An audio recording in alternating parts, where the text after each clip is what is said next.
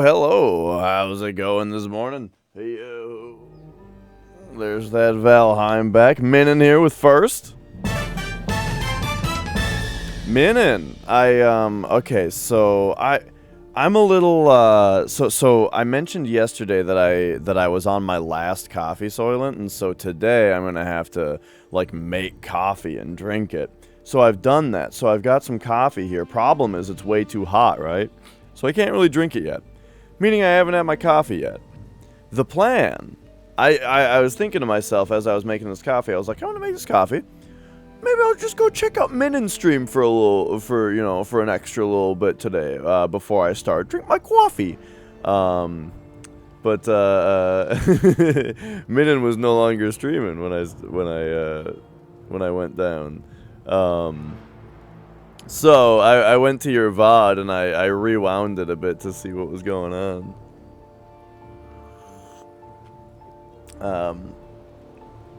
He was none too pleased with the game.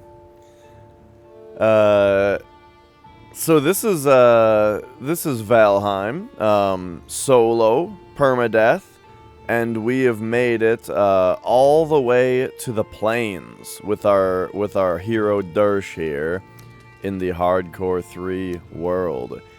And for a minute here, we're gonna have to just be like sailing.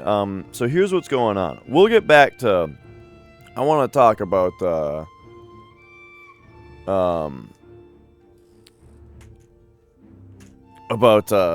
Minin stream, because he was playing Ender Lilies, which is a game that I think looks really interesting, but also looks like a game that I might hate. So I'm curious about about his experience with it.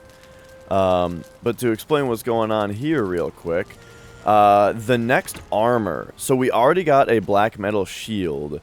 Now, in order to upgrade the shield, as well as in order to get the new set of armor, we actually need to go back to the swamp, because we need to get more iron for the padded armor, and we need to get more chains for the shield.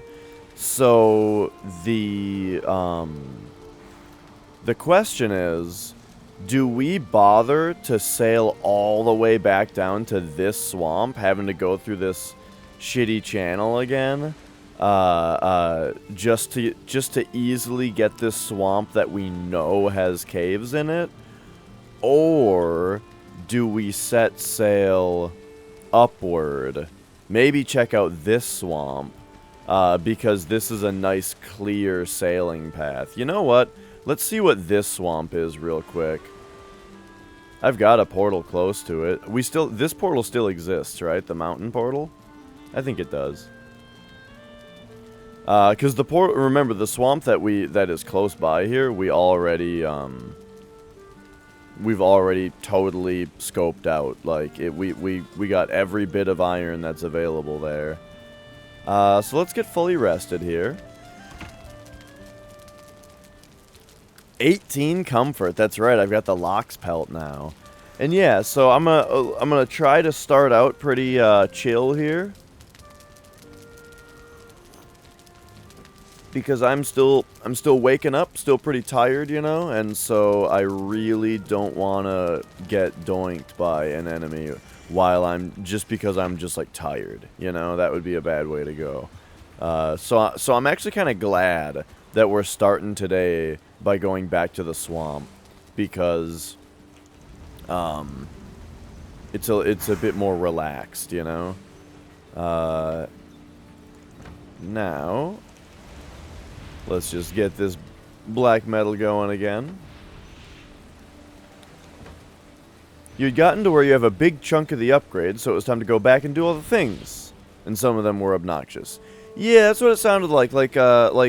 So it's a Metroidvania game, and it's got lots of secrets in it, right? You might get some of the secrets, you might not. But instead, it does like the Resident Evil thing, where the map tells you where you've missed stuff. Or like the Fez thing, right? Where the map tells you where you've missed stuff. However, the difference between Resident Evil and Fez from Ender Lilies is that the things that you may have missed might be it might be a huge pain in the ass to go all the way back to find something that you missed, and you find out that it's just like a nothing upgrade.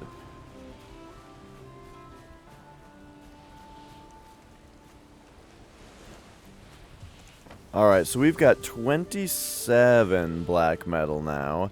I think we should be able to make the sword very soon. Cause what else are we gonna make as far as black metal goes? That's our new shit. And so we need the iron, but we're gonna be able to make an axe. So that should be cool. Oh, it's nighttime. We're gonna be able to make an axe.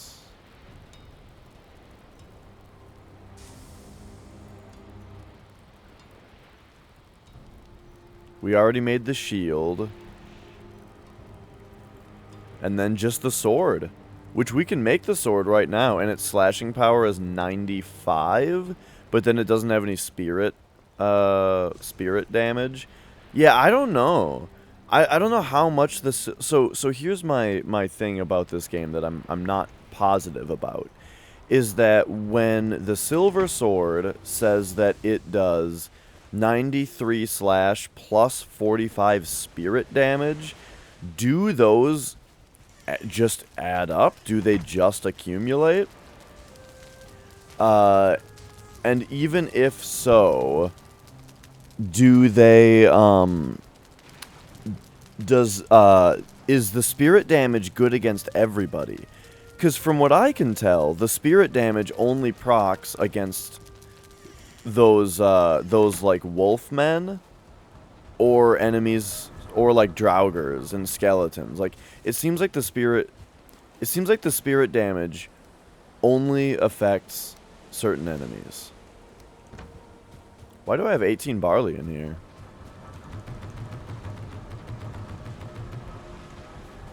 I hope I wasn't supposed to bring that back to the meadow farm. I mean the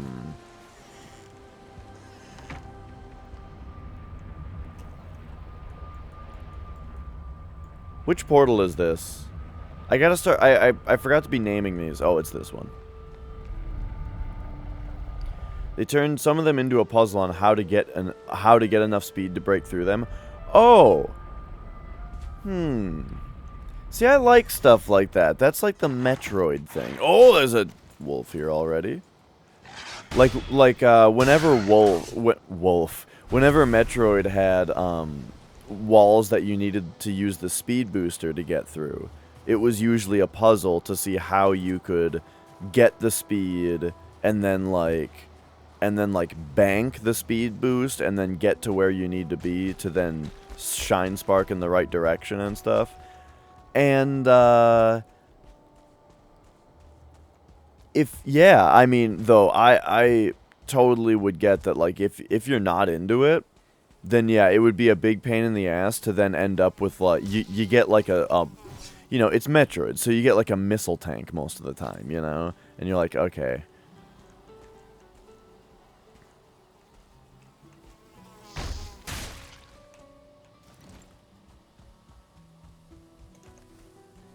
Alright, here, we're eating the delicious lox meat pie. Made from the lox that almost killed me yesterday. Oh.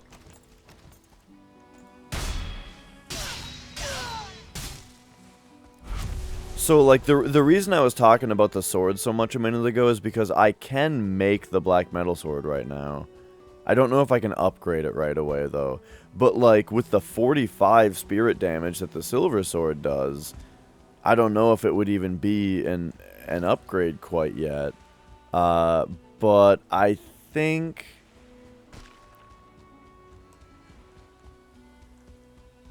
that the, that aspect of the silver sword is, only effective against some enemies. I think only some enemies are susceptible to spirit damage.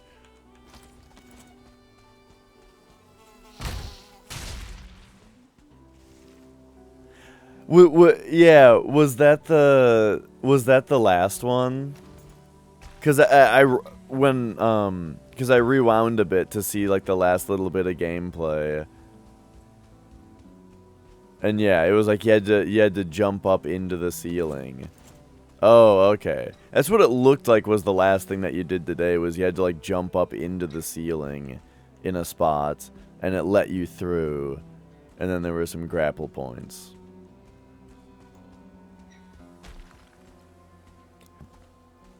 I mean, so I like those kind of like little gotcha puzzles like that as long as there is something environmentally to hint at it, you know? Hey, Taco.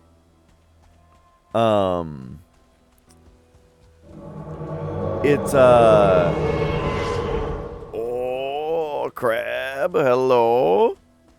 Hello? Hello? Like, I thought Hollow Knight did a pretty good job of it, for example, where, like, if there's a breakable wall, there's usually just, like, something about the way that the wall is placed that makes it look a little suspicious. You know what I mean? Like, there's a tiny little bit of ledge in front of it, you know, or something. And you're like, why would that ledge be there? So you can stand there? Why would you want to be able to stand there? You know, like that kind of thing.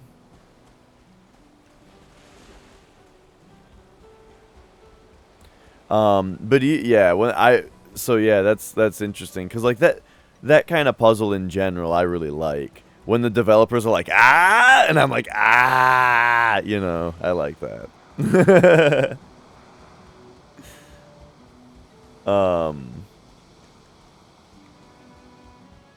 But yeah, it does.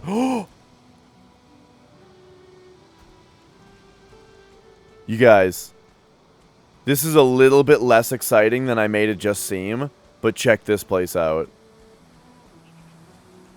I hear goblins laughing, but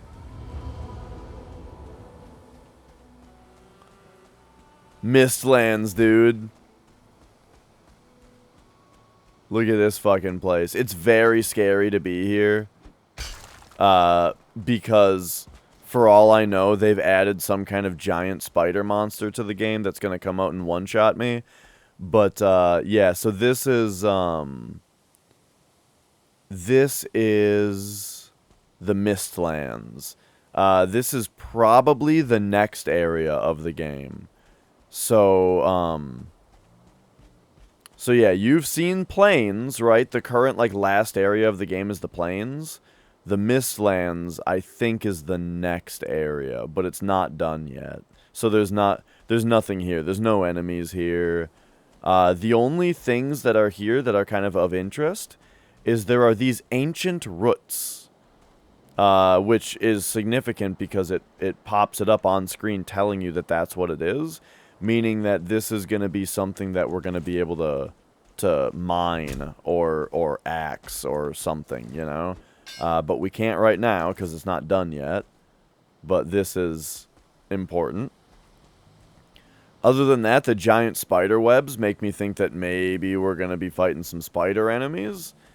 And then I wonder about the giant skulls also, though. Like, if this is going to imply something like giants in the game that we have to fight. Perhaps those ice giants that everyone talks about, even though I think Minnan was telling us that ice giants... Was this you? Am I putting words in your mouth? That you were telling us that ice giants isn't really a thing that's in the mythology anywhere, so maybe if this game is, like, is faithful, it won't do that. Oh,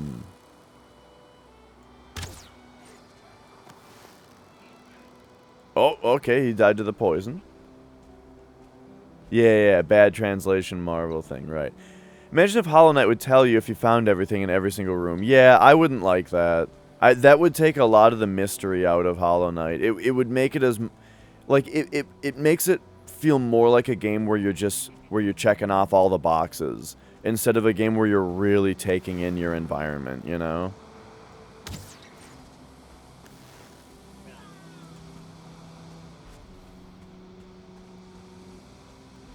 Like, I should be finding the secrets because I'm exploring every little bit of the game because I want to, and I'm interested in the world, you know?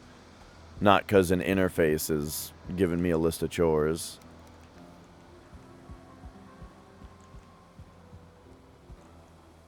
That said, I did like that Fez told you whether or not you've done everything in every room, because that is a puzzle game. That one's not a Metroidvania, right? It's a puzzle game, so it's just telling you that you didn't get all the puzzles in this area, and you can always do every puzzle, right? It's just a matter of you kind of figuring it out. Deedlit in Wonder Labyrinth. Never heard of it.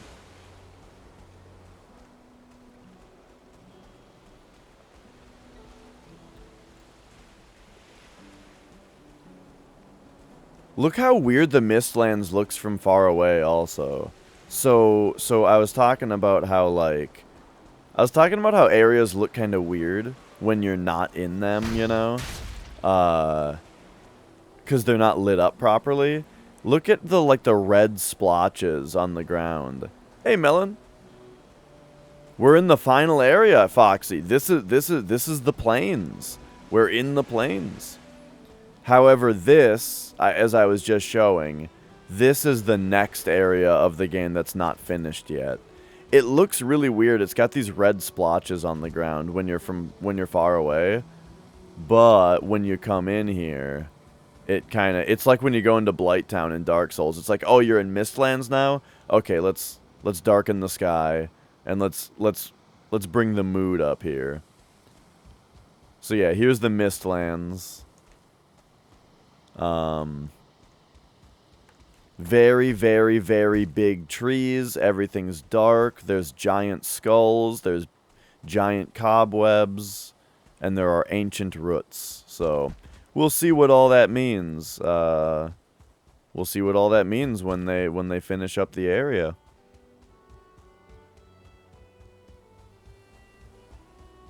Do you think I could swim across this? Oh, we can go that way.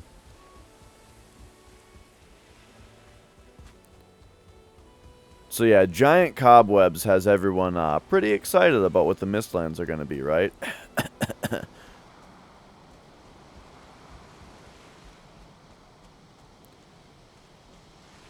Yeah. Well, so the Ashlands and the Deep North are two more areas that exist. The Ashlands has an ore that you can mine in it right now, but it's not used for anything. And then... Oh, is this more plains over here?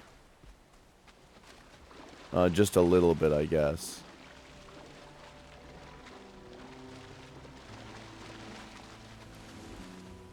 But anyway... Has a aura switching mechanic like Ikaruga. I played a little bit of Ikaruga. That game was sweet. But I only played a little bit of it.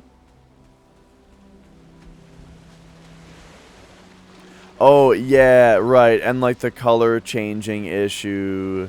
Yeah, like, you know. I don't know how you would do it. I think it's one of those things that's just a little silly. But I don't think it's actually hurting anyone, you know. Well, what it hurts is the immersion of, like, the swamp when you... Oh, now we're in Mistlands. That's why it got so dark. But, like, when you look into the swamp from afar and it's all lit up and dumb looking, that is a little immersion breaking, you know? And that's the worst thing you can say about it.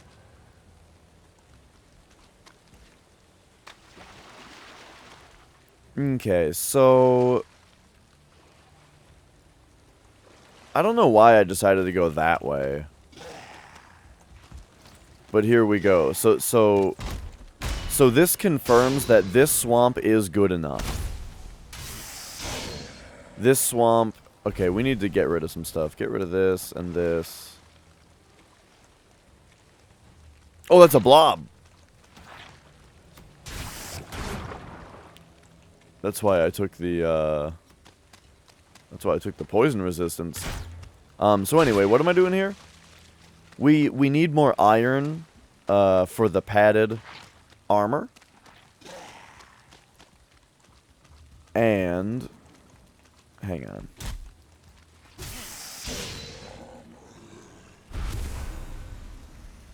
Oh, a little bit of Dark Souls 2, huh? Yeah, Dark Souls 2, man. Whenever I see people play it, it looks fun, and I want to play it. And I do like all the different areas in that game, too. Like, I thought a lot of the different, just the different environments in Dark Souls 2 are all cool, you know? So yeah, it looks like this swamp is gonna be big enough for us to mine some iron out of. And then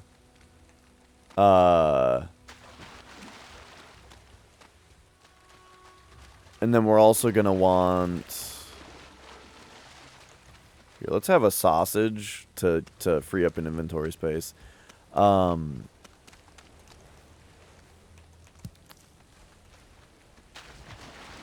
Okay, what am I talking about? Oh yeah, we also want it to become nighttime so that we can see some wraiths and get some more chains.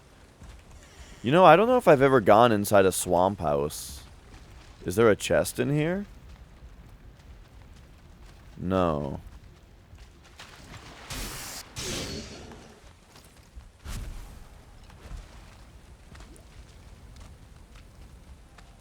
Okay, one thing that's concerning me, though, is that as I make my way down, here, we're seeing less caves. So maybe there's, oh, there's one.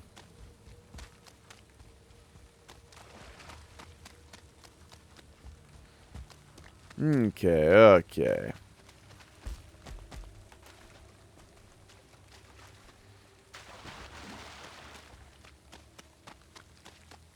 Oh, and then here's plains again.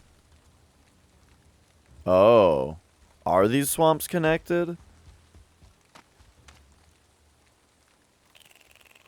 It might be nice that there's more plains here. That might be a this is potentially a good next plains to explore.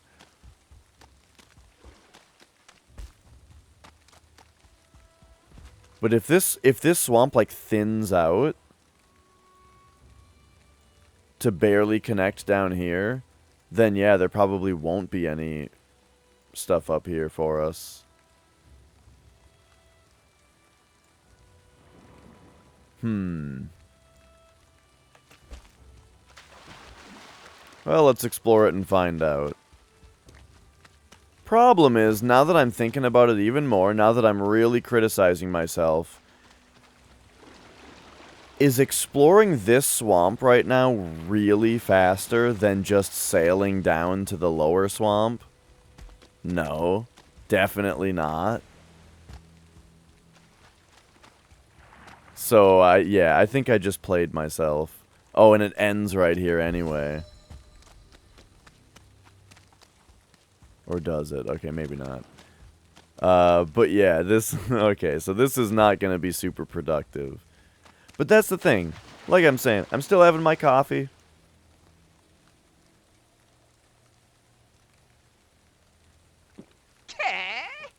Oh, yeah. Still having my coffee. Hey, thanks for that follow. You know, still waking up for the day. So I'm glad to be running around the swamp instead of the plains for a minute because I'm still trying to wake up, you know?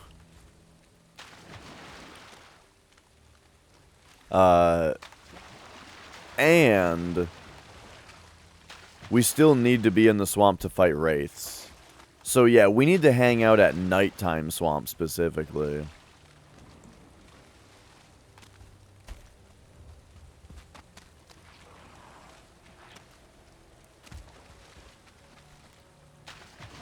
Yeah, it looks like the swamp really thins out here, and then doesn't have any caves in it.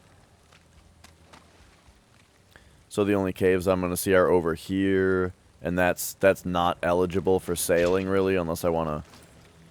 I mean, I could just run halfway across the swamp, right? If we just make a chest right here, but then we gotta run all this way to get back to the cave. I think all of this will be solved by just going to the swamp that we fought Bone Mass in. And it's a little bit more of a pain to sail there. But it's also a much, it's also just a much more accessible swamp, you know, as far as like, it's not a big thin one, you know, it's just a swamp, and it's got caves in it, and the caves are close to the beach.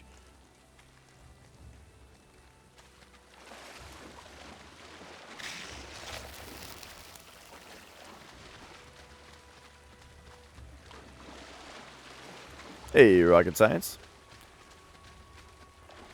Yeah, and playing a cleric in Dark Souls is always fun. That's my kind of class a lot of the time. Except I don't use miracles often enough in Souls games, I think. Oh, nice. Whoa. The Grey Dwarf party is here. Holy shit. It's always so scary when, like, one thing that happens in this game a lot is I'm going toward the plains right now, right? And then I hear a Grey Dwarf roar at me, you know? And thanks for that follow, too. I hear a Grey Dwarf roar at me. And my brain doesn't immediately think to myself, that's a Grey Dwarf sound. My brain thinks, that's not an enemy I've ever heard in the plains before, and I immediately panic. You know what I mean? Like, that's always the effect that I get.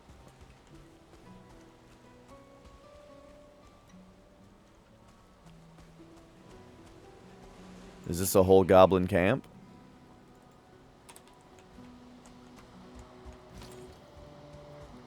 Alright.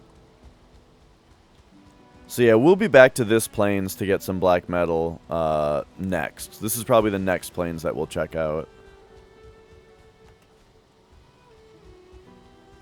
Oh, shoot, though. It's raining in the plains. I have to run up to the mountain to get to my portal. So we're going to be freezing. I could take a frost mead. Yeah, I'm not going to wait out the rain. I've got plenty of frost meads. It immediately stopped raining. Oh, no, it didn't. Okay, okay, okay.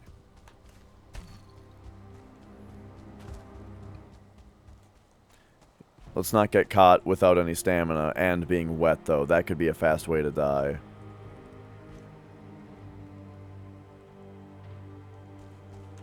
And yeah, that is the thing. That's kind of why I always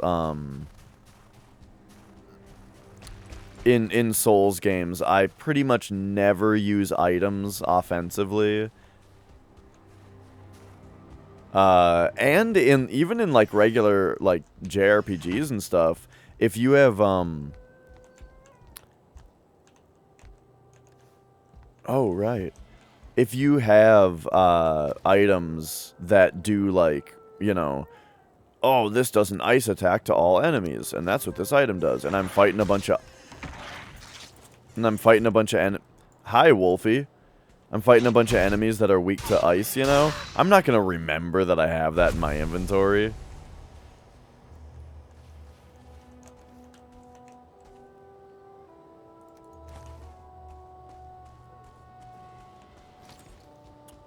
So I would like to build a chest here real quick. Even though I definitely don't need to now that I think about it.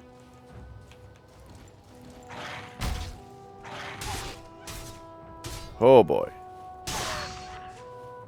Why is my camera so close? Because I'm about to go indoors. Holy shit, though. Okay, Nighttime Mountain is fucking with me here. Holy shit. That's a 1-star wolf. I don't know if I've seen a 1-star wolf yet.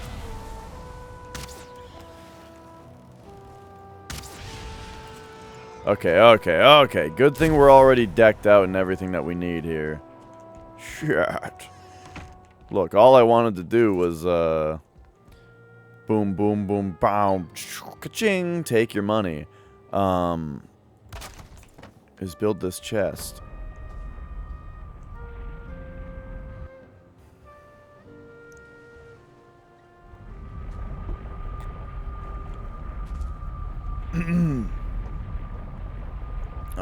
Alright. What was I saying?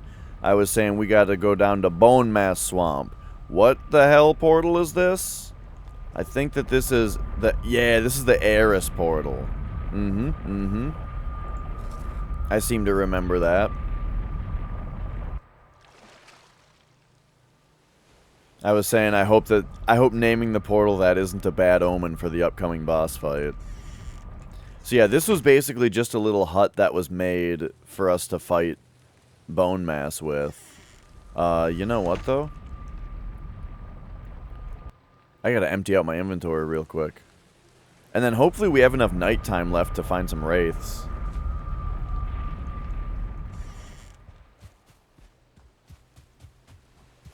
But okay, we got like, that. Uh-huh. We got that. We got that. We got that. And this. And that. Oh my gosh. Okay, I did that in like the least efficient way possible. Ah, that's right. Horse tits hadn't existed yet before. So it was a potential bad omen before.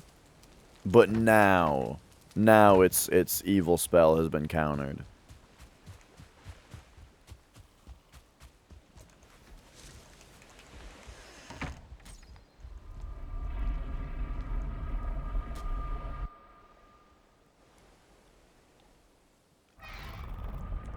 I think I heard an enemy mad at me back there.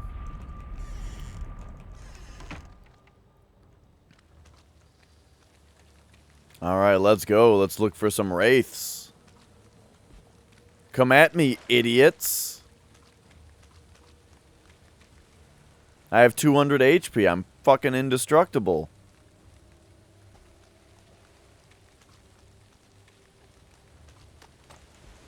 You gotta look high for them, right? They kind of come out...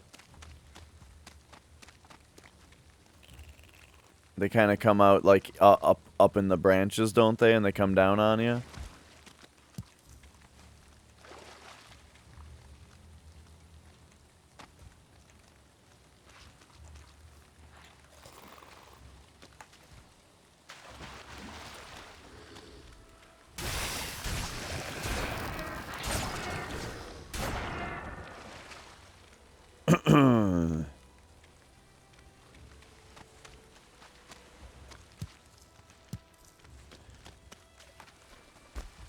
Maybe it's... I'm not even sure, though, if it's the fastest thing to just find wraiths, or if we should just go straight into the caves and find chains from the, whatchamacallits. I wonder how much iron I need, also, from the caves. Well, let's go. Yeah, I don't see a wraith here, so let's just get back into the crypts. Oh, I don't have my headlight anymore. I need to go get that back. It'll reduce our armor a little bit, but like I'm not about to mine swamp caves without a headlight. So instead, we'll just run around out here for another minute. See if we can find a wraith. Mark down a few more caves.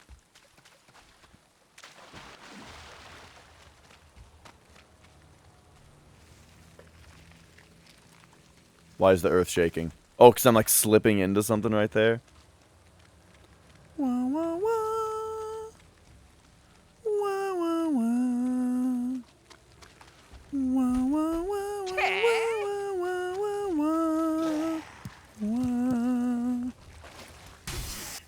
Oh my god.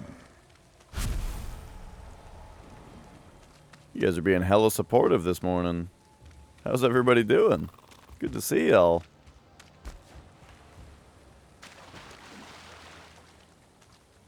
There's the bone mass spawner. Perhaps we shall build. Perhaps we should build our castle around the cool skull.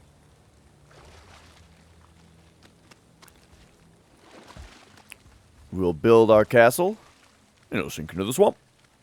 So I'll build another one. Oh, Wraith, here we go. This is what we're here for. Chain. Yeah.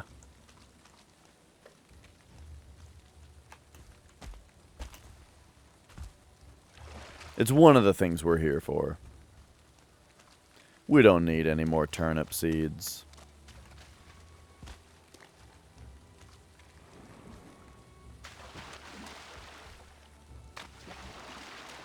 So we'll build a second castle. And that one's sinking into the swamp. So we'll build a third castle. That one will burn down, start on fire, fall down, then sink into the swamp.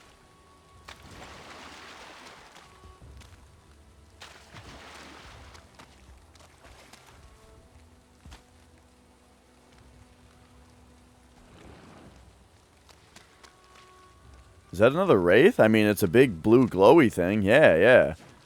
Dude, this Wraith is like at home.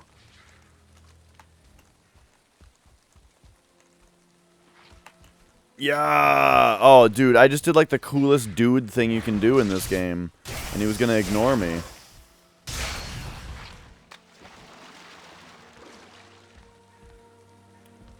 Did I get that chain? No?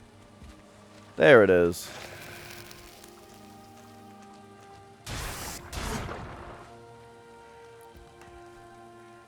Alright, day has broken in the swamp. What a weird, like, triangular shape here. But okay, and then there's 3 caves over there. 3 caves has gotta be enough iron for the padded stuff, right? So let's head back right now. See if we can upgrade the shield. And then for the duration of the time that we're spending back in the swamp, I think I'll probably just keep the silver sword, since the spirit damage does affect guys in the swamp. And that actually means that I don't think I'll be throwing my silver sword into the lake, because, you know, we might want to take it back out for times like this.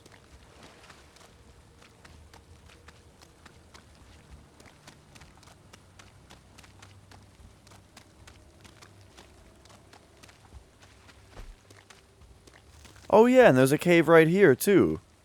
Just like right at home. I don't know if I even opened this gate. I did. Bunch of ooze. Okay, no more wraiths. Alright, well, I think I only needed 2 chains. For now. Might get a teriyaki bowl. Nice.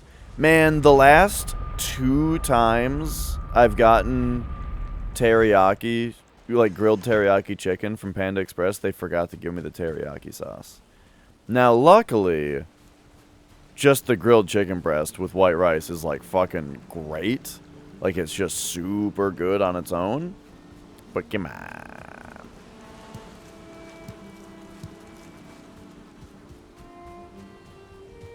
I'm in large part, I'm in it for the teriyaki sauce, you know?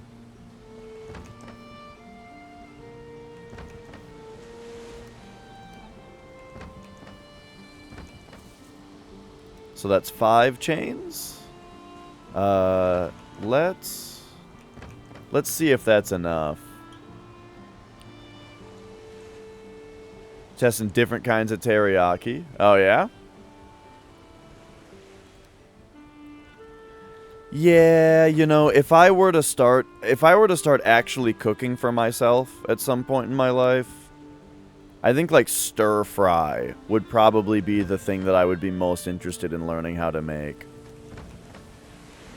Because I love a good stir fry. We got trophies and valuables now. And ooze. Alright, there we go. Love stir fry, dude. The only problem, this is my ultimate problem with cooking, though, alright? Problem with cooking is that if I'm gonna make stir fry, right? If I'm gonna, oh yeah, I would like that. It's super easy to make, yeah. Here's, like, it doesn't look too complicated. Here's the problem with it, though, is if I'm gonna make stir fry, right, I gotta have the meat, like, in the house and ready to make, but I gotta make it before it goes bad, you know? And then I probably want to have some like eggs fried up in there, you know, so I gotta have eggs, you know? And then like and then rice. Okay, rice is alright. Stir fry is a bad example of my problem with cooking, so I guess I should just learn to make stir fry, because meat you just freeze, you know, if you want. What am I doing right now? Oh yeah, black metal shield. But yeah, my problem with cooking a lot of the time is that having all the ingredients around is a pain. Alright, 20 fine wood, 8 black metal, 20 fine wood, 8 black metal, and I actually got one extra, I had one extra chain. Upgrade. Black metal shield. Let's go. Oh, that's right. Shields only go to level 3. Alright, so black metal shield is fully upgraded now. Sweet.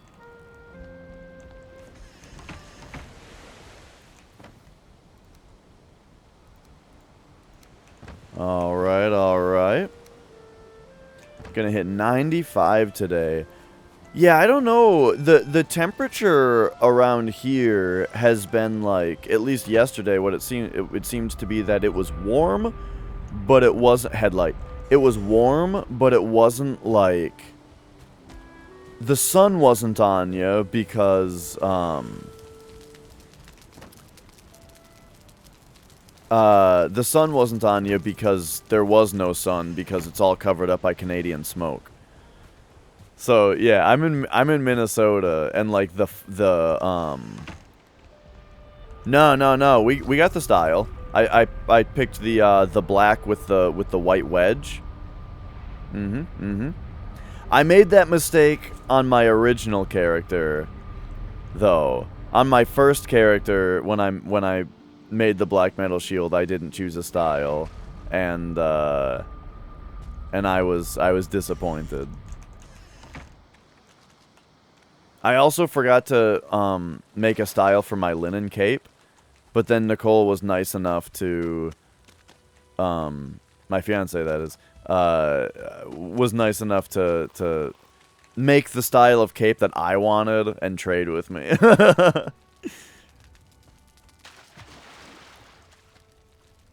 Oh, you know what? We actually want yellow mushrooms now, because I can make a stamina potion with it. Just in case.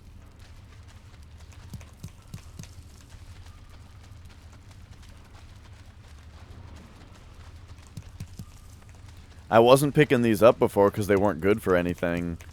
But yeah, now we could use them.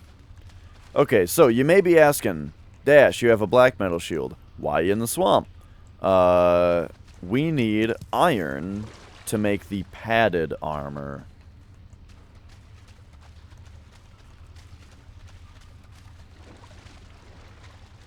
A 200 terabyte word list. Oh, goddamn. Did you put an extra zero somewhere?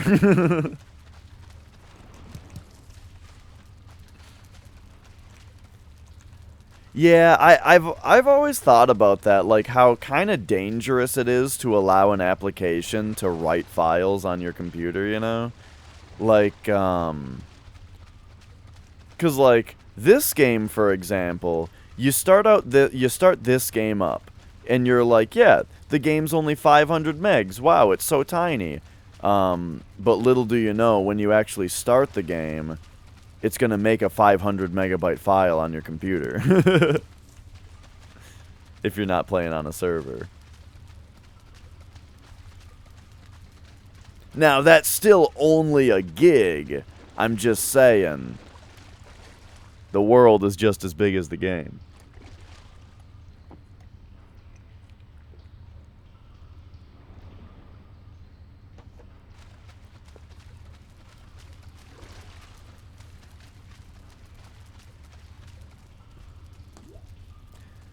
Does the server run on Linux?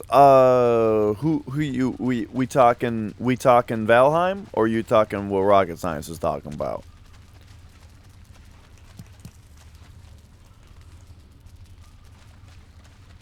Valheim, just Windows. If you own Valheim, right?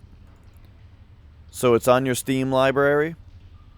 If you switch to tools, right? If you own Valheim, then you also own Valheim dedicated server, which you just run on the computer that you want to be the server, and then other machines can other machines can connect to that machine. And you don't have to be online on Steam either. So like I own Valheim. And so I have a second PC that is running Steam, or it's not even running Steam. I used Steam to download the game and to install it. Did I mine this out? When did I get iron here? It looks like I already did this place. Weird. Anyway, so yeah, I've got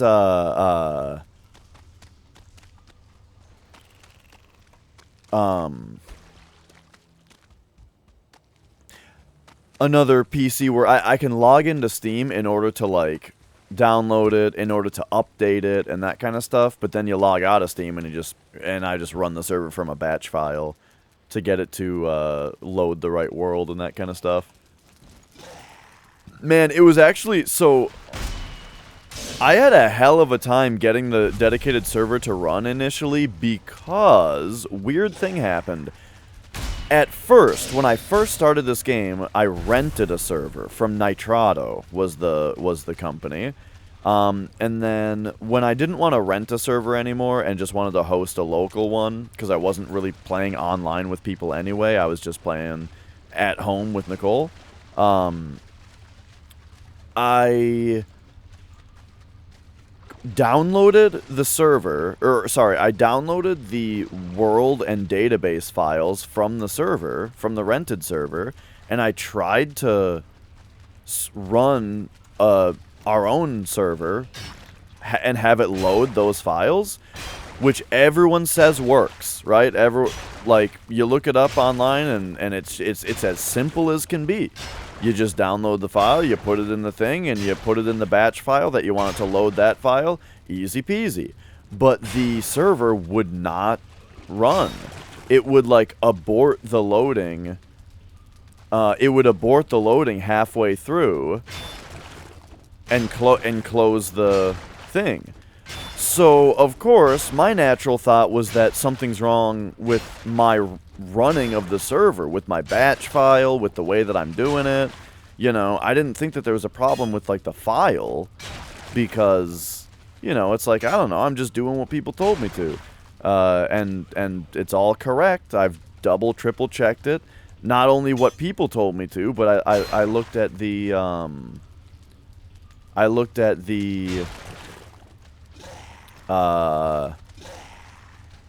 you know, the actual documentation from Iron Gate, you know?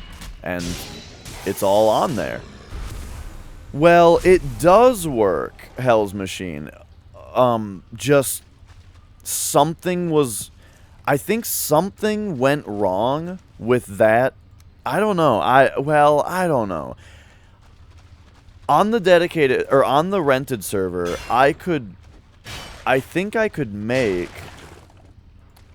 Well, okay, it's weird. Like, here's what... I'm trying to, like, recover memories here, so I'm stammering a bit. But, like, I could make a world on my local game on this PC, and then transfer it to the server, and the server would load it, right? I could download other people's worlds and run those. It was only the world that was on the Nitrado server that wouldn't work, that wouldn't load. Leading me to think that there was something that happened with that world that made it so that the server couldn't reboot it, or that maybe even the Nitrado service might have been doing something fucky, but I don't know. Maybe it's just hit or miss. But in my experience, this was that our original world was the only world that we couldn't load on the private server. Which then led us to just be like, well, you know, I guess we'll just you know, I guess we'll just start, you know, go through the bosses again. Take our same characters, make a new world, and just blast through it, right? Like New Game Plus.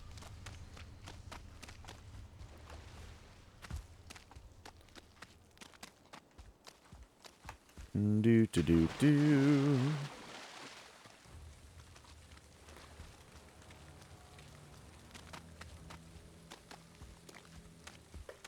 Alright, do we have a chest in here? Yes.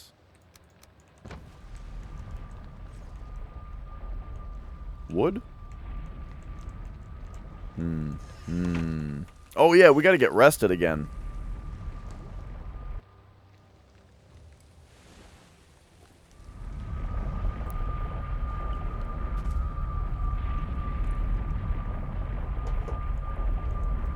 Alright. So, whenever I'm out of the coffee soylents, I think to myself, oh, I'll just make some coffee and grab a regular one and just have both, right? But then coffee tends to just sustain me. Like, if I sit here and drink coffee, I probably won't have to eat until dinner time.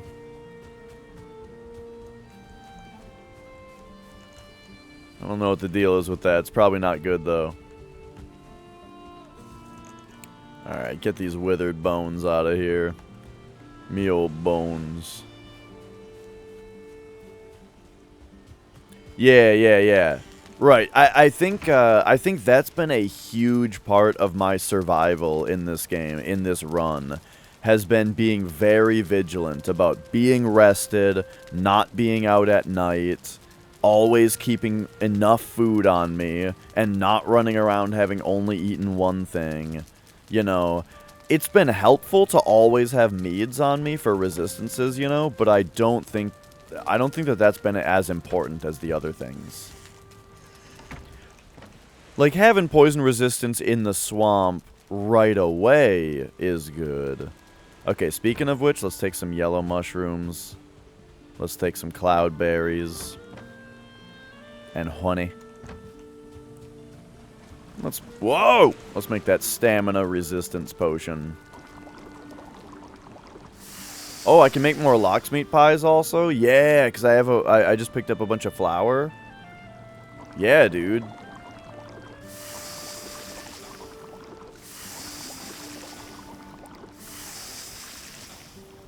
Yeah, these things are crazy good.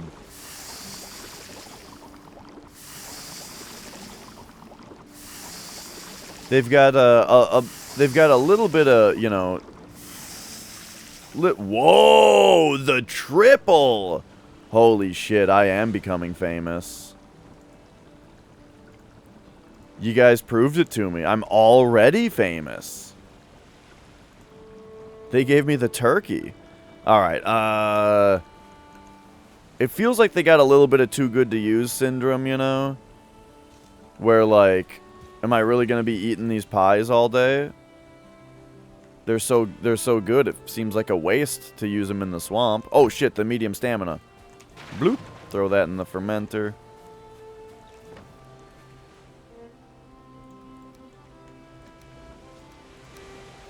So that goes there, I guess.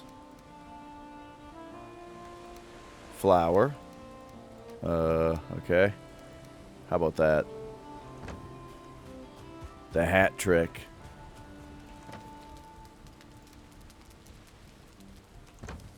Okie doke.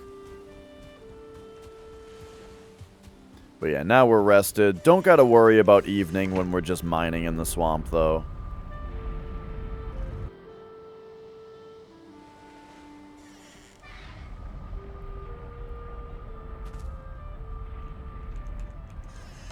I love how when you first spawn into an area, if there's any open doors near you, you can hear them all open real quick.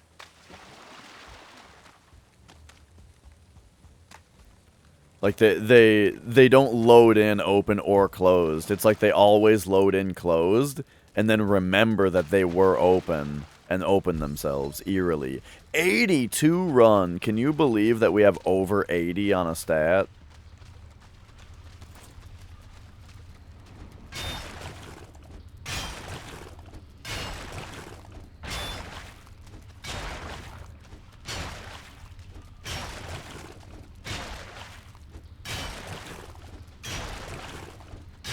Let's go.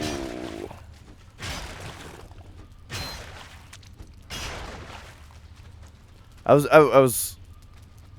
Oh yeah, I wonder if oozes regularly drop iron. Because remember when we got the ooze attack back at base, one of them, I swear, one of them dropped an iron scrap or two. So I mean, I think that's the answer right there. Yes.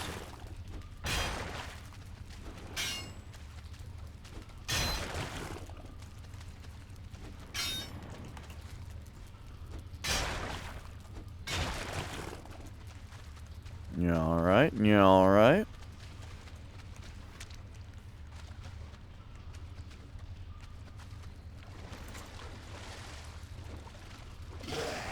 Oh, hi.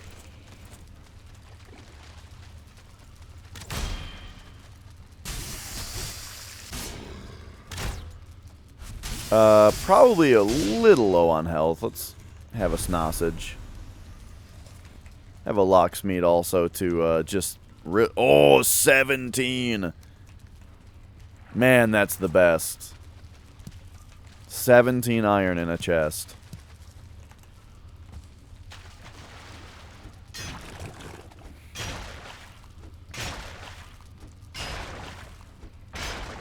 Do do do.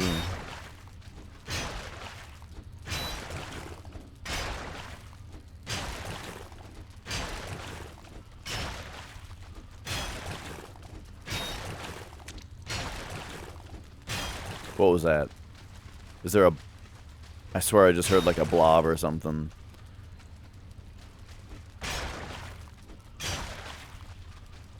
What's the song that the mining girl sings in Hollow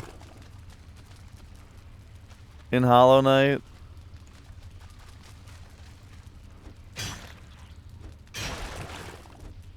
I wish I knew that for mining the scrap piles here.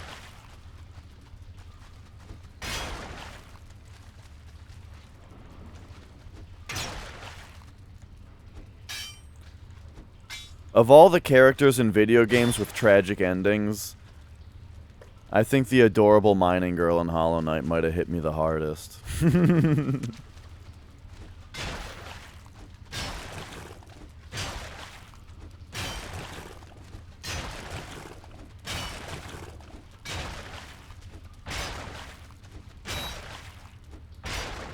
Alright, bunch of dead ends here so far.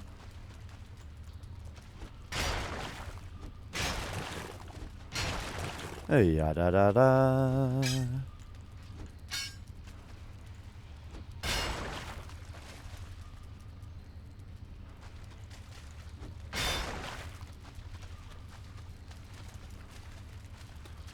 I've also been, like, kinda just, thinking about what other challenges could there be in this game, you know? That would be silly to do.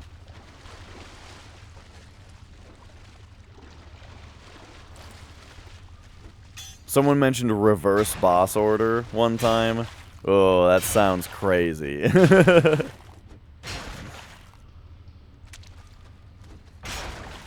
Fist only. I wonder how good the fists get.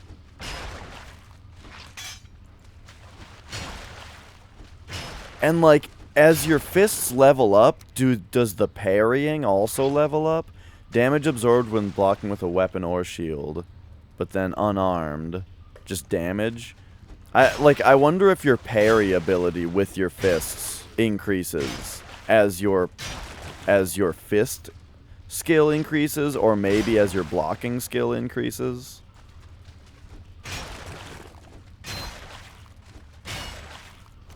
Let's see. So I don't have, there we go. I don't have poison resistance on anymore, but hey, it looks like with a stab you can one-shot a blob. Which is actually kind of surprising now that I think about it, because I think that they're even more resistant to piercing than they are to slashing, aren't they?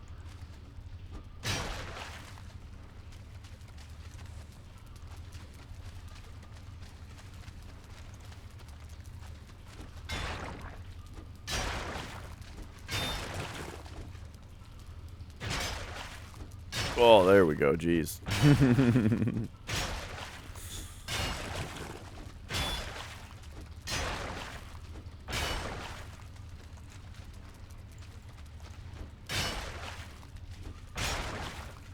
Alright. It's kind of nice and relaxing to be back in these caves again. You know, just for a minute. Just a few more of the scrap piles.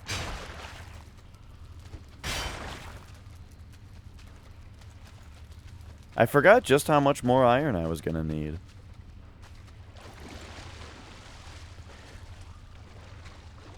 And how much do we still have left at camp? I think I ended up with like 20 left or something. Now, like after having to use a bit of it already to do things like build the reinforced chests.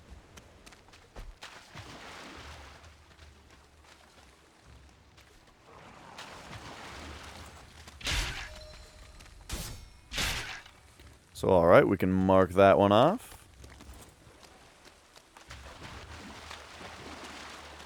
Not sure how many stacks I'm going to bother with this time.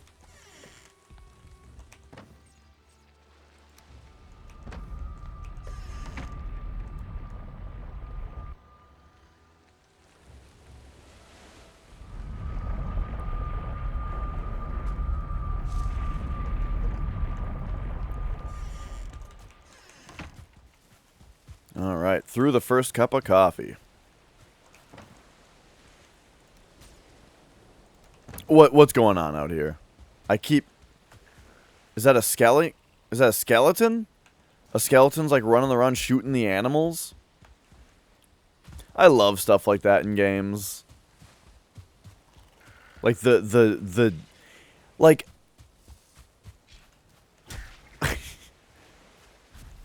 like, seriously, one thing I love in games is watching interactions between dumb AIs. You know what I mean?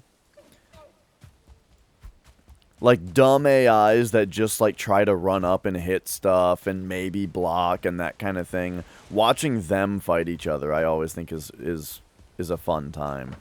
I used to load up Gmod regularly. Back when, dude, okay, yeah. Talk about original Doom. Talking about how good Doom was. Dude, the infighting mechanic and the demons fighting each other mechanic of Doom, I think, is one of the best things about that game, and it's one of the things that completely future-proofs that game to this day, you know?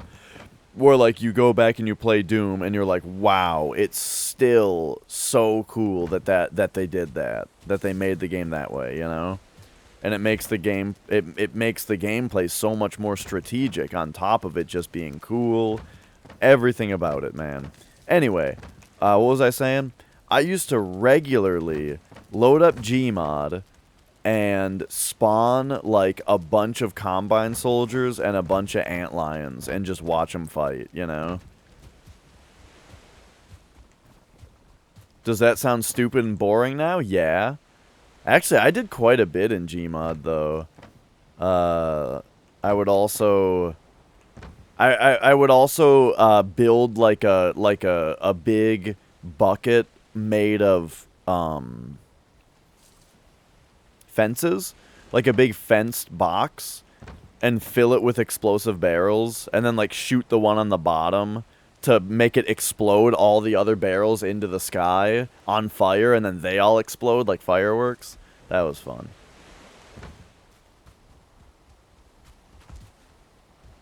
But yeah, just playing with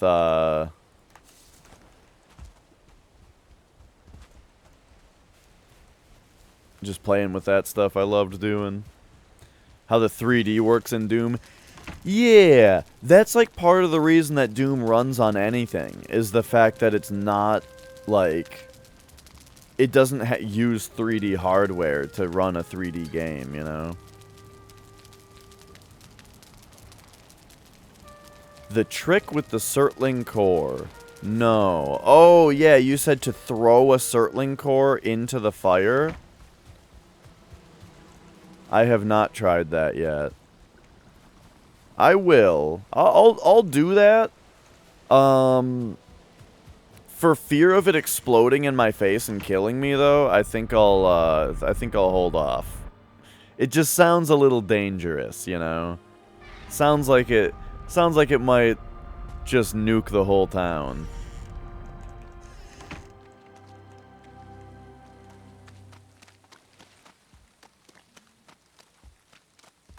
Nah, it's super cool. See that makes it sound even more like it'll just explode it won't kill you for sure. Yeah, I'm picking up what you're putting down there.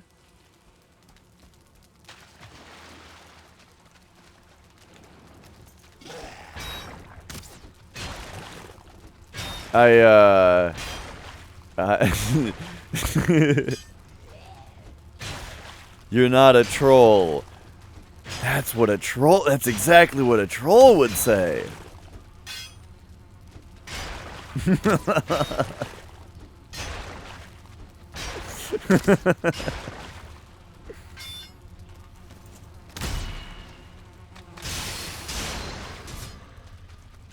I probably should have repaired the pickaxe.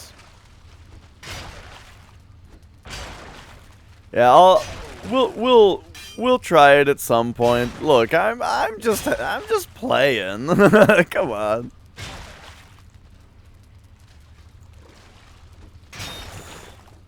Uh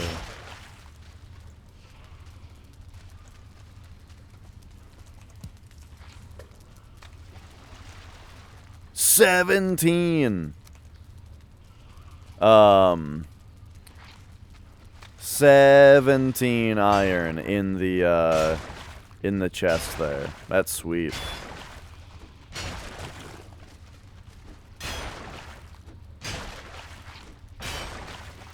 Well, I don't know when the last 4th of July you guys went to, but last time I celebrated 4th of July,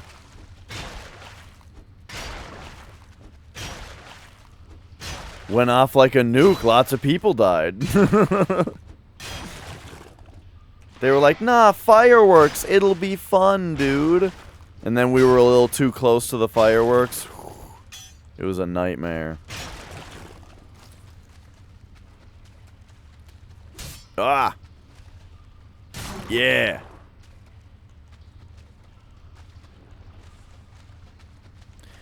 One time as a kid, I found a piece of a I found a piece of a, whatchamacallit, a firework sitting on the ground. Are you taking me seriously right now? I don't know if it's a matter of optimism or if it's a matter of I think you might be taking me a little too seriously.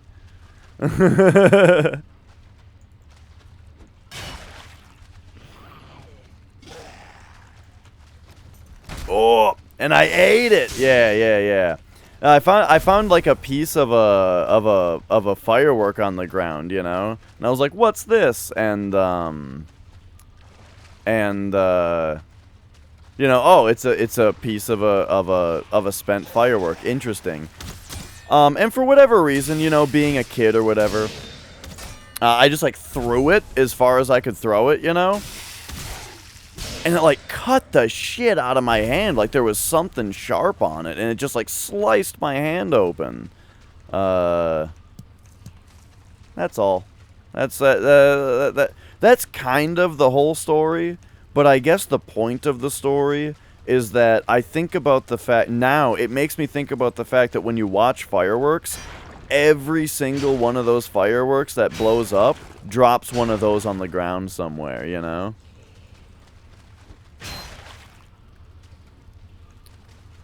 And every single one of those fireworks that drops, a child picks it up and throws it and cuts their hand open.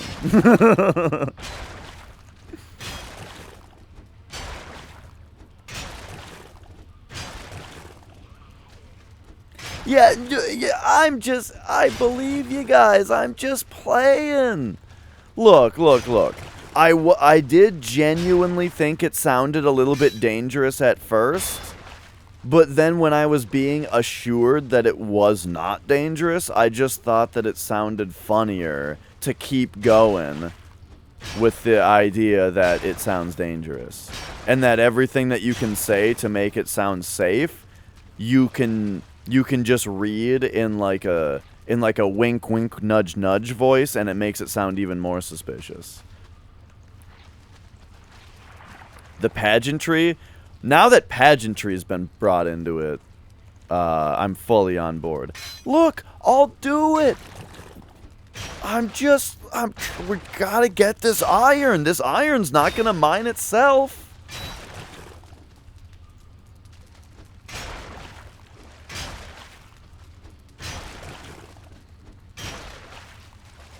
It's a good point, Foxy.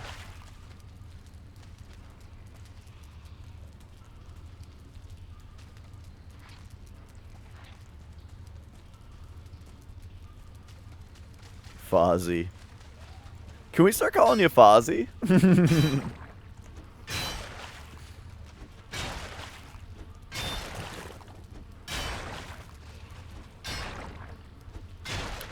Oh no, broken pickaxe. I was thinking about going back because I was almost full on inventory and I didn't even realize how close the pickaxe was to breaking. Exur Fozzie. I like it.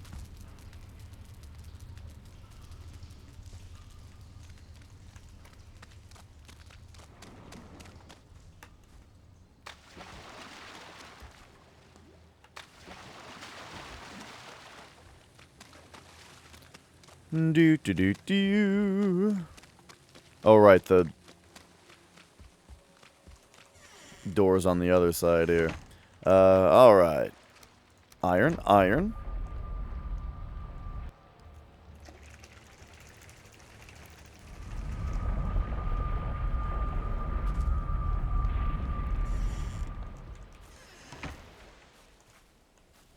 Okay, well, we can't do it, we can't do it indoors, right? That's just gonna burn my house down.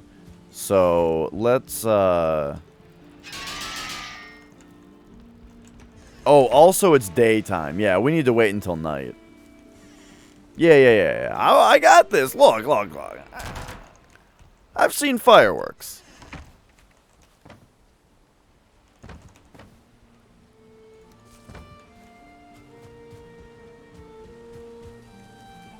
The demands. Do it now. No, don't do it now. Wait until night.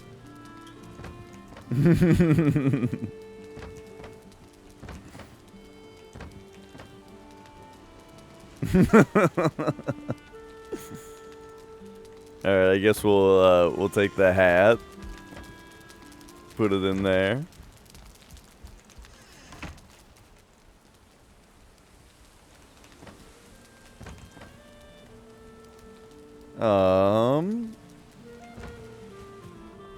Pop on back this way.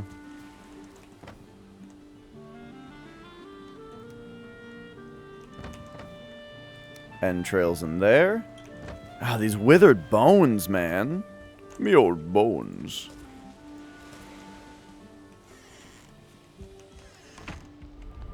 Yeah, where did you guys sit on the bus, right? When you guys were riding the bus every day?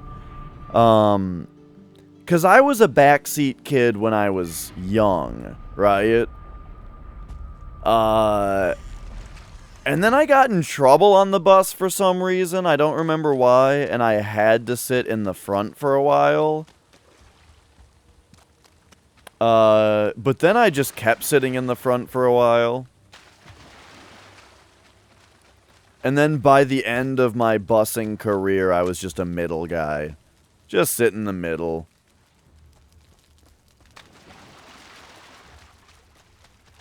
Sit in the middle.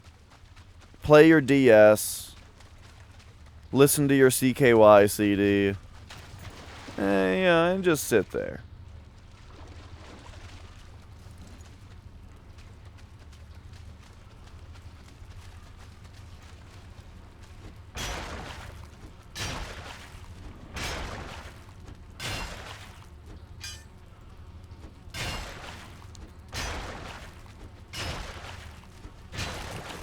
You were, so I wasn't close to my school. We were much more, I was about, my bus ride was about 40 minutes. To get to each of my schools. That's why I always talk about that album, that CKY album. It was like if I put that CKY album on as I was leaving the door, then it would be just finishing up as I was walking into the school most days. It was perfect.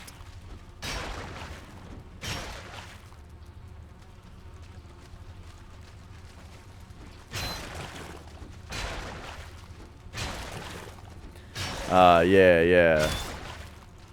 So right, yeah, the logistics of where my parents were sitting wasn't a thing since the only bus that I was riding at that age was, I mean, yeah, the only bus I was riding was the school bus. Now, if I ever did ride a public bus, it would probably be because I was out with my parents, and then I would have been sitting with them totally.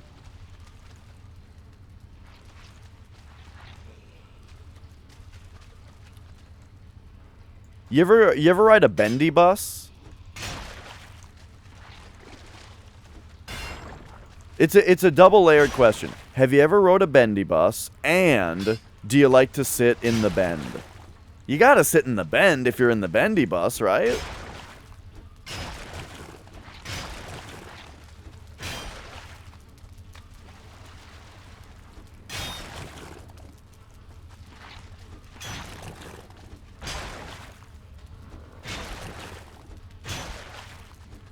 I might be going a little overboard on the amount of bendy rail cars. That sounds kind of crazy. Holy shit, pickaxe is 76.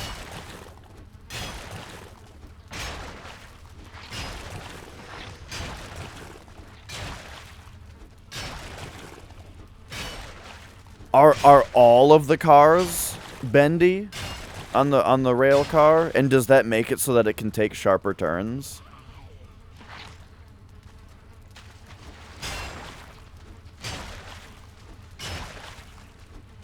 Monorail, monorail, monorail, mono, do.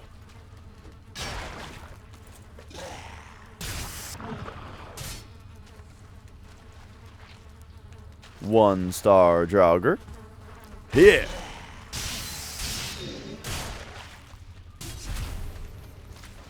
That episode of The Simpsons with the where they build the monorail is one of the funniest ones. It's a Conan episode. Conan O'Brien wrote that episode.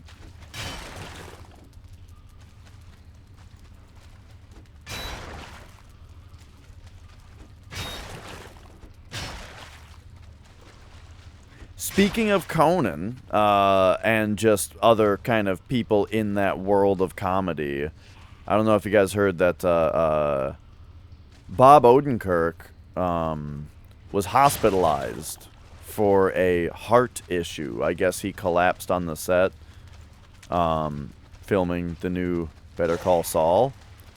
However, he is okay. I heard today or yesterday night or something that he is okay.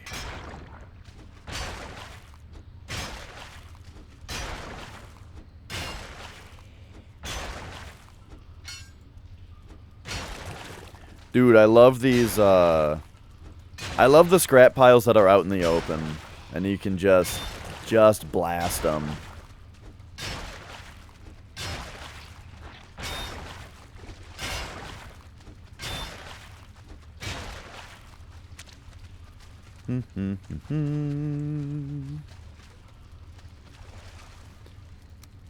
$19? Dude, I'm going overboard with this iron. I don't think we need this much. But, like, the caves are right here, you know? In order to get less iron, I would have to be making a decision to not finish a cave. You know what I mean? And once you finish one cave, it's so easy to start another one.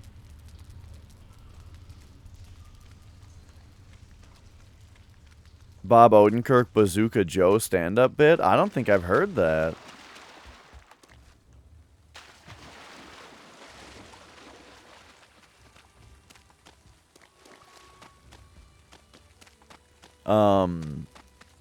Yeah, I will do that. Or if you're in the Discord, put it in the videos topic. Oh yeah, of course.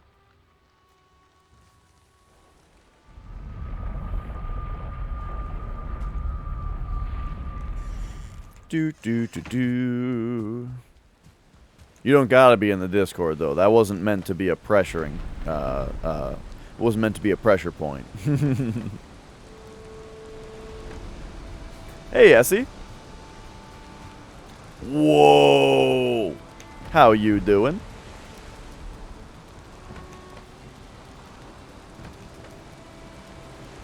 Oh no, we're all full on valuables, kinda. I guess we'll put the flesh here. I don't know what it's for.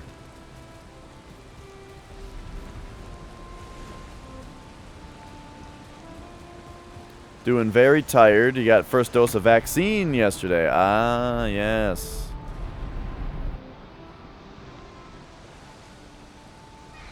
I'm a tad tired because I need more coffee. I should really go refill my coffee any minute here.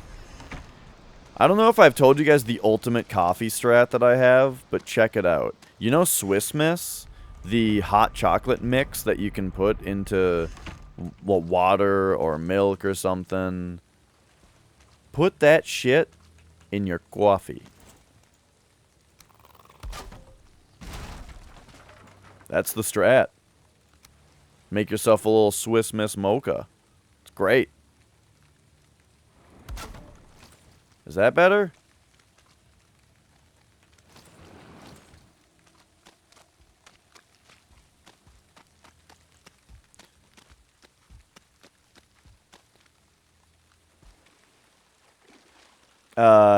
Abuelita hot chocolate? I have not. I have not tried it with that.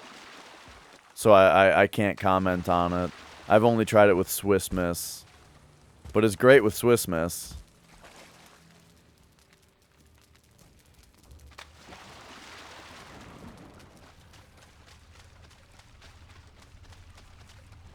it's even more betterer.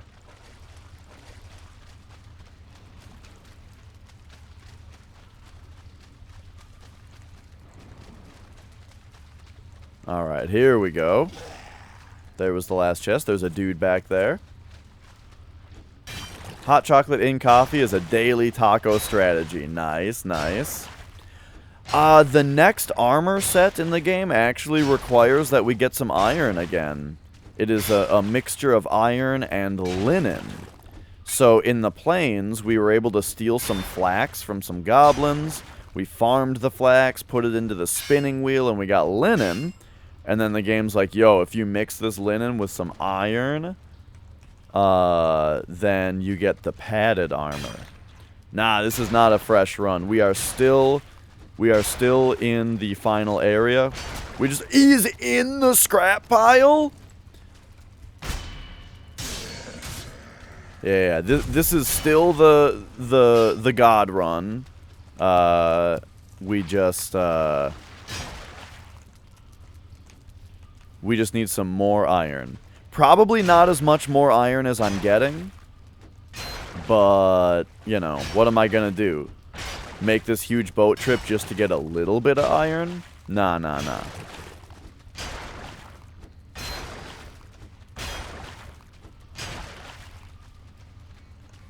What's all this then? Spam risk?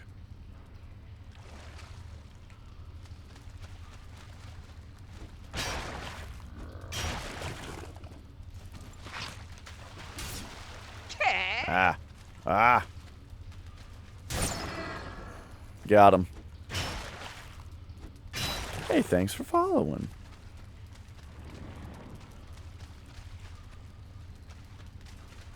You doubt it? Isn't Taco a Texas Bronco? Is it perhaps a southern thing? Because I know we've got some Midwestern stuff that you guys don't have. Oh yeah, I was asking yesterday, and I don't think anyone said anything. Did you guys ever have a Tom Thumb? Was Tom Thumb a Midwestern thing?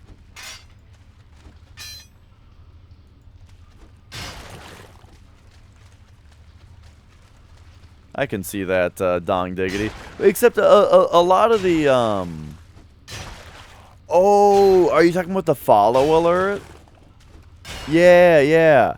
That's really funny, because I thought you were talking about the Draugrs in this game that go bleh, you know? And then I was just about to say, don't a lot of the enemies make sounds more like meh, you know, and like stuff like that? And yeah, that's actually what you were talking about, is the follow alert sound. It is the fish from Wind Waker.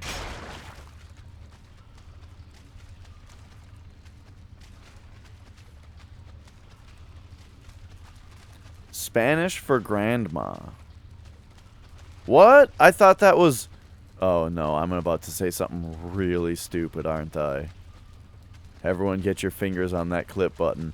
I thought babushka was Spanish for grandma, but that must be Russian or something, huh?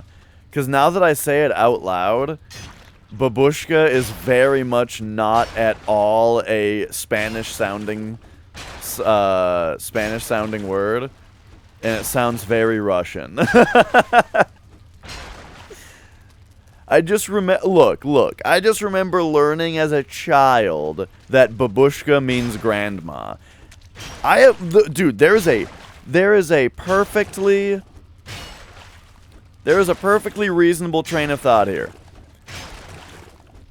Learning that babushka means grandma, I think when I was a child in elementary school, right? I think that was the first time I ever heard what a word in another language means. You know what I mean? That is the earliest memory that I have of ever being told, this word means this in another language. And I'm like, wow, other languages, huh? Now, as a kid, though, also growing up in the Midwest US, the only other language that you have ever heard of is Spanish. You know what I mean? So, I think maybe that's what got those confused in my head. That's my excuse. Why am I leaving?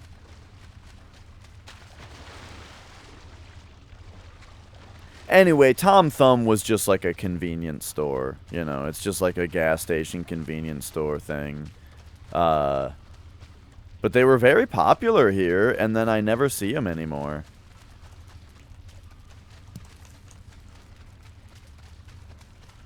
So I don't know if they went out of business or were bought out or what.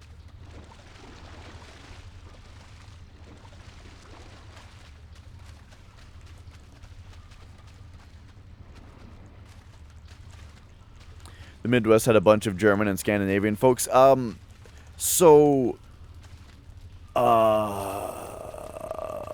Heritage-wise, that is correct. Minnesota has a lot of Scandinavian descent and German. That is correct.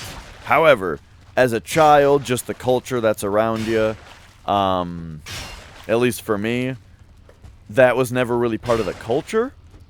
And people don't really speak the languages. You know, it's still everyone speaks English, and then if you've heard of another language, it's the fact that Grandpa's got cable and Channel 99 is in Spanish. You know, something like that, right?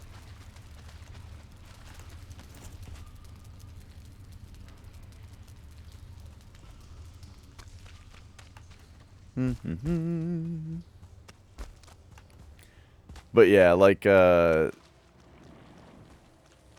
don't really know any, I never knew anyone that spoke, any of those. Nicole, on the other hand, her family has a little bit more Norwegian stuff. What up, Escobar? Like, Nicole's family, they eat lutefisk. You know, they have like a, I guess they have like a Norwegian prayer thing on the wall that's in their house, you know, that kind of stuff. Oh wow, these headphones are killing my ears and giving me a headache. I live in Minnesota. You might not notice if I don't talk about taking the boat out, you know. We take out the boat. You know, got to build a roof every once in a while. You know, look at that. Oh no, I hit the roof. Hang on, we're switching headphones again. Go out in the water. Take the boat out.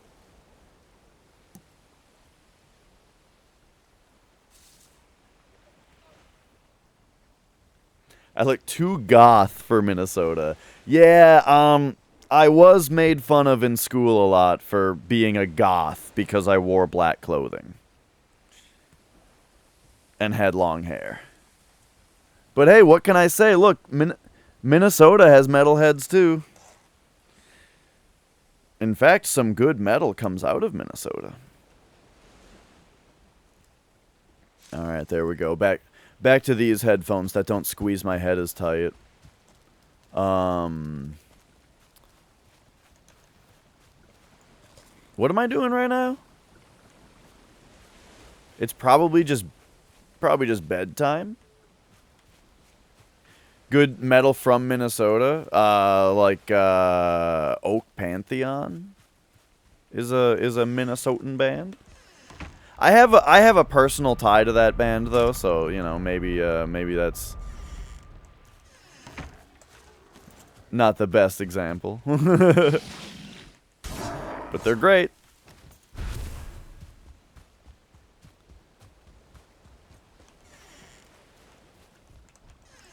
Oh, Chelsea Grin. I did, actually. Usually when people ask me to listen to something, I don't. Just because I don't get around to it. But last night, I did. I listened to that song Recreant, as you suggested. And, it was a bit too deathcore-y for me. You know? Like, I thought it was a little too slow. Not, not enough complexity to it. It wasn't, like, exciting me, It was just like, It was fine, right? If someone's listening to it and I'm in the room, I'm just gonna kind of nod my head. Oh, we end up talking about music quite a bit. My favorite band right now, I think, is Mgła. It's like MGLA, but the L has a line through it. They're a Polish black metal band. They're pretty much the best shit ever. Unless you like guitar solos. If you like guitar solos, then I would recommend, like, Death or King Diamond. Those are a couple other favorites. Fucking love King Diamond. And, I mean, I'm wearing a Death shirt, so it's, that part's obvious. We were talking about Cattle Decapitation last night. That's one of my favorite bands. All right, it's time to. I guess we're gonna sleep for the night, and then sail out southward. Oh, so is it just that you want to chill out more? Does it give you anxiety if you smoke and then listen to, like, heavy metal? And by heavy metal, I mean, like, death metal. Because I've heard that before. I've heard people say that.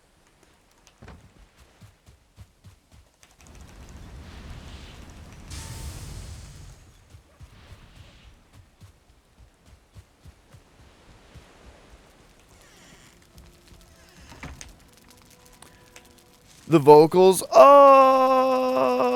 I thought they sounded very studio heavy, Like, the lows sounded like they had effects on them. But some of them were, I guess only some of it was, right? So, here's the thing. I'm super picky with vocals. But, so I was talking about, like, how I like low vocals, I don't like low vocals when there's effects on them, because then it just sounds super lame. But not all of them were like that. So some of it was fine. I don't know. The vocals were all right, but that's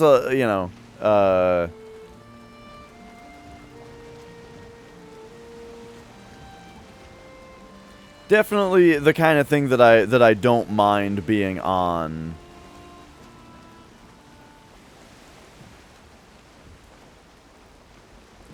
"3 Days Grace"? Oh god, they're like, oh my gosh. Back when 3 Days Grace was all the rage, they were like, oh no, I'm not rested. Hang on. Right, because it wouldn't let me sleep.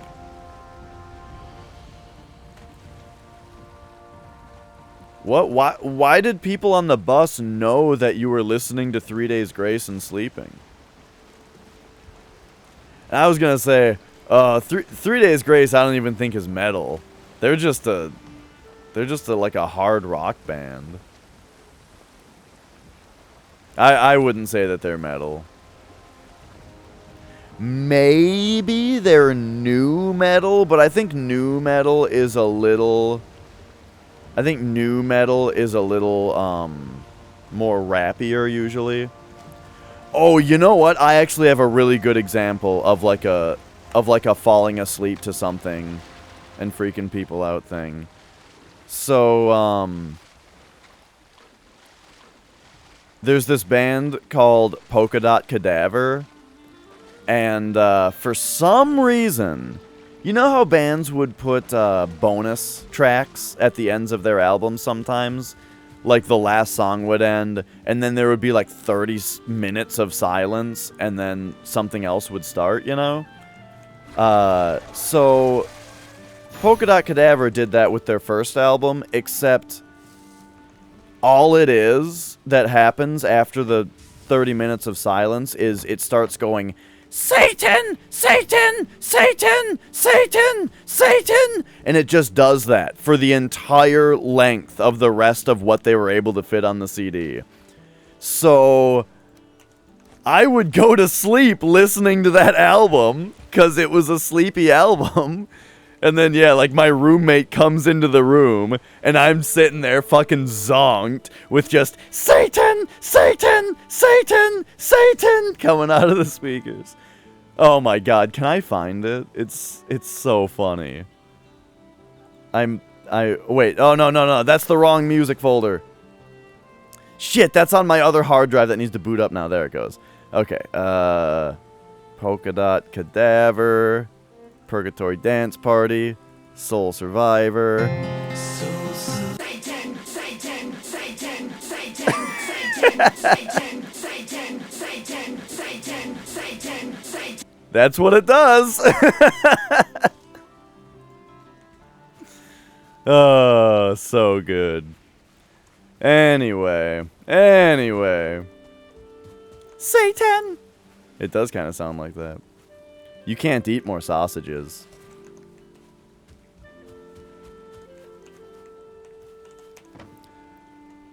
So I don't think that there is such a thing as a goth band, because goth isn't a kind of music. But, no, also.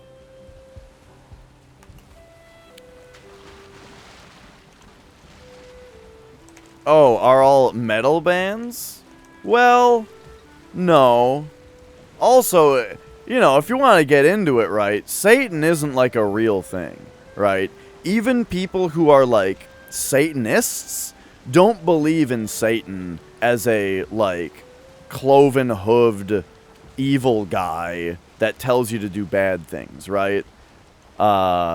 Satan simply represents like sort of the anti-authority, rebellion, critical thinking, self-sufficiency, that kind of thing, right?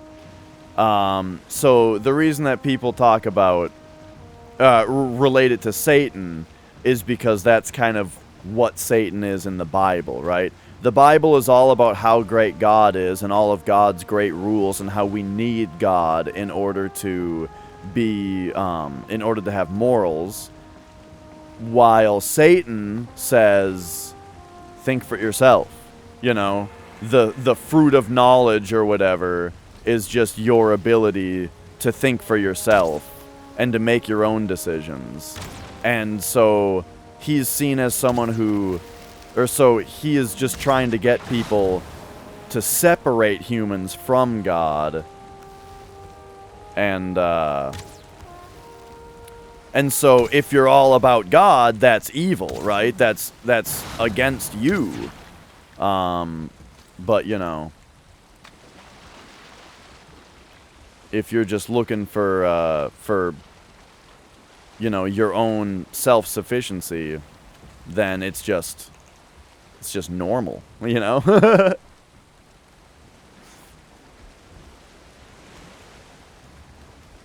I remember what now?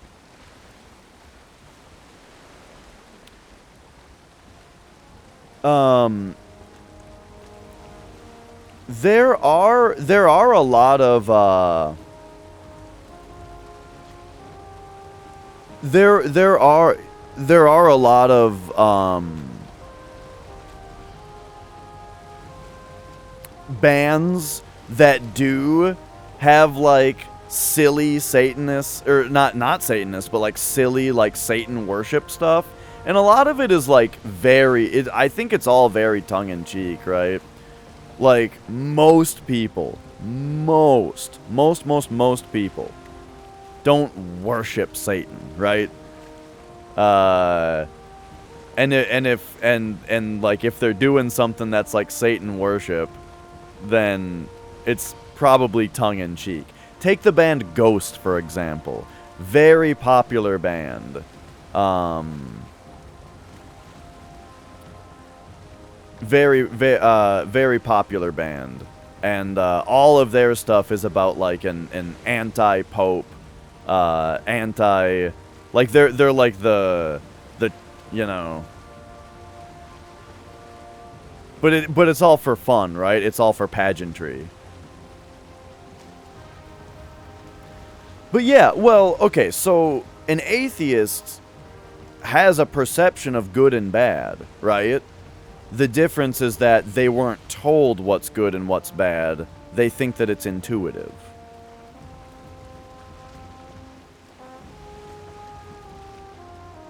That's the difference, right?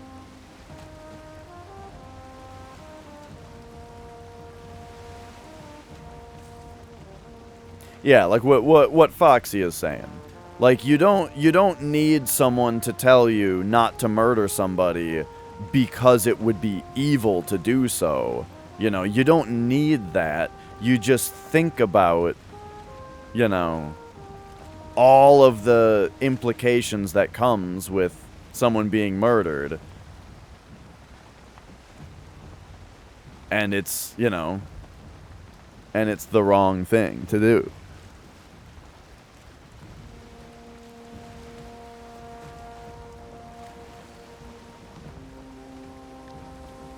Elevation of self over the community. Yeah, right. That's I like that.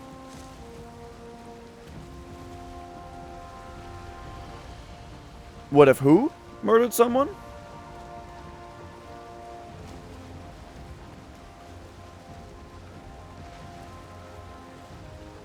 Who? You're saying he. Who's he? Oh, okay. What if someone murdered someone? The ethical question is answered in religion values, but an atheist would say, what gives you the right? Sure. Yeah. I think I'm following.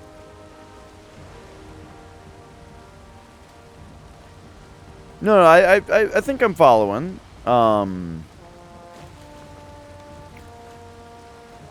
I don't know. This conversation might be a little hotter than what I was than what I generally am looking for, though, on the Twitch stream.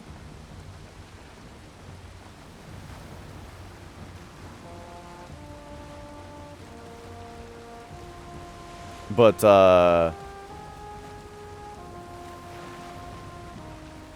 eye for an eye, though. That's kind of wait. I am interested in that though, because that's not what I was always taught was turn the other cheek, right?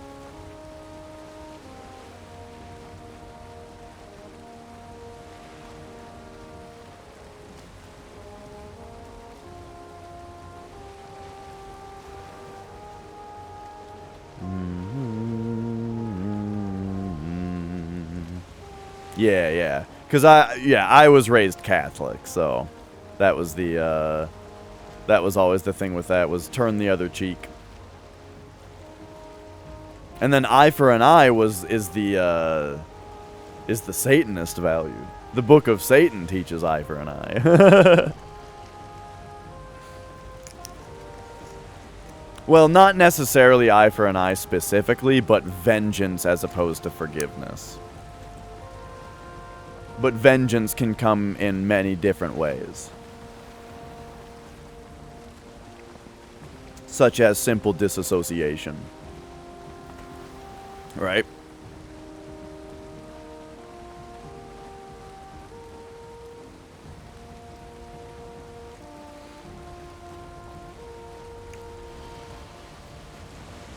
No, there have been no fireworks so far.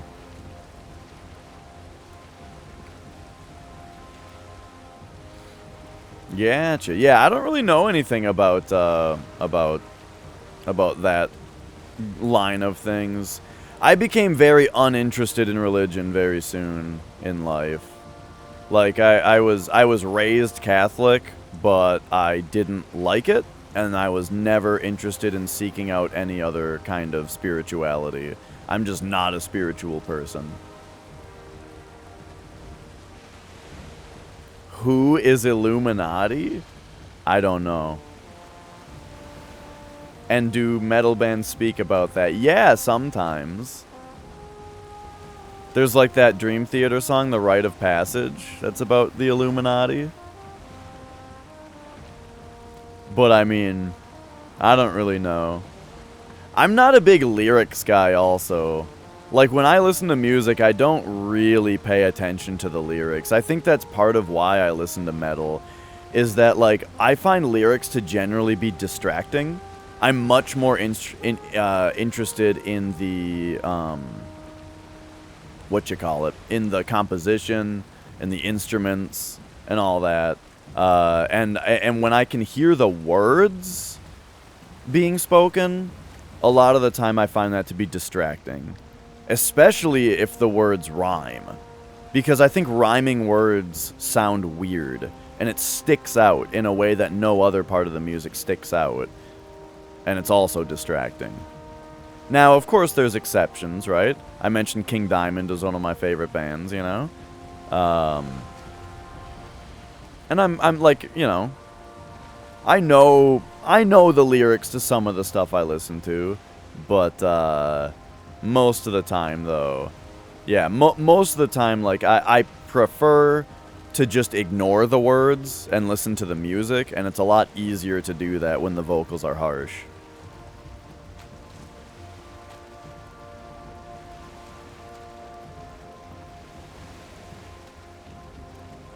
Like listening to music when you're coding, but also find music where you get stuck in the lyrics distracting. Exactly.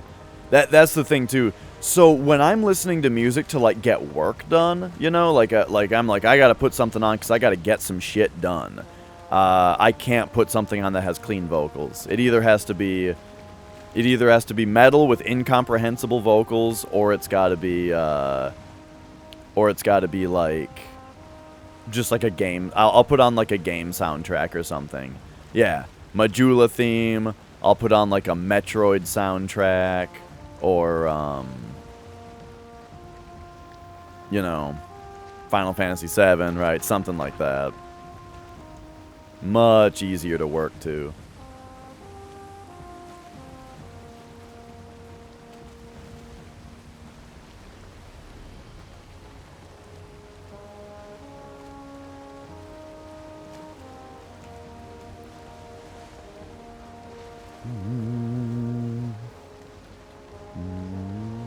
I actually do have a podcast, Escobar.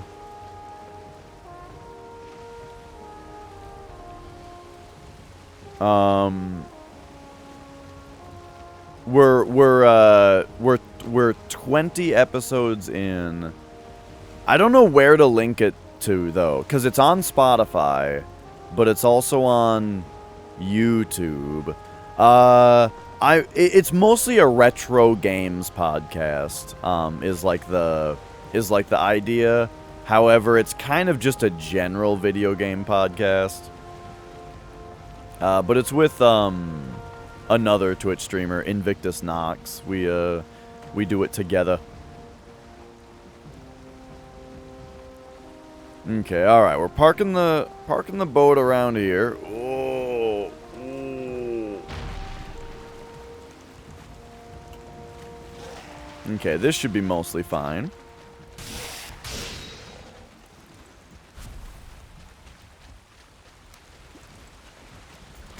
But yeah, the original idea of the podcast was the fact that it's like, after I play a game, I always want to talk about it, you know? But I don't feel like, look, this is kind of dangerous where I'm at right now. I'm just gonna get this dude, right? Take a healing potion.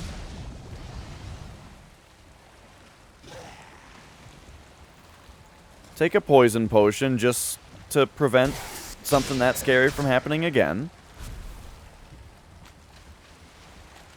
And then, well, it's not an antidote, it's preventative. So it doesn't actually do anything once you're already poisoned. It's just going to prevent me from getting a bad poison again. So healing was a lot more important.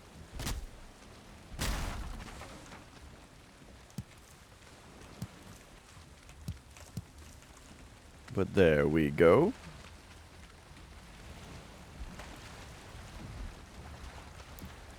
I need one more wood.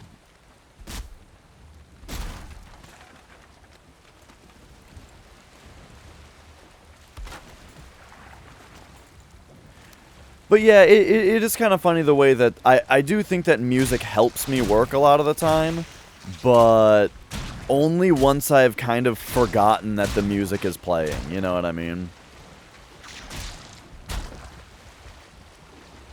Because if I'm paying too much attention to it, then it's just distracting.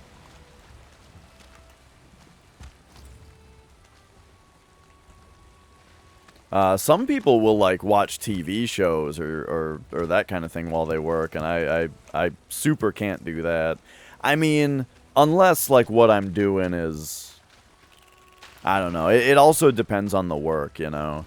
Like, sometimes at my job I'll have to do something really tedious, like just filling in a bunch of spreadsheets or something, right?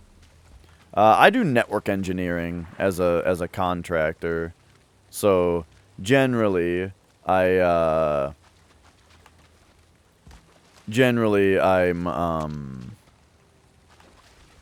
like, setting up office networks. Is this a 2-star Surtling? Holy shit.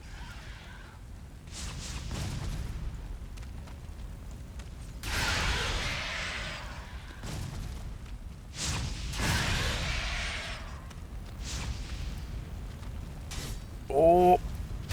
Ooh. Yikes. Okay, hang on. Out of stamina. Oh, geez. I'm not rested anymore. That explains a couple things. I better mark where the boat was. Okay, okay. We're almost back.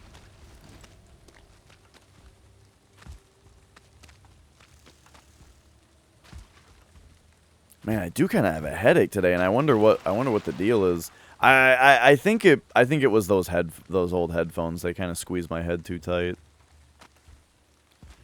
I had to use them yesterday though, because these headphones, they fucking kill the backs of my ears. I've never heard Dark Tranquillity. I feel like they get brought up with other bands that I do like though, you know?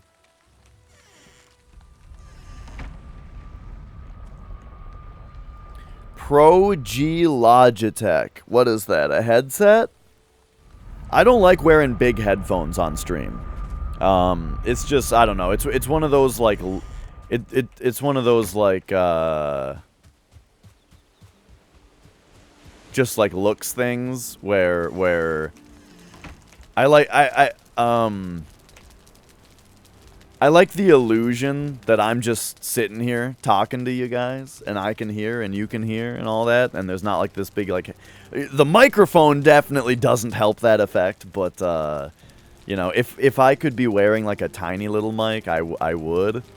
The only problem is that a decent one of those tiny little mics is, like, several $100s.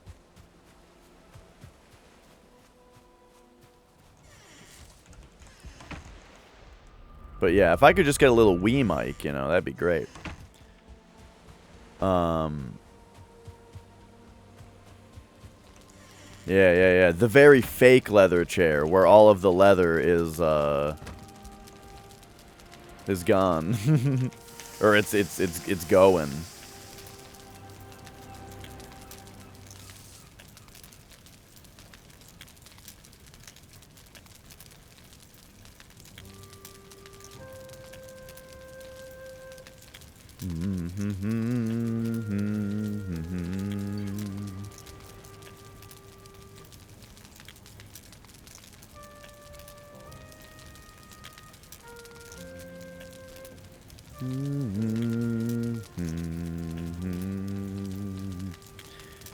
Sorry about that. I was just checking something while we wait for this dang meat. And we're rested again.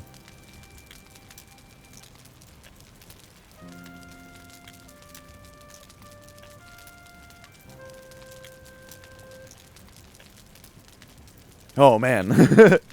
You really gotta cook this shit through.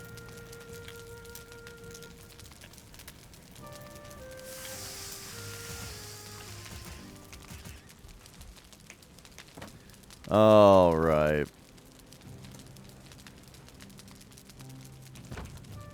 I don't think I'm going to need the headlight anymore.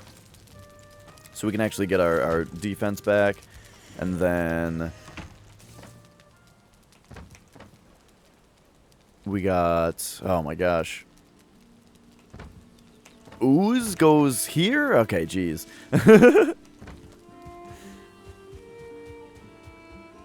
Then over here we've got wood. We got thistles. Oh my. Blood bags. Entrails. Alright, down here we got coal. Over here we got cores. That's everything. So now we just need some honey and mushrooms to make serpent stew.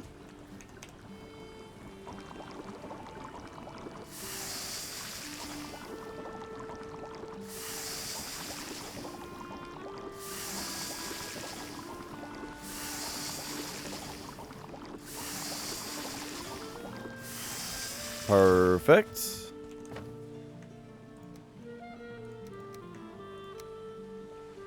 And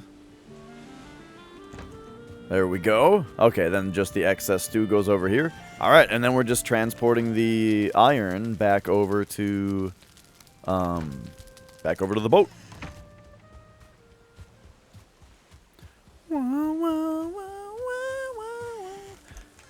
And so it's the Eris portal, yeah? And we have food, and we're rested. All right.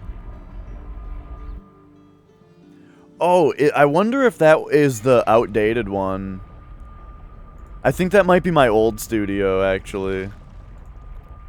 Not that it's much different. I basically just... whoa! I basically just took the same setup and moved it to a different house.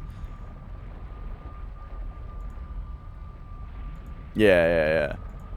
Right. Same chair. Same shelf of games. Same CRT, all that. Okay. So how much of this leather can we carry? I mean, iron. 35? 34.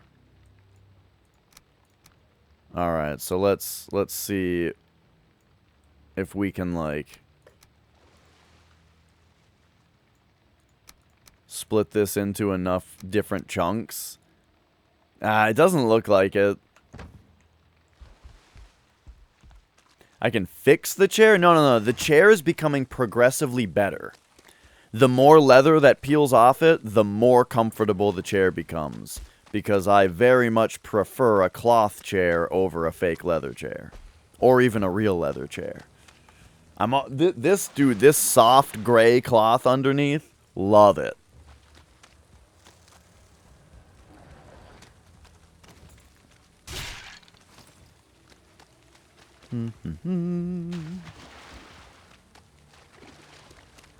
Yeah, I actually got this chair for free from my grandma. It was one of those things of like, this is a big heavy thing that she doesn't want to move, and so whoever wants it can take it home.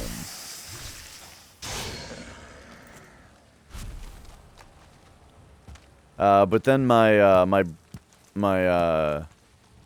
brother-in-law was actually the one who brought it over. And oh man, it was the dumbest thing. So I used to hang my green screen up off of, like, it was like a big piece of green cloth that I bought from Joann Fabrics. And then me and my dad built like a couple just like wooden poles to put a piece of electrical conduit across the top to hang the sheet from, right? And that was my green screen. But at one point, I invested in just like a regular green screen stand instead of the wood and electrical conduit because it was lighter, easier to transport, all that stuff, right? It broke down into much smaller pieces, for example. So I had this extra piece of electrical conduit, and it was laying there, right? So now it's laying there, and I want to get rid of it at some point. So my brother-in-law brings, you know, he's got a truck, and he brings this chair over, And I'm like, and he brings it over. I'm like, hey, thanks. I appreciate it big time. It's very nice of you. Hey, I've got this, he has a house and maybe he wants to use it. I'm like, hey, how about this piece of electrical conduit? Do you want this? Do you have any use for this? I'm not trying to like dump it on him. I'm asking him, my question is, do you have any use for this? Would you like to take it? And his response is, he takes it, looks at it for a second, and he like tries to bend it, Ooh, and he bends it like a little bit, and he's like, yeah, I think I could maybe bend it in half and put it in my truck and then take it to the recycling. And I'm like, well, yeah, that I wasn't really wanting you to just like recycle it for me. It's like if you want to use it, you can have it. But yeah, I mean, if you want to just take it and recycle it, that'd be fine too, I guess. And he goes like, yeah, I think I could like bend it in half, put it in the truck and recycle it. But maybe you should keep it. Maybe, maybe you'll have use for it again at some point, And I'm like, I think about it for a second. I'm like, you know what? Okay, yeah, sure. All right, yeah. I don't need to get rid of this thing. You were just going to recycle it anyway. So, yeah, sure. I'll keep it, right?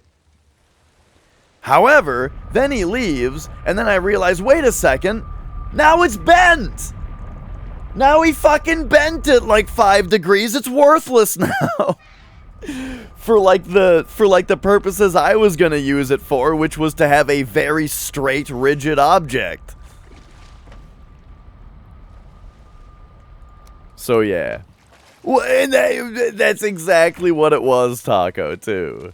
He's so much the type of person to just be like, yeah, I think I could, like, bend it, Bend it and put it in my big truck, He's, like, totally that kind of person. Oh, my God. And I was so frustrated afterward that I realized that it's like, wait a second. Now I still have the thing and it's bent now.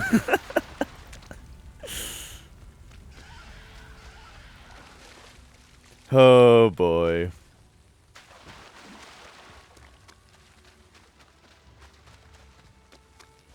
Yeah, so right. I eventually did recycle it. It sat in my garage for the next 3 or 4 years and then I recycled it. It came in handy one time. One time I went and got my mail and I dropped one of the pieces of mail that I received into the gutter, into the sewer. Like, there was one of those, like, sewer grates right next to the mailbox, and the piece of mail fell right in there. So I had to go get some Scotch tape and, like, make, like, a loop of outward Scotch. Yeah, right, exactly. I wasn't gonna go down there. I didn't want to get fucking eaten by a clown. So, I had to go get that piece of conduit and, like, put, like, a loop of outward-facing Scotch tape on it and stick it down there and get the piece of mail. And what was it? Oh, it was a credit card company trying to get me to sign up for another credit card. That's one thing that I've never understood, is having multiple credit cards. Like, some people have multiple credit cards. Why? I don't get it. I've heard that it's good for your credit to, like, have, like, as long as you're not, like, delinquent on payments, then, as long as you're not delinquent on payments, I've heard that, like, having multiple credit cards improves your credit score, but I also think that sounds stupid. I'm sure it makes sense to someone somewhere, but I don't get it. You have to max it out and pay it all. Right, that's the thing, is, like, my credit score is, like, it's good, but it's not perfect. And it does go up very slightly every month. But the thing is, I have no loans. I paid. I'm this kind of person where like I need to have all my shit like in a row or I go nuts. I hate having loose ends on things, right? So don't have any loans, and I just have this one credit card that every month I pay it off, right? I buy it when I want to buy something. I buy it with a credit card, and then at the end of the month, I look at how much I spent, and I go, okay, and I pay it off, right? And that's my strat.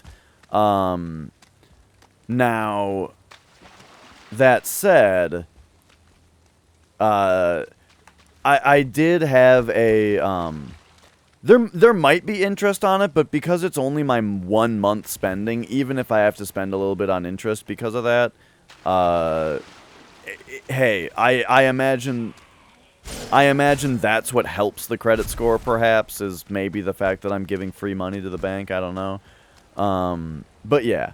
So my credit score goes up a little bit every month with that strategy. I think that's fine, you know. I don't think it needs to be any better. We'll see what happens when I try to buy a house in a few months. And then I will have a loan that I have to be paying every month, and that's going to be annoying, but I'll have a house. I'll be replacing rent. That's the thing. That's why I'm okay. Like I'm going to be buying a house pretty soon, and right, that's a giant loan that I'm going to have for a while. But it's a loan payment that is going to replace my rent payment, right? So I can deal with that. But yeah, my credit score was actually fucked for a while because of a fraud thing that happened. I've bitched a lot on stream and in my life about my experience with going to college. And what a terrible thing college was for me.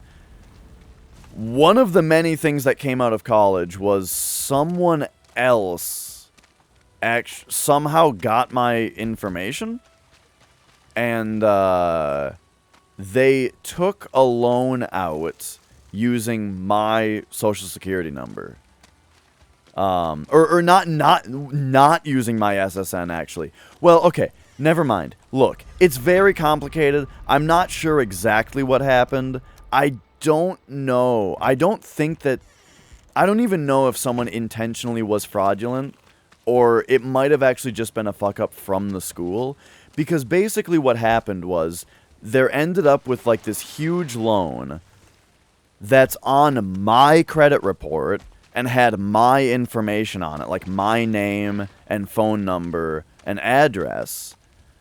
But it had someone else's social who had the same last 4 digits as me. So any time that they were like, what's your last 4? It verified, right? But it had someone else's social, someone else's email address, and it was someone else's loan, right? But I got dinged for it for 7 years, because that's how long things sit on your credit score before they drop off, if they're just sitting there, you know? So my credit score was poor for 7 years because of a loan that wasn't mine. And then just recently, it dropped off. And so I've been on a steady climb since then with my no strings attached lifestyle.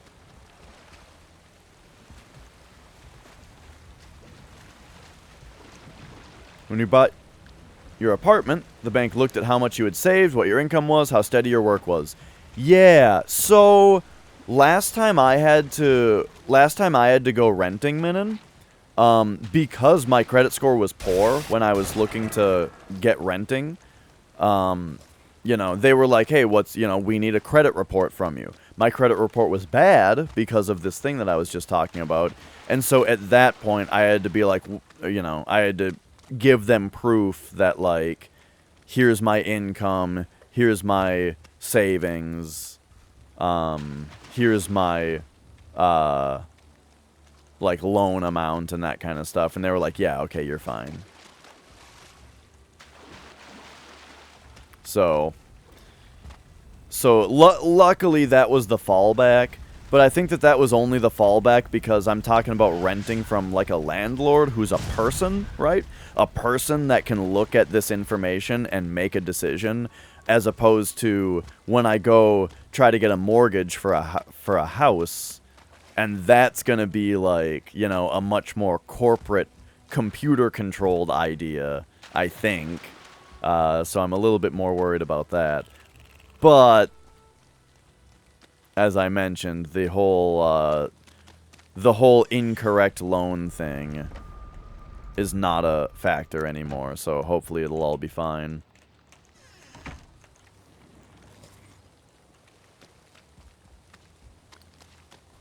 But yeah, anyway, that's that story. Oh my gosh, there was so much fuckery with that school. They also when I originally took my loan out for the school, they typed my SSN in incorrectly.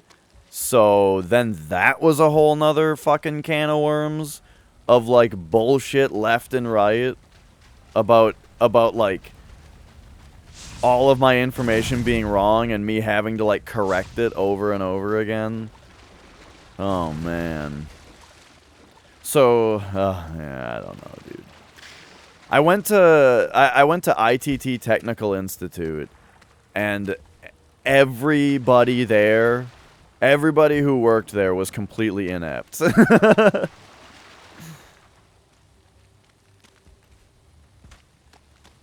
Well, so what it was, Minin, was I verbally told her my SSN. She typed it in incorrectly, and then later, when we went through the forms of, like, we're looking through the forms and we're checking all the information, and I say, hey, my SSN is on here, is incorrect. It was, the response was, oh, fuck.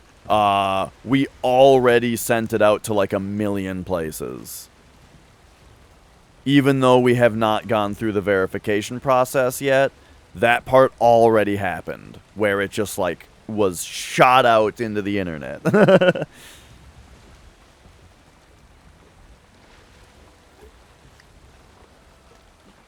Alright, taking the iron home.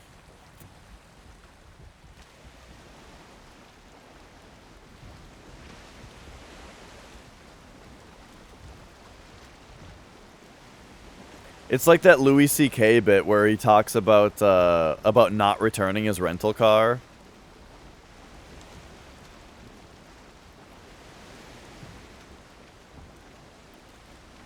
Where he says he did not have the time to return his rental car and make his flight, so he had to just park the rental car at the airport, get on his plane, and then call the rental place and tell them, hey, the car is in this parking lot, so go get it if you want it. And they say, you can't do that. You have to return it to the store. And he says, okay, well, I already didn't do that, and now I'm on a plane. And I just love that, like, phrasing so much. I already didn't do it. Moral hazard, the technical term for an action where you get the benefit but someone else bears the risk. I mean, I don't think I've ever, like, explicitly, you know, thought about it before, but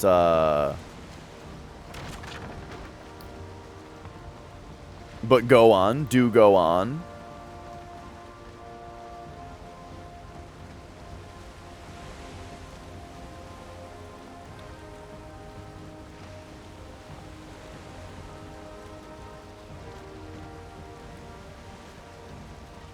Oh, sure. National ID numbers, the last two are computed based on the previous numbers. So unless the field is a text field, it's really hard to type the Oh, I see what you're saying. Gotcha. It's like product keys on old PC games, where, like, if you just type in random numbers, it won't work because there's some kind of internal logic that makes it invalid. Or like when I was little and I didn't know what a subnet mask was, so when I typed random IP addresses into things and it always told me the subnet mask was invalid, I was like, how do they know I'm making it up?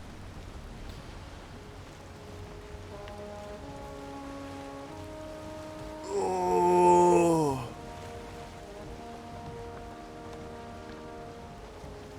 Subnet masks are very interesting. I think in everything with networking that I work with, subnet masks was like, that was like the first stuff that I learned that was like, oh my god, it looks like complete gibberish on screen, but then when you know how it works, it just makes 100% sense, and I can't imagine how they would do it any differently.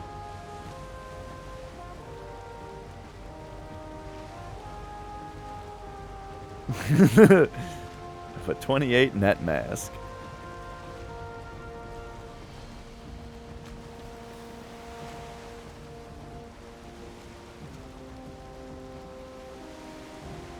Oh, sure, sure. Yeah, so it's not like a security thing. It's just, it's there to, at this point, it's just there to prevent fuck-ups. Oh, sea serpent.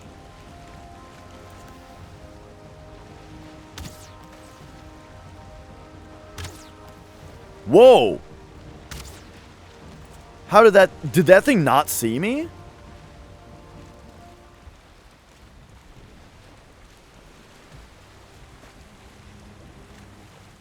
Yeah, I heard about the scales. Dude, yeah, deleted him. Yeah, I shot him like 3 times. I think that sea serpent somehow hadn't seen me, and I got the sneak attack on him. That had to have been what happened.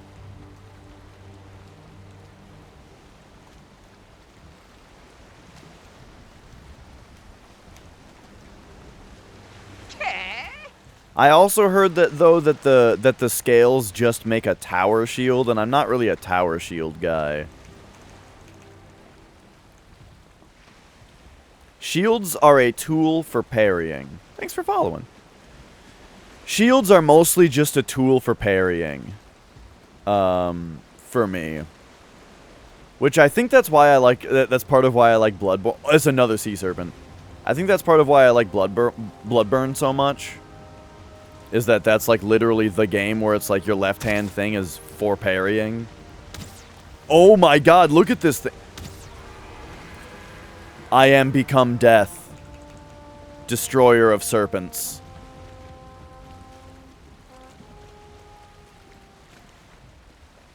Holy shit.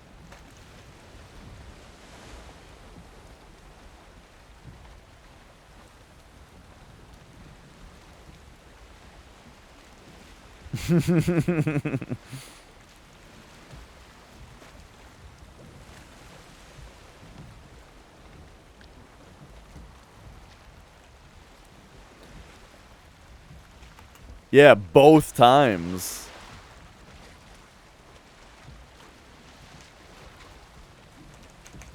All right. Back at it. I guess we have 12 more fucking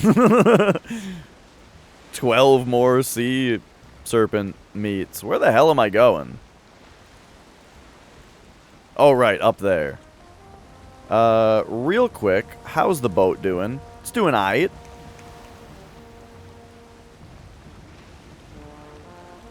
Yeah, right. I've heard that you can harpoon them and drag them onto land and then get their scales. I wonder, though, if their scales just sink. If you were close enough to the sea serpent when it died, you would still get them, right? So, like in co-op, you could just have one person swimming at him, getting eaten, while the other person shoots him, and they'd probably suck up the scales real quick, right? Probably. Sounds dangerous, but danger's my middle name. My second middle name.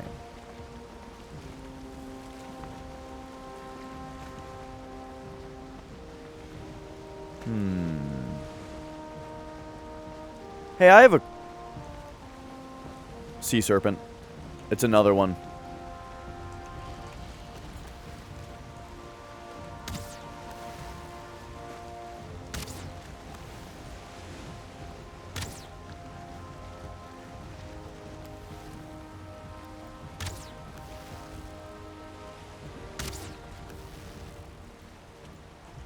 I killed that thing before I even saw its health bar.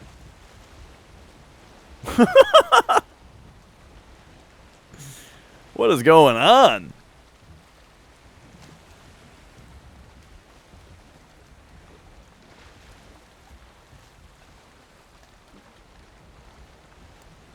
Like, this is remarkable in two ways.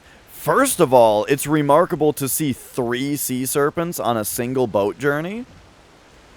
A single boat journey of length that I've already gone on. And secondly, we're just fucking destroying them.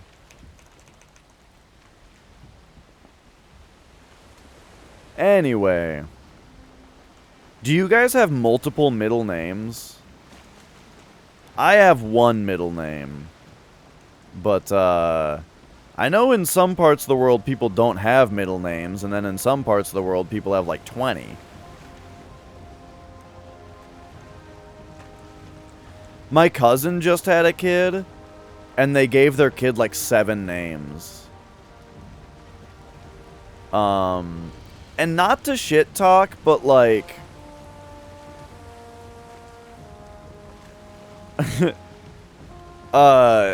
my cousin works at Dunkin' Donuts, you know?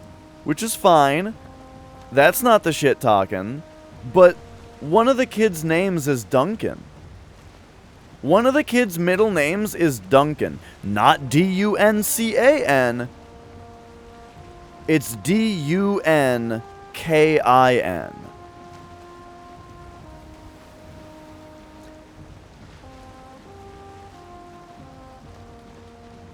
I've heard worse names, but I don't know, man.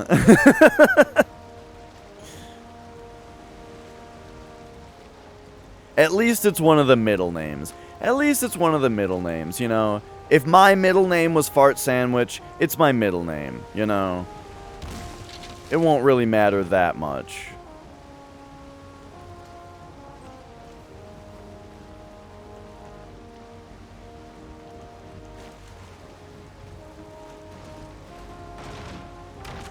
Oh my god.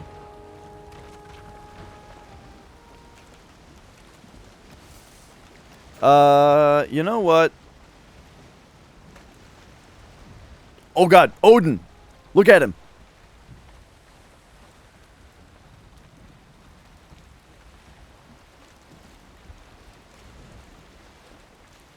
That's sweet.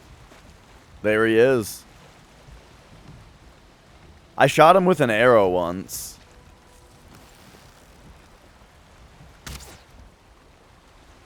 Got him.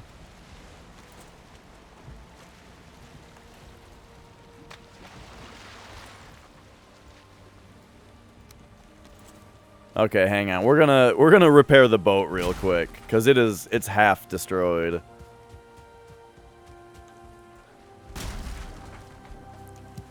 I imagine the harpoon doesn't have enough range, but I haven't used the harpoon enough to really tell you what the range is on it.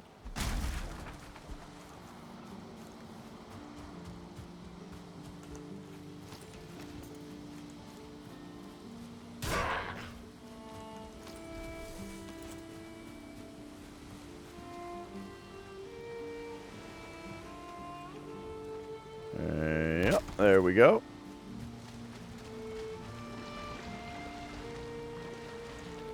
The meats are heavy. We're fine. I mean, what's the problem with having it on my person? Oh, geez, now the wind is bad.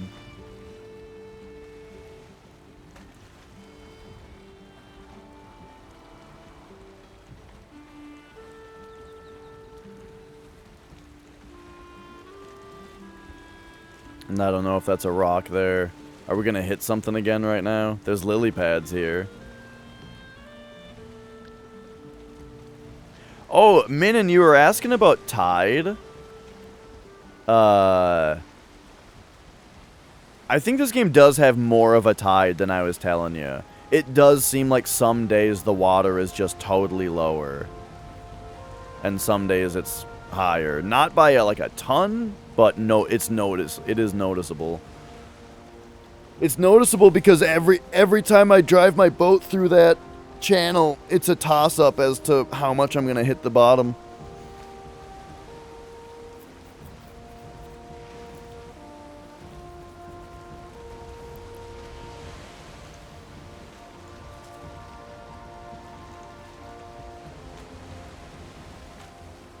Alright, let's train up that run in a bit. You know, I wonder if I saw so many serpents just because it was nighttime. I don't know, though. I've gone sailing at night before.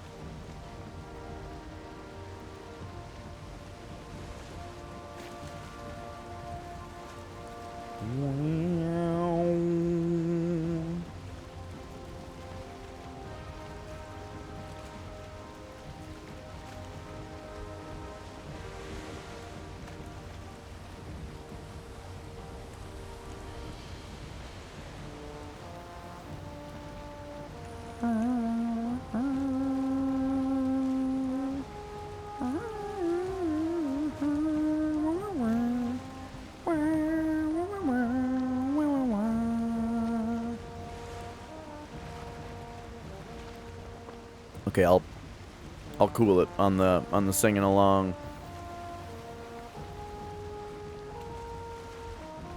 You know, I at first I thought that the like 75% wind rule in this game was like unrealistic but good game design to just kind of like throw you a bone, you know?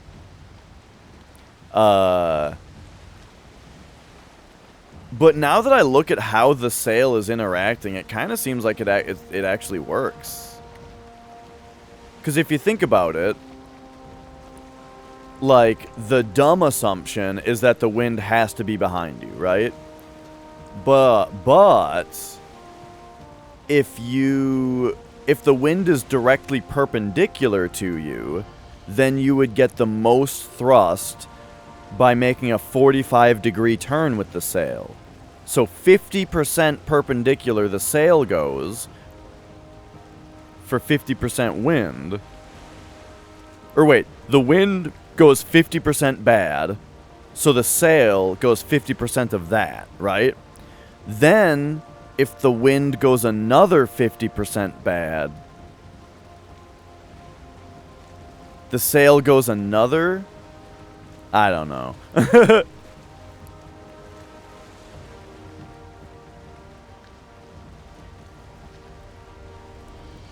I'm trying to think of it in, like, mathematical terms, why it makes sense.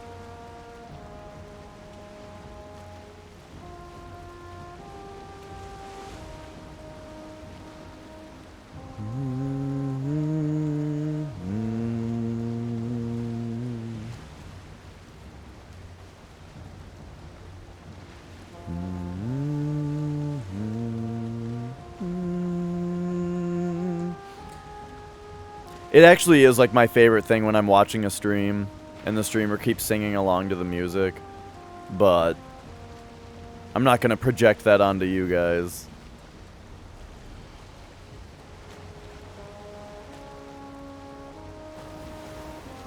Oh shit, I was talking about Lobos earlier because he's the one who gave me the idea to do solo Permadeath Valheim, you know? And speaking of singing along to video games, he's doing the whole Dark Souls sound effects mod, where he's replacing every single sound effect in that game, including the music, with his voice. Is that done? Because I haven't seen him streaming that in a while. So, like, I haven't seen him streaming making them yet, or in a while. So I wonder if it's not done yet. Okay. I figure the music is going to take a long time, you know?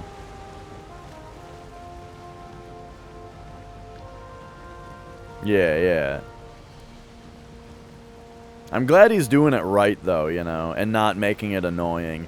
Because I've heard mods where someone replaces all the sound effects with their mouth that way, but they did them all really annoyingly, you know? Where it's like you would play it for 5 minutes and go, okay, I get it, and then you'd turn it off, right?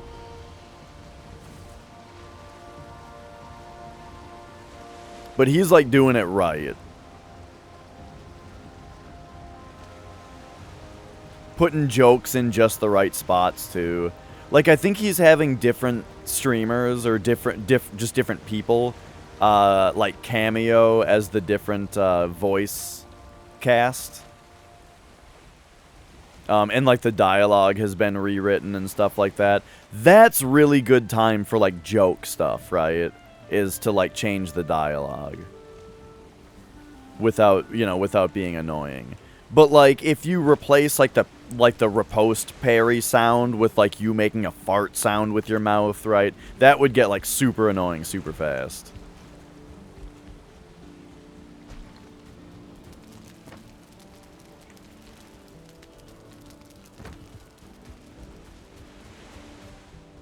Okay, we are here with a shitload of iron. So let's put this back, put that back, put that back, and let's go.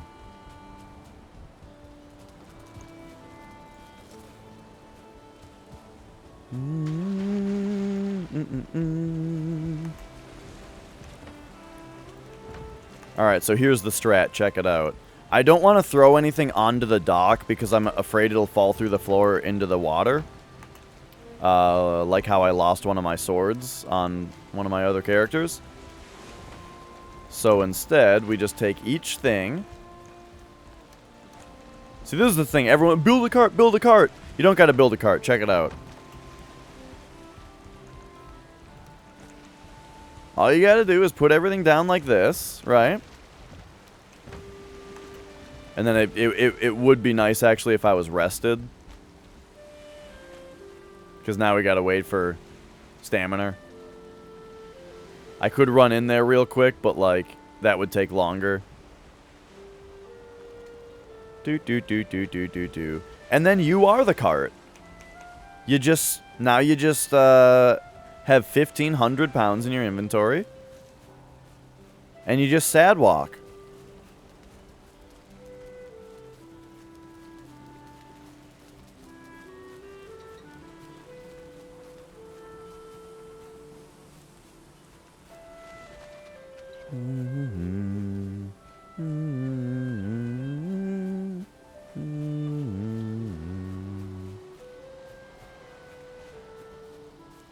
Yeah, there we go.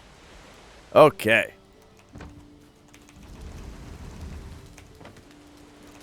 You didn't think we'd be back to iron smelting, did you?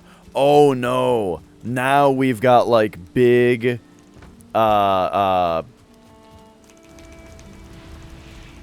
what's the word? Pressure. We got pressure now to like really keep up with coal production.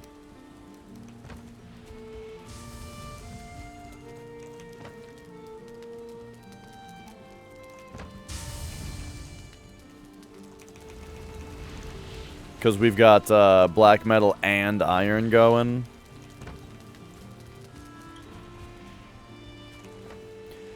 Oh, and I gotta check on the farm because we need a bunch of linen to actually use this iron. Okay, well, first thing I'm gonna do real quick, I gotta run and I gotta run to the bathroom and I gotta refill my coffee. So I will be back in just a minute.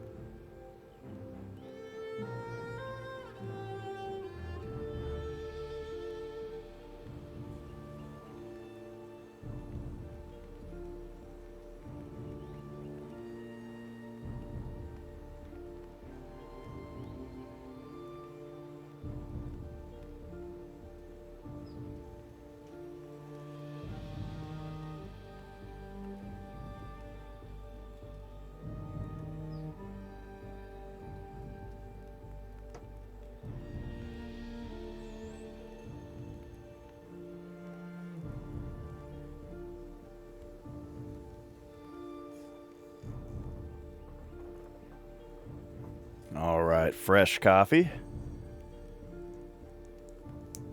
Empty bladder.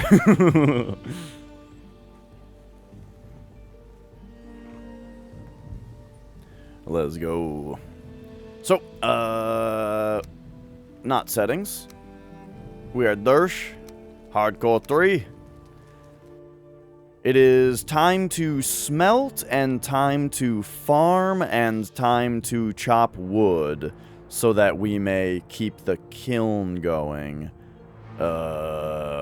One kiln might not be enough. So we'll see what happens. It confers a large damage bonus. I guess maybe we should just, like, ration it a little bit, where we say, how much iron do I actually need? I currently have 28, and how much black metal do I currently need? None, if I want to build armor. So, how much linen do we need? So we come down here and we look at padded. Let's do, like, let's do, like, the pants first. Where are they at? Padded greaves. Here we go. Only 10 iron and 20 linen. So we actually need a lot more linen than we need iron. So let's check that out. Okay. Watch me not even have needed to go out for more iron. I went way overkill, didn't I? I think this is the portal for the farm.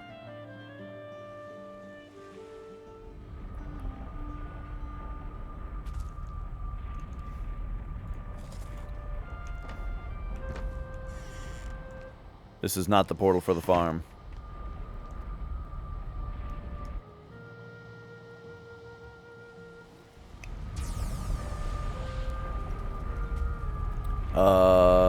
Oh yeah, it's this one.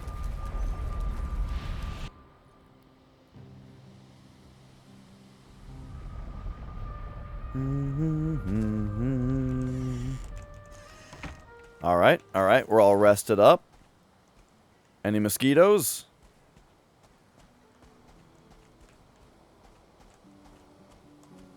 Okay, okay. Oh no, I'm still carrying around the swamp key instead of the cultivator.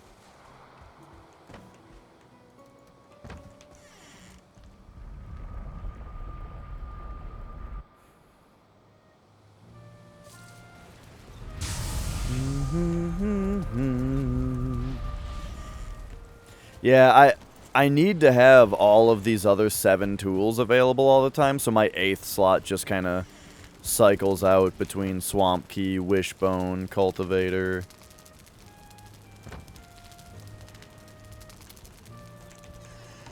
Wow.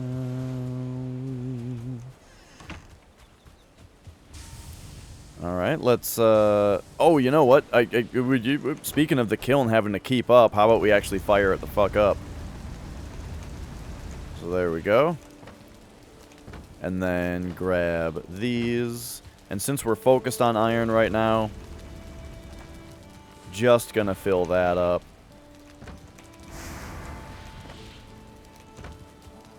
Okie doke.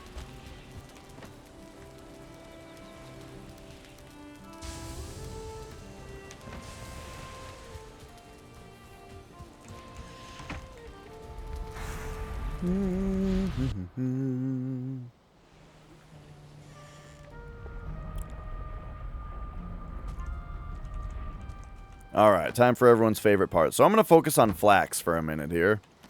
Don't put it too close together like I did last time. So we're going to go, like, let's give it like that much room.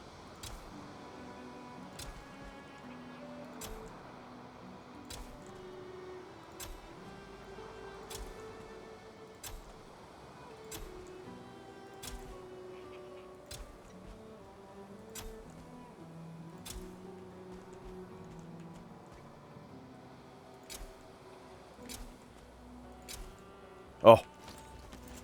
He looks like he might be a 1-star, this guy. Yep. Let's go. I've got my black metal shield, though. This This is why I made the shield before the sword. Is because, like, I'm not having trouble dealing damage, right? We still kill him in very few shots, even with the silver sword.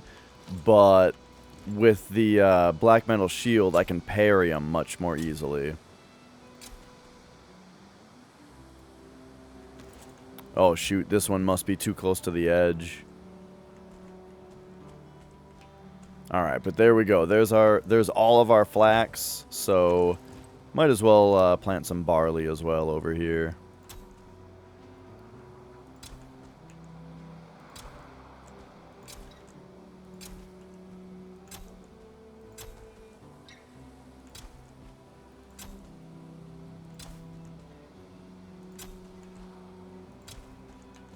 There we go. Our cute little farm. I feel like I should expand it just a little bit, because we got room for a lot more barley. And I don't want to be annoyed by flour requirements, you know? So here, let's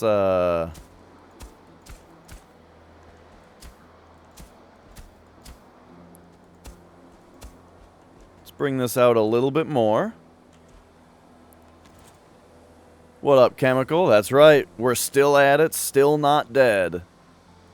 Still not the king yet.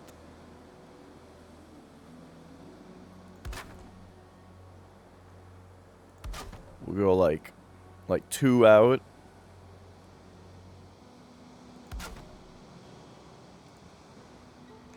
All right. All right, and I chopped all these bushes down already. Hey, let's go over here.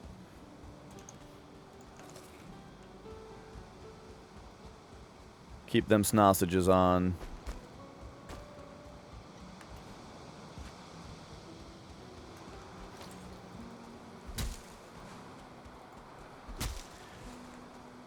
So yeah, spent the morning mining some more iron so that we can make the padded stuff, as well as the iron requirements in the black metal stuff. But now I'm a little bit behind on flax because I had to figure out how to farm it, you know. I suppose if we take out another goblin camp, though, we'll get a bunch more flax for free.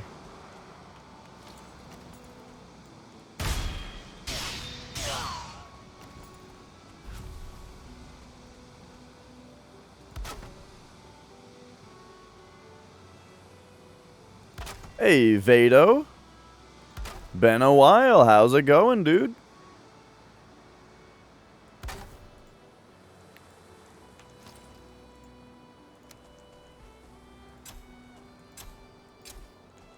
Alright, now cultivate.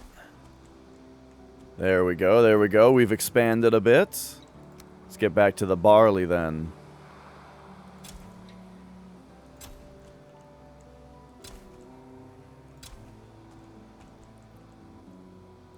Get more barley than I know what to do with.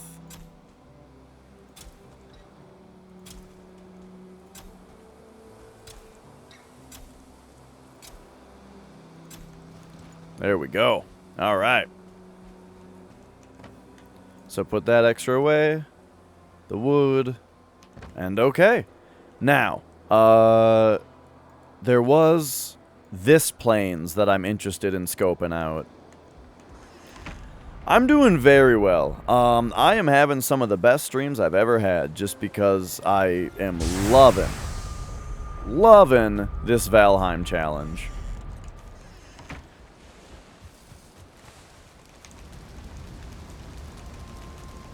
Because, like, it's just, it's one of those things where, like, this game has lots of mechanics that are fun, but you need something to force you to care about them. Force you to engage with them, you know what I mean? And so making it do or die, now I have to do it all, and it's fun.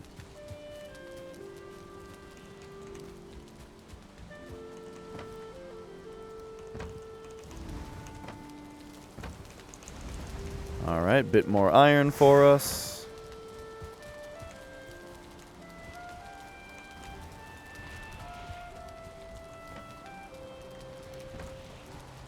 We'll get more black metal as well at the same time.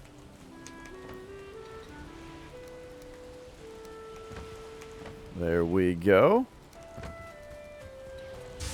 Yeah, and like a lot of games, you know, achieve what I'm talking about just by being difficult, you know? But in this case, we're basically just making the game more difficult, right? To accentuate the effect. Whoa.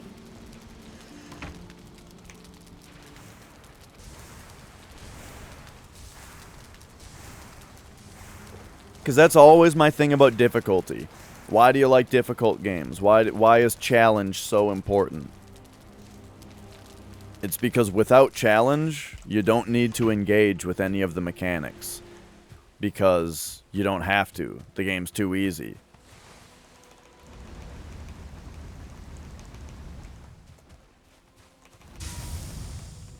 You don't need to strategize in a game where if you don't strategize and you just run in without a thought, you just win anyway, you know?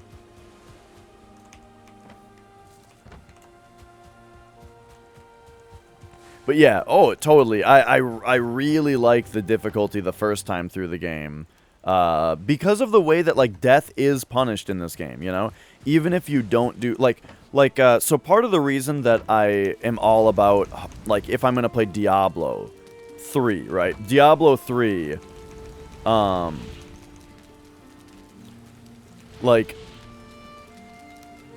so Diablo 3 is a game that's, pretty challenging. Wait, sorry. I did that thing where I just like an AI completed that sentence instead of me actually thinking about what I was saying.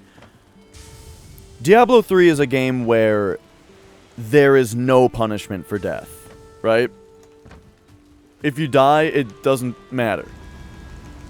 And so that's why that game is like only acceptable hardcore. Because otherwise, what's the point in playing it? Yeah. Alright, we need a bunch of wood. Just a bunch of wood. Might as well get some feathers if I see any birds land also. Whoop.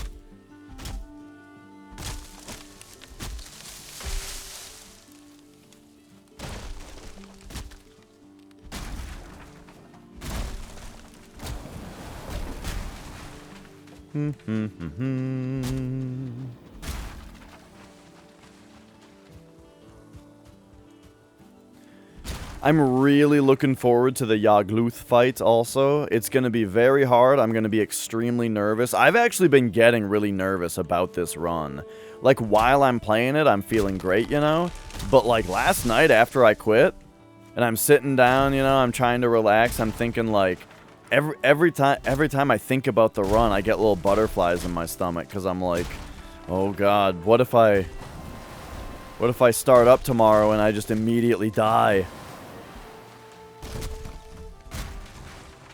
You know, we are many hours in, and I am very attached to what we got going on here. Right, yep, exactly. There's more pressure every day. Even though the game, like, there is a lot less pressure in the sense that, like, when I'm doing this, when I'm just running around, if we need to go to the swamp, if we need to go to the Black Forest for whatever reason, we don't have to worry anymore, you know? I'm decked out in high-level gear, so, like, I don't have to worry as much about a lot of things. But when it is go time, when I need to go fight the boss, it's going to be harder than ever, and there's more on the line.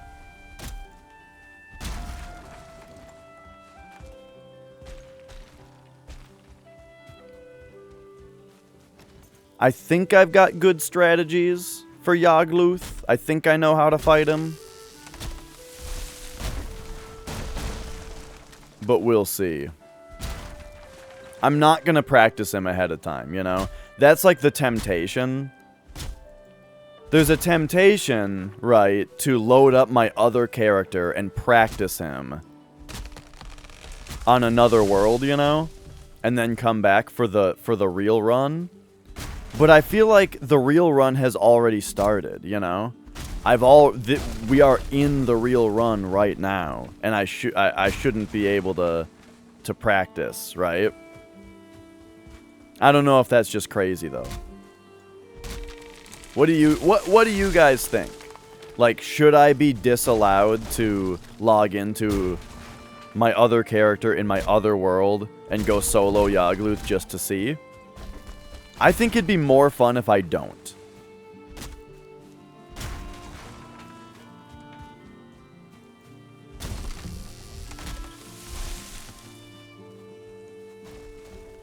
No, don't knock down the oak. No!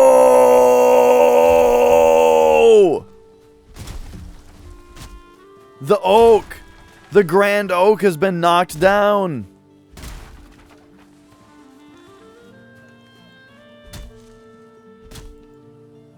That's what I'm thinking, Chemical. Yeah. Is that, like, it's kind of like a speed run, you know? The run has started.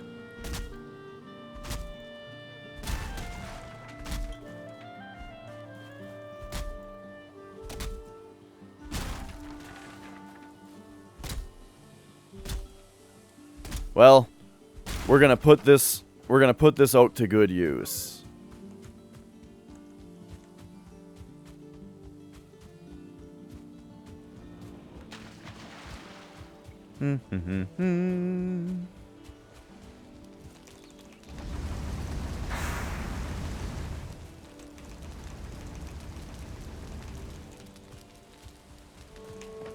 Okay, up here, wood. If I would, could you? Burb.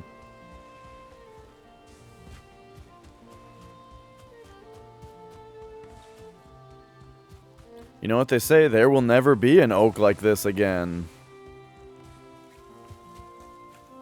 Burb. Look how close he landed to me.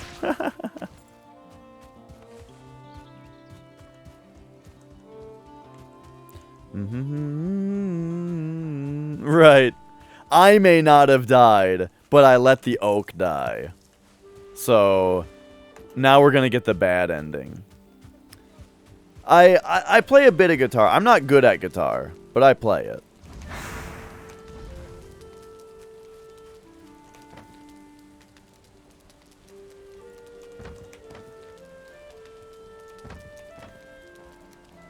And then, like, bass, I only play, like, as necessary. My bass guitar that I play is very clearly just guitarist plays only as much bass as necessary to fill in the low end of the song. You know?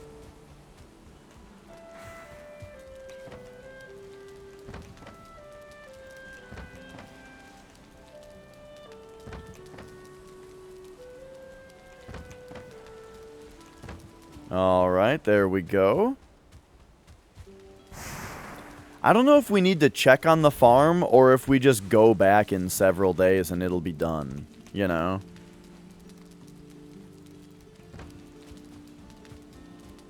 But, like, we need that flax.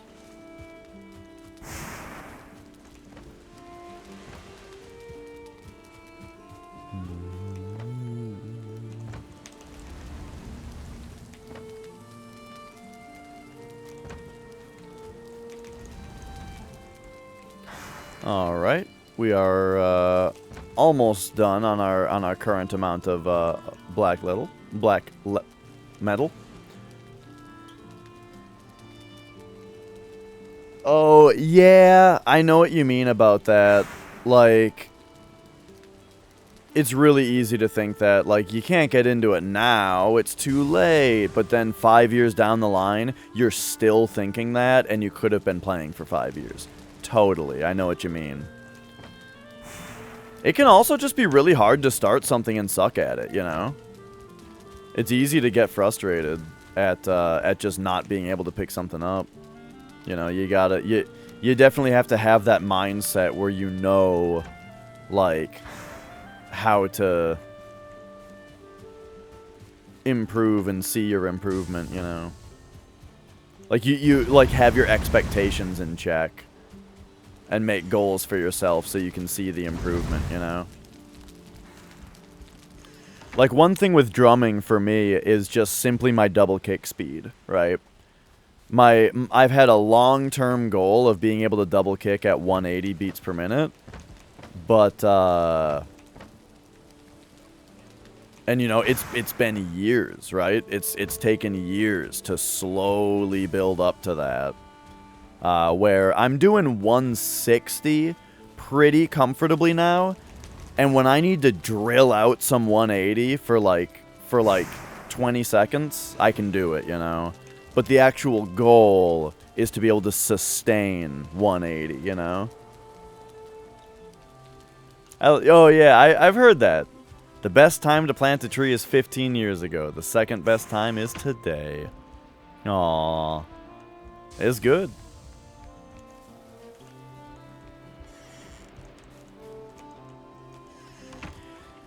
Yeah, or I would almost say that it's that there's a dip. There's a valley, right? Like, right away, when you pick it up, you're gonna be absolutely impotent with the instrument, you know? And then after, and so right away, I think your progress is super fast, because you're learning very, very basic stuff, you know? But then there comes a time where you have, like, the very basics down, and it's time to learn, like, actual good technique and stuff, you know? And I feel like that's the part where you barely see any progress, you know? That's when I, like for me, for a while, with drumming, I had to learn how to hold the sticks differently, kind of. Right? To learn actual good technique. And that slowed me down a ton. Because I did French grip all the time. But, like, if you want to do drum rolls down the toms and stuff, you should be doing German grip or American grip, you know? It works so much better. Or if you're doing double strokes, you know? Way better. Or, like, with guitar, I had to learn how to hold the pick differently. The original way that I held a pick was, like, I just held it like this, like, I don't have a pick next to me, but, like, you'll be able to envision it. Like this, with the pick sticking out. So I was picking, you know, like this, instead of the correct way where you hold it like this with it sticking out of the bottom. And you pick like this, you know? Yeah. So, like, that was a huge hurdle I had to get over after I was already playing guitar for years, you know? And it slows you way down. But yeah. As far as what you should learn first, it depends on the kind of music that you want to play. I mean, I think personally, I think the best way to learn, not that I'm a teacher, not that I'm the expert, but, you know, hi, it's my show, I'm going to say what I think. I think the best way to learn is there a song that you like, that you think is, like, that is, like, reasonable for you to learn at a low skill level? Look up tabs, learn to play it, you know?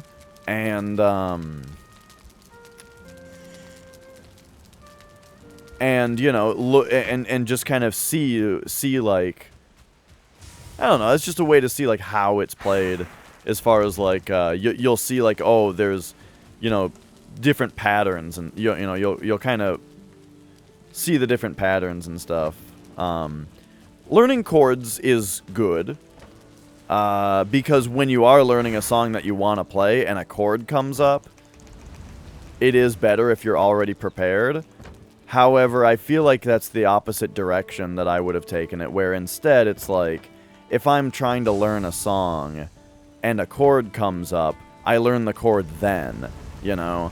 Otherwise, it's like, what am I going to do? Spend weeks memorizing 40 different chords so that I can use 3 of them the next time I want to learn a song? You know, like, it's that instant gratification thing that I was talking about, where I find it really difficult to study for something that's not right in front of me, you know? I find it really hard to be like, you gotta learn your chords for later. You know, I gotta be like, no, show me the song that has the chords I want to learn, and I'll learn those chords so I can play the song. You know what I mean?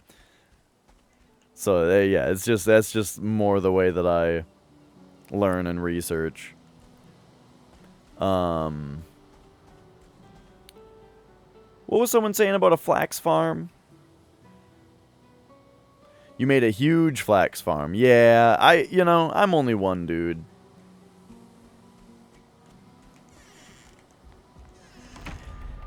I think that the technical definition of a chord is just multiple notes played at the same time. I think that is like the only definition of a chord. You're playing more than one note at the same time. Now, there are major chords, minor chords, dissonant chords, power chords, bar chords, right? There's a bunch of different kinds that'll fall in, and most of the time when someone plays a chord, it's because those notes sound good together. Most of the time.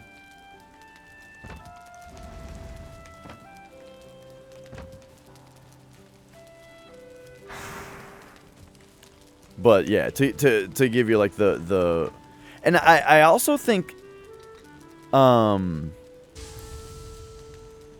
well, so one thing fucked me up. In Guitar Hero, they say that a power chord is when you're playing 2 notes at the same time. But I think a power chord is specifically when it's the 5th. But I'm not sure which one of those 2 is correct. Maybe someone in chat knows. Is a power chord, is it technically just a chord that's only 2 notes? Or is it specifically a note and the 5th of that note or whatever? 7 semitones up. I'm not sure. What am I doing? We need to chop more wood probably, or maybe build a... I'm not exactly sure what to be doing right now. Because we're kind of just waiting for flax. Because we need linen. And we need, yeah, we need like a bunch of linen and black metal. I could go fuck with goblins a little bit more. It's a little dangerous because I don't have good armor yet, but as I've proven already, I can handle it. So maybe that is what we just do.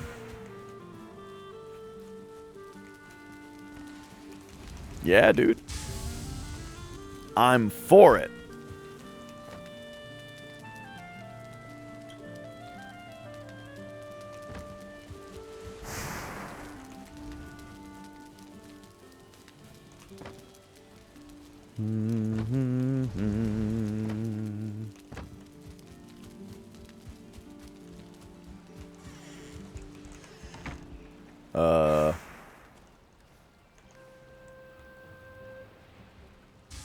Yeah, I've also got the bone mass power, you're right. Is it getting to be evening, though? Maybe. Hang on, don't I have a bunch of extra barley? Did I just put that in the chest in there?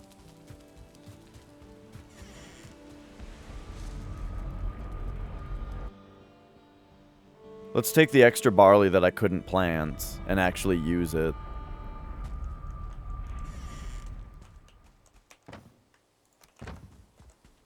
Because that's, like, the point.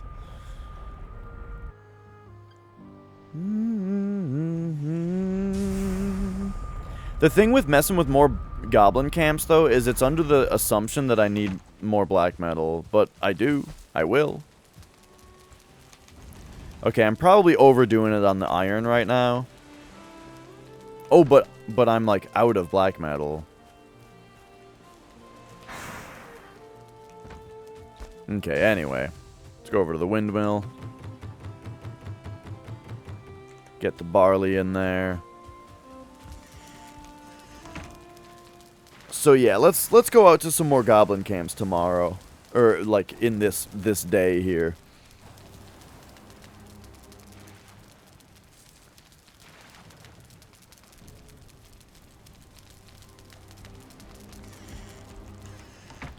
Okie dokie. So first thing to do, let's grab the coal. Oh, I didn't refill the kiln before bed. That was dumb of me.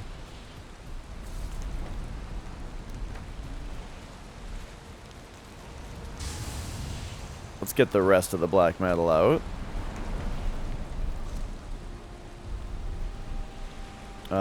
And then we will start up the kiln.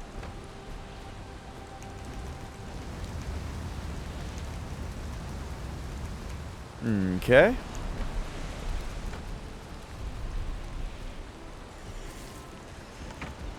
We'll check on the farm.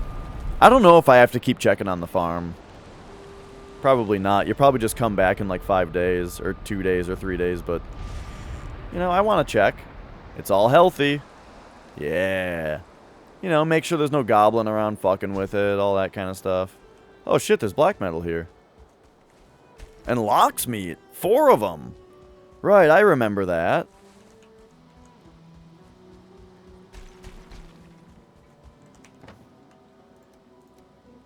Okay.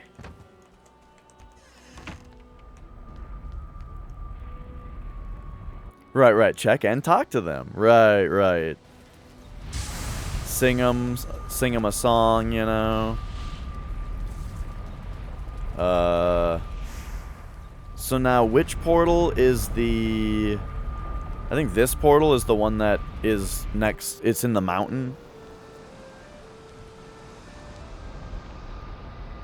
Oh no, so if this fire is out... Okay, it's not. I was worried about being wet.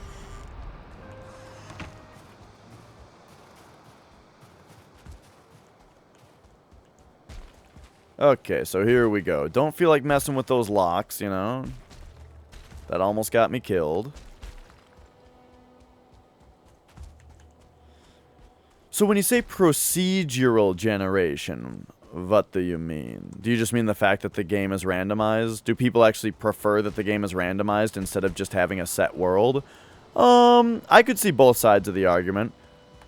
A lot of people probably do want it because I think it's one of those things where it's kind of a buzzword. It's kind of a selling point. A lot of people think like, oh, it's randomized. It's different every time. And that like sounds really good on paper before you like really think about the fact that that means that the world is going to have a little bit less personality because it's not handmade. But yeah, I mean, I personally, I think I would prefer if the world was like 1/5 the size and it was handmade. Oh, okay, yeah. So that's what you mean by procedural. Like it'll keep going outward, you know.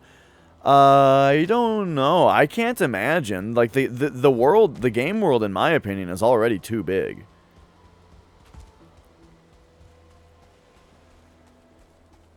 And also, I think that having the Deep North and the Ashlands on the edges is really cool and, like, you know, neat. And if it were infinite, you couldn't do that.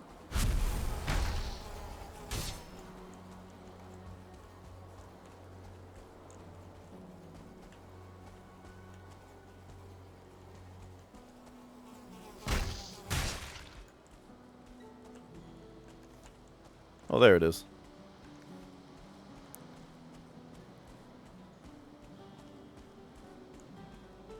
Okay, we've got ourselves a goblin camp here. Yeah, I wonder how many more bosses there will be. Like, how many bosses will be in the game total at the end.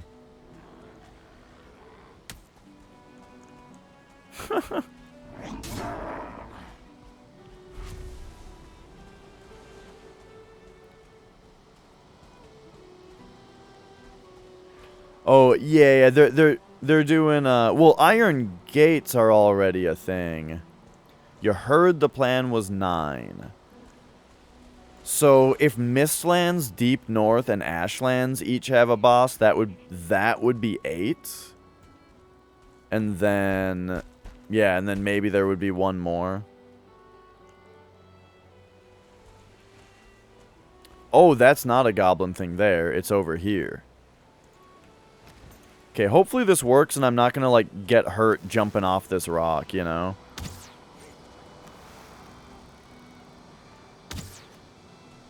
This guy's a 1-star. Uh-oh. Okay, jeez. When he started throwing, I was like, holy shit. Okay, okay.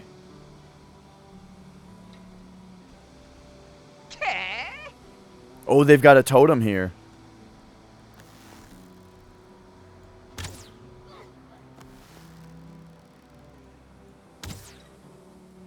So, I think the only reason to be messing with camps, now that I'm farming flax, I don't really have to anymore.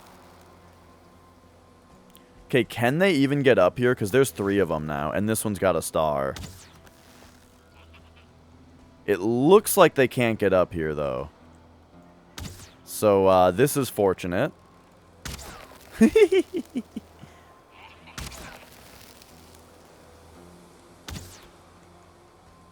This is kind of fortunate. Got your first portal yesterday. Nice, nice. Portals really change the game. Like, big time. Okay, yeah, these goblins are just all over the place now. You know what? I'm gonna hit Bone Mass just in case. We're gonna go down there and we're gonna rumble with them one-on-one. Now that they're split up, you know? Now they've all separated.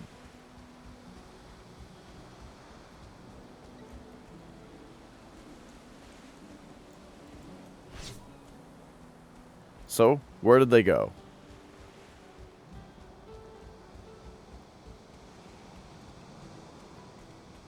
I thought I'd be able to find them.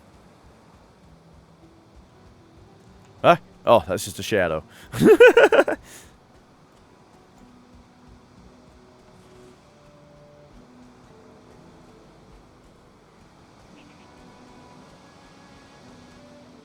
Okay, there's one of them coming back to town.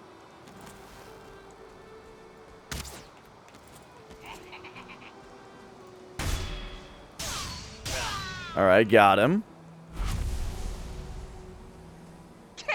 Now there's 2 more, including one that has a star. Don't get too close to the locks. You don't want to make that mistake again. Oh, here they come.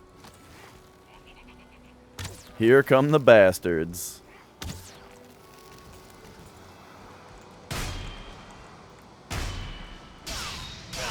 Okay, got rid of the 1-star. Yeah, yeah.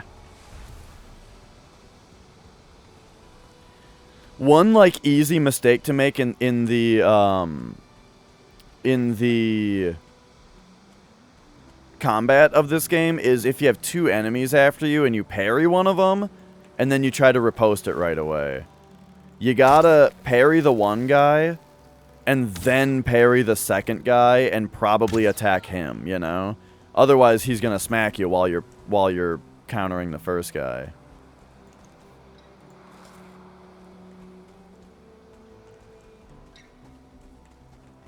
They make boats and carts obsolete in most cases.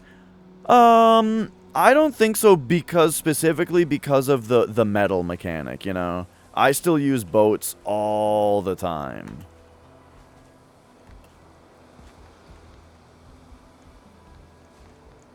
Is that so? I mean, that's my, I think the thing about portals is you can't take metal through them, which means I still find myself sailing a lot in this game. So yeah, I don't mind it. I don't use carts very much, though.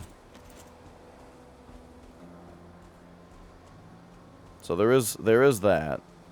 I did use a cart, though, to get all my silver down the mountain the second time. But that was a matter of just kicking the cart down the mountain and then finding it at the bottom.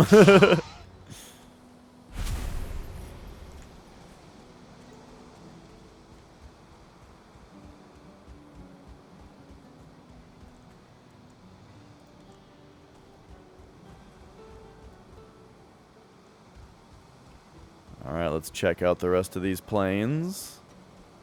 Oh! Rock formation over there. Wait, is this the one I already... That's the one I already saw. That's the one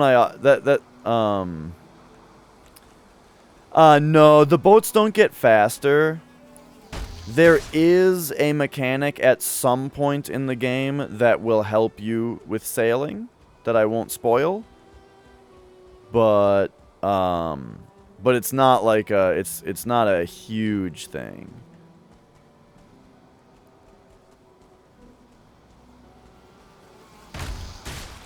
But there is a boat you get that that has there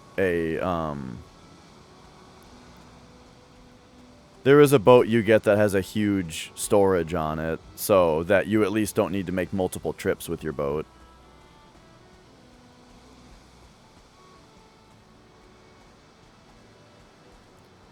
Okay, this is a giant goblin camp that I feel like I shouldn't fuck with. It's just... That one's very intimidating. Unless we're really careful. And by really careful, I mean let's blast this guy. Here he comes.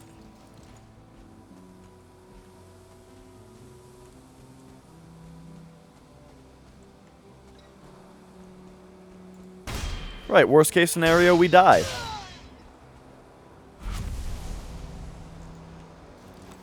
Okay, I know I said I wasn't gonna fuck with this camp, but like now there's a...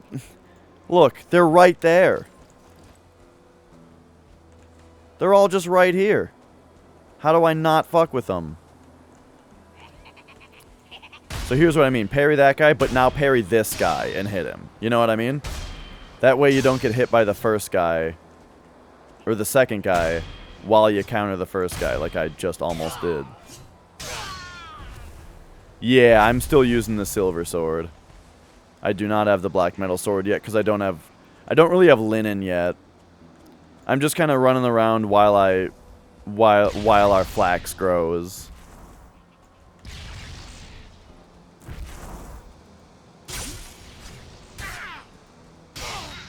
I do have the black metal shield though. Because I was having trouble parrying 1-star goblins, and so thought I needed to prioritize getting the shield over anything else. Whoa. I one-shot that unfortunate goblin. There's a big dude. Is he coming?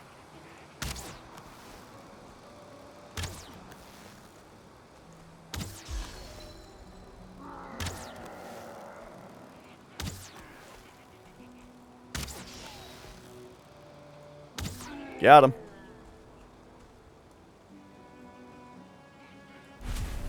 There is no cat in the vicinity correctly. The death metal shield, hopefully in the next expansion when the when Mistlands comes out. I will show the next cat that comes around, but right now there is no cat to show.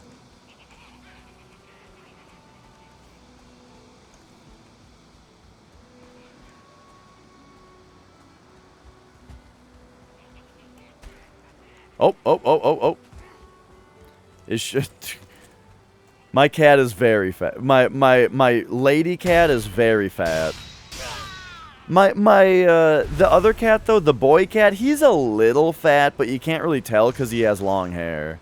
He's a long hair cat, so like, you don't really notice how fat he is under all of it. Okay, here come a bunch more goblins. None of them have stars, though.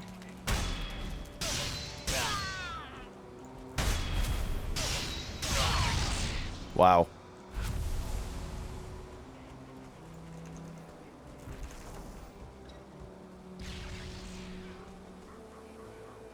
Fat and stupid.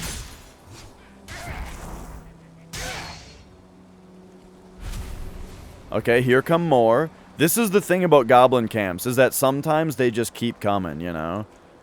Like, you aggro one dude, and they just all come at you. One, you know. And they just never, and they never stop. And you gotta take them out quickly so you don't get overwhelmed, you know? Here comes the shaman. Right. It's like Metal Gear Solid. We're in caution right now. What was that noise? It's just a box. Got him.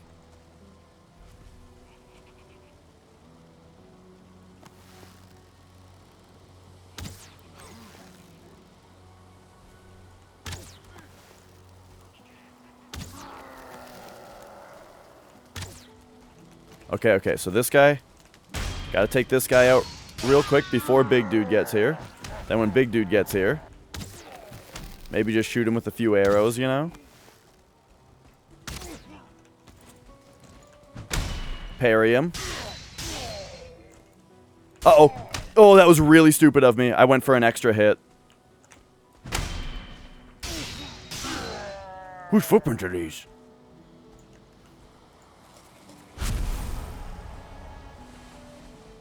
Yeah, I made one really greedy attack there and got hit for it.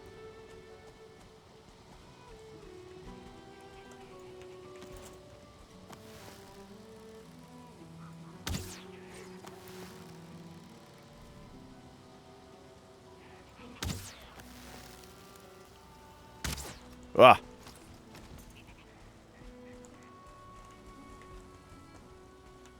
Any flax in the camp? Probably.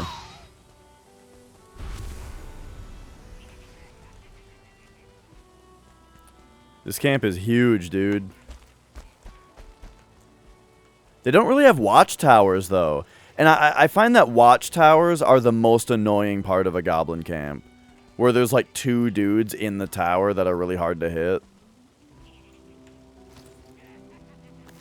Is this a shaman right here? Yeah. Got him.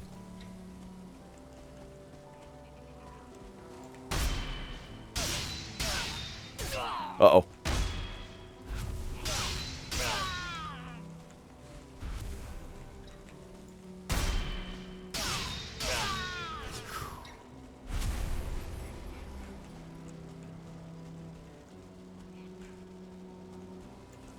There's so many dudes here.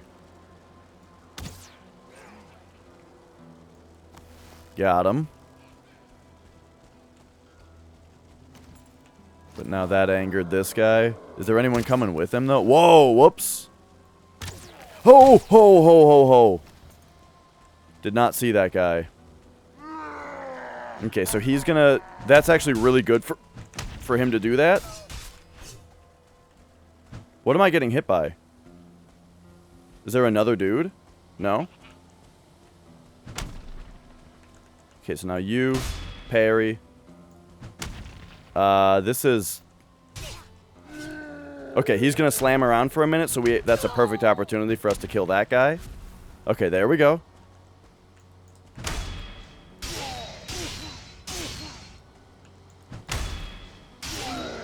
There we go, there we go.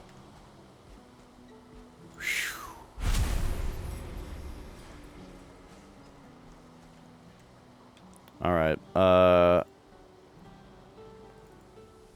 gotta come back for the rest of this later. The rest of this village.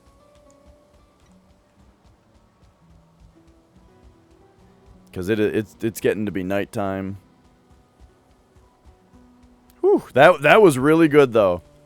That was, I think, very well played so far. Luckily, we have not had to deal with any 2-star goblins yet.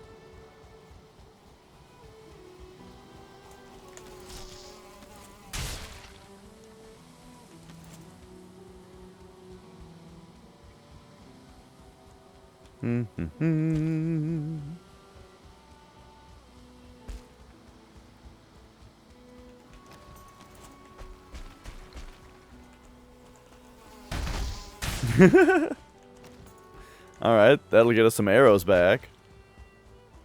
Can you sleep on the ship? No.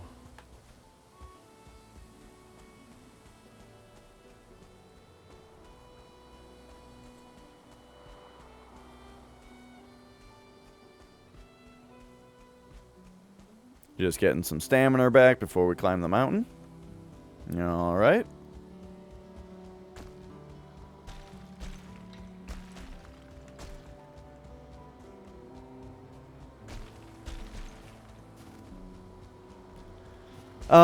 The mountain base here, it's just a portal, basically. Little portal house. So that I have somewhere to put the black metal.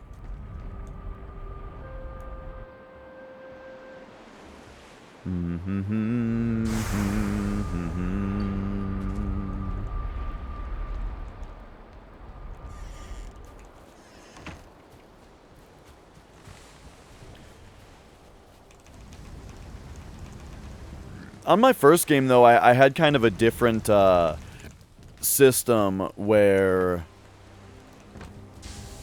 basically every plains I found, I would just put the portal and a chest next to the beach. And then, and always return the black metal there. Which was really convenient because then I could easily,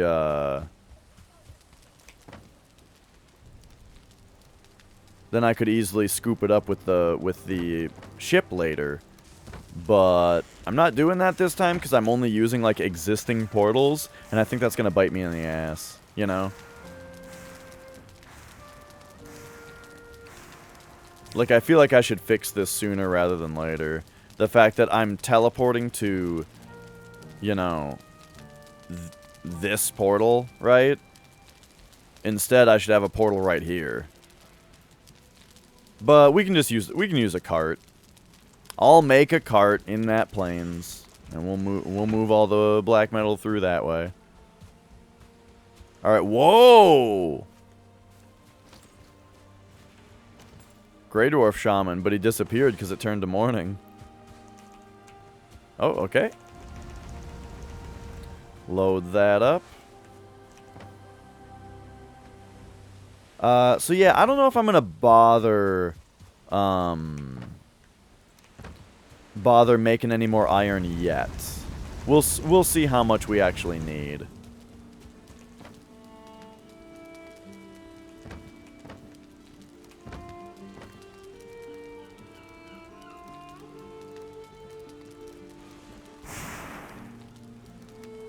Alright. Then come up here for the feathers. Oh, and the needles, actually. Didn't realize I had so many in there. Alright, repair. Come over here.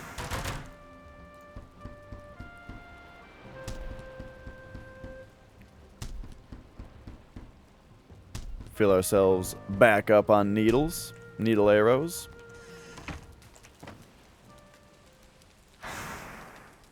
Okay. Gotta do all the morning activities real quick. Let's see. Put those away. Oh, we're actually low on locksmeat pies. I guess I'd better make sure I'm picking up cloudberries and, yeah. Make sure I'm picking up cloudberries. And... Wait, why do I have flour in here? It should be in here. Oh, I have a shitload of flour already. Okay.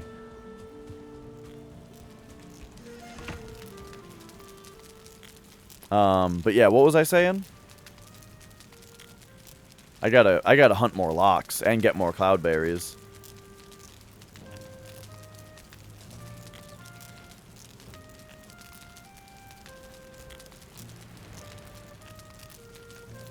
But just having cooked lox meat is good enough. We can make more pies right now, though. Right? Because, oh, you know what? Oh, I don't. I thought I had a bunch of extra lox meat in here. So we can make 2 more pies? Oh?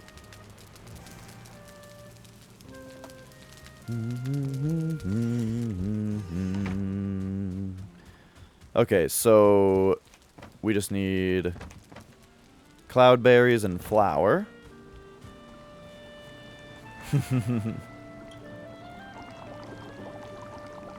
How is bread?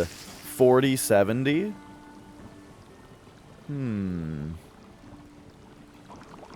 That's pretty good for how easy it is to make. But there we go. We got a couple pies.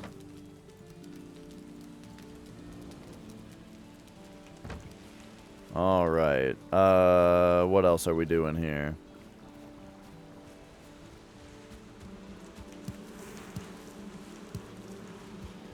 Grab all this.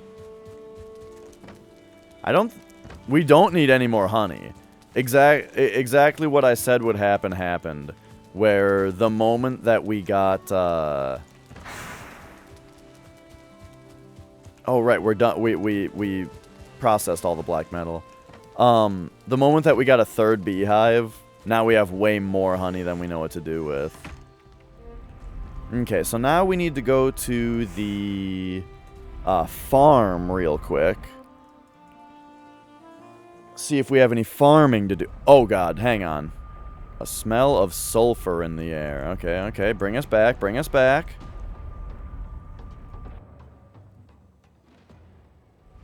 Oh, so it's gonna be a bunch of surtlings?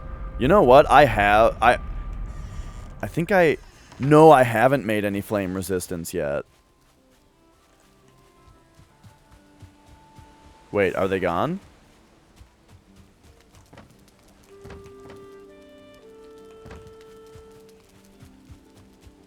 Or are they actually at the farm? Okay, I actually gotta, like, really use the bathroom. So... I'm gonna run to the bathroom. And I will be back in a few minutes. Hey.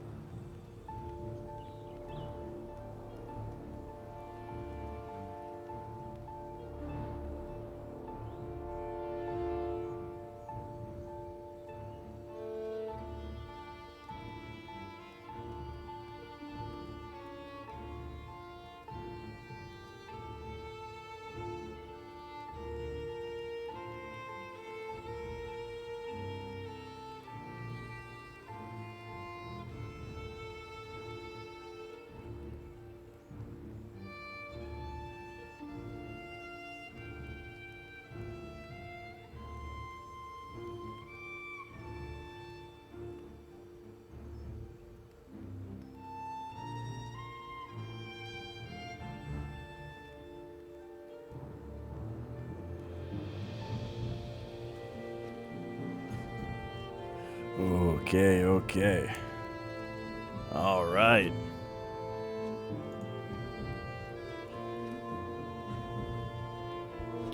Whoa, I forgot that I brought this new coffee down a while ago. It's probably just the right drinking temperature now.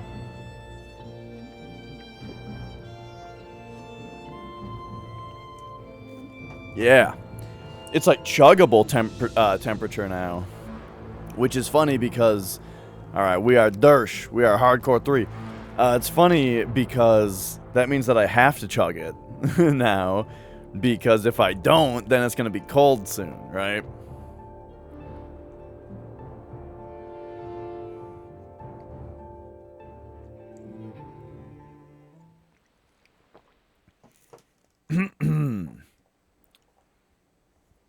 That was kind of an unintentional thwomp sound there. Alright, look at our inventory. Okay. Alright, so, sorry about that, like sudden break. But, that's the nature of things occasionally. Now, I'm thinking we gotta go back to the Meadows farm. I should make some fire resist. Okay, this is where the sulfur smell is. So, they might be fucking with my farm right now. They're fucking with my farm? Alright, where are these assholes?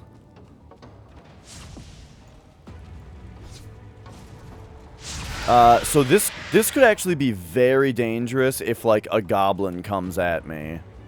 You know, in the middle of this.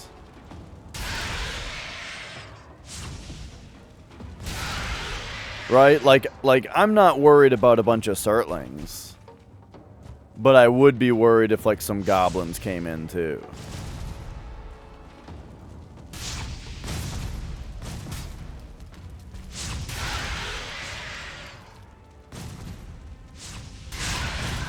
Also, though, these guys are so annoying, like... Oh no, I'm not rested because I just logged in. Okay, that could be very bad. I gotta, like, lead them away from the farm, right?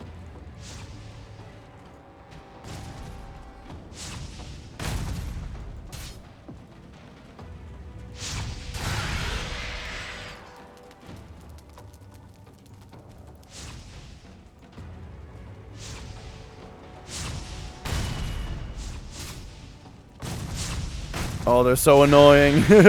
I can't keep running. I keep running after them, but then I'm just, like, totally out of stamina by the time I get to them.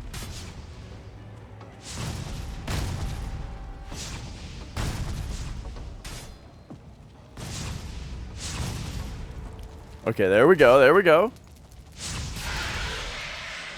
They're going away.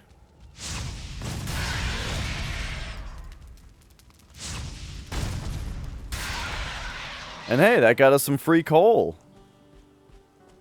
Ah, there we go. Ooh, and a bunch... Oh, and a bunch of this is ready. Yeah.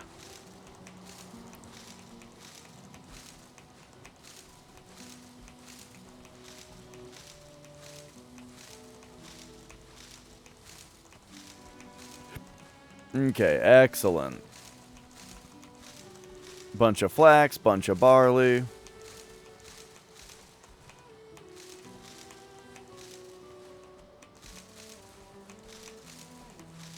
Perfect. Okay, so now we can go cultivator. And we can replant a bunch of this flax. I think it can go about that close, right?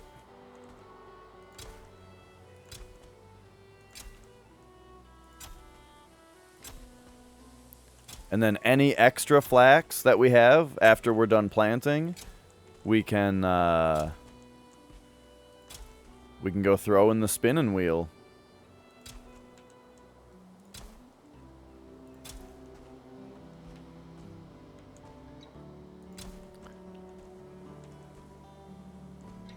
Now this barley's a little in the way.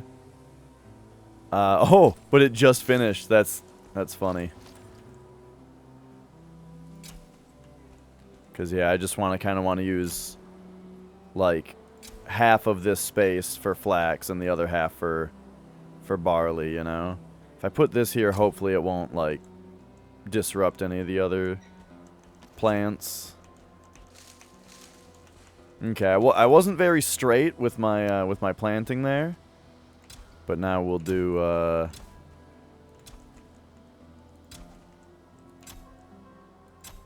some barley as well here.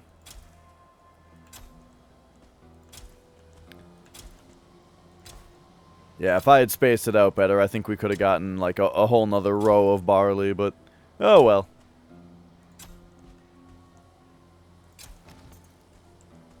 Alright. That feels very good, though, because now we have 13 flax and 29 barley that we can go jam into the windmill and the spinning wheel.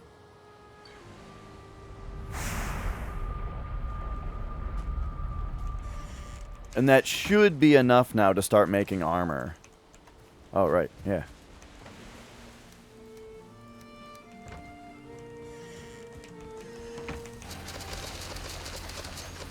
Alright, so there we go.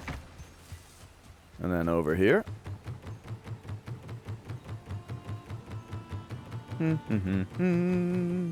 Okay. So now, we've got the spinning wheel going. And how much thread do we have right now? 17. And how much do we need for the pants? 20. So yeah, actually the moment 2 more threads pop out, we can make the new pants.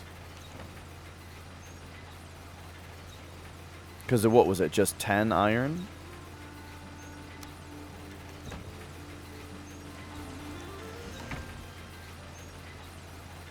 And let's see, so these have 26 armor. And I think that these are also going to have 26. But we'll be able to then start very cheaply upgrading our armor again. Oh, whoops, why didn't I just take the flax? Or the linen. Alright, one more.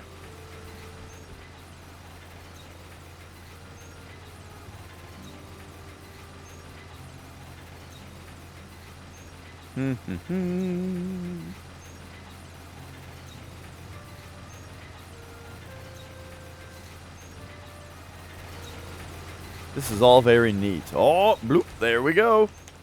Alright, so we can make the padded greaves. I'm doing the pants first because they don't have any extra abilities like the top and cape do. So, trying on new pants. Boom, there they are. You know, they actually look a little silly with the with this top. They're so thin. They're like skinny pants.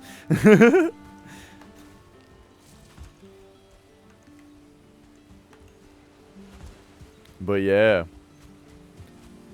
I'm slightly more attached to the wolf stuff than I am the anything else, so I'm gonna keep it. Okay, and now the question though is, what does it take to upgrade them? Just 3 iron and that's it? We don't need more linen? Dude!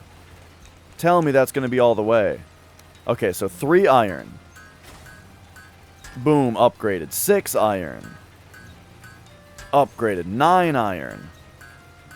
Upgraded. Oh my gosh, that's beautiful. So there we go. Now we have 32 armor from the padded greaves. So yeah, they're worth 32 armor as opposed to these, which was 26. Nice. All right.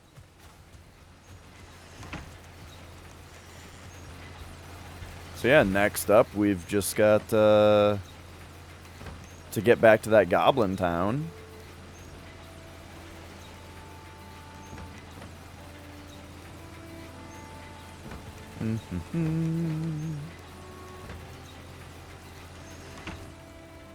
Alright. I had to spend a lot of the day doing chores. But I think we're good now. Is it? It's not Flying Rat. It's this one, I think.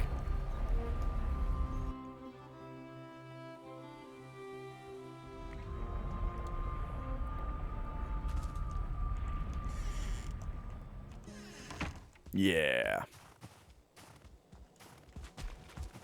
Oh, right. We need to hunt a new lox.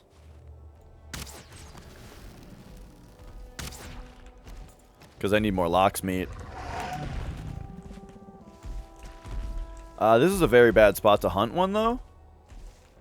Very dumb of me. So why don't we just, take him down here, you know? Or I suppose I'll just keep shooting him if he's gonna wander around up there.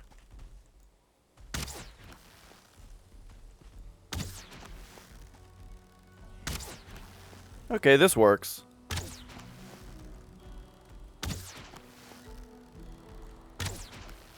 These guys kind of remind me of Rom, the vacuous spider. Where they've got a big cushy looking body. And then, but then like a rock hard looking head.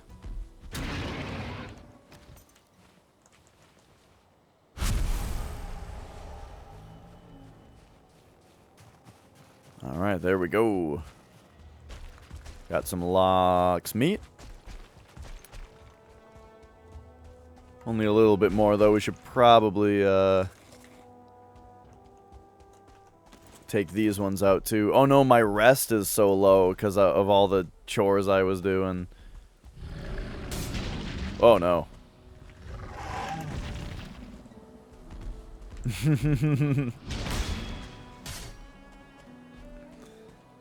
Huh!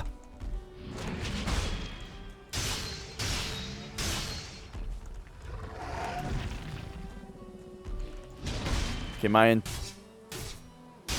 intention is not to fight two of these dudes at once. But if this one keeps doing the nice just bite move, you know, that's good. Bite. Yes. Oh. Okay, what the fuck?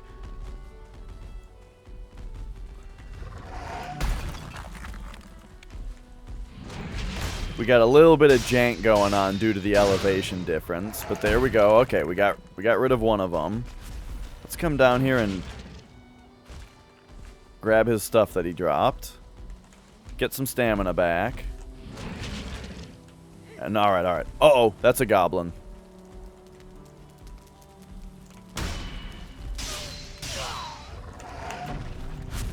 Alright, roll through that. Boom, there we go. There we go. Now we're slightly above him. Oh, jeez.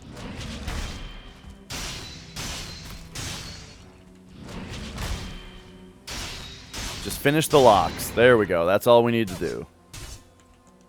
And now this asshole. Okay. Whew.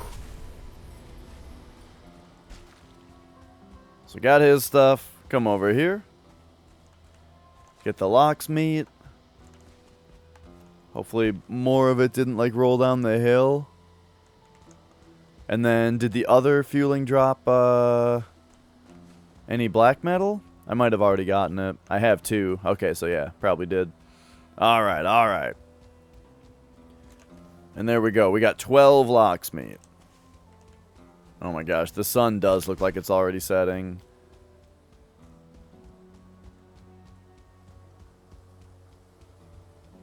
So maybe we'll just be on the quick lookout for another lox hunt.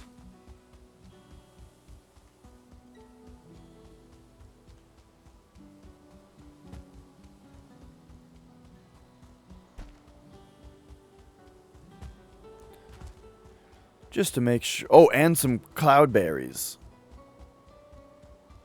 Like right here.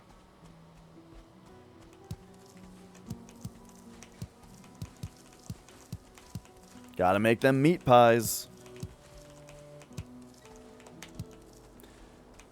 So yeah, it seems like it takes a lot of ingredients to make the meat pies. But, I mean, you can't argue with the results, right? Where they're 80-80. Yeah, they're just as good as serpent stew. They're like the same meal. Alright, better get heading back. It's getting late.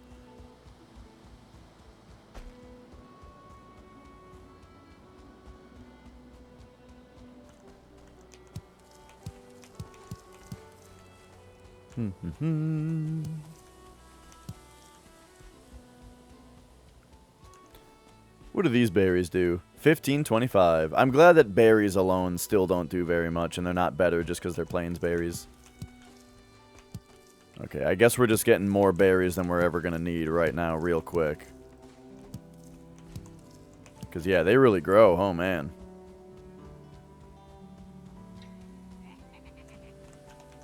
I heard you. Here he is. Come at me.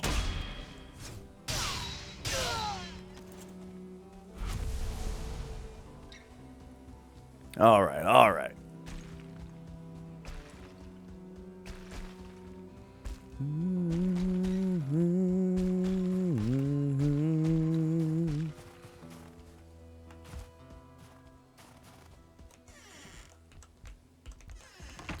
All right, in we go.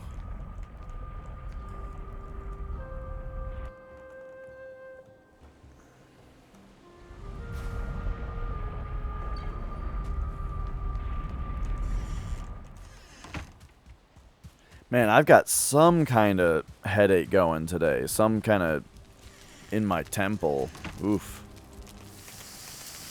Not sure what's causing it. You're right. Probably just need more water.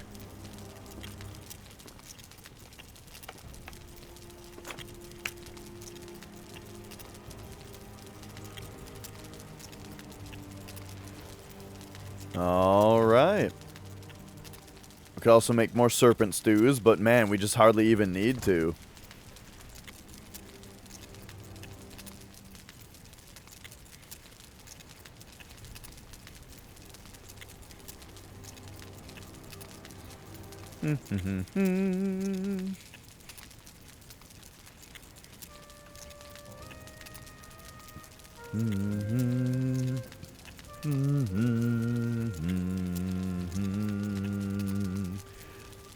Ooh, excuse me.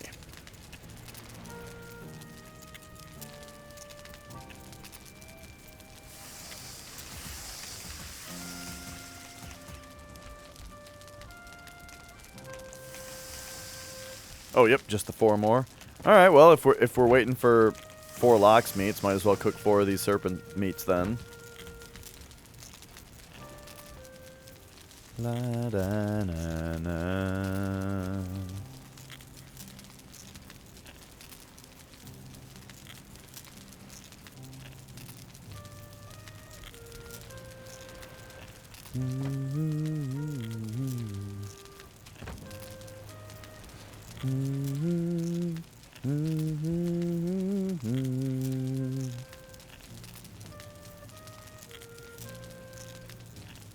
Love this comfy little house we got. It seems to be like max comfort, you know. 18. We got all the amenities. Oh my gosh, the cook time on these. Well, we got this poster.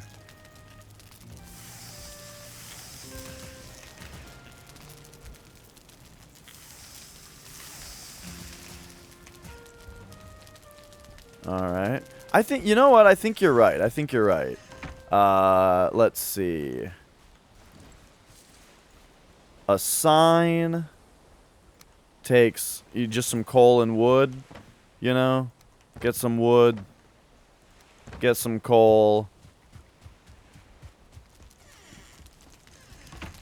You know, we can get it going here like next to our bed.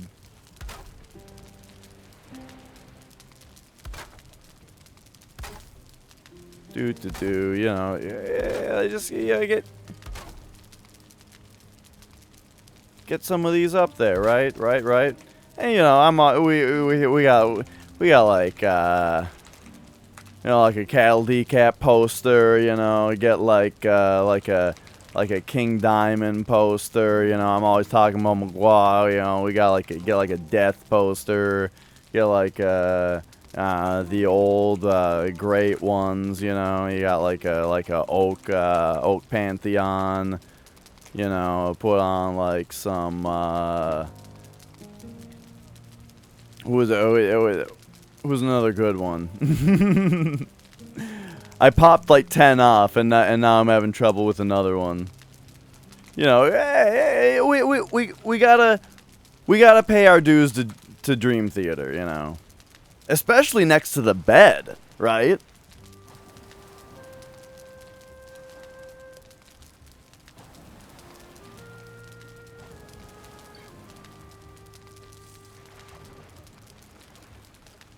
There we go. There we go. Oh, you know what? We also got like, you know, I just thought, you know, like a Krieg's machine, you know, and then give me like oh yeah, there we go. Give me like a Nickelback. There, yeah. All right.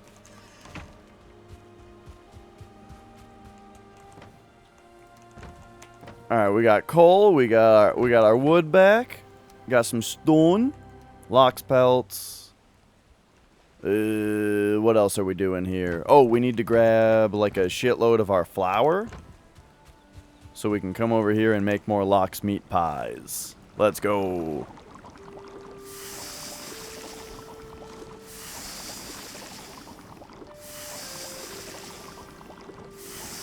Evanescence. I think I had one of my friends was in a grunge band, and I think that the guitar player from Evanescence had a guest part on one of their albums, but I think that it was like a studio thing, you know. It was like the studio wanted them to do it, and they weren't actually, like, none of them were necessarily all that enthused about it, or at least my buddy wasn't.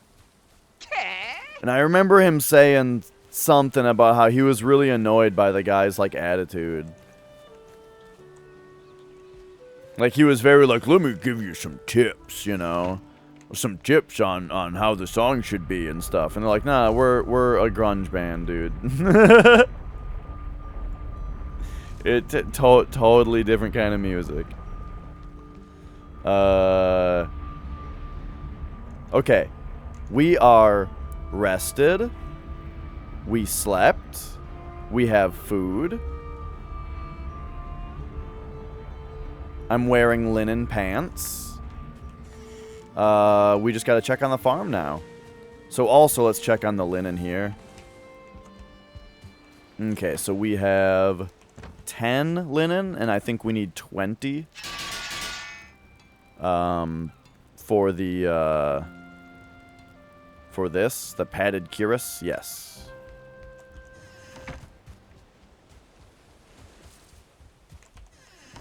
So actually that means first we're gonna go to the farm, sing the plants a little lullaby.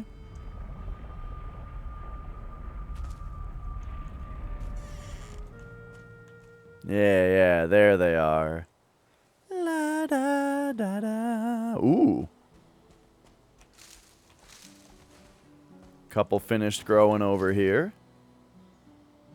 So then we will, you know, replace them. And then we're coming back. Off to the other off to that finish off that goblin camp. Hopefully they didn't all reproduce, you know.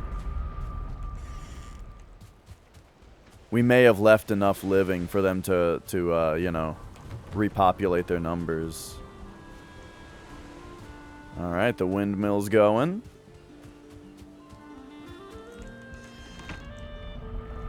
And it's this portal?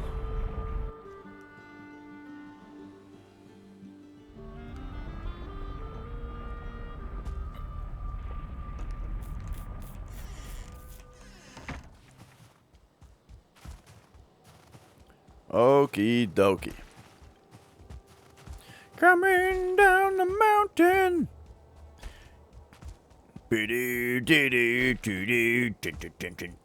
Is that the same song? Jane's Addiction? I think it was on Rock Band 2. Or no, was that the... No, I think that might have been the one that was in Guitar Hero 3.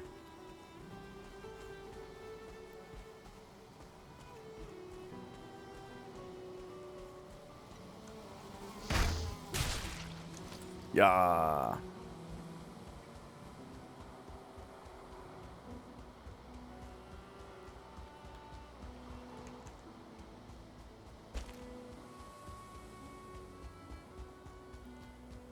Okie doke. So we were right down here. Oh, hello.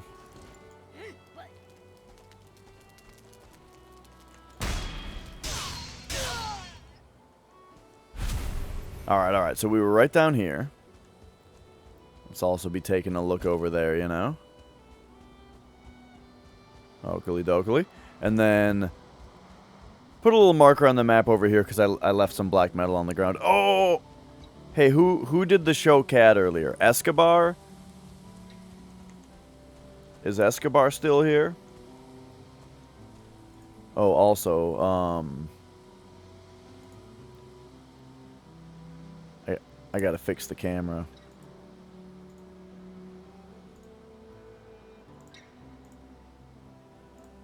I mean, the cat's gonna show himself here, but, hey, buddy. Welcome to the cuddle zone. Ooh. Alright. So, yeah, alright, so here we are, back at the camp. They got a few dudes here. You know what I think I've noticed? That's really cute about the cats is I think that they really just like me talking when they're on me. Because, like, if I'm sitting here not talking, they don't cuddle for very long.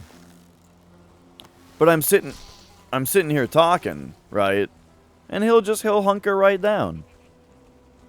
You know, I think he likes to just be on me while I'm talking. And I think that's cute.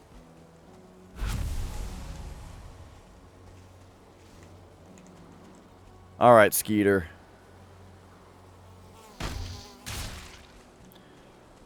Wasn't there a character named Skeeter in that show Doug? Did you guys have Doug? I don't really remember anything about it. Uh-oh. Oh, no, I didn't... Okay, this is like 5 goblins at once. This is a let's take a bone mass. One of them has a star. Okay, this is it. This is a big fight. Oh, the star one is melee, or is ranged, too. They're like the hardest.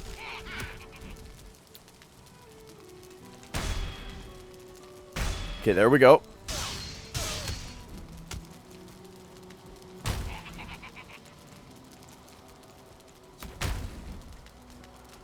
Just gotta parry the one with the star. Got him. Oh, he survived that. Oh no, a shaman's coming. Okay. The star one is dead.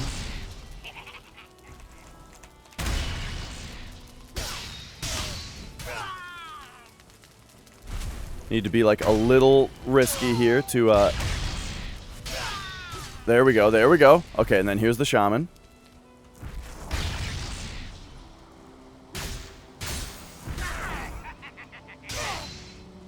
Woo!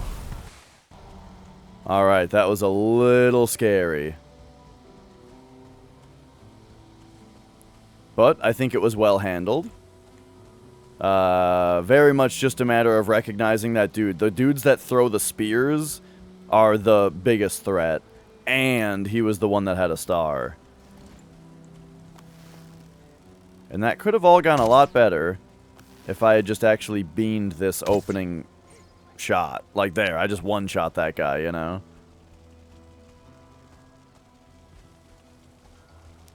Like I was saying, though, I have big appreciation for the fact that they don't have any towers here.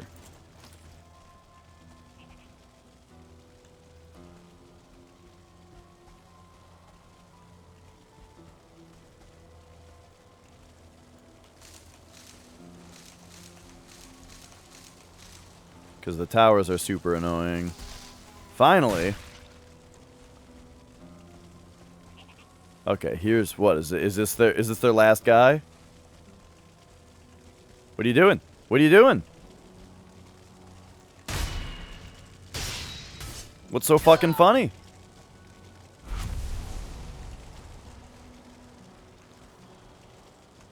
Okay, nice, nice. I think that's it. I think that's this town fully taken care of. And what's really nice about this one is, holy shit, they have 3 totems here. So we have enough totems to summon the boss when we find him now. Oh god, this thing is alive. Holy shit. I did not realize that this was a big living thing standing here.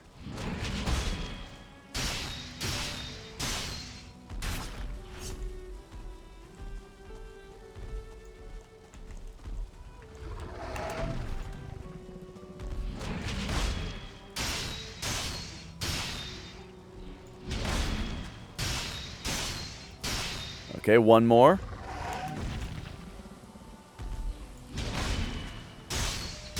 Yeah.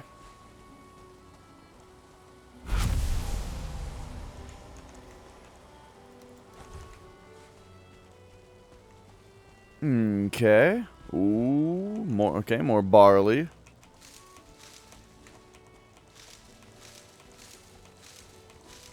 And this is all free since we have enough for the farm already. You know, we can just throw all that right into the windmill. Okay, all right.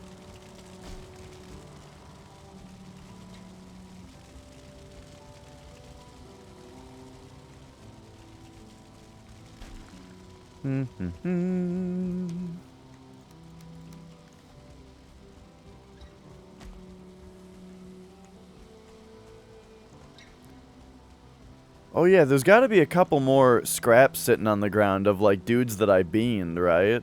But no, I guess I already got those. Dang, no flax here, just barley.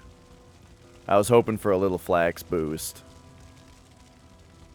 But there we go. Another town successfully taken care of. Can mark that off on the map. And then let's see what else is in this particular plains here.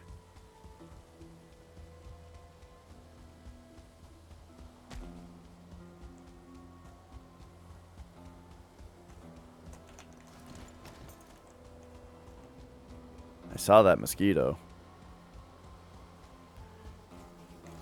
I hear it. There it is.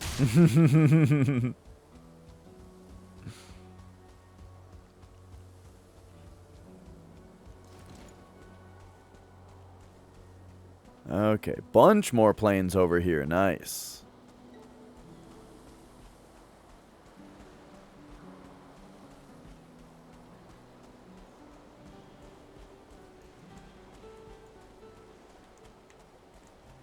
Hopefully some good points of interest, too. Let's kind of zigzag for map completion as well. Do. And to make sure that we, you know, get all the goblins. But yeah, we are now prepared to, you know, we don't have to, okay. It is important to note that we no longer have to deal with any goblin camps. Because we already have flax in the farm, we have barley, and we have 5 totems. So all 3 of the things that you get from their camps, we have. So now the only reason that I would mess with a camp anymore is just to get a lot of black metal. Which is a good reason. I don't know how much black metal I actually need, though. So I think we should very much focus now.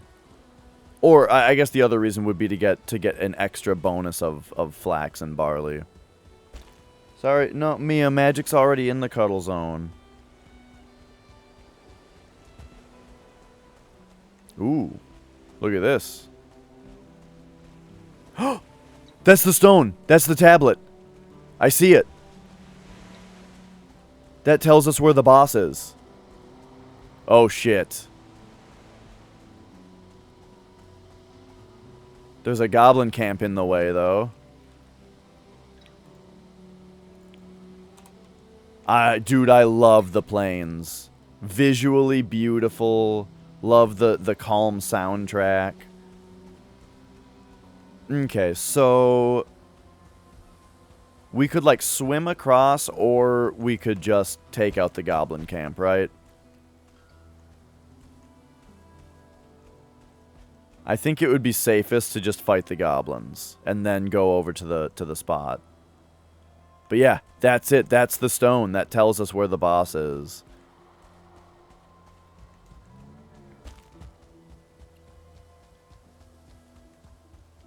Seems like it's getting kind of late, though. I don't know if I want to start fucking with this camp. We're pretty close to the portal, though. I mean, there's not too much to be afraid of. We're rested. We have 200 HP. There's some daylight left. Let's just shoot a couple arrows at him.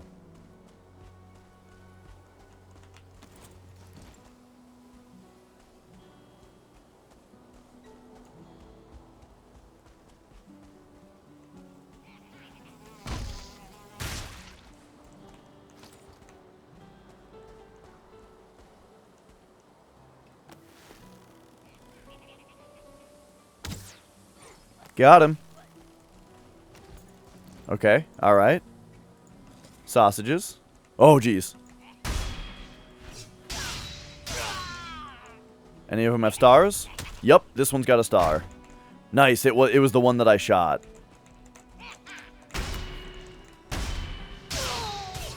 So the goblins that have stars, they're a little like,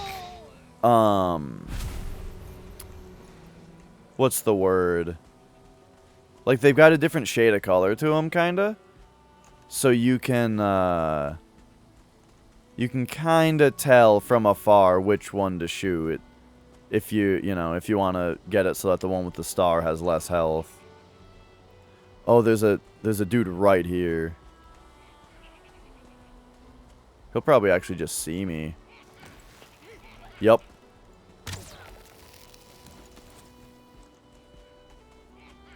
What you doing?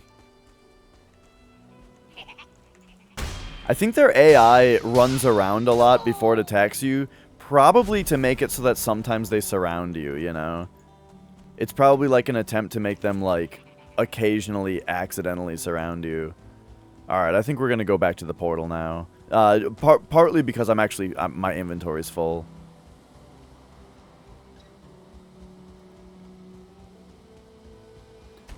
This is very exciting. We don't have to search through 50 planes. On my first game that I was talking about, where I did have to search through a ton of different planes, one thing about it was I didn't really know what I was looking for. I figured that the goblin camps or the goblin stone buildings would have the tablets in them, because, you know, that's how like Modor was, that's how the Elder was, probably Bone Mass as well. When you see enemy outposts that are the big stone things, they have the tablets, right? So I defaulted to looking for goblins, but for Yagluth it's not. Instead, the thing is on,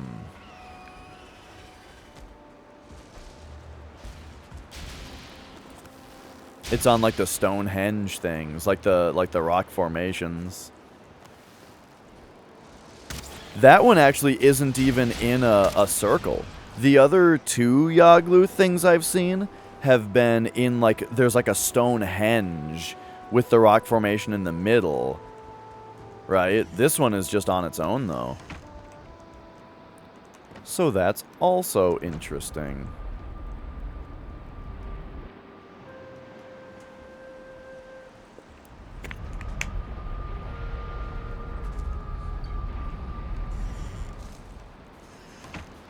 Okie doke. So what's all the stuff that we do here? We have a whole bunch of barley for the windmill.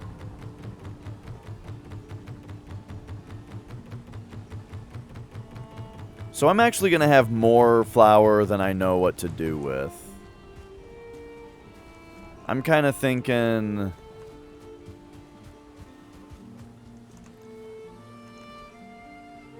Oh no.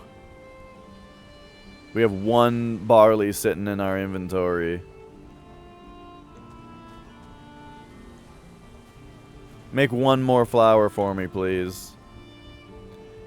But yeah, I'm kind of thinking I need to just stop producing more barley until I actually need more flour.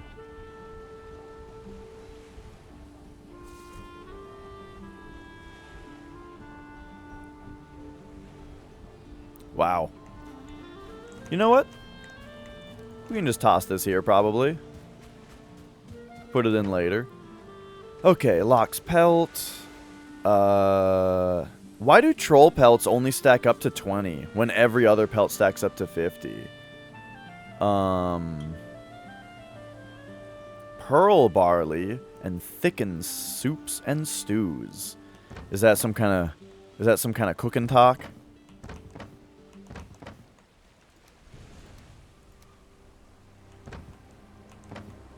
Alright, needles go here, cores go down here, ancient bark goes here.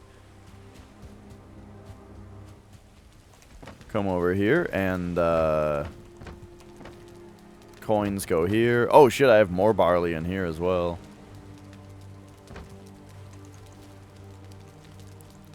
Totems go here. Right, yeah, there's no troll rug either. That's a good point.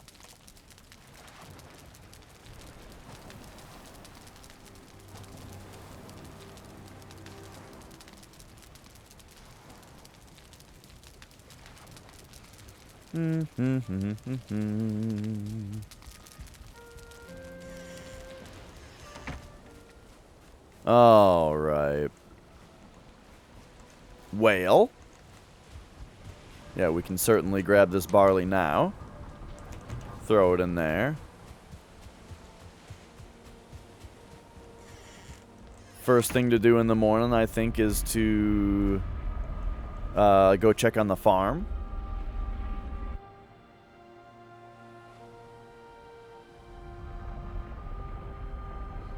Yeah, pelts on the wall is a good idea too. Just hang them up. Alright, everything's healthy. Now, I wonder if these are going to update like midday though, you know.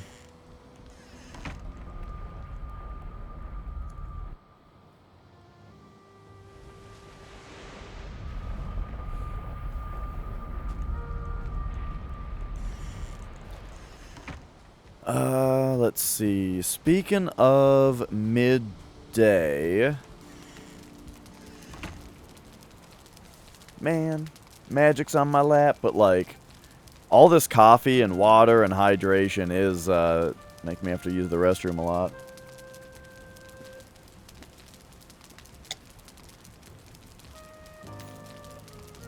I didn't chug the coffee when it was in chugging temperature, so now it's kind of cold.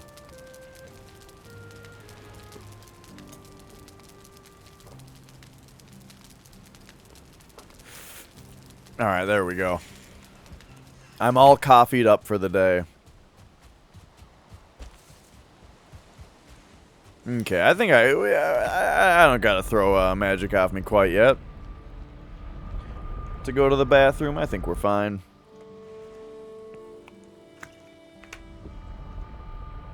Just be sure to load myself up with lots more liquids so that when I do have to pee, it's gonna be an emergency.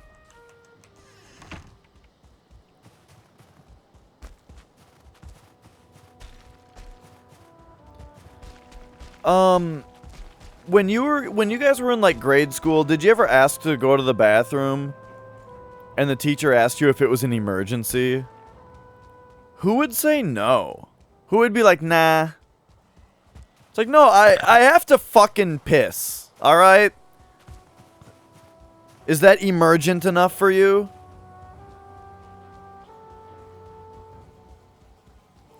That's all. That's the whole rant. I just think it's a silly question. Like, who, you know, like, I don't know. I'm sure you guys are the same way that I am. Where, like, if I have to pee, I cannot fucking concentrate, right? So the idea of me sitting here kind of having to pee, but it's not an emergency, I'm not going to absorb any of this lesson. Because I kind of have to pee.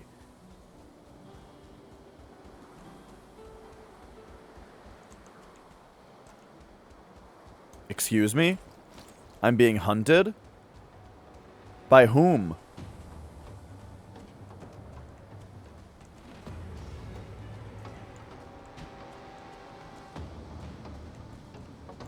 Dogs! Dogs! It's dogs! It's dogs.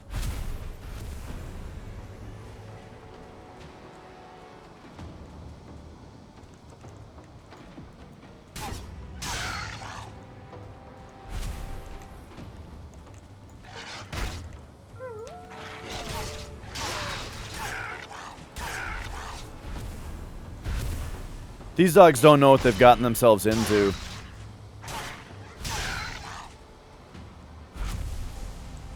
They picked the wrong target to hunt. But, you know what they say, a hunter must hunt.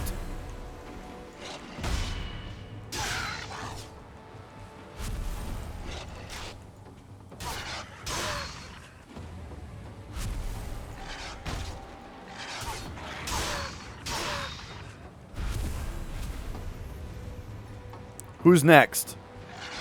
Who's next?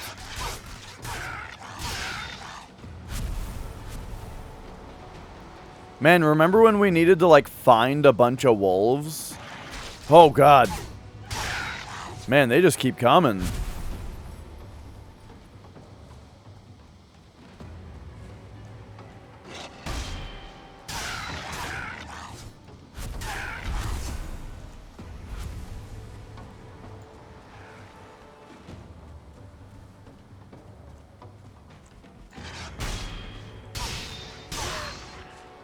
I mean, don't you guys see the cape? Like, we all know how this ends.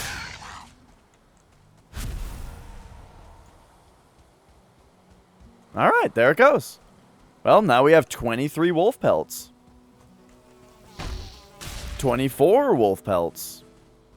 25, 26 wolf, 27 wolf pelts. 28 wolf pelts.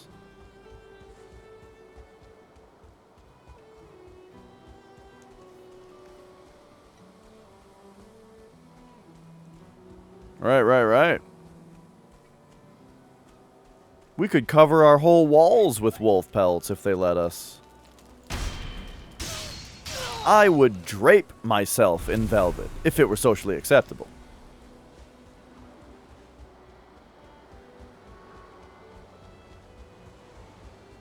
Well, that was fun.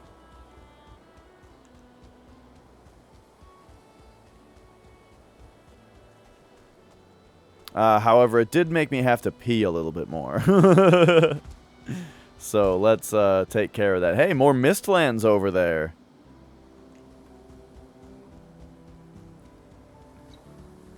It's not an emergency, though.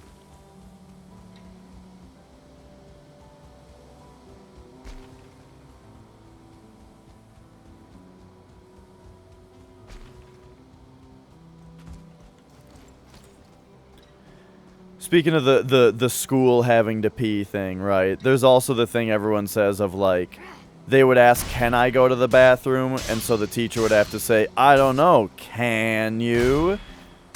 And, like, the thing is, I want to take the teacher's side on this, because it's like, if there is anybody who should be making that kind of joke, it should be a teacher, you know?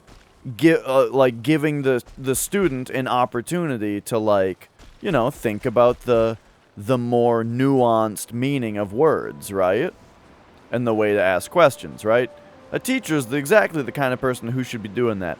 However, again, the kid has to fucking piss, alright? They don't appreciate They're not going to appreciate the lesson here.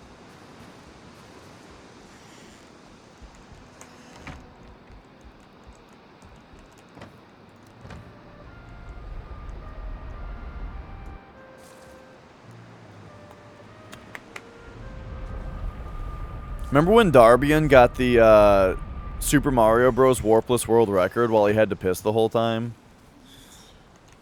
And like every hard trick, he's like, dang, I did it. I want this run to die so I can go pee.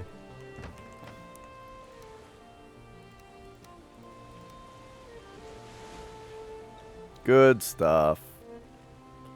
All right, Fang. We got some needles for up here. Consider the school is about taking humans at the age where they have the most energy and desire to play and telling them to sit perfectly quietly and still for hours while an adult talks to them about boring stuff they don't care about. This is true. I mean, kids gotta learn though, right? I'm not about to say, like they do have recess, but I do think recess should be longer. There should maybe even be 2 recesses, you know? Like, definitely, like, the rules should be pretty lax. And, like, kids should be given a lot of opportunity to play and stuff, right? When they're in school. But, you know, I'm not about to say kids shouldn't go to school. Because I think it is very healthy for a kid to learn the discipline of, like, you're being spoken to by an authority figure that we've all decided is, you know, the authority figure, right? And, like, I suppose when I say authority figure, that kind of ruins my point a little bit, because that's not the point. The point is, you're like, you need to learn to get down to business, right? You know, you do need to learn to sit quietly and listen to someone who is teaching you, right? But yes, I agree. The entire school format desperately needs an overhaul. Like, I mean, I don't think kindergarten and then 1st through 12th grade, I don't think you need 13 years of school, right? I definitely think the amount that you learn in school could be cut down to fewer years. I will be right back. Just gonna run and run to the bathroom real quick. But we'll do a little. I'll show the cat while I'm gone. 1 minute.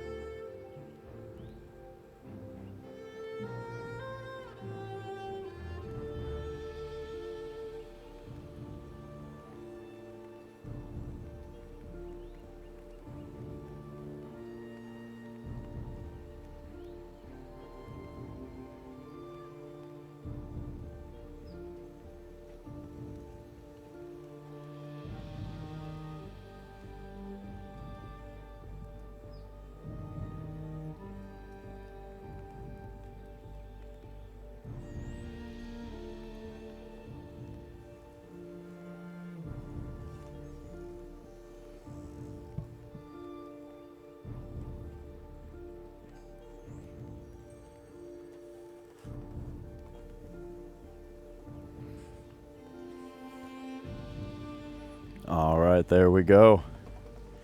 Hey, buddy. Thank you for waiting for me.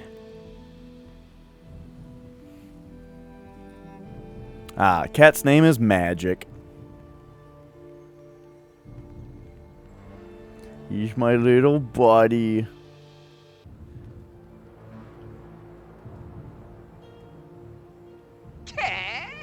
But yeah, it's ooh, thanks for the follow.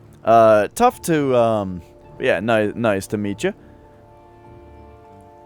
It's tough to think you have all the answers, right? As far as like what the education system could need, but yeah. I mean, I could definitely air my own grievances.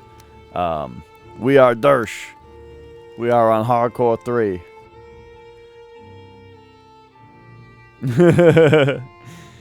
Well, there is a decent amount of cat action on this stream. Magic's been a lot more cuddly lately. Usually, when I'm not, like, so I'm on vacation right now. Usually when I'm streaming more in, whoop, there goes the remote. When I'm streaming more in the evening, usually Mia's the more cuddly one. But yeah, if you're, oh, she's looking. She's looking. Check it out. So we got another cat up there. She's just watching. Just watching us. So there you go. Alright.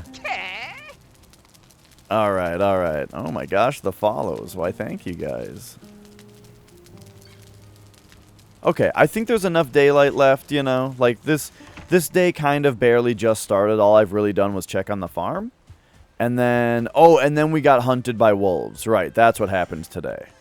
So we got hunted by wolves, so I think we go to this portal now.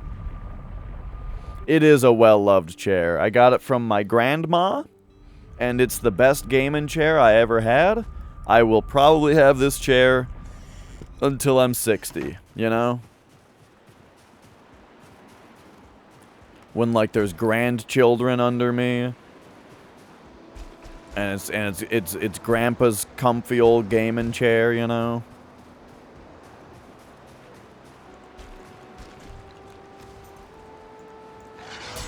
Because that's the thing is, like, so, one thing about my streaming setup is that, so I play games on a TV, right? On a, like, I don't use a, hey, TJ? Is it TJ? Is that good? You know,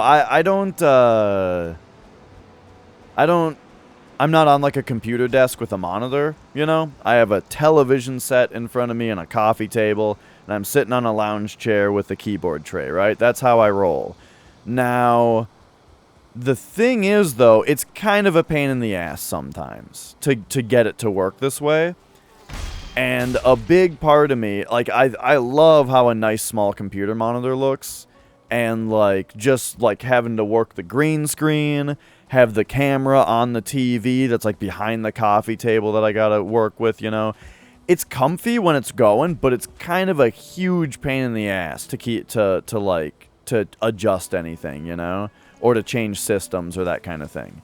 So, part of me is like, man, part of me thinks I should go back to like a computer desk setup.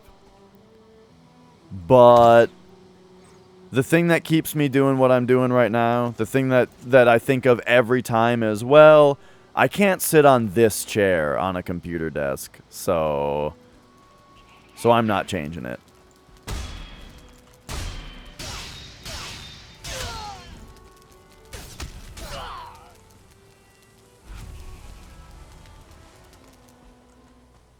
Oh shit! I've been forgetting to make flame resistance. All you need is barley. Okay, remind me next time we're in town to make flame resistance. Is this a shaman or is this a totem? I think it's both. I think it's a shaman What the fuck?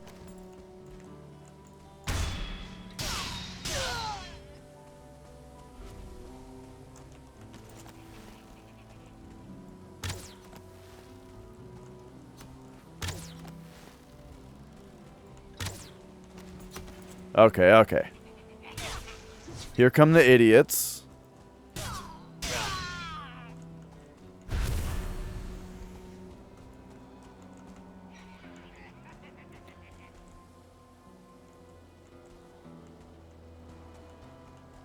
Looks like it's just the shaman, though. No one behind him.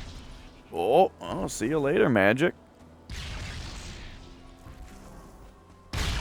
Yeah, on my regular computer chair, I have that issue, but not on this thing.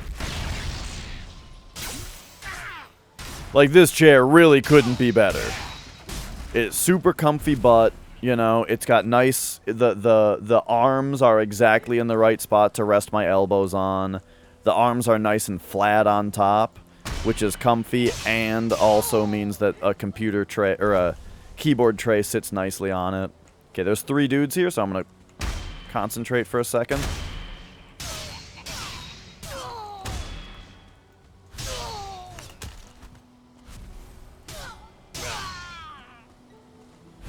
Alright, got him.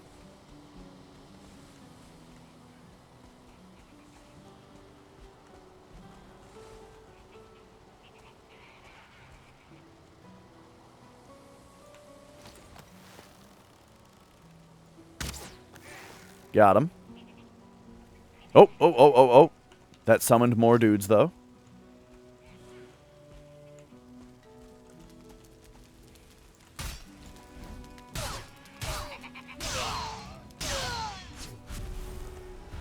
Alright, nice.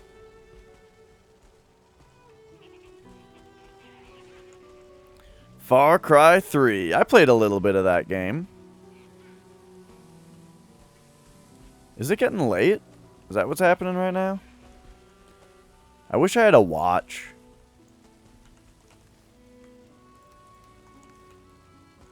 That's what I want in the new update. I want us to be able to make a little sundial you can wear on your wrist. Oh, there's dudes in here. Got him.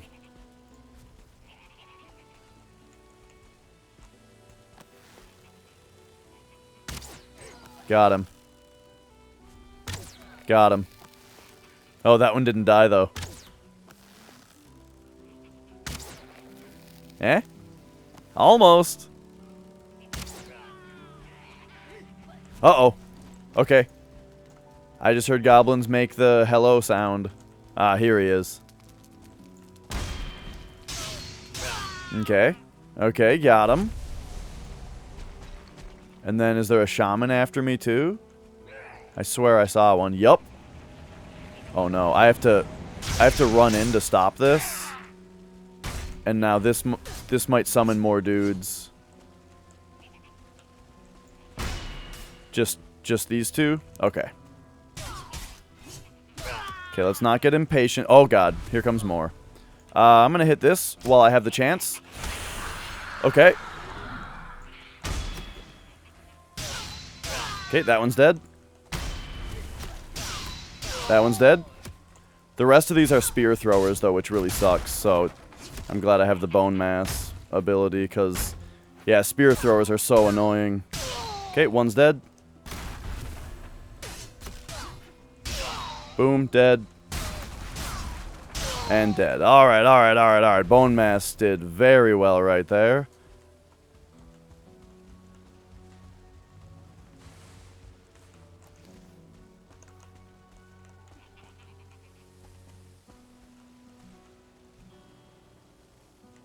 Is that another dude up there? Yes. Got him.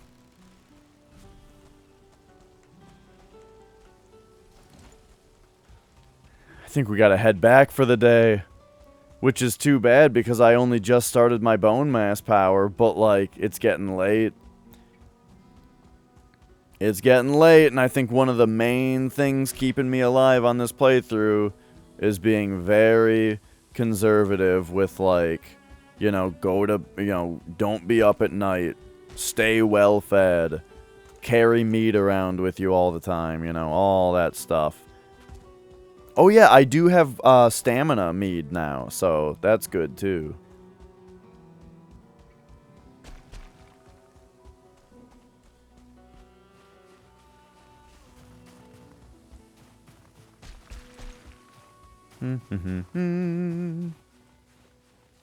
Unganked. That is definitely the status that we're looking for.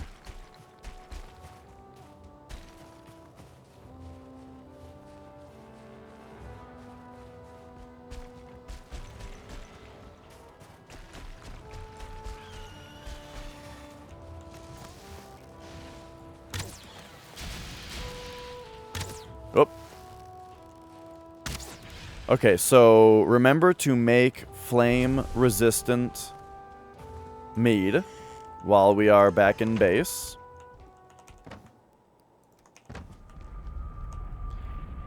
Oh, yeah. Flame-resistant mead. What else? Well, actually, I've already put all my barley into the windmill. I've got a few in the chest. Okay, how many does it take? Oh, it's the one right here. Fire resistance. Okay, it takes 10. Gotcha. You think frost arrows? I think we're doing fine without them.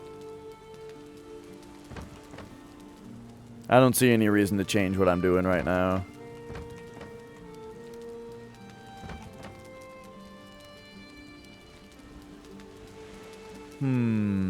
Alright. Bloop. And...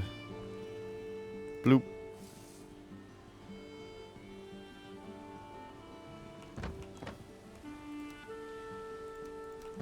Okay, how's the linen production? Right. So I guess the last thing is we could make some more sausages real quick. So give me thistles, and what's the other thing? Entrails.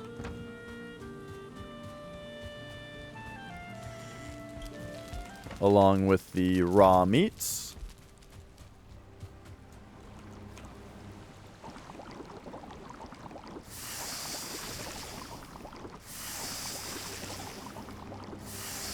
Alright, there we go.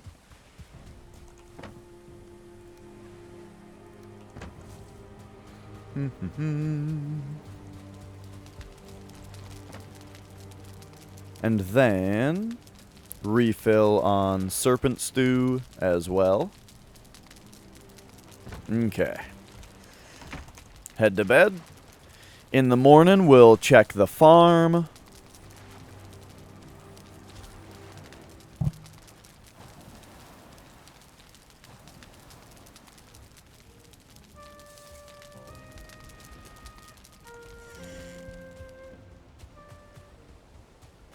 Do.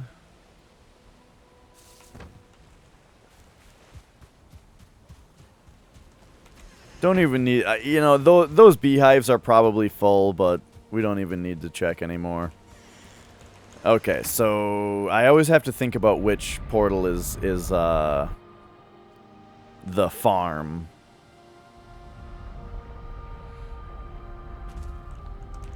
But that's this one. I think we gotta, I think we gotta wait a second, right? Yeah, there we go. You guys are all about the frost arrows on goblins, huh? Yeah, I don't know. It's one of those things where it's like, I could experiment if it weren't life or death, you know?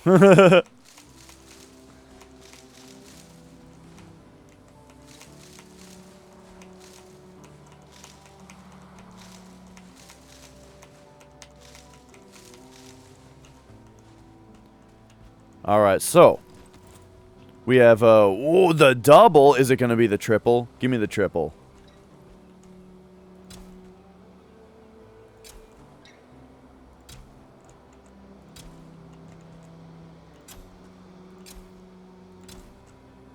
Okay, I'm going to spread these out a little bit just in case here.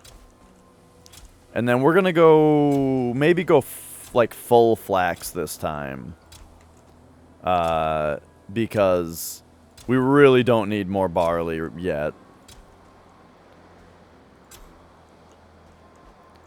So let's just kind of put this stuff around like this.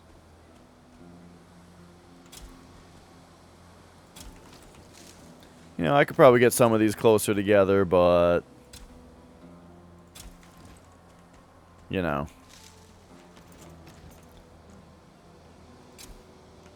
Doesn't matter a ton. And then we still have 16 more flax for the let's see here. Let's put half of this back. Then we still have a bunch of flax for the spinny thing. Okay, okay, get out of here. Get out of here.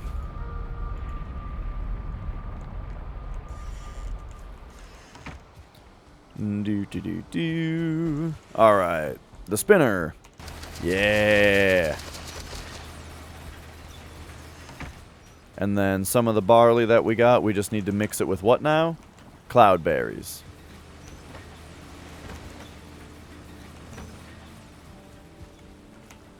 Alright, so we'll make sure to pick more of those berries next time we're out for the pies.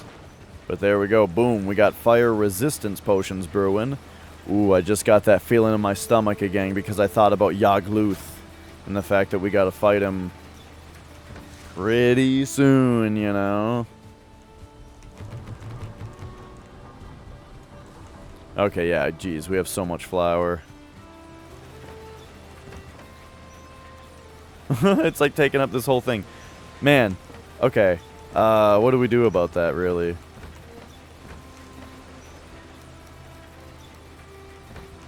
We start putting the flour into this bin.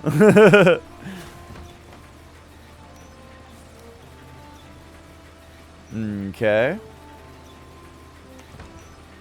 Alright. I'm happy with all this.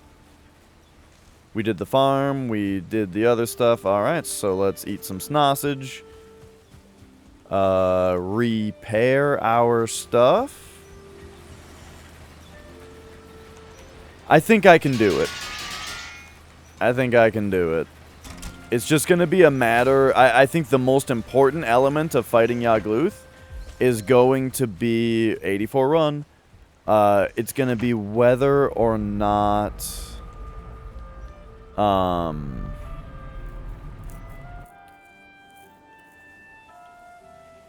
big part of it is going to be whether or not there is extra fuckery. Fish wraps are very good, yeah.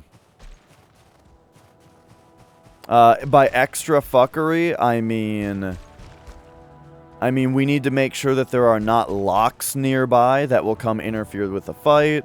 We need to make sure that there's not like a goblin town nearby. And if there is, that we clear it out, you know? Because basically, I'll be able to handle the boss.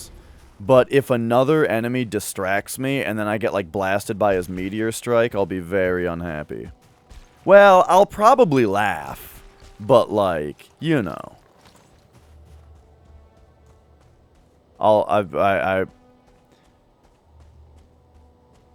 would like to succeed. Can we sneak up on this guy? No, he turned around. I'll still try. No, okay. Whoops, why did I attack instead of block?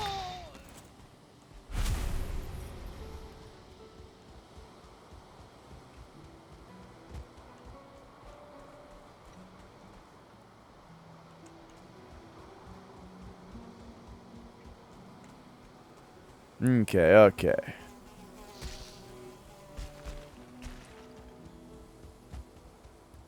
Back down to Goblin Town.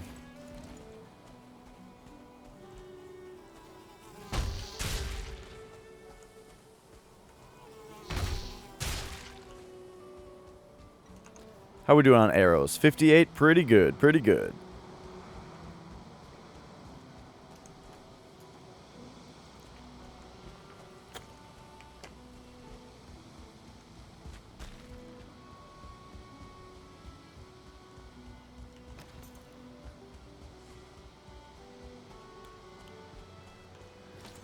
Alright, just a few more dudes here down to Clown.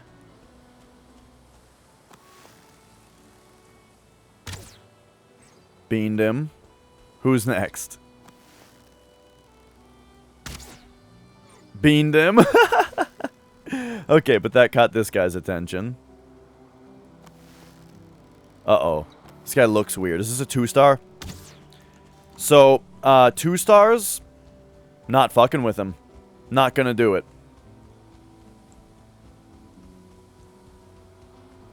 Well, he's completely alone right now. Okay, he's completely alone, so let's try it.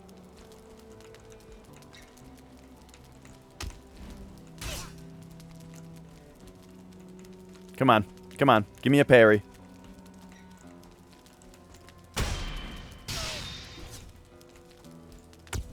Come on. Get off this weird terrain. Oh, fuck.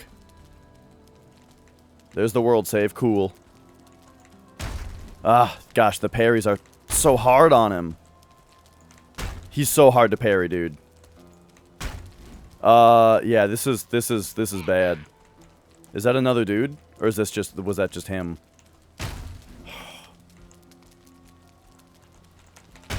There we go. Wow, wow, those parries are precise. Yes! Hopefully that's going to be the only 2-star goblin in the entire game that I have to fight. And that there is why I made the shield. That's why I prioritized the shield over anything else. Hey, Harbill. How you doing? Kinda new. Excellent.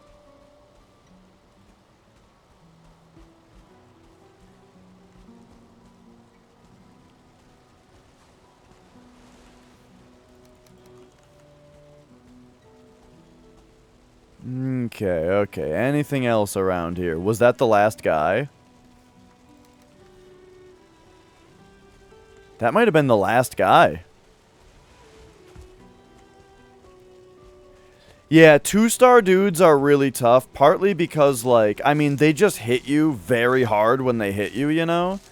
But also, they're very difficult. Like, the timing on the parry is way more precise than it is against other guys, you know? So, like, imagine I'm trying to... imagine there was another dude. Oh, yeah, so I do have 88 armor. I'm not exactly sure. I think usually when you block something, it kind of seems like the amount of damage that pops up doesn't translate 1-to-1 to how much HP damage you would take if you got hit. And I think it's because of your armor value. But I'm not positive. I'm not exactly positive how it calculates. But yes, they hit you very hard. And parrying them is, like, really precise. So, if there was one other goblin, I would have had 2 options, right? Either I would have failed all those parries, and the other goblin would have just been, like, wailing on me, and it would have been terrible. Or, I would have focused on the other goblin, and then the 2-star guy would have gotten a chance to hit me, probably. Like, it would have been real bad news if there was one more dude. But luckily, he was alone. And we got many tries at the parry. Alright, tons of flax here, too, so I'm going to be able to make a bunch more armor now. But this is the big important thing. This is why I bothered with this goblin town. Uh-oh. Hang on. Is right here.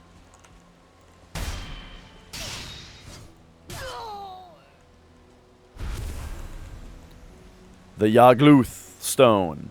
Oh. So there it is. Wow. It's pretty close. Pretty close to here. Nice, nice. So there it is. That is the last boss of the game right now.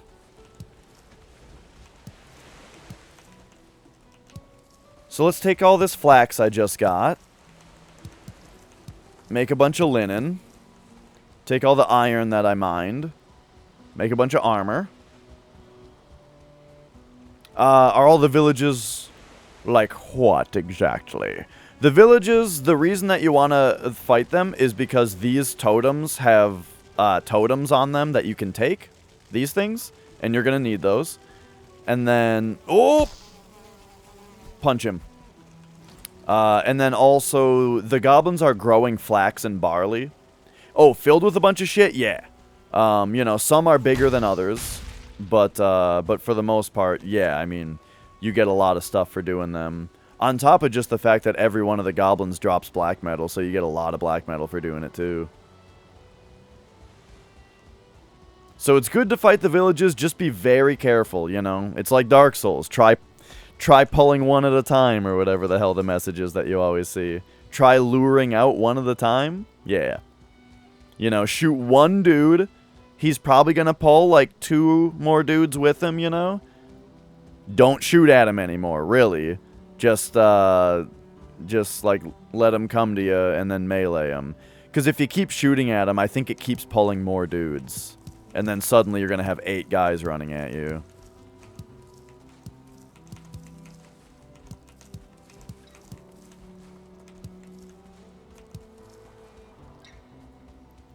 But alright, there you go. So that's this plains fully explored. And that tells us where the boss is. So now I'm going to focus on making the new armor with all this linen.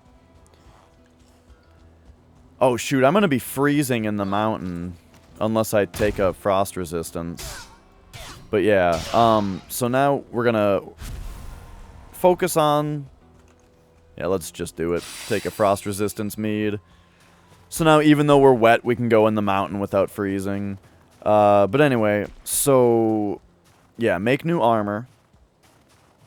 Once we have the new armor, we can start focusing on black metal. All of this black metal that I just pulled out of these goblin towns, we can use to make a new sword, new axe. I think that's kind of it, though. Just the sword and axe. Whoops. Oh, jeez.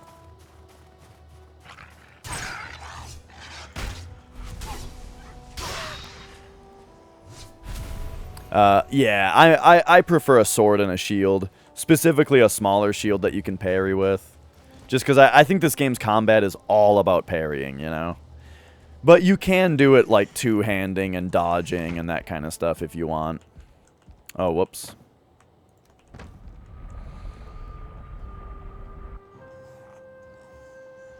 Okay. I'm a little embarrassed about how my bladder's been behaving today, but I gotta run to the bathroom again. Oh, boy. But I like to be in the house at least, so I will be right back.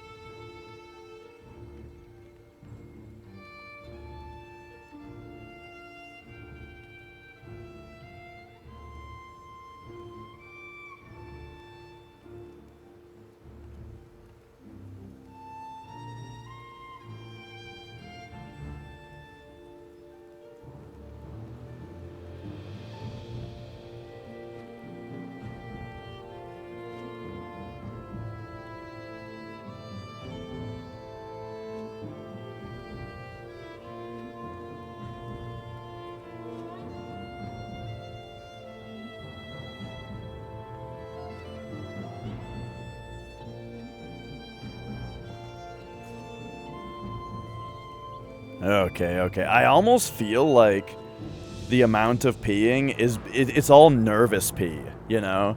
It's like I think I'm nervous about the upcoming Yagluth fight, you know? And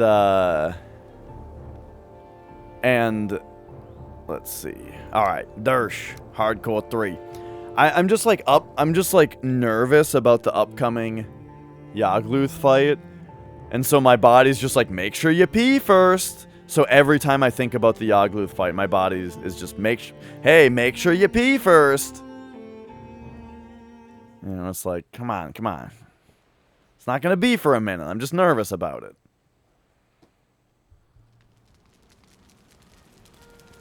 Don't forget to bring a towel. Alright, so we've got fire resistance brewing here. Oh yeah, the flax. Oh, look at all that linen.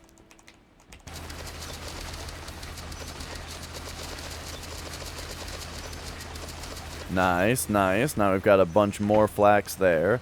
And I guess flax we would put logically with the ore, but since I can't, I guess I'll put it here.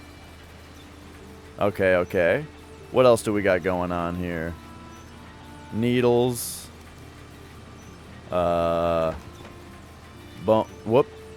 Bones. Leathers.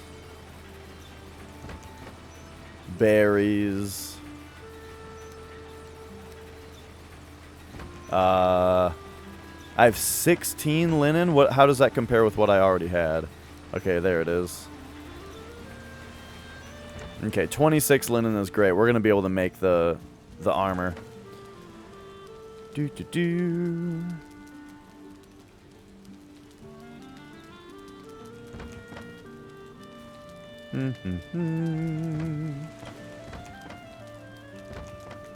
Valuables down here.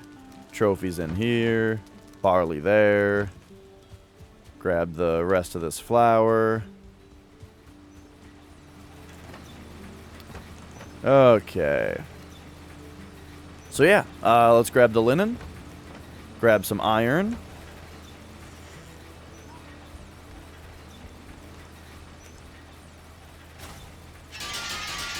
Alright, and we can now make the padded cuirass.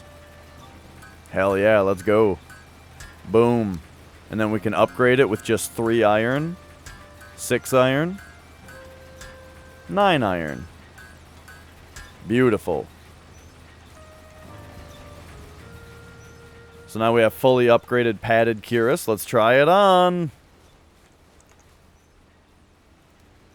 And we go from 88 armor to 94. Yeah, that looks sweet. Alright. Those don't have styles, do it? Did I? Okay. You don't choose the color. So now we have 10 linen left. So we're waiting to have, let's see, where's the helmet? There it is, 15. So we need 5 more linen to pop out of that thing. And then if I wanted to make the cape, because the cape just looks good, dude. The Lox cape would make me resistant to frost, though.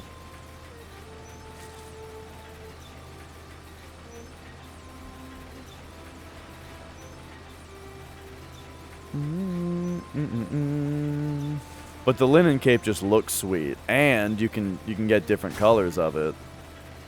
But it does kind of feel like it's just for looks, and so we shouldn't worry about it.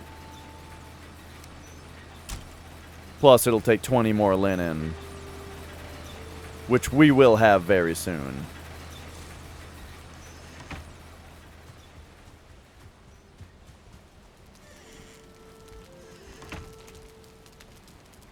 Yeah, especially if we're resting overnight, you know.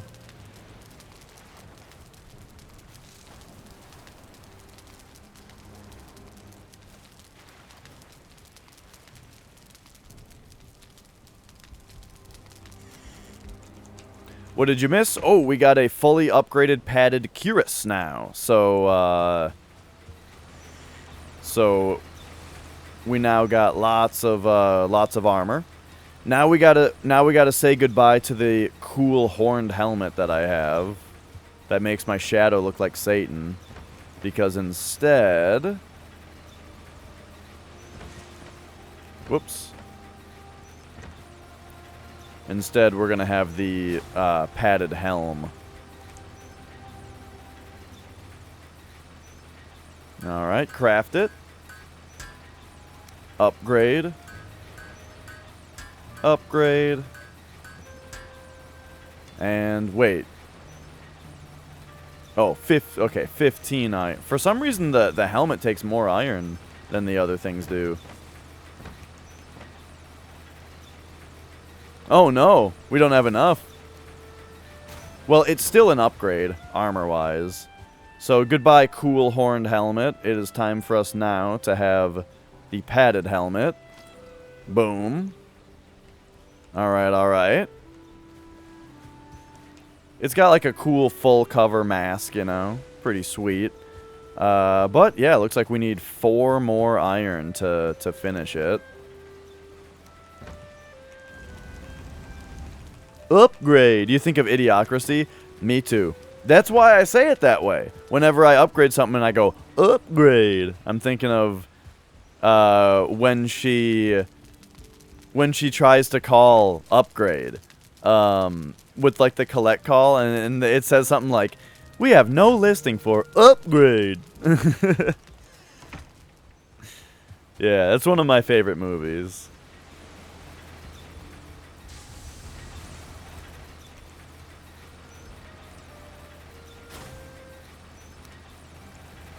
Okay, okay. Alright, for no reason I'm slightly attached to the wolf set, so we're putting it there. You know, if I were crazy, I would actually carry the wolf armor with us because it's resistant to frost.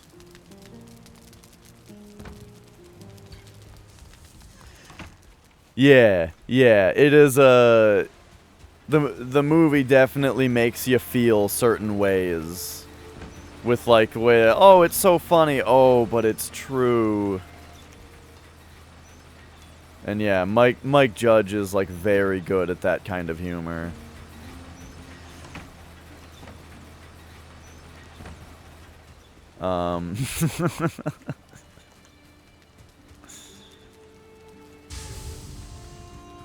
Alright, maybe while we wait for this iron and we wait for the linen and all that, perhaps we sail the new bounty of black metal down. So let's see. We're going to want a cart. Takes 10 bronze nails, 20 wood. So 20 wood.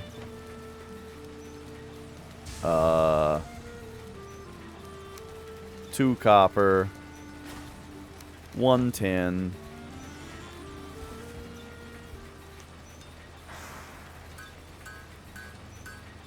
Yeah, I wonder if they have lattes.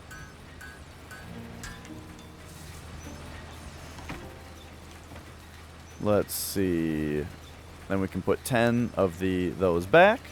Alright, so that's all of our cart supplies.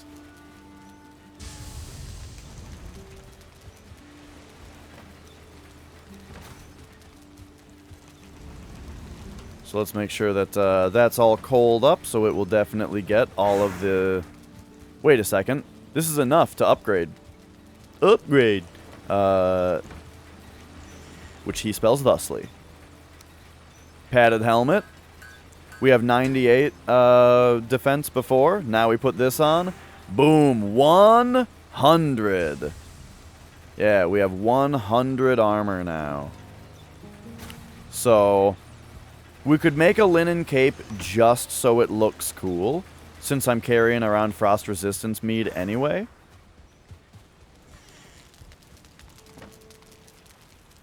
Or am I?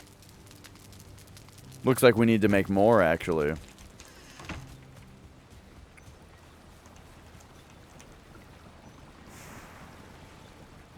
But we will. Easy peasy. Okay, yeah. It is time to now take all of the black metal and bring it down here so that we can sail it down to where we are. So, first thing to do is gonna be... Oh, what is it? Is gonna be go to the,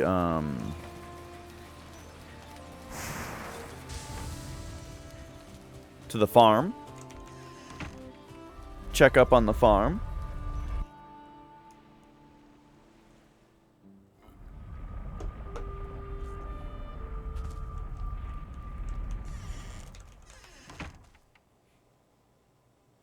Give it a second to update. There it goes.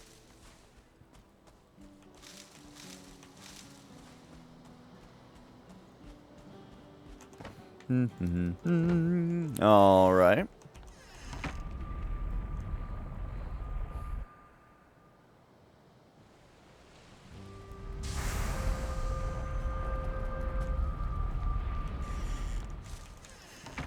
And now, whoops, no, we're not leaving. Oh, we need 10 more, 20 more wood, actually.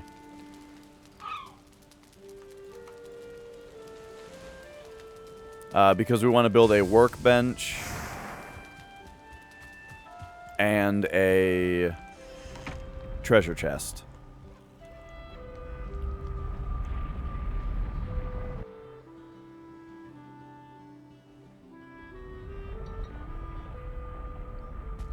All right, here we go.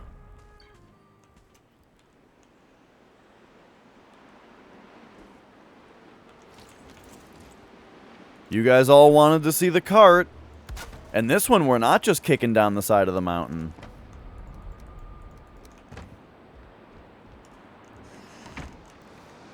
Loop, loop, loop, loop. All right, here we go.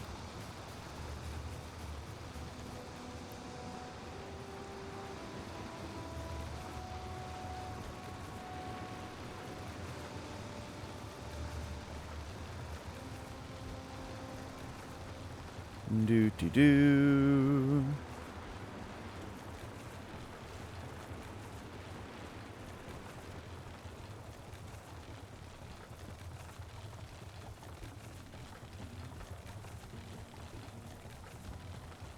All right. To the south.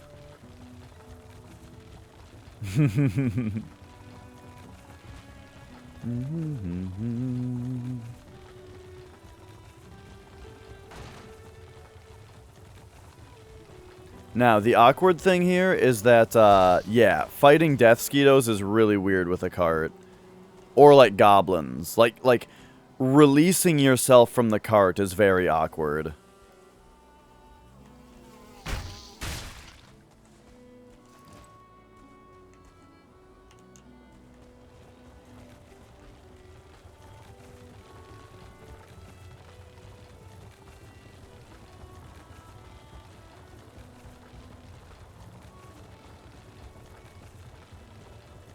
Jump roll.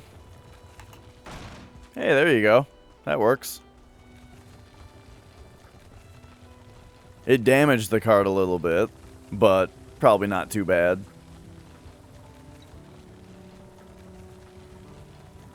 Oh. Oh, jeez. I hear goblins, too. What the fuck?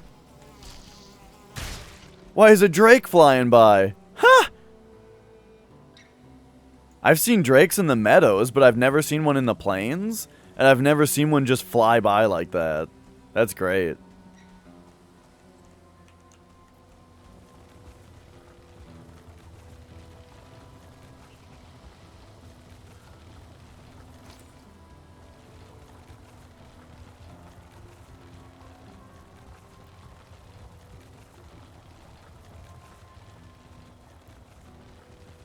I would like to see which goblins were giggling there so I could go fight them and get their black metal.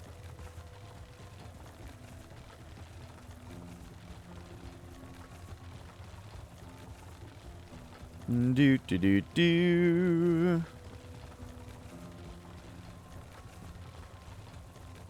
Now, the ultimate power move would be to, like, carry a cart around between the different goblin camps before you destroy them.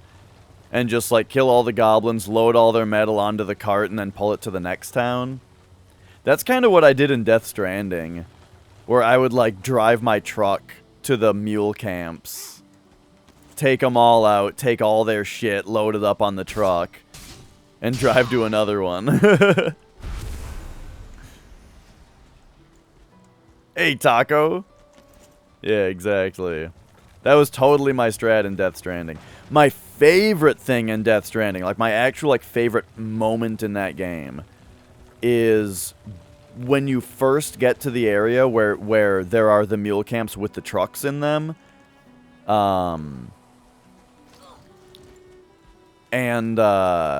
you can't make trucks yet.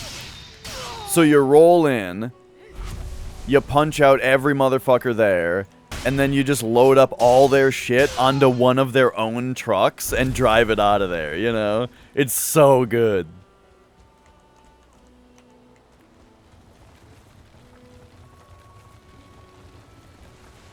Oh, great game. You know, I don't need to build a chest here. The only reason I would do it is because I don't trust the cart.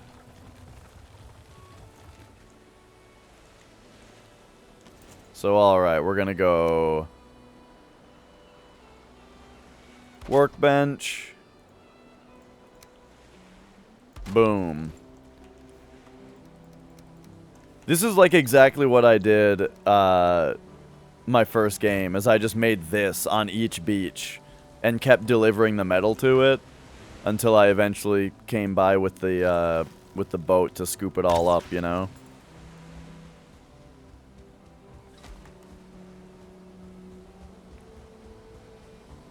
I want my BB.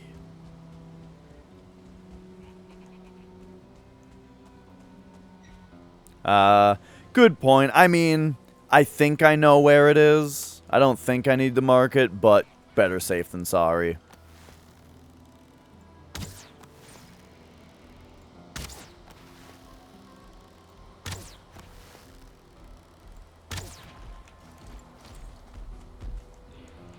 Whoops.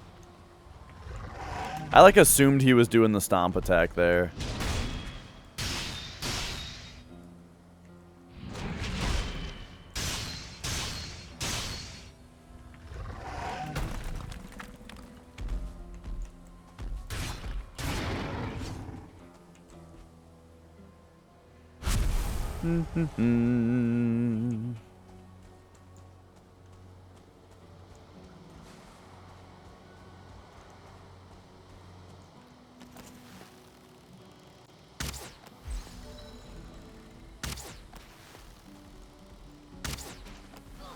Uh-oh.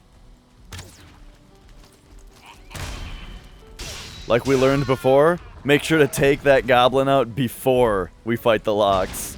Oh, shit. There we go. Nice. Alright, sweet. Huh! What the fuck? There's a Grey Dwarf here.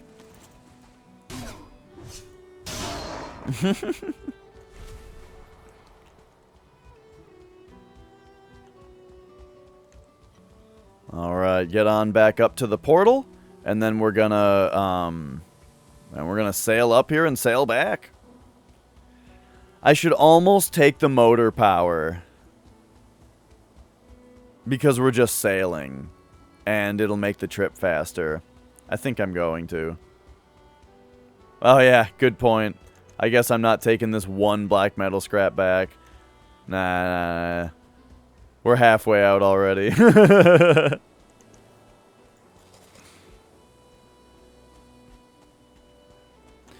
I could have also just thrown it on the ground, you know, for later, but oh well.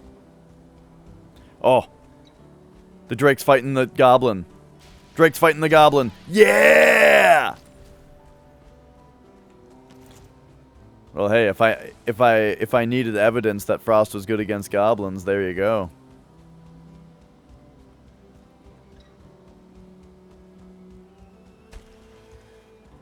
Mia's snoring super loud on the cat tower. Oh, well, there they go.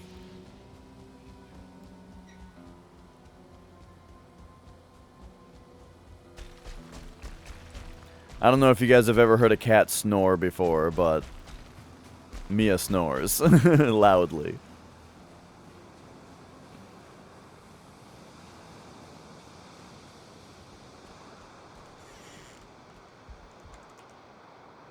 Oh, there we go.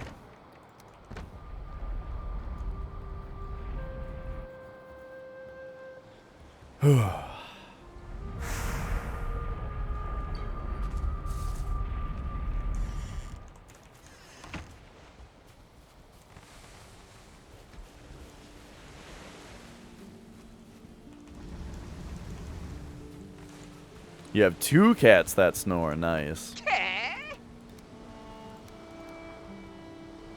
Alright, alright. Hey, thanks for following. Oh. More stone for the stone piles. Alright. And then, let's see. We got, In sync, they do? They snore together.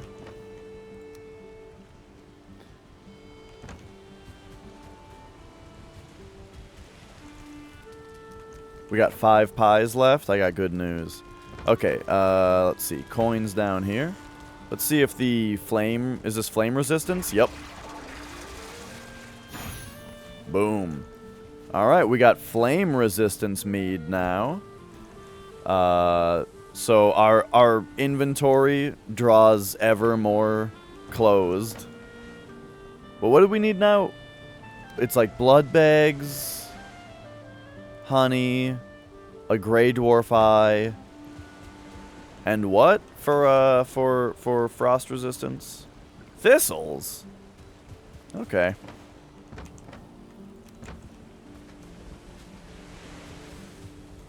And 1 gray dwarf eye.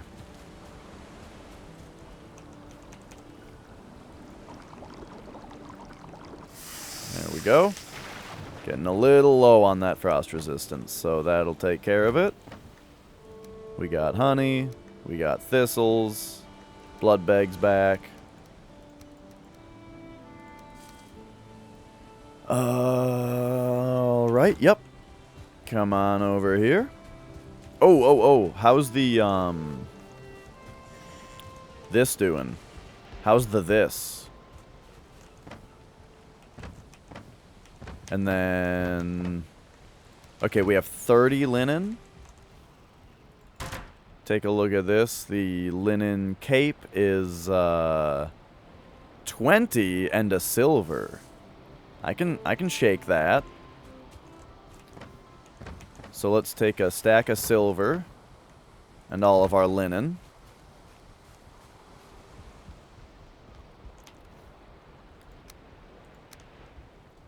Make sure we make a black cape. Boom. Because we're true cult. And then upgrade with... Oh, it upgrades with linen. Okay. Boom. And then it needs more. So it would lower our armor right now by 2.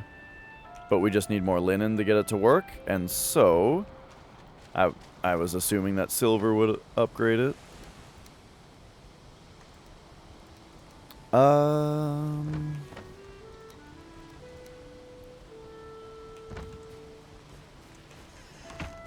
Let's run over to the farm and see if anything else finished growing. Because we got some flax on the way here. Oh yeah. Oh wait, it's well, we got to give it a second to update. Hello, I'm here. Are you ready, plants? All right, we'll check tomorrow morning.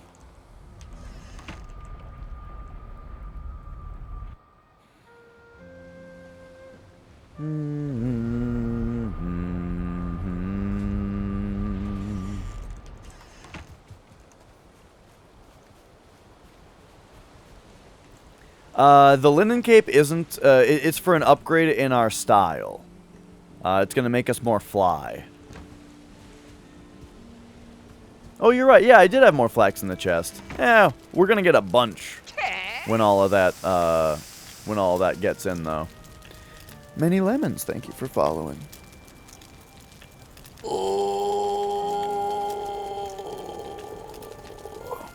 It's actually technically a downgrade to put on the linen cape because it is not resistant to frost like this is. And it won't keep you warm in the snow. So it's technically worse. But we can take frost resistance mead if we need it. And the cape looks cool.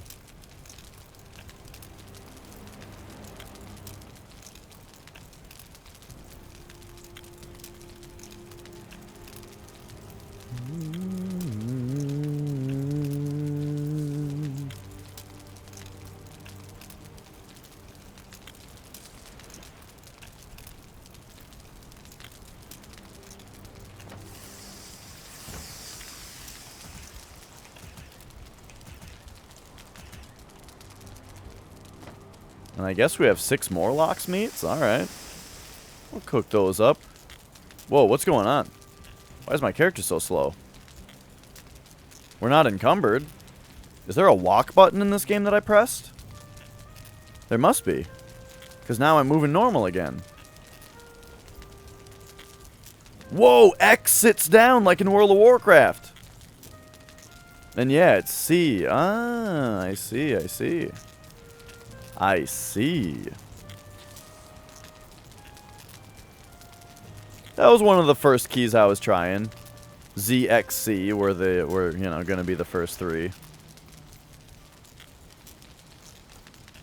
And that's how we found out that just X sits you down without having to press the button or without having to type it in.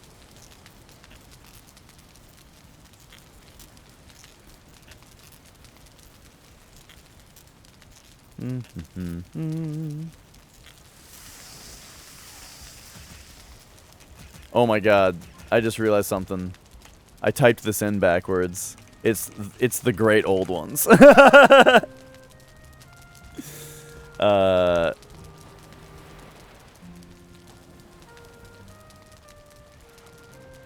Let's go sleep.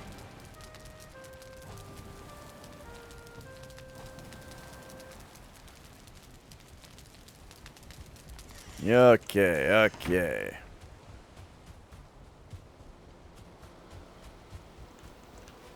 So now, let us get some berries and some flour.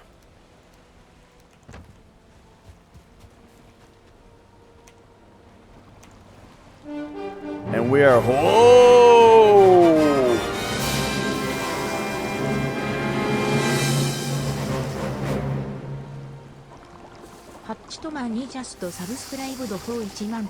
He sure did. Or she, I'm not sure. Well, it's Hatchet Man, so it's probably he. Thank you. Thank you so much for subscribing. It's been good to have you here.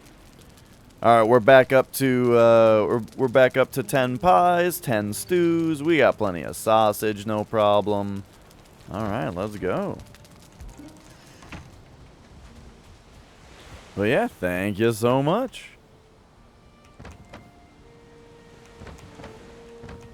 Alright, we got flour for right there. We got berries for right there. Let's go check the farm.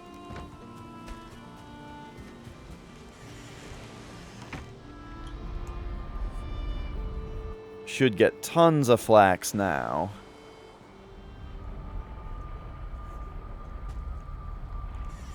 Alright, hello! Yeah, it would be cool to have like a customizable clothing item like that, sure. Because right now you can just do the color of it. Alright, looks like we're not getting all the flax yet.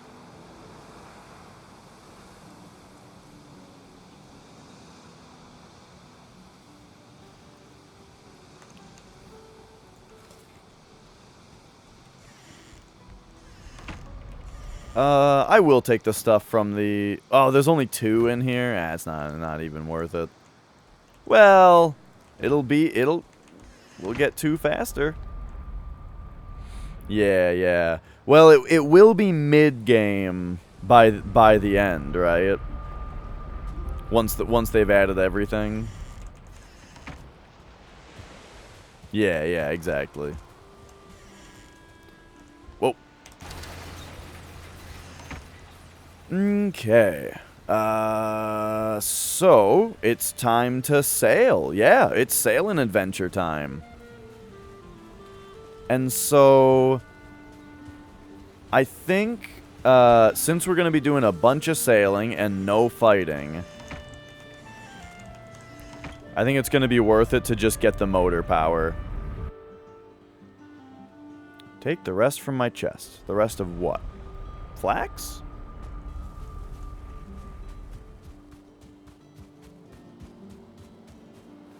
I did. There was only 2. Motor. Boom.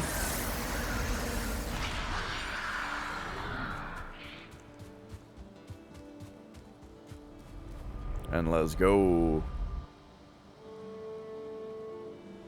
There's more flax in one of these, huh? Yeah? I must have filled it all the way up with 40 before and don't remember. Oh yeah, I put it in the ores box. No?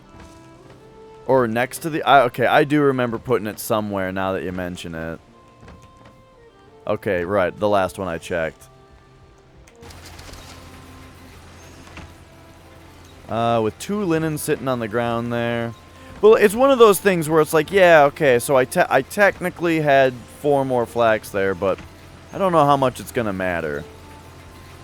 The fire resist will be mostly to fight Yagluth with. That is the main reason that I am bothering to make it.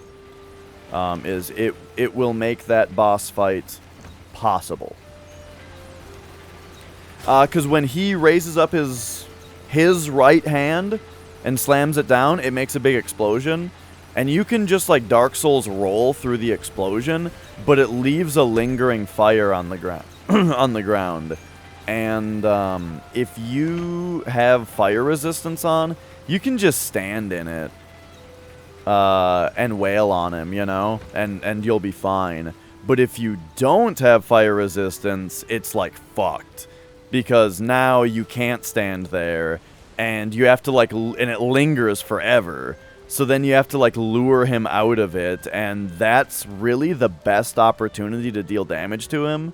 So yeah, it like severely impacts your damage dealing phase to not be able to just stand in the fire. All right, here we go. At least, okay, if I tell you guys anything about the Yagluth fight, like I know anything about it, I've fought him twice. All right, you know, this is my opinion after having fought him twice, both times in co-op.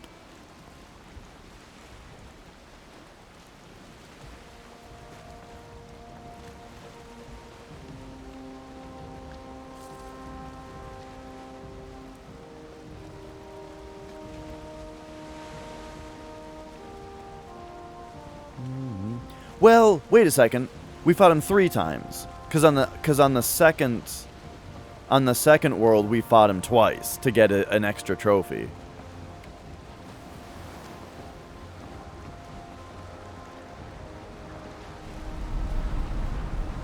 Yeah, the meteor strikes you gotta hide behind the pillars on. And if you don't, then you might be in trouble.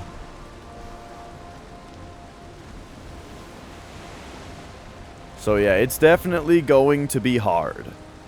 It's going to be a hard fight.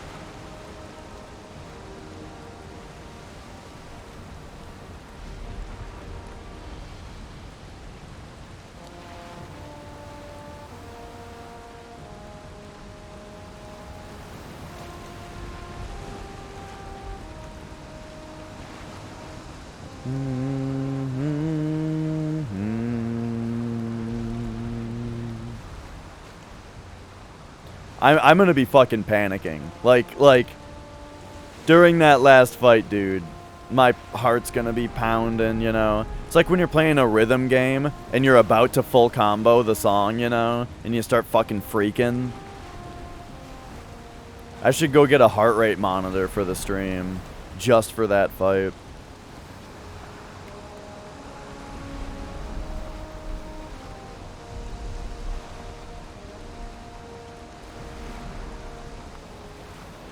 Yep, I've seen, like, he's flying through the sky, right? Yeah, I've seen him a couple times. The first time I saw him, I thought that it was going to be like a Breath of the Wild thing, you know? Where in Breath of the Wild, you can see shooting stars and you can, like, go follow them and find where they landed, you know? And then they're like an item that you use to upgrade your stuff. You know, I thought it was going to be like that. So I was super excited when I saw it, but yeah. Sounds good, Erica. Thanks for stopping by.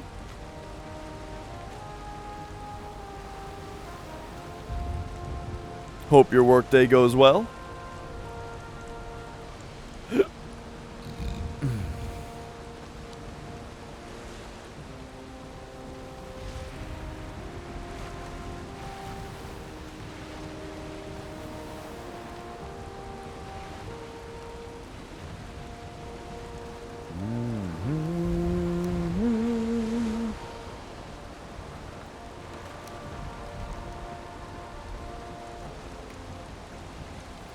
I'm surprised that there aren't more character stats, you know? Like, one of these or something should be, like, your character stats. Distance run, deaths, distance sailed, times jumped, you know?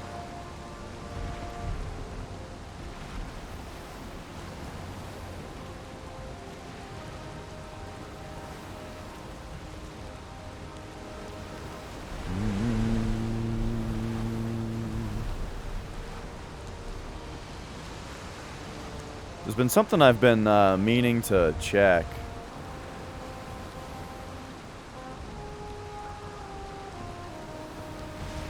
Where are we at? 234 hours. Oh man, I keep saying that I'm approaching 200 hours in this game. Nah. We blew past it.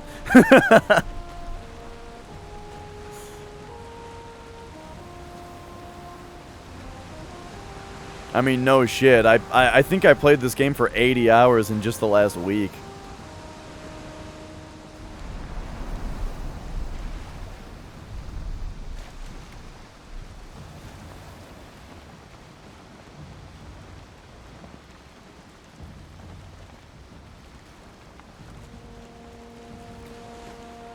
I think I'm gonna have a big what do you call, like, the condition where it's like following, you know, following something like this, where, like, after this run is over, let's say I beat it, right? I did it. I'm gonna have like I'm probably gonna fall into like a fucking whiplash depression of like, what the hell do I do now? What the hell do I play now?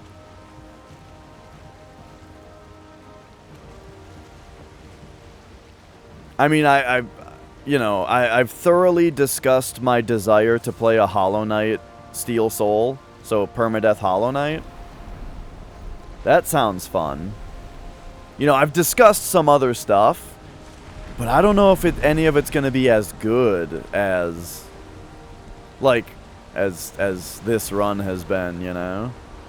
This game is shaping up to be, like, the perfect, you know, the perfect Permadeath game. Because you got other stuff like, remember Twitch Plays Pokemon? And then a bunch of people tried to make, like, a bunch of copycats with different games, but none of the other games worked because none of the other games were Pokemon, which was already just the perfect game to have Twitch chat play? Right? You know what I'm talking about?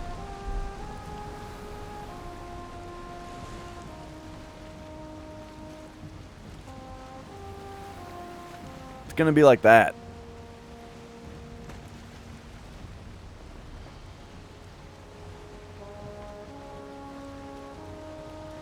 It's only a matter of time before I finally join the ranks of people who do Soul Level 1 Souls runs. I've never had any interest in one. But, like...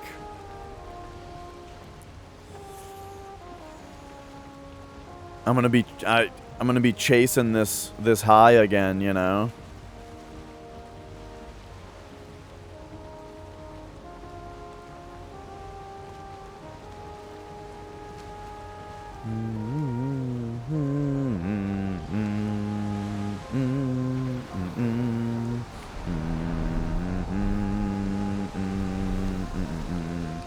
Soul Level 1 God Run. All 7 games when Elden Ring is out.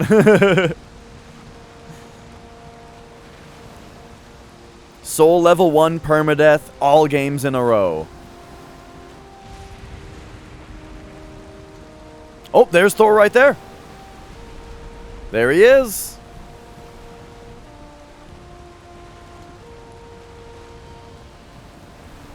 Cool. We saw him.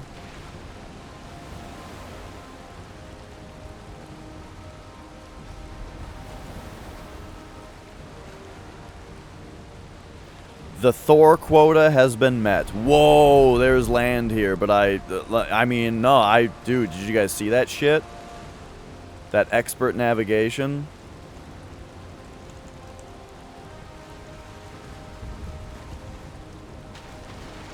Maybe I should have pulled it in just a little bit closer.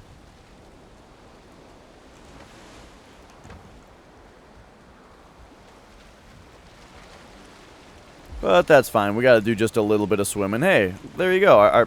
Our swim improved.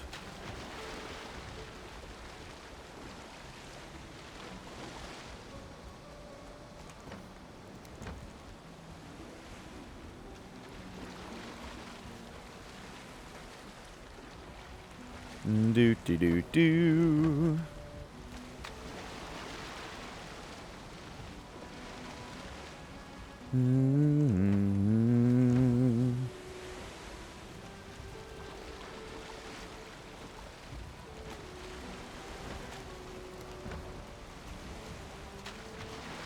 right, one more. Ilias, I don't know how long you've been hanging out, but did you see this? We found him. We know where he is.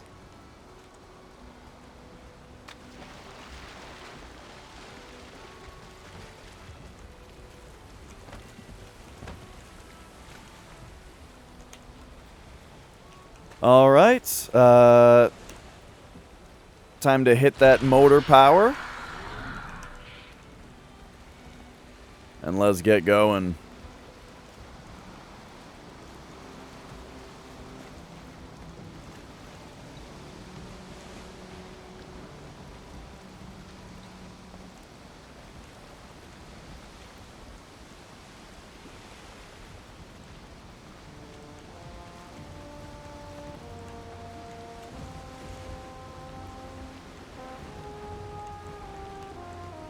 There we go.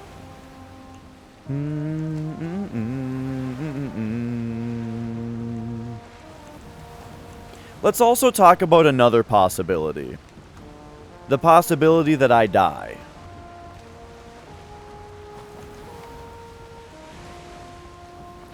I think if I die in this run at this point, I'm gonna try it again.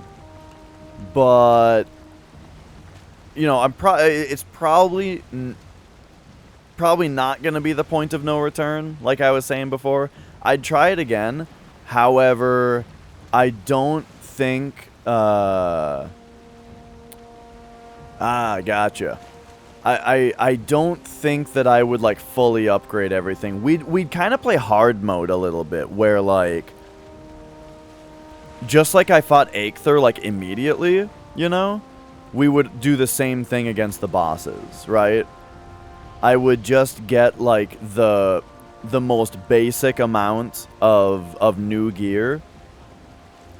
And then instead of bothering to upgrade it, we just fight the boss, move on to the next one, you know? And try to get back in as few hours as possible. That would be the idea. However, that's not going to happen. I'm just not going to die, and we're going to beat Yagluth, and it's going to be amazing.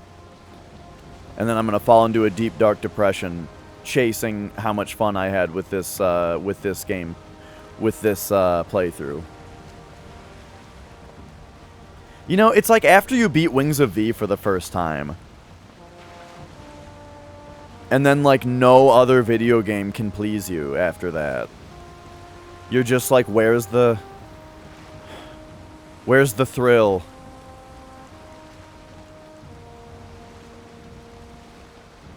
Yeah. Right, like it almost comes to the point of, like, do I start speedrunning this game?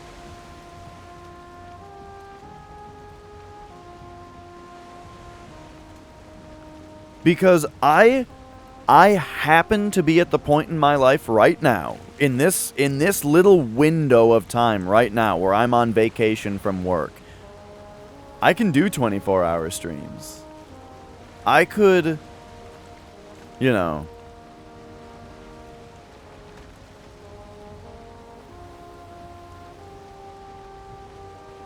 Hey, you know what's funny about that, Ilias?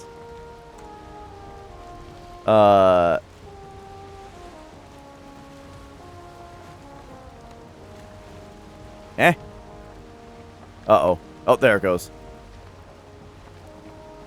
Here we go. I'm still missing one achievement.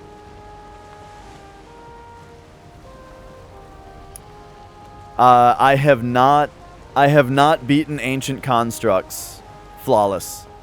Ancient Constructs flawless is the one achievement I don't have. I do want to grind that out though. I can do it. If I grind it out, I think I can do it.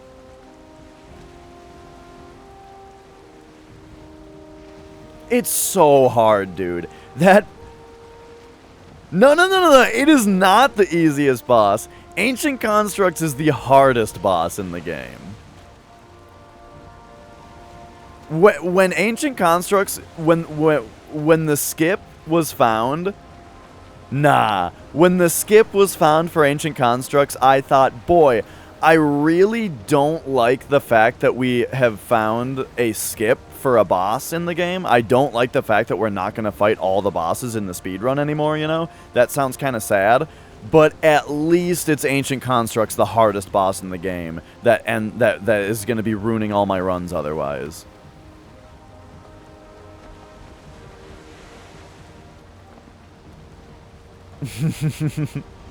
I think it's the thing that makes it so hard for me is the just the different, all the different things you know, the three different attacks that it does are so different that it's just really hard to dodge them all at once, you know? When you're thinking about lasers and thinking about two different types of eyeballs, it's so much harder to then also be thinking about Castlevania Medusa heads, you know?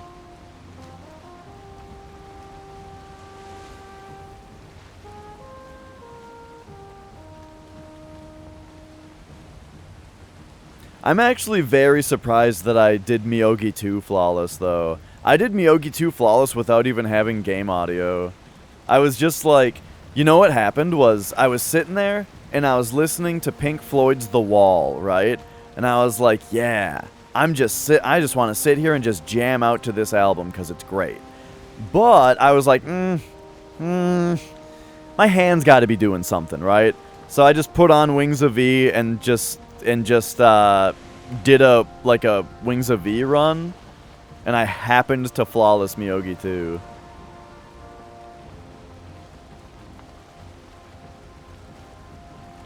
Sorry if I'm alienating the audience that doesn't know the game we're talking about, but I'll tell you right now. It's on Steam. It's called Wings of V. It's a precision platformer by Solgren. He's like known as the guy that made I Want to Be the Bashi, but this is like a real video game. If Steam would be done, like, if Steam would actually like load, that would be cool. There it goes. Yeah. And it's easily one of my favorite games of all time. For a long time, actually, ever since I played it, I was saying that it is my favorite game of all time. Until only recently, I've kind of been realizing, like, you know what? I think it's just kind of dumb to not say that Final Fantasy VII is my favorite game of all time, right? So if we exclude Final Fantasy VII, a game that I have a shitload of nostalgia for, then Wings of V is my favorite game of all time.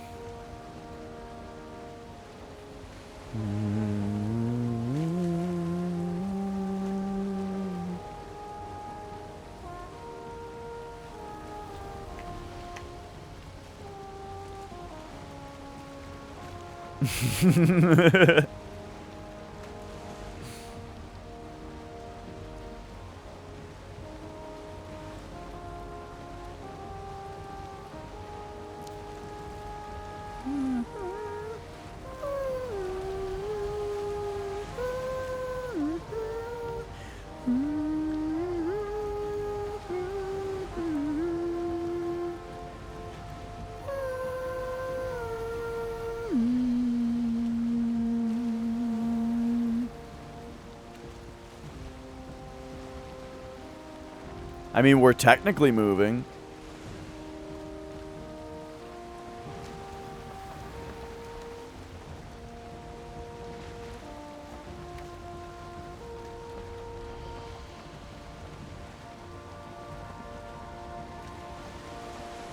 We're moving pretty fast if you look at the land over there.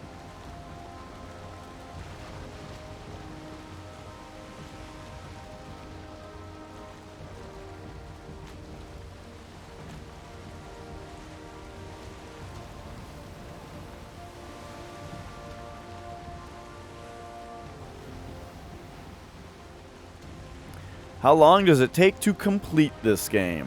So I'm playing a little extra carefully for the sake of permadeath. But it's not that much longer though. Like if you are like the completionist type that kind of wants to like fully upgrade all your shit before you move on. I don't know how long has this run been? This run has probably been 60 hours so far at least, right? I believe I started this run 1 week ago, right? It was last Friday that I started it. Cuz I think it was last Thursday that I died. And then on Friday yeah.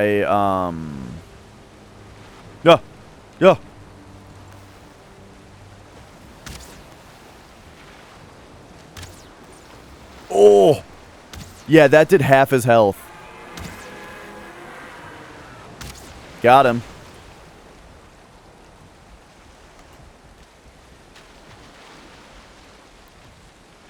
Nice. Oh, look how scary this is. I love it. Anyway, what was I saying? Needle arrows. Hell yeah. The final stitch. The first arrow, I think I got a sneak attack bonus on, though, so it did like half his health. But anyway, so, what I was saying is, I think last Thursday I died. Friday I started the run up again, and I've played the game for somewhere between 6 and 12 hours every day. But yeah, I think defeating... Oh, not exploring the whole map. I don't even think... It's kind of like what we were saying about the Korok seeds. I don't think that you're intended to explore the whole map of this game. So definitely, I think that the end of the game is when you place... Not even defeat Yagluth, because you could defeat him first, technically. So I think that the end of the game, right now, finishing it, is when you place the 5th of 5 boss head onto the stone. Right? If I were speedrunning, that key press, that E of boom, attach, that would be time stop.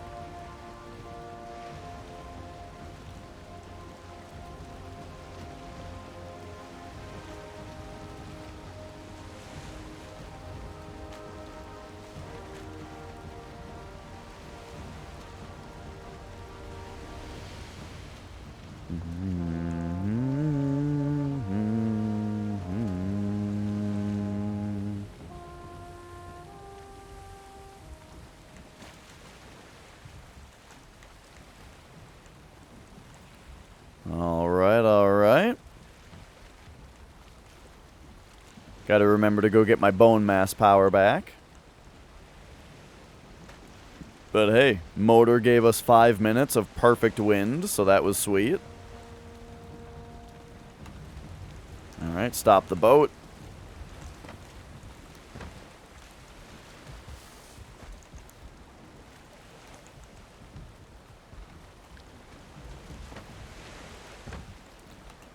Ah! Wait, what? Oh, yeah.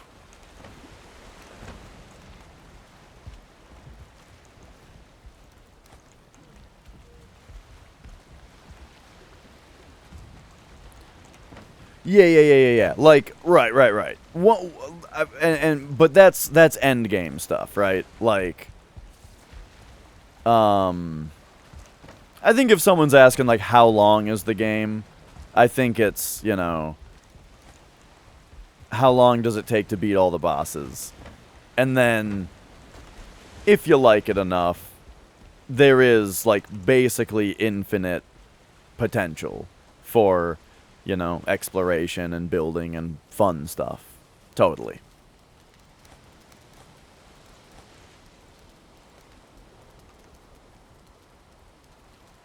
Gotta get our stamina back, but we're not rested.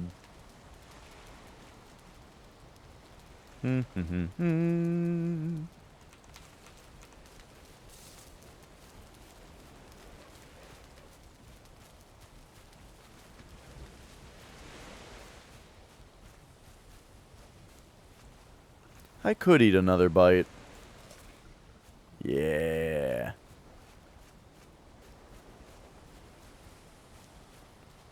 Oh,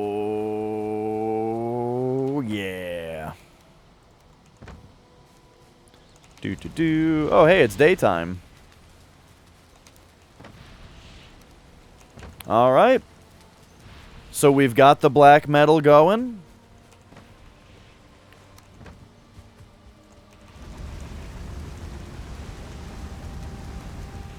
So, I think it is now time to get rested, first of all. Just make sure that we re-up our rest. I'm gonna use the bathroom real quick. Hopefully I don't die.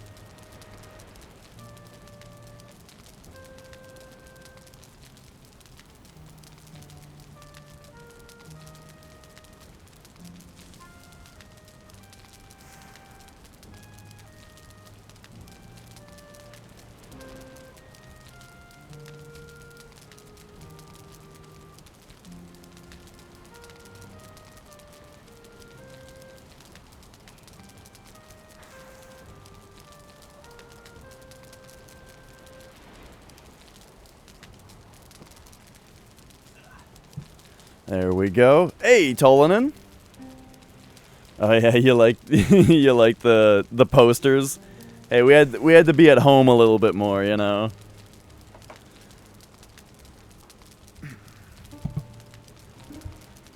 All right. We're back. Actually, speaking of which, that's right. There's one thing that's missing.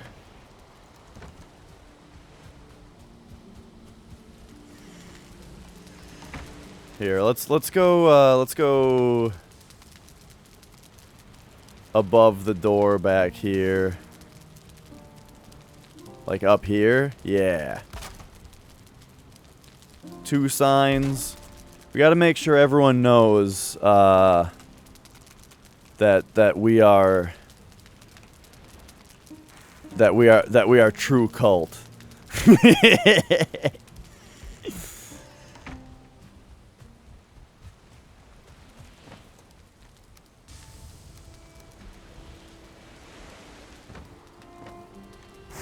All right. We got this let's see. Okay. This is done. There we go. Filled back up on frost resistance. Let's go over to the farm real quick.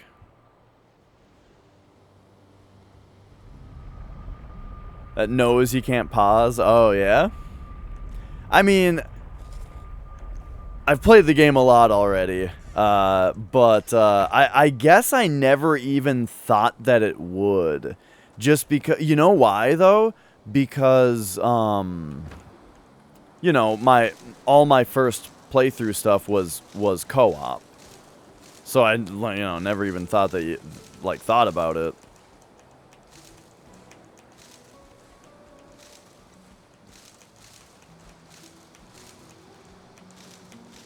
Alright. We have 1,000,000 flax now.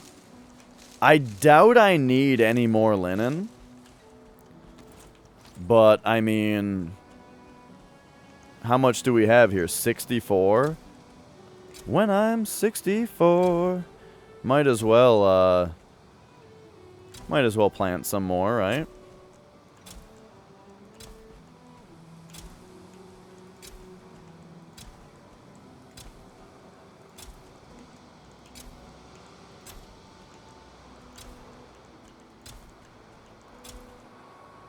Oops, I kind of botched my rows there and I got too close to the wall, I think. Here, let's just widen it to 4 so I can be way faster here. Because I don't want to plant it all anyway. There we go. That'll be good. Then we got 30 left. Perfect. Whoa!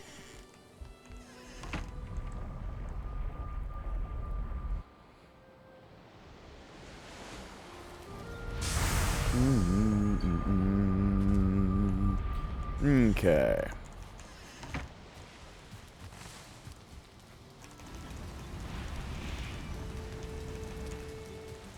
There we go. Get that in there. Get that. Oh, hi, Mia. Get that in there.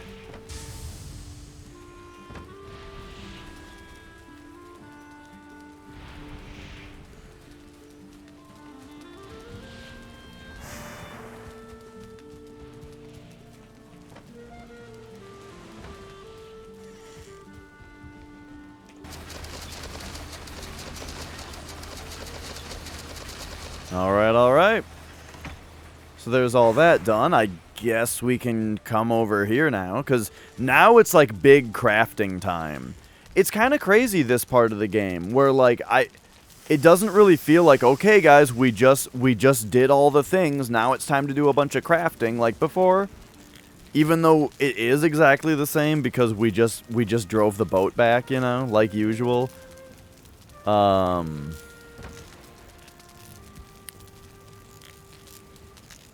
Oh, she's purring up a little storm. Yes, hi, Mia.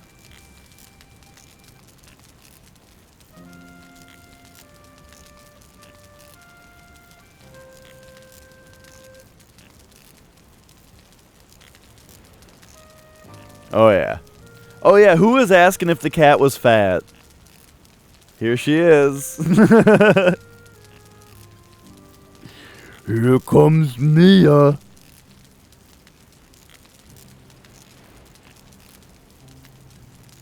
Oh, she's so nice. She just got right into the pet zone. Okay, one. Oh, geez. Look, Mia, I stopped for a second, but like.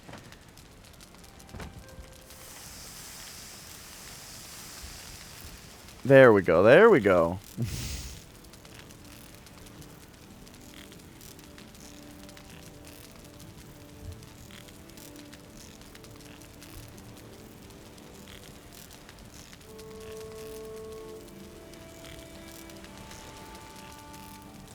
Oh man, at least it's not like when. For some reason, you guys aren't hearing like a bunch of snapping sounds, are you? Like microphone clipping?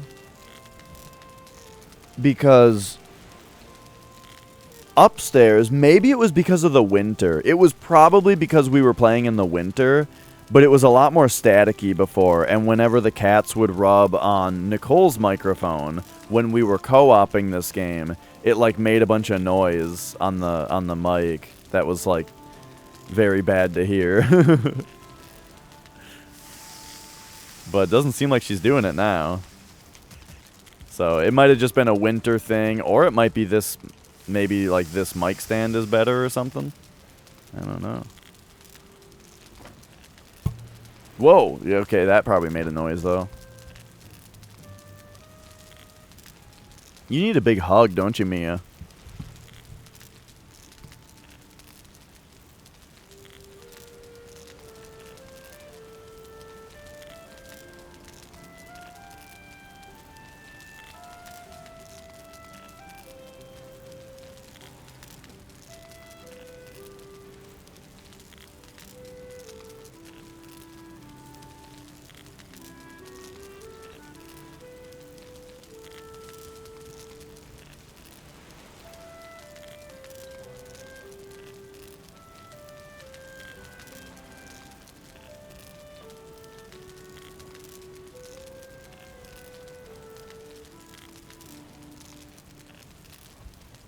You guys ever massage your cats?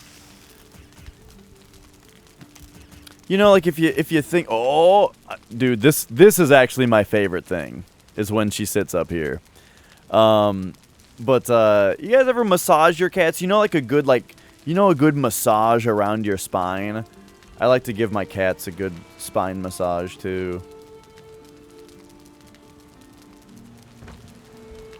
All right, we need like a million honey and... Oh, we're going to run out of mushrooms. I only have 2 mushrooms. Okay, well. I guess we might have to go out for some mushrooms. So I can make more stew. Yeah, they love it. At least my cats love it.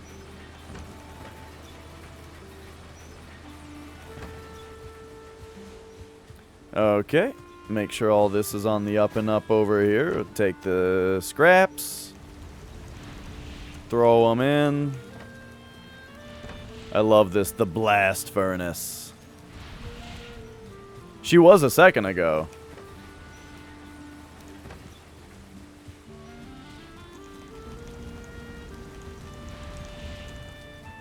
All right.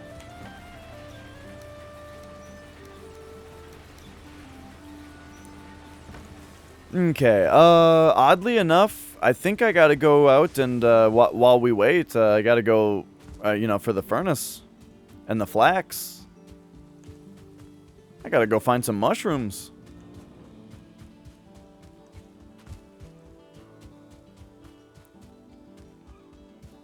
I think they're more common on the, in the Black Forest.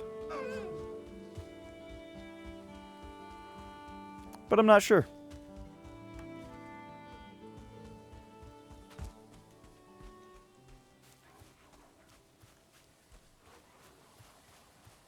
Alright, but we scanning around.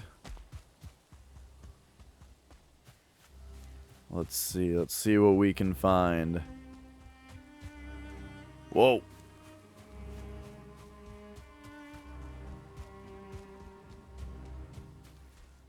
Try New World. I haven't heard anything about it that makes me particularly interested in it.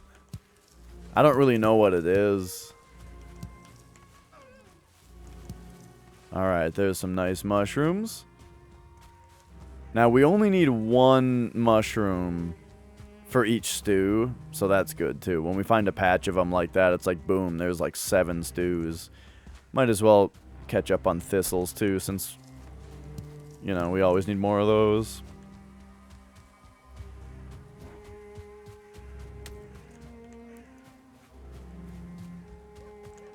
Mushroom.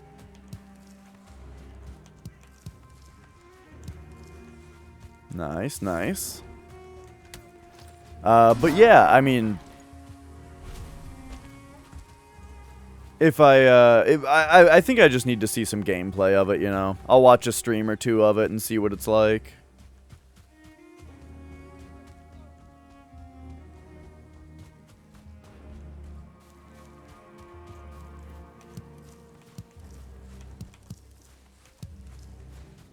Okay, this,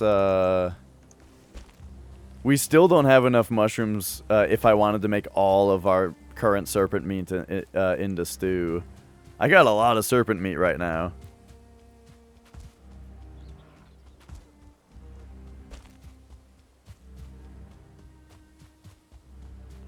Oh, hi, Mia.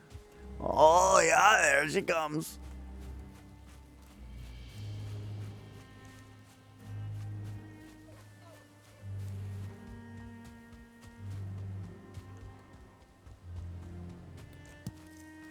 It is 4:43 already around here.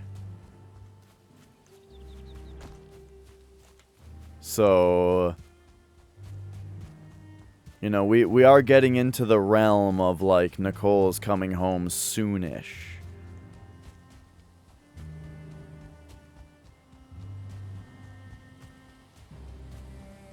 So Mia's getting extra cuddly. Because she loves, but also because there is food coming soon. She might think that I summon Nicole home or something like that, you know? Order the chicken bowl. Whoa, yeah. Oh my god. She was standing... I should move that case. She was standing on my Parappa the Rapper case. And, like, tried to jump off of it, but slid. You know, it slid, you know? And she was like, oh no. You know? So then she, like, tried it again and slid again. And then still jumped off of it. It's like, Mia, just step off of the thing that's sliding and jump off the table. It's a JUL case. Luckily, you know, luckily she didn't crack it or something. I should move that.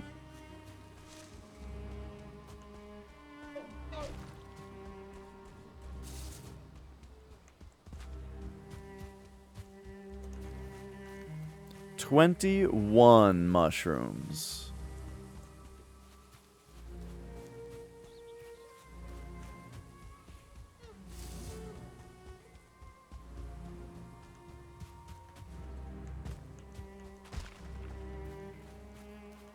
Ah, here's a few more.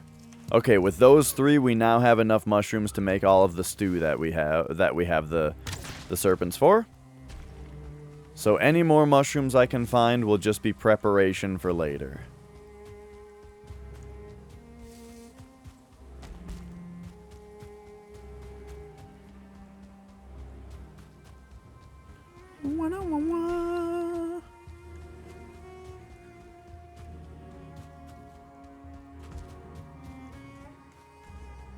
So as we make our way back, we'll just keep an eye out. But we're almost back. There's the house right there.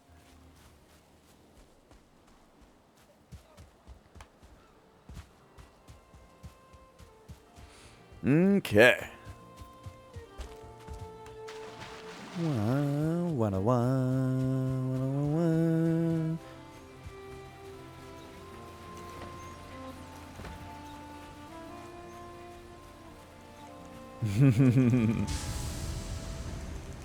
I love when you put in coal and the thing just instantly just coughs out another bar, like right away.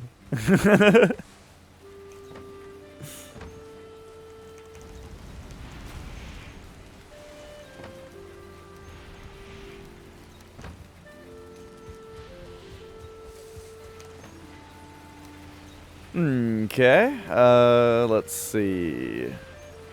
So now... Oh, right, we did have just like a couple mushrooms. Mushrooms, honey.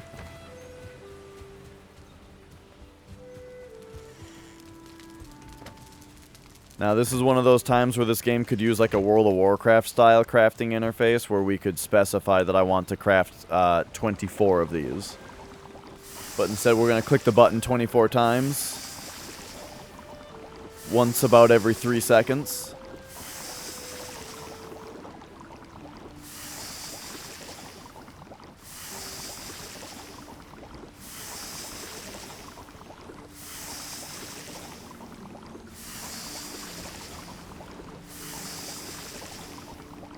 It's sizzling hot, though.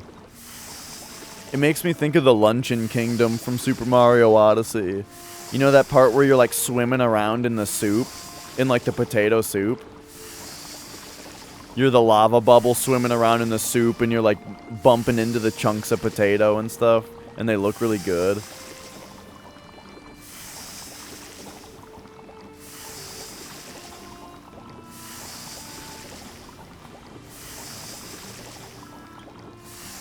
Alright, there we go. Put the mushrooms and honey back.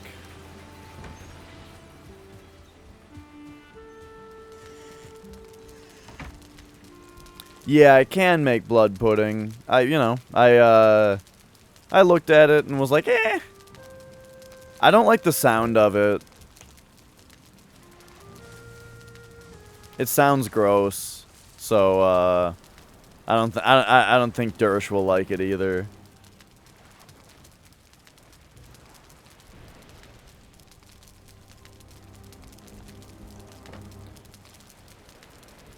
Alright, looking good. We could make, 2 more pies, but whatever. We don't need to worry about that yet. Alright, so now... How's the linen doing? Whoa! Actually...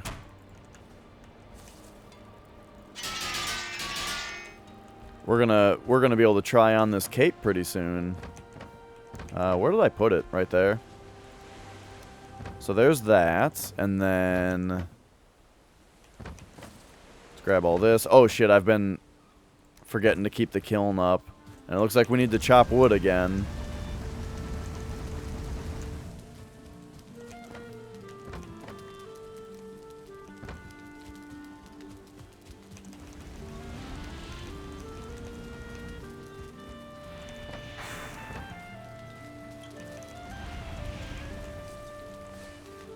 Okay.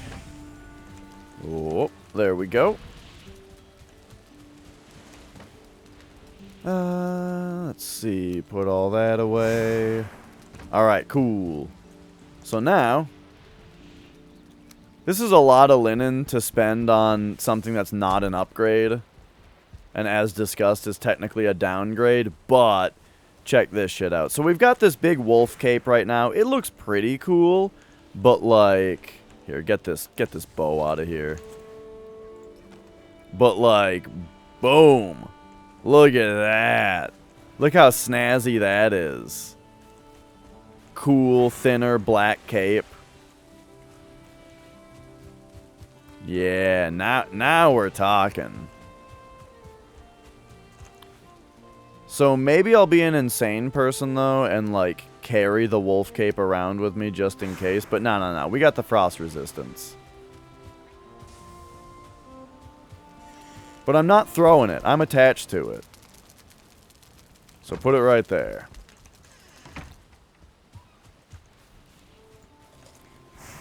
Alright, and now what else are we looking at? So now I think it's time to make the black metal sword. So let's take a look at everything that takes.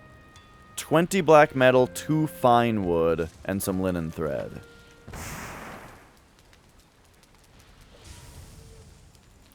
$20 black metal, 2 fine wood, 5 linen thread. Create. And then upgrade takes well, it's just black metal and linen here. Let's just grab a stack and go upgrade, upgrade. And now we need 15 linen. So we need 14 more linen. No? I only used 12 to upgrade the cape, so it's not that big a deal. Alright, so this has 93 slash plus 45, and this is 107 slash. So it doesn't do the spirit damage, but check this baby out. Yeah. Cool green green shade to the sword. There we go. Just got to upgrade it a little bit more now. Oh, we got thistles for this thing. Feathers for up here. Hell yeah. I'm sorry, Darsh is dead. This is Dersh.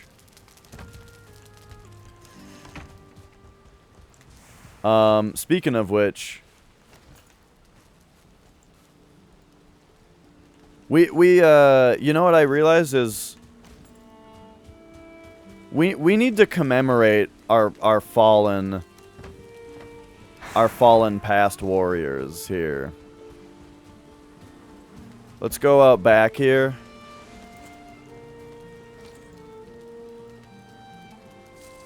And we'll go.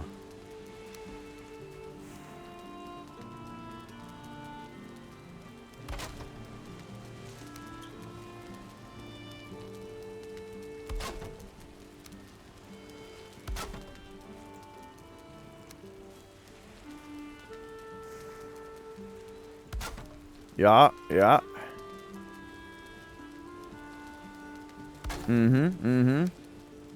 There we go. And then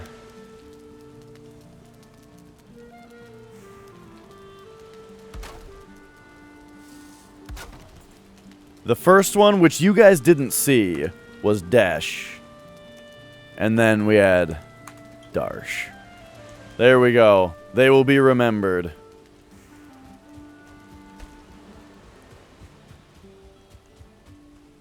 Okay.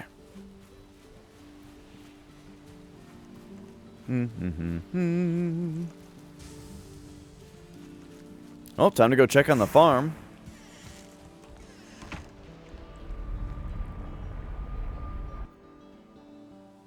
New patch? No, I don't think so. No, like, well, if there's a patch, it wasn't like a big update. But I don't know. Let's go, Flax. Grow faster. We need to come out here and, like, give him a pep talk every once in a while.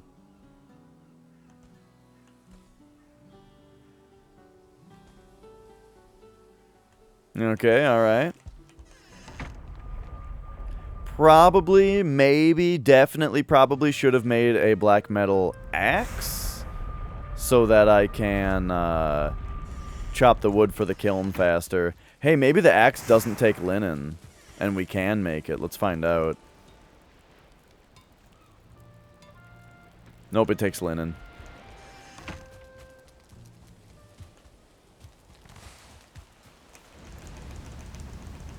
It is looking like we might have gone overboard on the amount of black metal that we've taken back to town.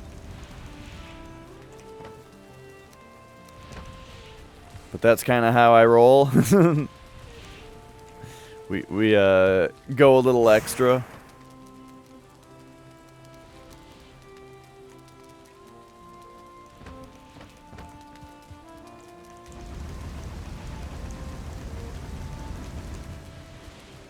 Okay.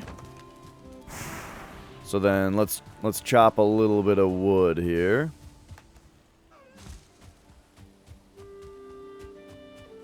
And then we're narrowing down. You know, this game ends today, or this run ends today, I think. Ah, good call.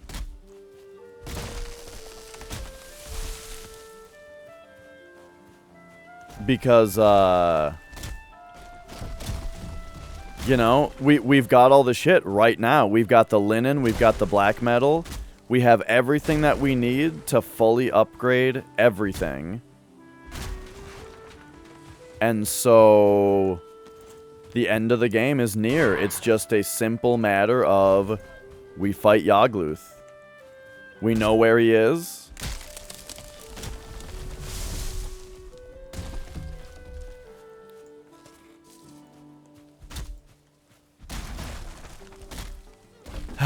And that's gonna be that.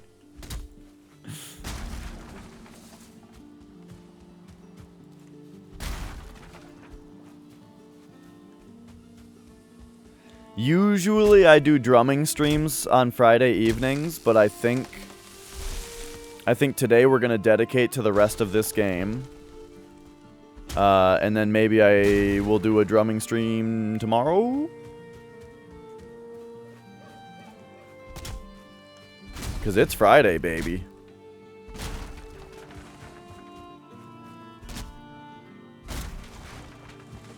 Meow. Oh, we got the Snuggie. We got the Snuggie power. Now it will keep us warm in the cold.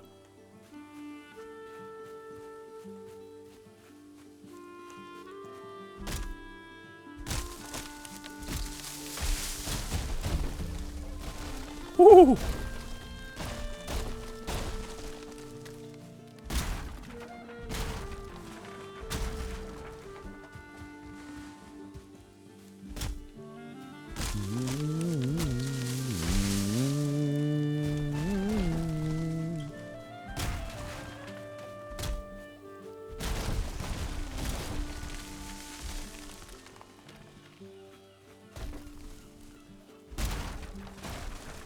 All right. Oh man, I am a bit nervous.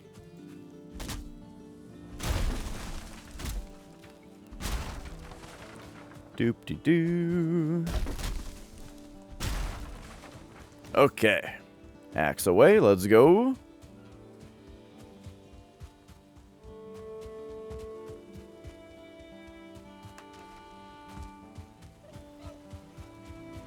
Let's actually switch back to bone mass right now while we're thinking about it.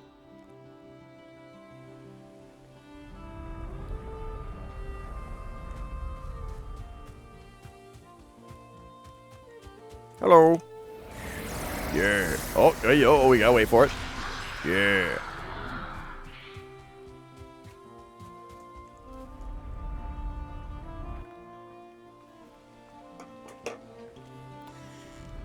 I wonder what I should do for dinner. If I should order something as well, or just throw another easy thing in the oven.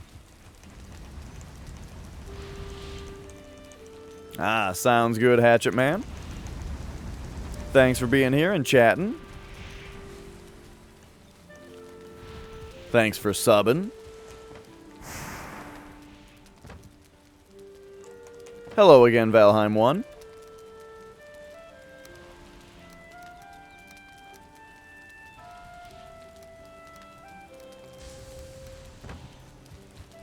Alright, so that's full. Oh, we just need to put more ore in. But yeah, right now we're basically just waiting on the flax. Because we got plenty of black metal.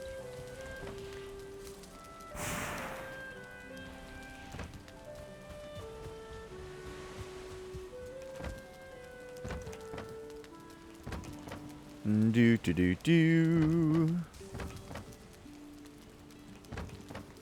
There we go. Okay, let's take a quick look at other things that we can cook.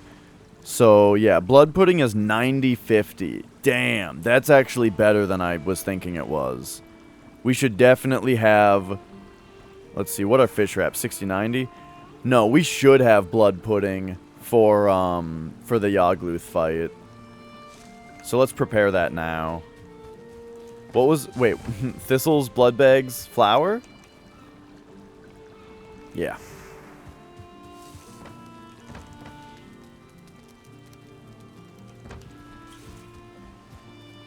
He's gonna eat it, and he's gonna like it.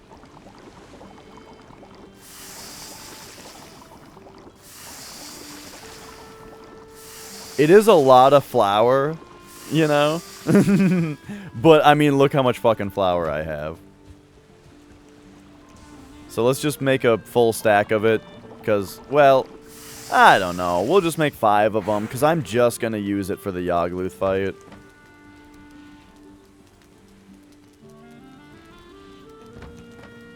So yeah, these are like, I need to start thinking in terms of final preparation. I think our final meal before the fight will be blood pudding, lox meat pie, and serpent stew. Whoa! Dersh! Dersh!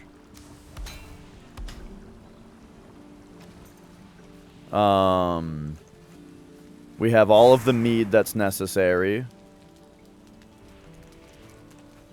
Let's go make some more arrows.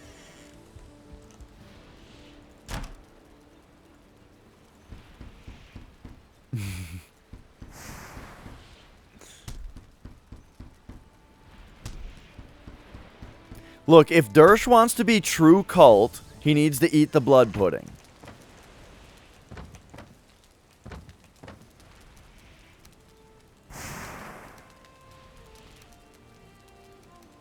We have 2 linen in here? Why? Okay, is there any more linen in here? Nope. Alright, alright. Scoop that up. Put it in there.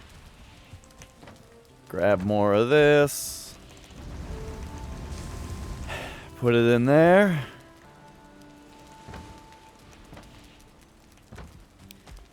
It's the final countdown, dude. It's the final preparations. Kind of. I mean, I still gotta make the axe.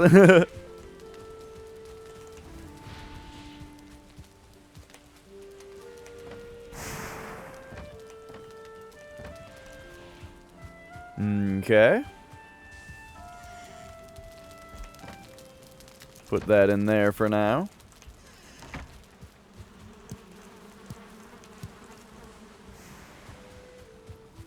Do do do do.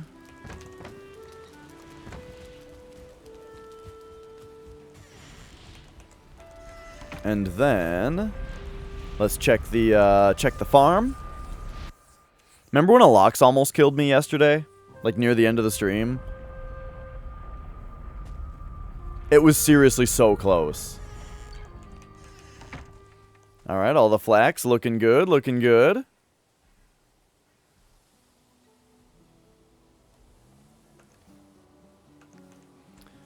Speaking of, maybe that is like a decent thing to do right now, would be to hunt another Lox. Get some more meat.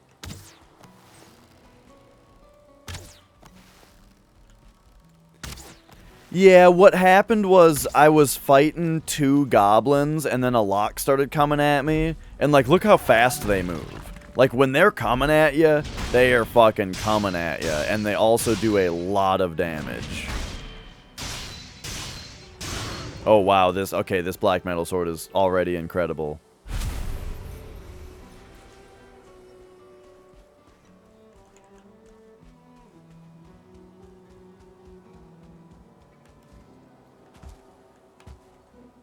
Alright, any more Lox for us?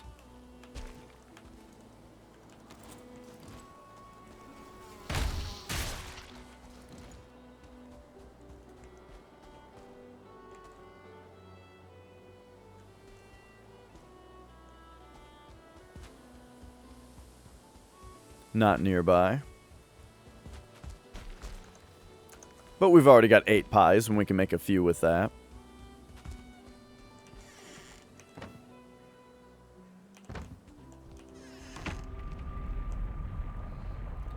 And so I think tomorrow is when all the flax is going to be done growing. Whoa. So let's take inventory again of everything that remains to be done.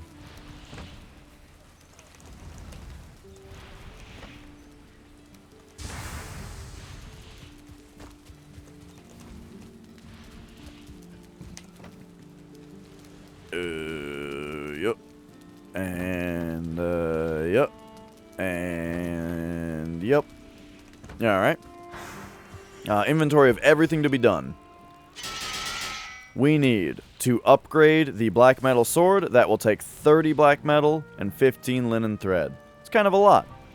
Then, looking down the list, what do we need to craft? We already have a full armor set. It's all upgraded. It's all done.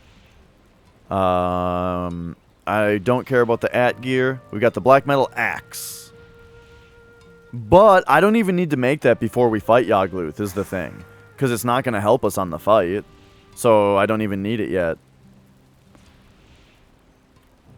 That can be post-game. Knife I don't need. There's no pickaxe. Yeah. So, when I put it that way, for upgrading the sword is literally the last thing before it's time to fight him.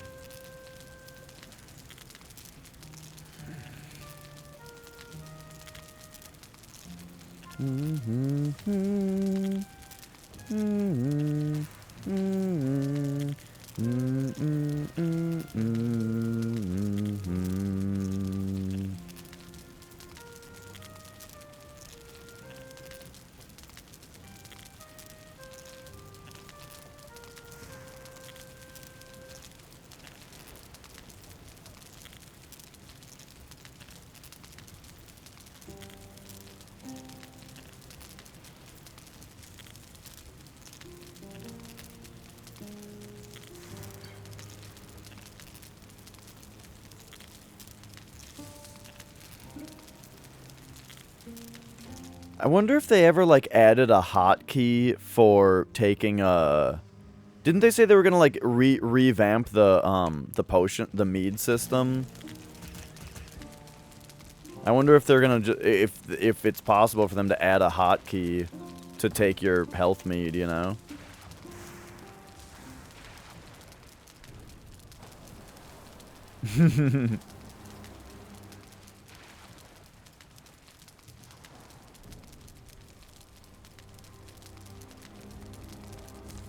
Alright, so let's take 8 of these out. Go take our berries and flour. And let's go make 4 more pies.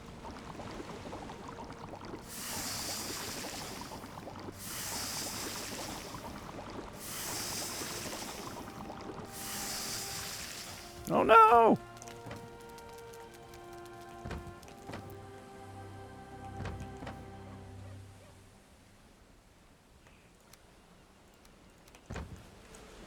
Alright. Let's go check on that flax. Oh, right. Fill this stuff up. Do-do-do.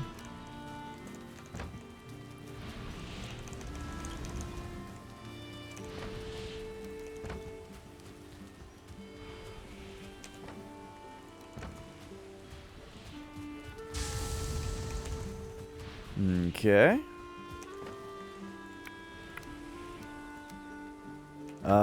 Get more wood for the kiln.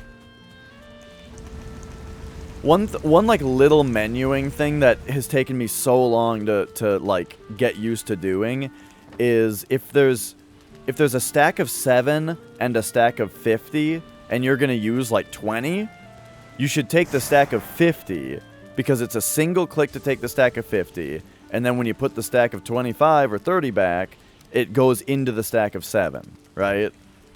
But if you take the stack of 7, then you also have to take the stack of 50 anyway. It's a tiny thing, But I think about it every time that it comes up, which is all the time.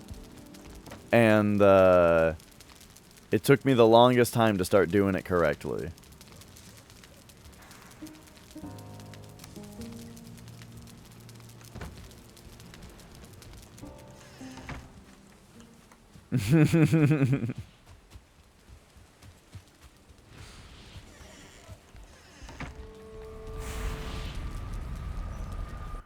Yes. Oh no, you're asking Essie.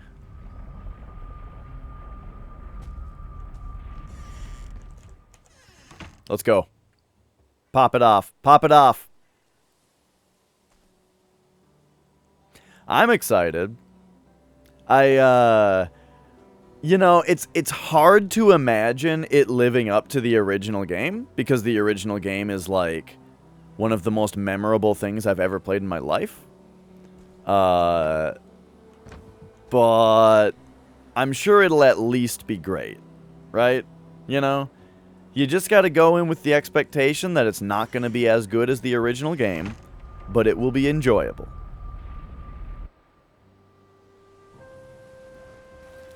Can't believe the flax isn't done yet.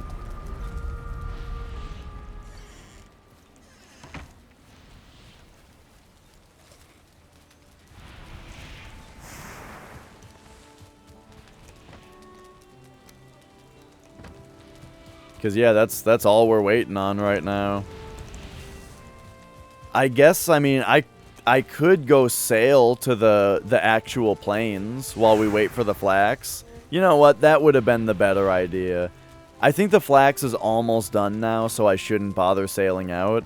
But in hindsight, I should have sailed out to find the actual Yagluth altar.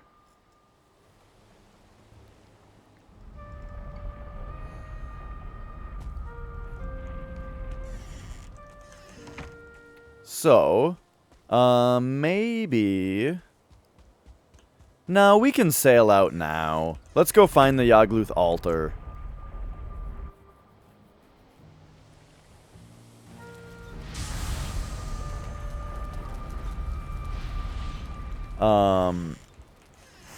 Gotta make more needle arrows also. I mean, I don't gotta. I've got 96, but like, we're going in with 200, right? Just in case he decides to like...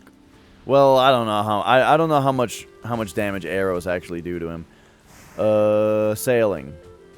Well, yeah, let's go. Perfect wind today, too. I don't think there's any reason to delay. We need to... Portal, though. Build portal. We need 2 portals. Here we go. So that's 20 dwarf eyes.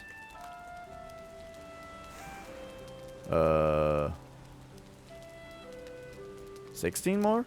Fuck. I thought I had grabbed 4. Okay, 20 dwarf eyes. 85 run. I guess that's the other thing to do with the game once we've done this on Permadeath is max out every stat. Are you guys ready for a week straight of punching the boulder with every different weapon type?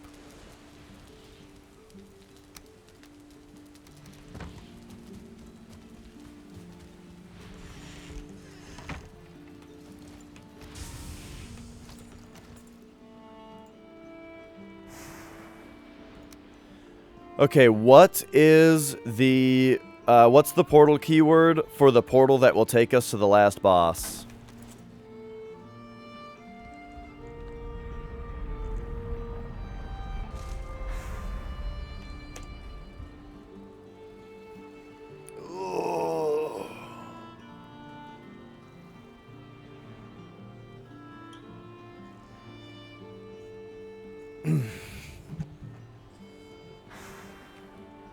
It can be,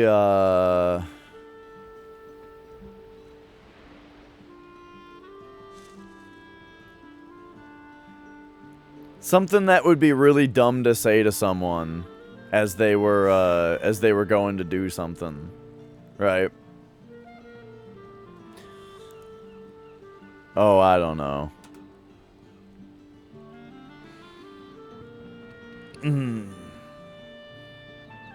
I mean, I got nothing. I'm asking you guys.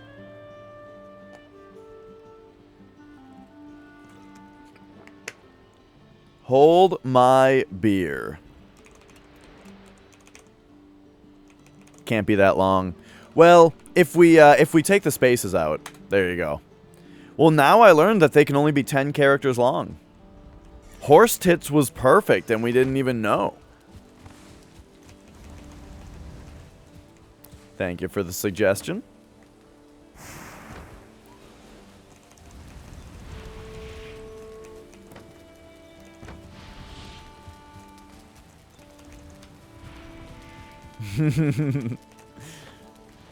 Just like any good art, we don't appreciate horse tits until it's like too late, you know? It's already like retired and bitter and perhaps even dead. And now we're all looking back on it and pretending that we liked it the whole time. Alright, here we go. Full sail ahead. We sail to Yagluth. Let's fucking go, dude.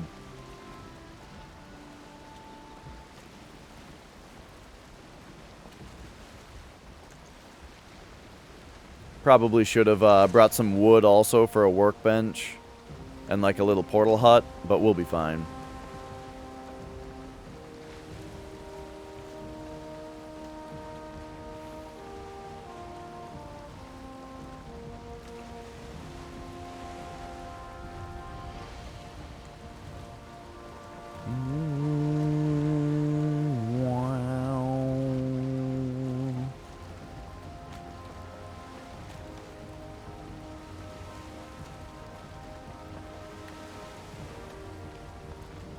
Is sailing everywhere part of a requirement?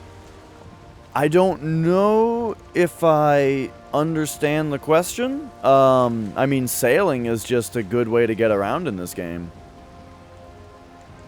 It's fast, it doesn't take, you know, you don't have to keep waiting for your stamina bar to come back up. You get sea serpent meat to make serpent stew. Your boat can carry a lot of cargo. Sailing is just very convenient.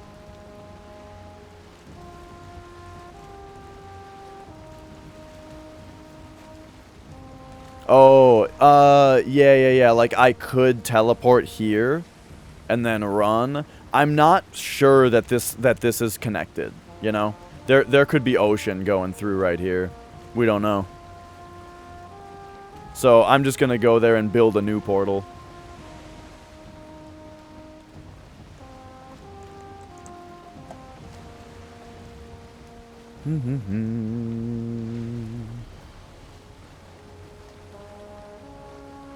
That's true too, yeah.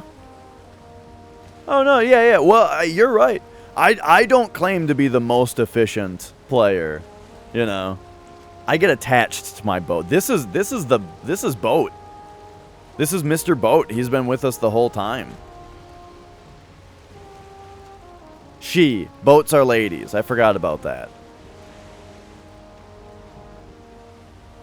But yeah, there's a lot of stuff with this run that's been like, Dash, build a cart and you can pull faster.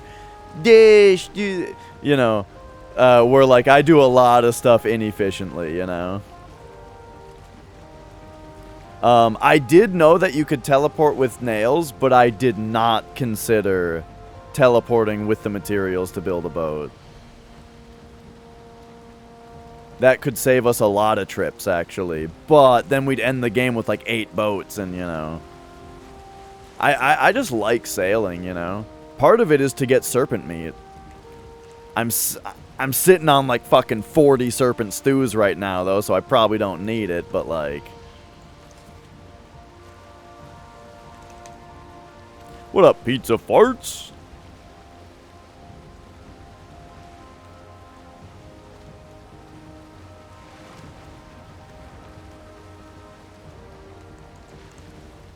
If you destroy your boat, you get the materials back. So, it's technically the same boat. If you had a boat, and at one point you had to replace the sail, and then you had to replace the mast, And then you had to replace all the benches. And then you had to replace the floor. And then the hull. At one point, 100%, every single part of this boat has been broken and has been replaced. The SS boat. Is it still the SS boat at that point? What if you took all of those broken pieces and you built them into a new broken boat? Which one is the real SS boat? The broken one of the old parts or the new one? Hi. Yay.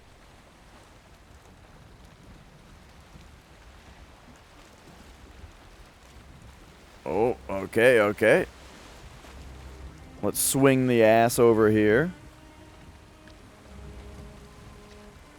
Nicole, we're very close to Yagluth fight. Okay, she says.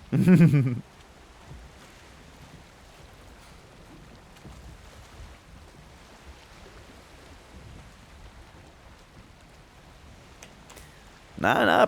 People's ideas on how to play is fun. Yeah. I didn't make up this conundrum that I was just talking about. I heard it from the game that 9 persons, 9 hours, 9 doors game.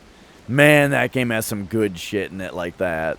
Where you read it and you're just like, fuck, dude, that's a conundrum.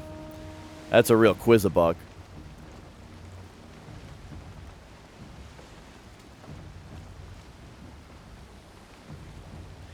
But anyway, you can't easily destroy a boat, though, can you? Like, you can't just do the remove button on boats or on rafts. You would have to actually, like, axe the boat to death, right? I don't know if I'm ready to do that to my poor boat. The ultimate answer to the question of why not teleport and make a new boat is that sailing is fun. I mean, listen to this music.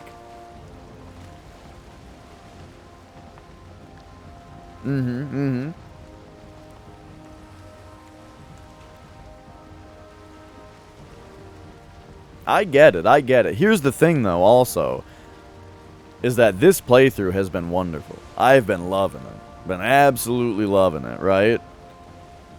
And this is one of our final journeys. This is one of the final sailing journeys that we have to... This might be the last sailing journey of this run.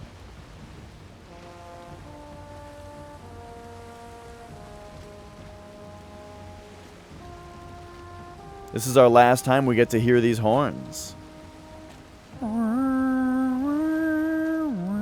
Yeah, what the hell am I doing with the sail out?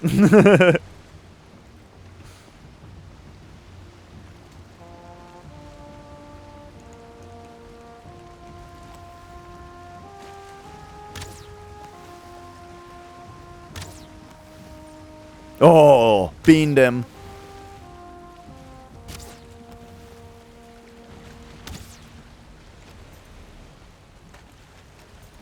Dude, these sea serpents are just getting absolutely destroyed.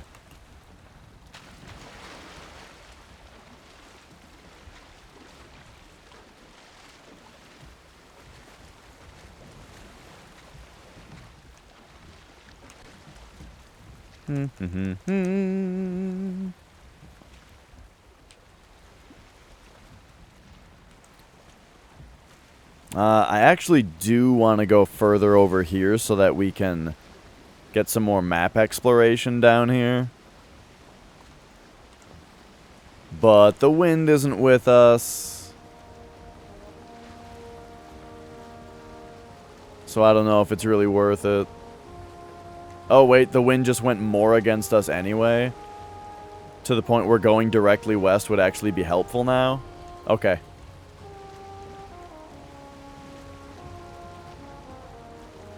Thanks, who's the god of wind? There's got to be a god of wind, right?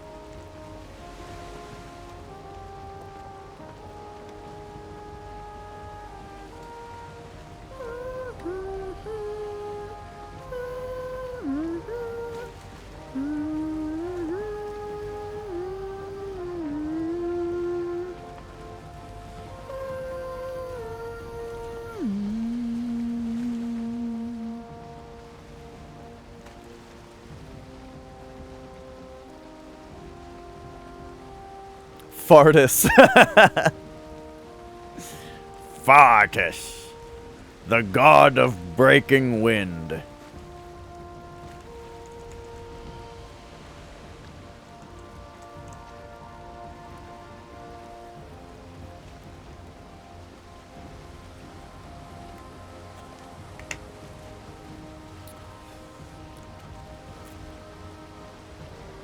All right. Well, we're scooching up to some planes now, so who knows if some skeeters will fly out to the boat.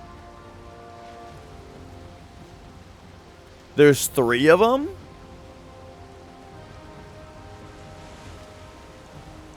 Oh, I didn't realize what I was getting myself into.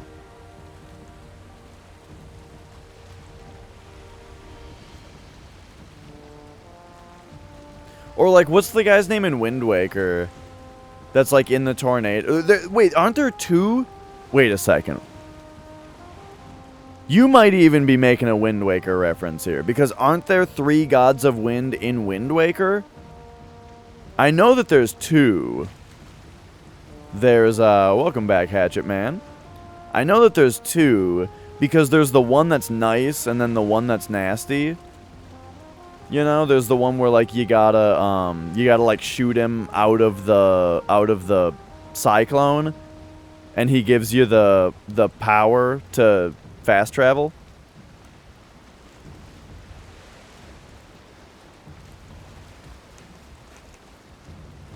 I'm sorry, I don't have any real knowledge about anything that's, like, real. I can just tell you guys about what happened in a video game a while ago. An old video game on the GameCube. It was a good one, though.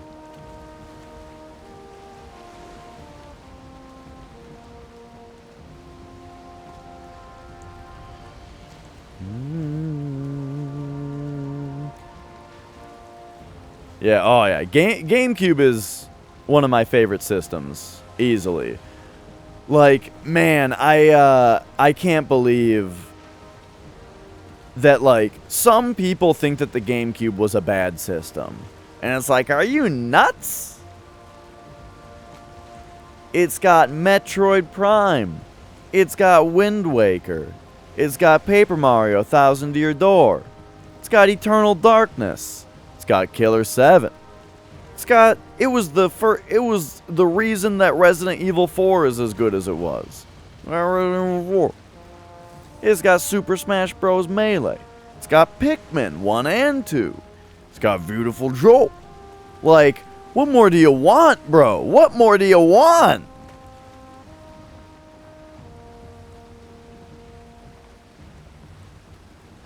GameCube, man. It's one of the all-time greatest.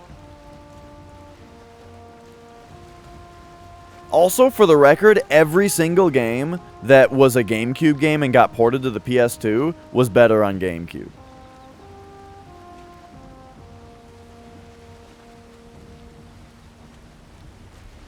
Funny thing about that, oh,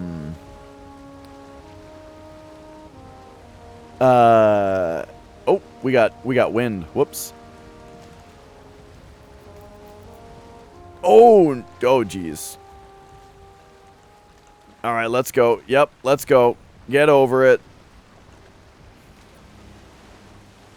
Spectrum that's your favorite console? You know, I've never played it. My, like, retroness doesn't really... Well, one thing is like, I know my shit as far as, like, NES and SNES goes and all that, but I do admit that, that I have a big blind spot for both anything pre-NES, you know? Like Atari and Odyssey and stuff like that. I really don't know anything about Intellivision, ColecoVision, all that. Don't really know anything about that stuff.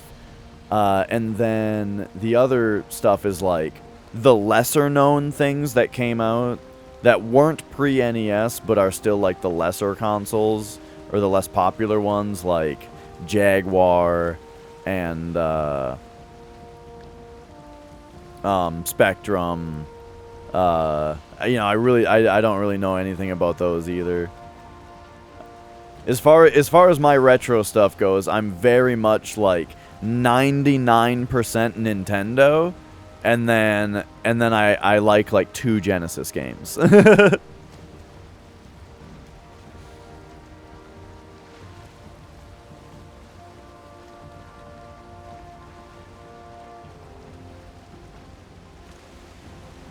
Let's have a pie.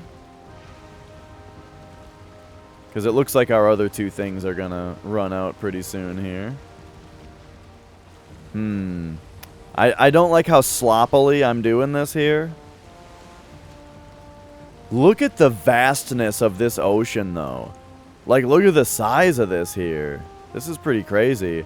It looks like this stuff is kind of shallow, though.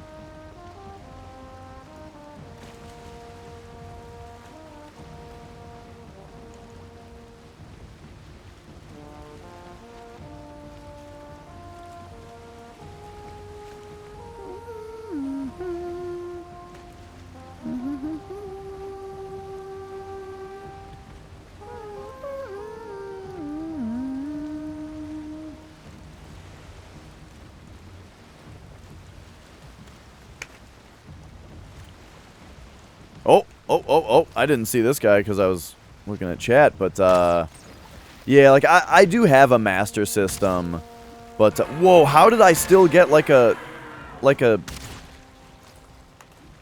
how did I still kill that guy so fast? Even though it took me so long to see him. Oh, is that a big dude over there?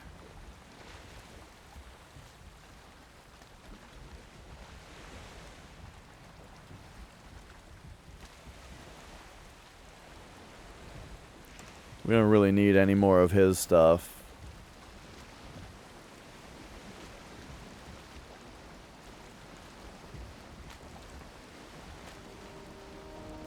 Rambo 2 for N64, huh?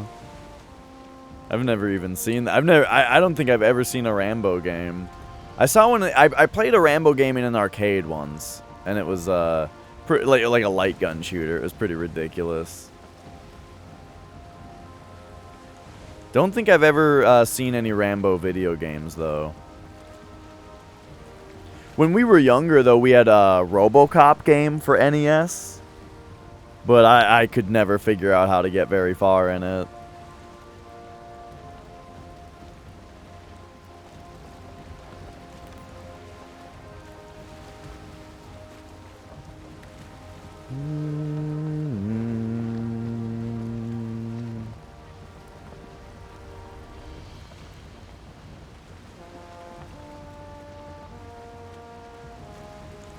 What about watermelon?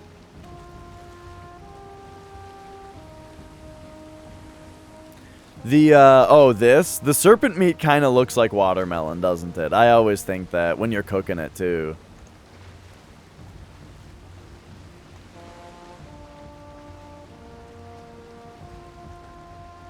Oh, it just you're having watermelon and it's good. Gotcha.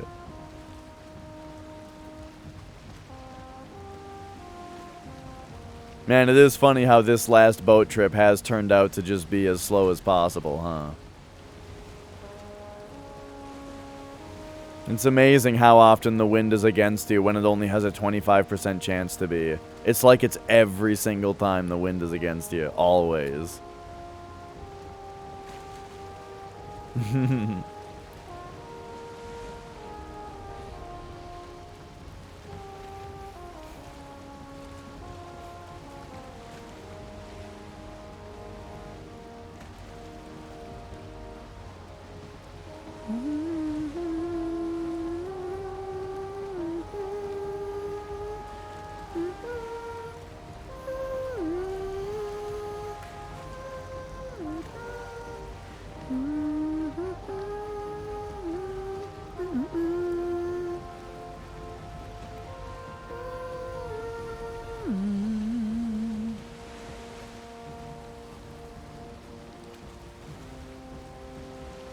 Okay, if we go a little bit more at a 45-degree angle, then we can kind of get a little bit more speed.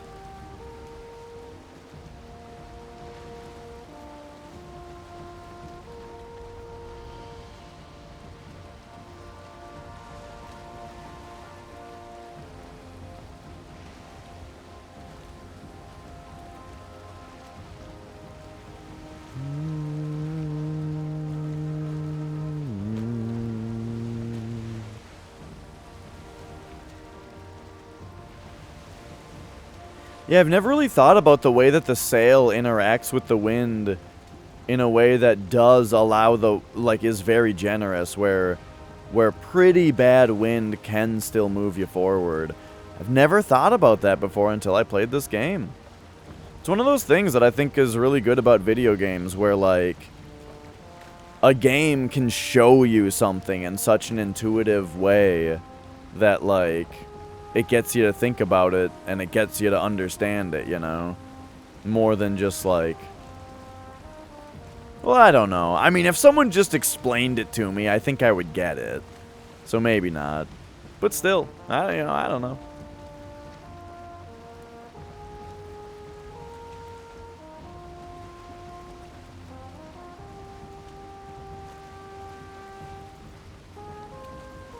Oh, he's pretty far away from the center, huh?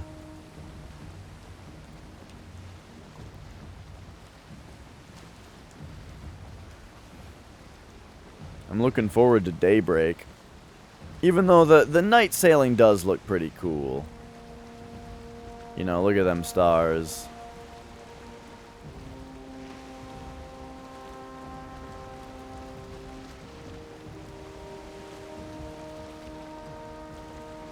Look at that moon.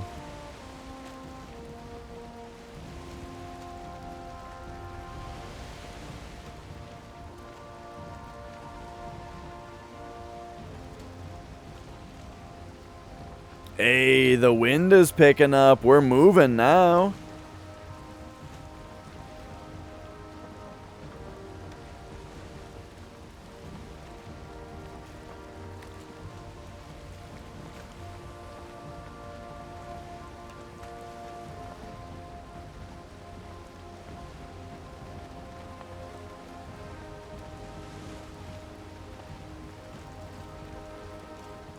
Looks like we got mountain to the left of us, swamp to the right. Here I am, stuck in the ocean with you.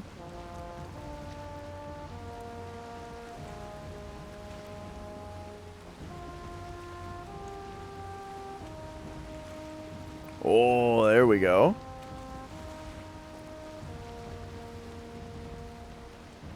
Yeah, the moon is just always full. Also, or wait, is that what you're saying?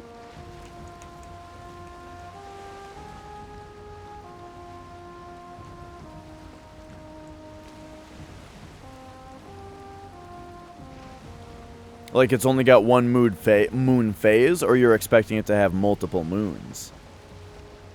Like at once?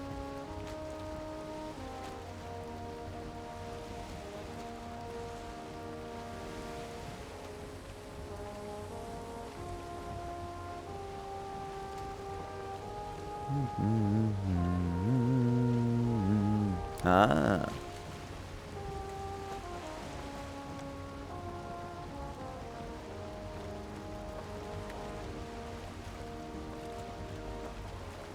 Gotcha. I'd be afraid to have, if there were two moons.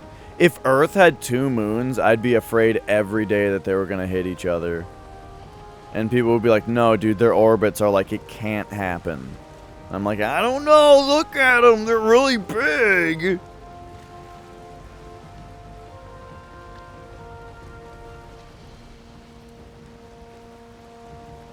Oh, we're sailing straight there now. We got the straight shot.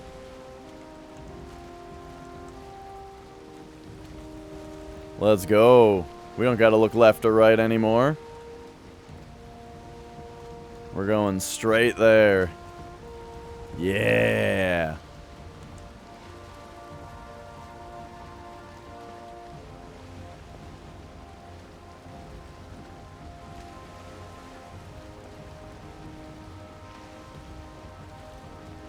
Oh, there it is. That's the altar. Next to the water? How strange.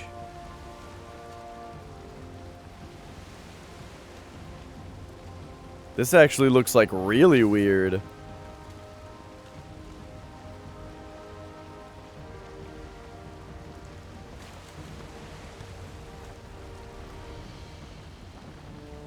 I don't know where to park my boat. I need to park my boat somewhere that it's not going to get hit by meteors.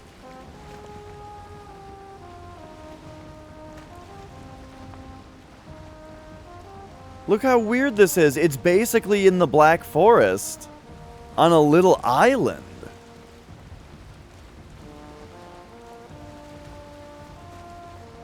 This is super weird, and it's like it's kind of scary that I'm apparently gonna have to fight him on this little thing, but at the same time that's kind of nice because I'm gonna be less afraid of goblins interfering with the fight, you know.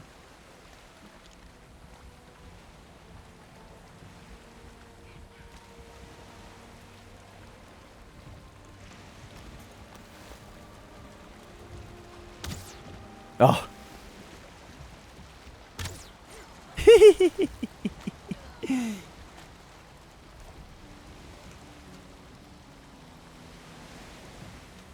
Some mistlands over there.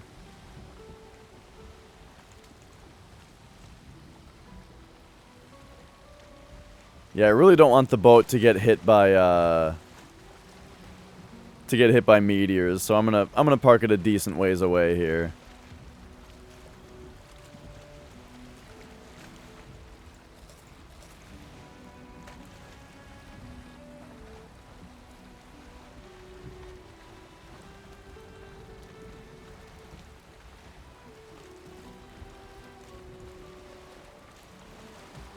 Yeah, I guess I don't have to worry about, like, a goblin village spawning or something. Don't have to worry about, like, locks. What I do worry about, though, is that I want to use these pillars to hide from his meteor attacks, you know? And, I'm not going to be able to do that if one side of them is in the water. I should almost like do some terrain raising around those to make sure I can stand on every side of all of them, you know?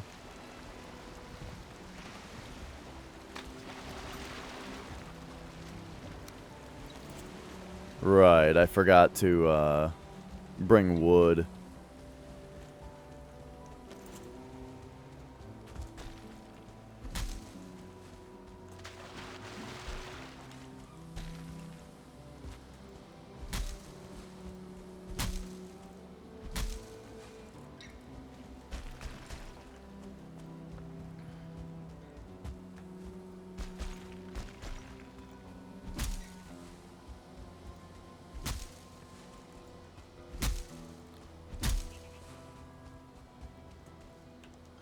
Okay.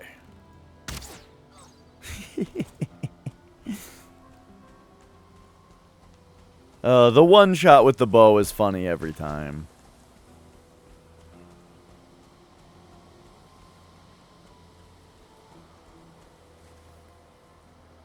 Got 14 wood. All right. Yeah, this is like very strange terrain.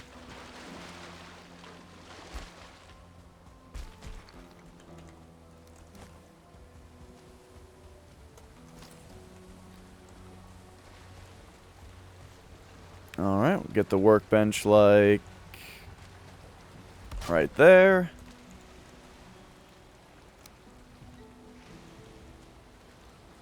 Get this right there.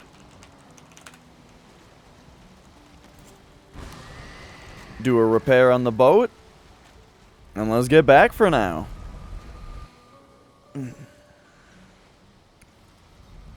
Man, I really need to get my dinner in the oven.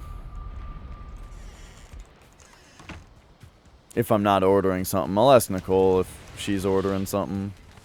And if not, then we can just have something basic. Oh.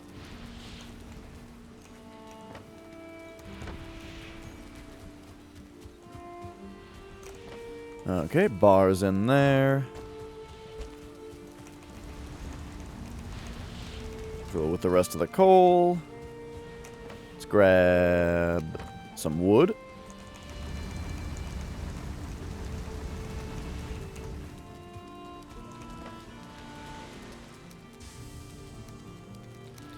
Okay.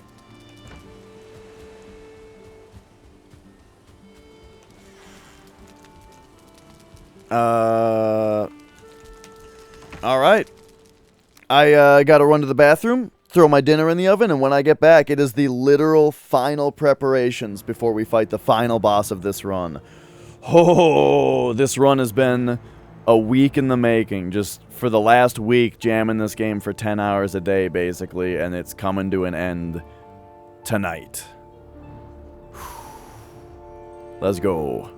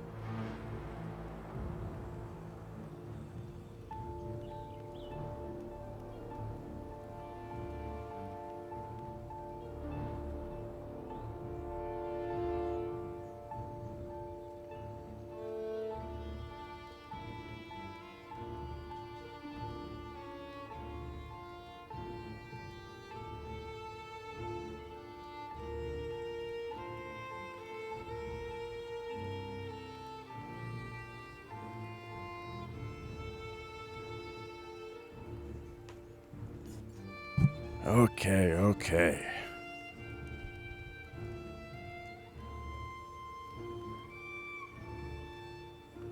We got dinner in the oven.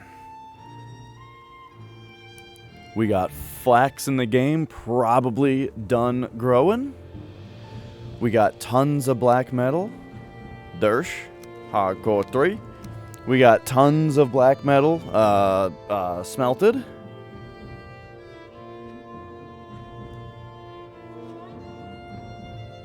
I think we're in there. I think we're getting in there. We got blood. We got all kinds of mead. We got blood pudding made for us, ready for its incredible amount of health that it provides.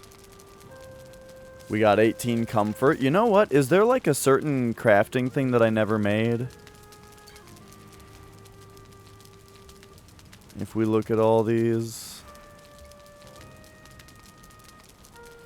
Furniture. We got the 3 rugs. I didn't make every kind of light. I just made the hanging one. And a couple standing things. Banner, maypole. Yeah. Thank you, Essie. I wonder if there will always be... hello. Oh, let's see. This name is going to take me a second. Is it like Canada and France and is back? What? You're gonna have to help me out with the name.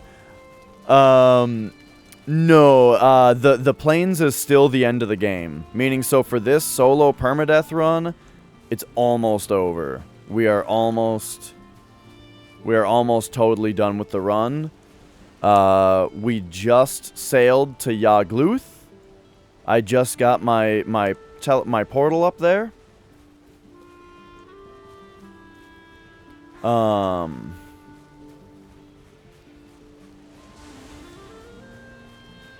Shipping Canada and France?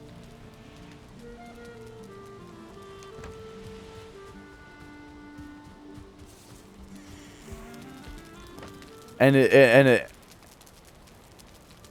is back. What do I call you?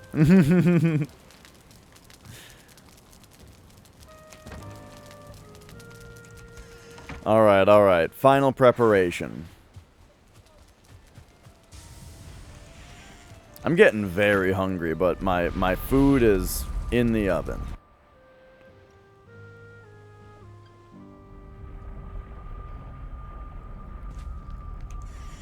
Alright, we got flax. Come on, update, baby. Let's go. Pop, yeah!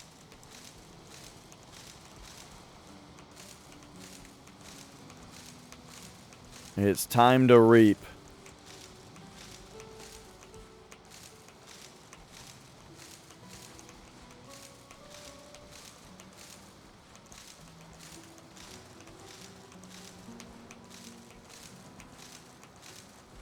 So now, we could just go throw all of this in the wheel, you know? But I think we should plant a little bit more just in case, right?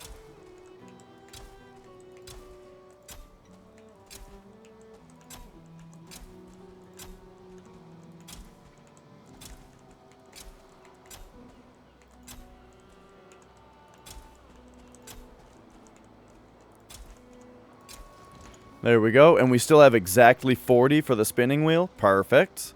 And then the rest of it here will go for us. All right.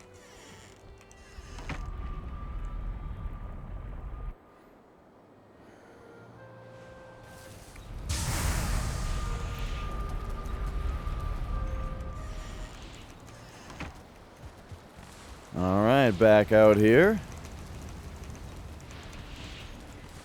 Coal in the furnace. Metal in the hopper. Looks like that's going to be the last of it.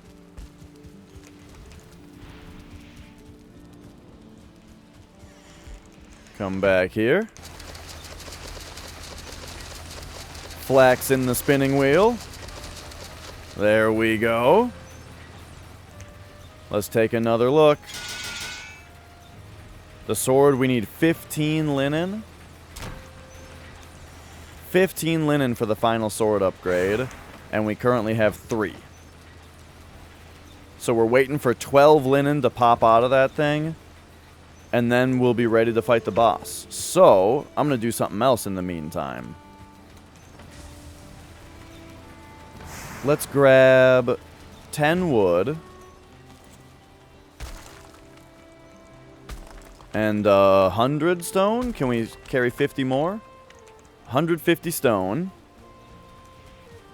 We're going to go reshape the boss arena a little bit. The boss arena scares me right now, and I want to maybe smooth some things out with it.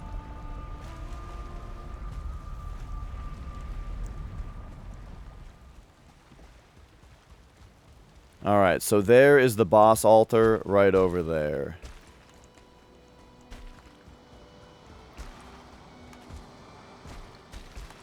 Whoa! Oh, geez. Give me a jump. There we go. I don't know if I can get over to it dry.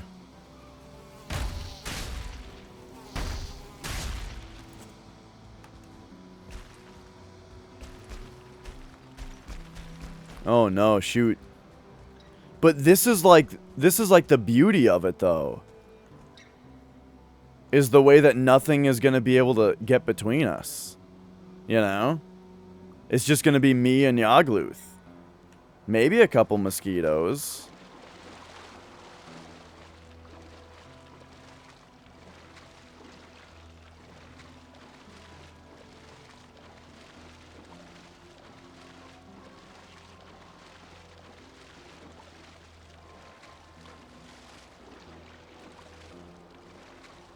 All right. But yeah, the last I heard, that's 2-star.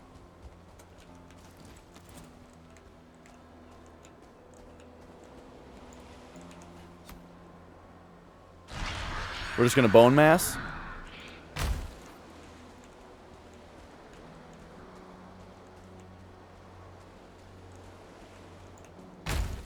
We're gonna eat.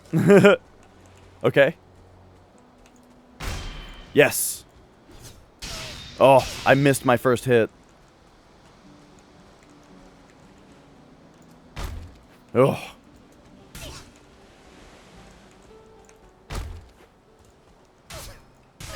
Woo! The 2 stars, man.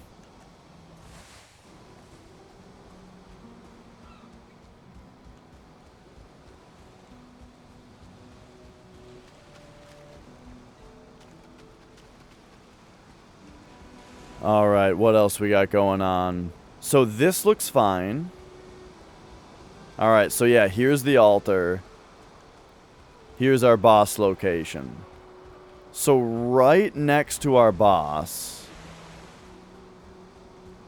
we've got... Is this a goblin outpost? It is, huh?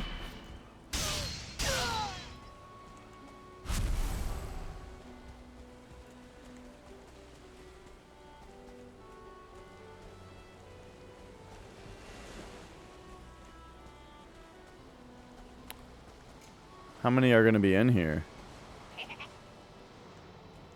Here's one. Can you figure out how to get to me, though?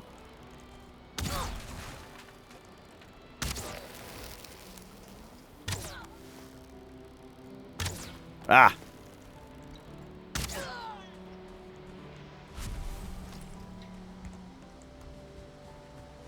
Just make sure we get rid of, like, all the dudes like this before the fight, you know? Alright, no more in here.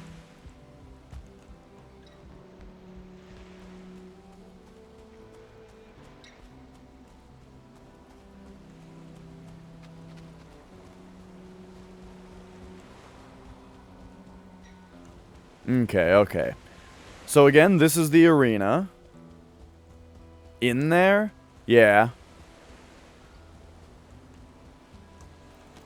Alright. So, what I'm coming here to do right now is I want to be able to use these to hide behind from meteors.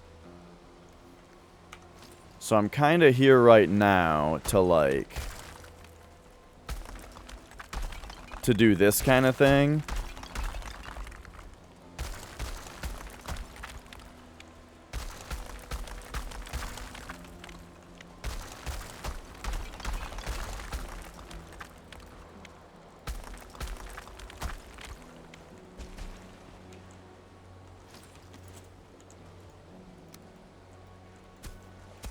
And now we'll try to level it out a bit too, right?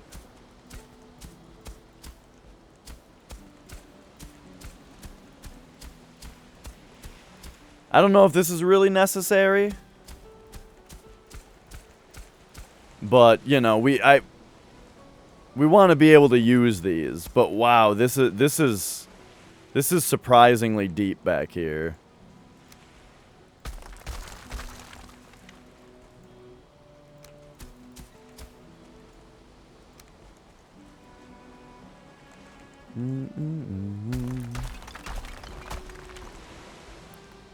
Yeah, this might just be a bad idea in general. You know what? Yeah, like this one's fucked. I don't know if I'm really gonna be able to use it. Oh my gosh.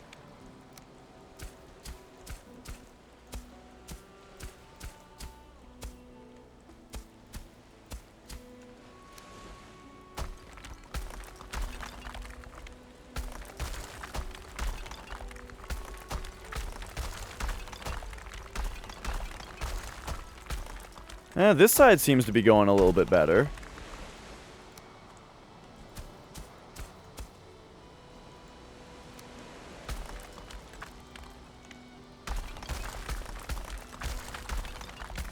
Oh man, though.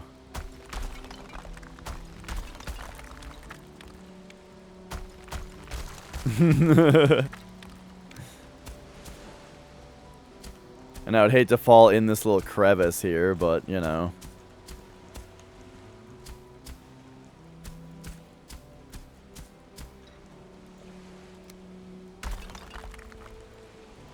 Oh wow, I already used all... I already used 150 stone doing that. Yeah, I think we're probably just gonna focus on these pillars to hide behind. That one's fine, this one's fine. My favorite death song? Good question. Probably Crystal Mountain.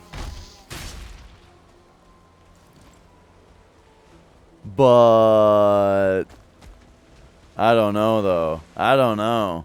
That's the first one that came to mind. But there might have to be more discussion. Alright, so we have 3 pillars that we can hide behind. So, that's gonna have to be good enough, I suppose.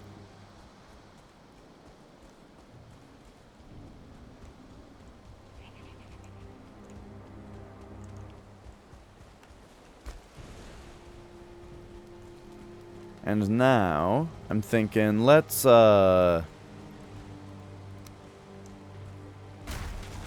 break down this workbench, and yeah, let's put a workbench over here.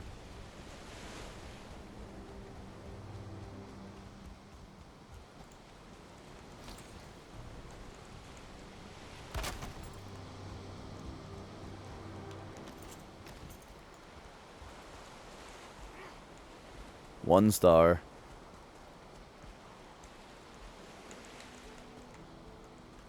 Come on. Whew. Okay, alright. Well. I don't know how I feel about swimming across this at night. I swam across to get here. Now it's nighttime. Man, I would hate for a meteor to chop one of these trees down and have the tree fall on me in the middle of the fight. So we're gonna take these out.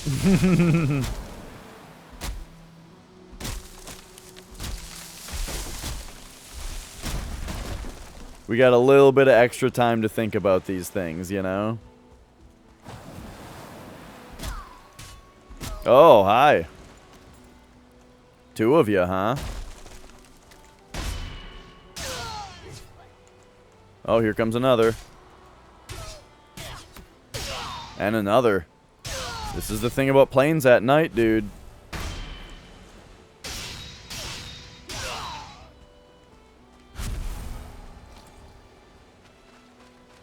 They come at you 4 at a time.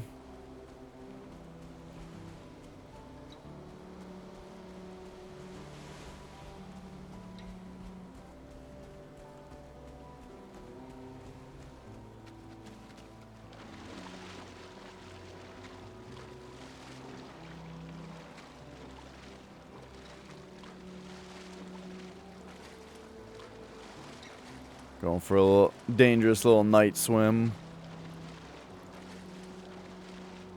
We're cold and wet, actually. So now that I think about it, I'm a lot more worried about goblins than I thought I was. I do have stamina mead, though. Worst case scenario.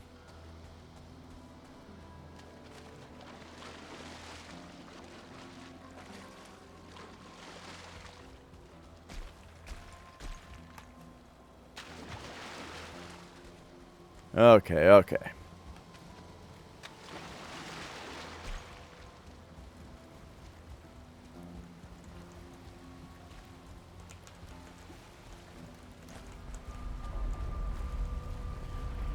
Whew, oh boy.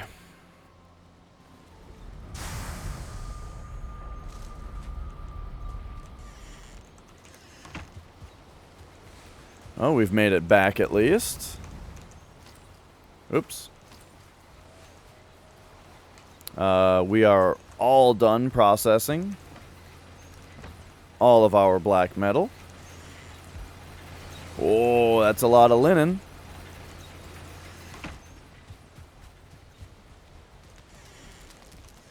Alright, so let's dry off.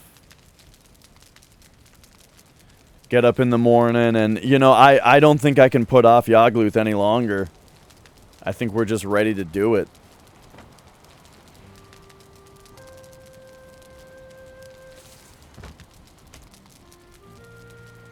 Right? Because, like...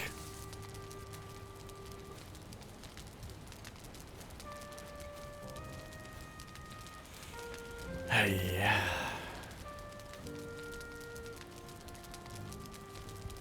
What other prep is there for me to do?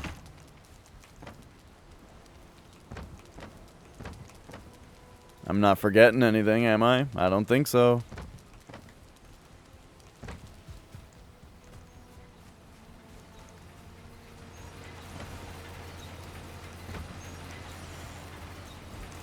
Let's make the, okay, repair everything. Make the last of the needle arrows. Just as many as I can make, which will be a little bit over. Yeah, yep, I'm making more arrows this time. I don't think I'm going to be using arrows against this boss at all, though.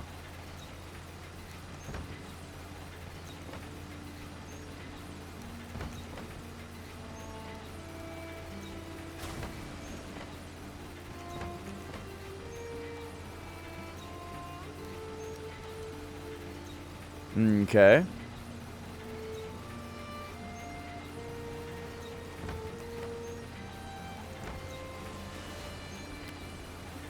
So now we'll come over here. See the forge. Upgrade black metal sword.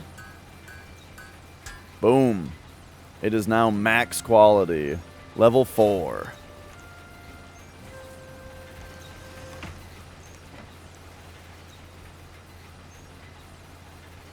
Oh yeah, and that was the full stack of that.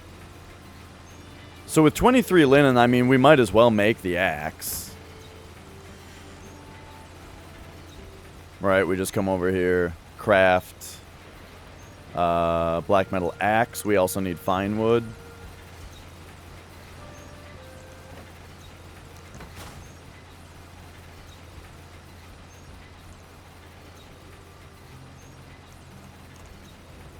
Alright.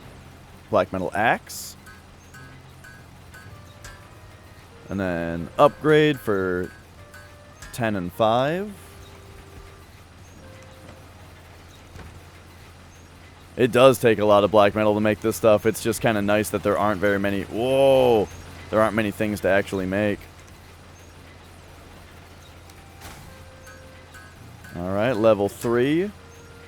And then axe level 4 takes 15 linen. So we need 8 more to pop out. Not going to wait for it. We have a level 3 black metal axe. That's going to be fine. Whew, I got a pit in my stomach. I'm nervous. Very nervous.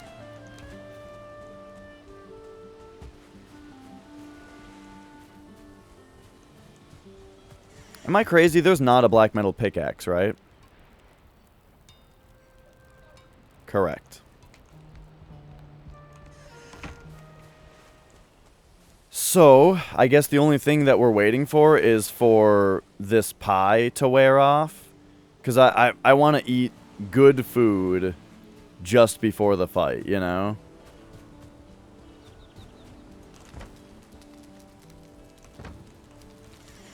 We need those totems. We're getting rested.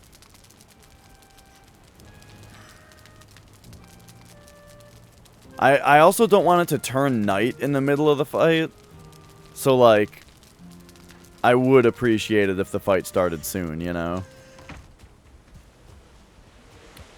I'm gonna build supplies for or bring supplies for a campfire in case I get wet.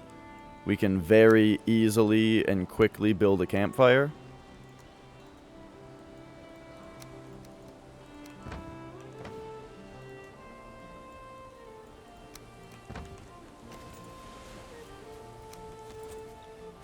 Okay.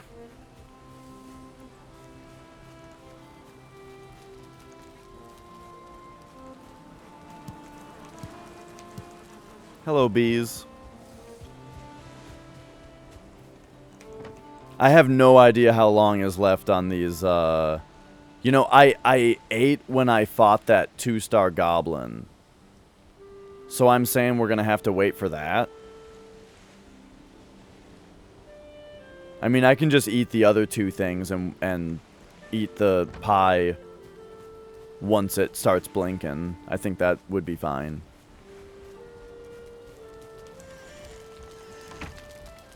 We've got bone... Oh, we gotta wait for bone mass to come back also, which is 4 minutes. But I think we'll have... It'll be back. It'll take us 4 minutes to get there, probably. But, yeah, so I guess we're just waiting for the sausages to wear off. Alright, we're fully rested. We'll just go make sure everything is clear. I think this is it. This is our full package.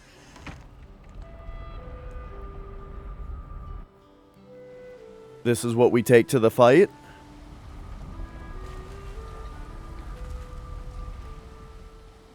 Here we go. I mean, we're gonna...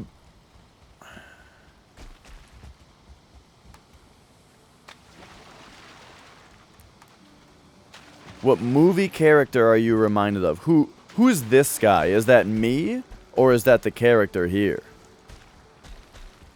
Thank you, Many Lemons. Yeah, I mean, this is it. Oh, stamina. It all comes to this.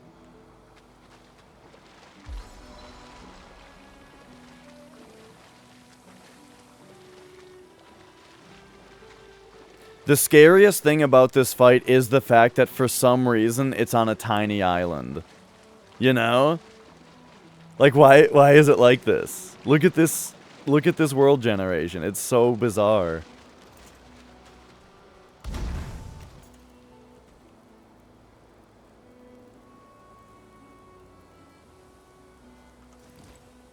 Now, do you not get wood back when you break these? That's a thing, right? Yeah. So, we better get some wood.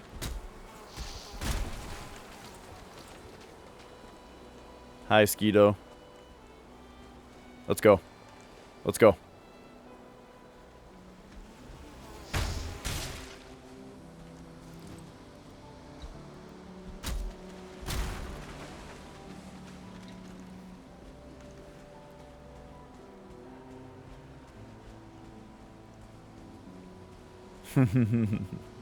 Right, he's got to add a little fuckery into the mix.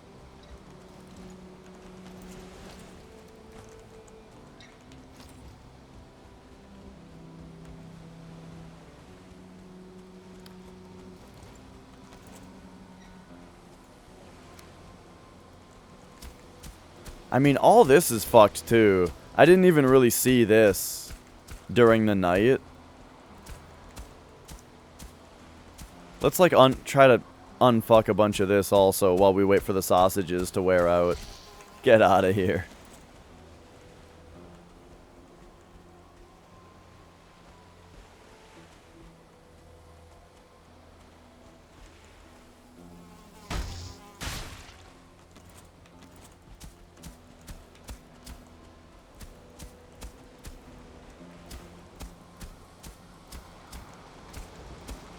This is awkward, but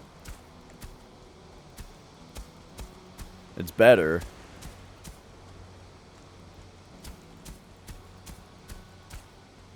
You think no, you got no doubt? Oh. Oh my god, I've been forgetting to do predictions. All right, here. Yeah. We're doing a prediction on this one. I mean, the thing is there's a lot of new people in here for this game. And so you guys probably don't even have very many channel points. But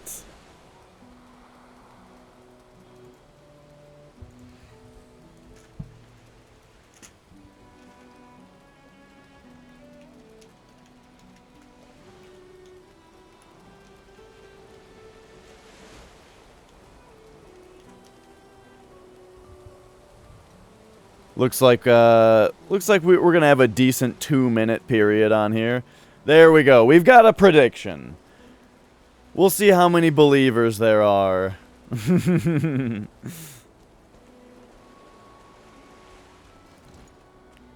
when did I eat these sausages? Sausages have like the lowest amount of duration and everything. Uh-oh.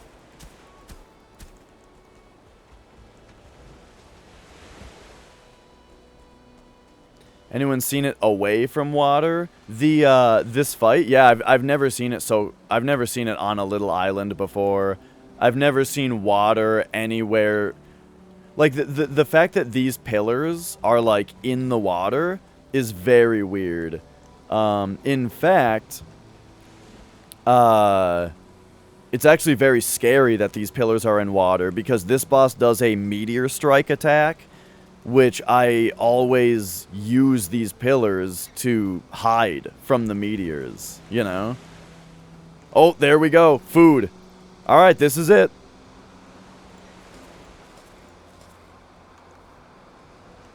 I guess I wish I was rested so that we could actually get all of this HP back. I mean, I guess we'll just drink a mead, right, to get most of it back.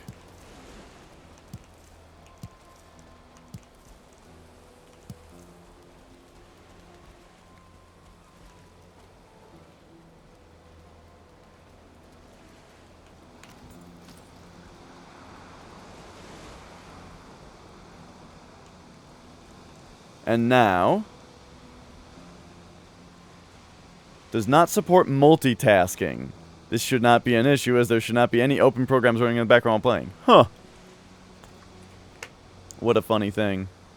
We're kind of waiting like 1 minute here for the cooldown on the potion. But yeah.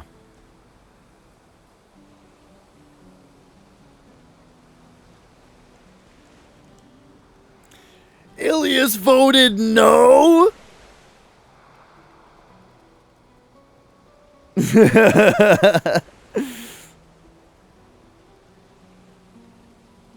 Well, yeah, I was just gonna say, Alias is the type to play the odds with channel points. Okay, I'm gonna hit it at the 30-second mark, because I'm also afraid of Nightfall. Here we go. This is it. It all comes to this.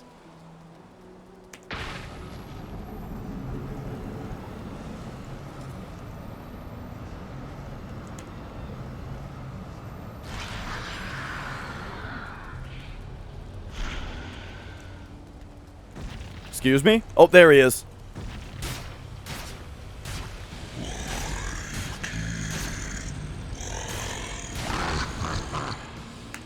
So this move, you just Dark Souls dodge it?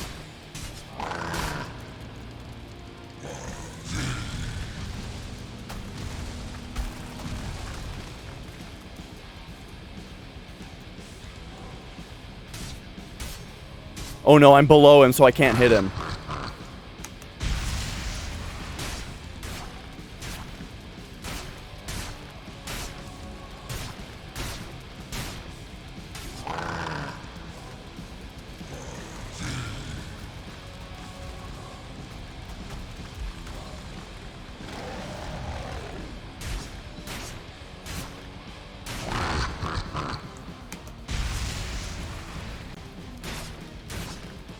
Alright, get some stamina.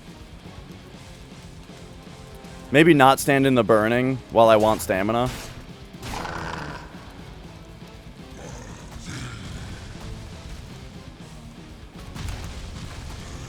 Yikes. Oh, the beam. Oh, the beam. I forgot to look out for the beam.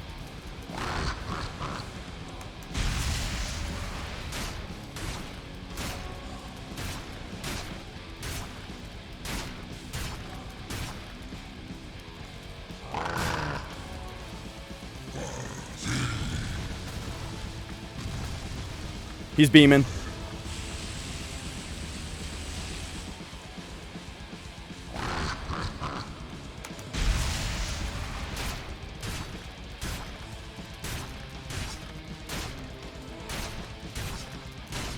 Okay.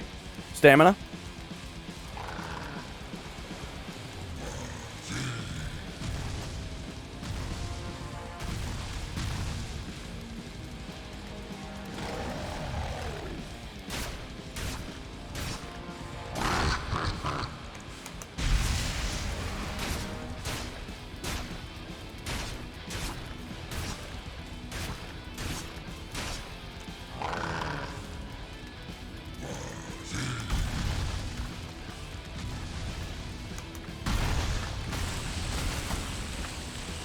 Yikes, that beam scared me.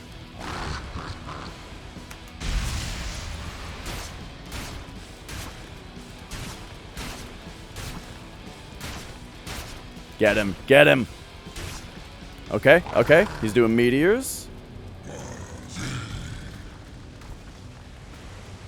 Okay, I guess you don't have to oh, beam. I guess you don't have to stand on the edges of the rocks for them to protect you.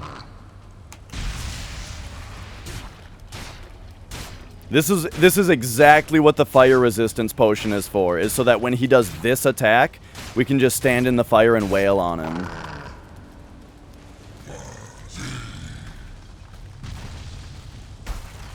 This attack reminds me so much of like the, what are they called? The imperfects?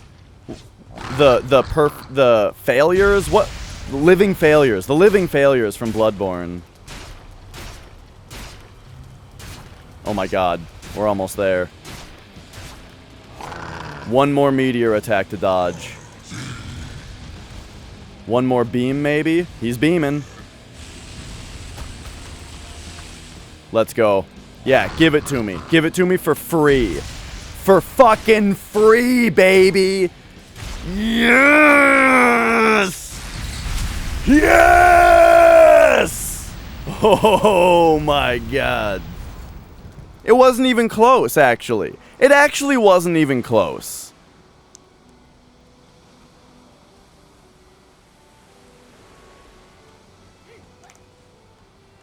Oh my. Oh, yeah. Now it's time to die to a goblin. Let's go, baby. The 99% we got him prevails. Hell yeah. Wait, where's my Yaglu thing? Wait a second. I got his trophy, but where's my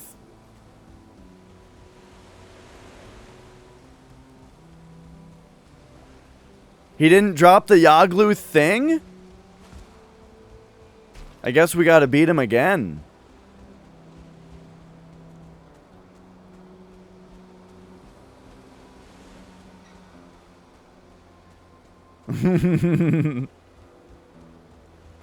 Wait, I'm serious though.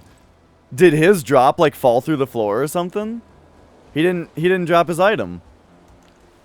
Unless I just don't see it. Maybe if I drop this wood, then I'll be able to pick it up from the floor.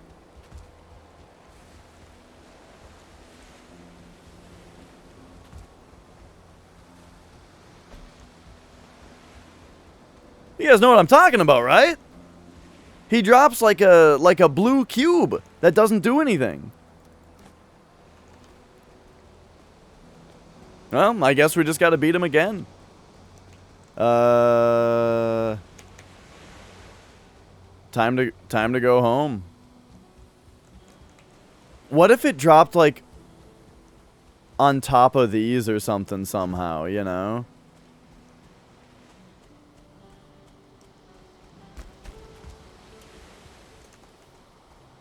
Looking again. Yeah, I mean it sticks out. It's like a bright blue square. Yeah, I'm thinking the sparkling pillar might just be some rock, you know, because when those pillars get broken, they spawn rocks. That's why there were all the rocks on the ground. It might just be rocks up there.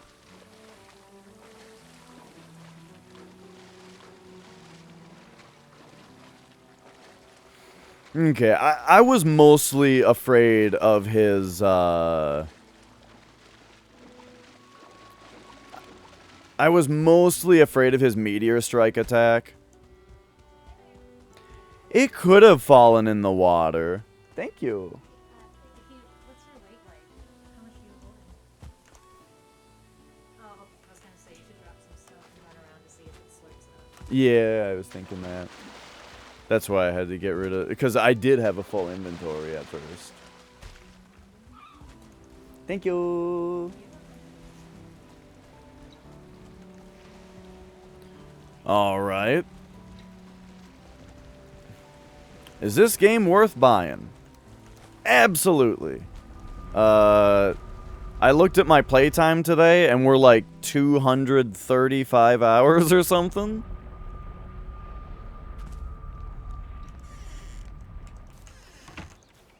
Alright, alright. So here we go. Time to have one last sleep.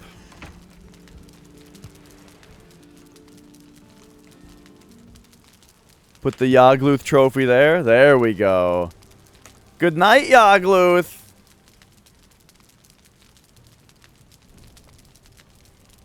Yeah, the building, it isn't... You don't have to be good at it. Good morning, Yagluth.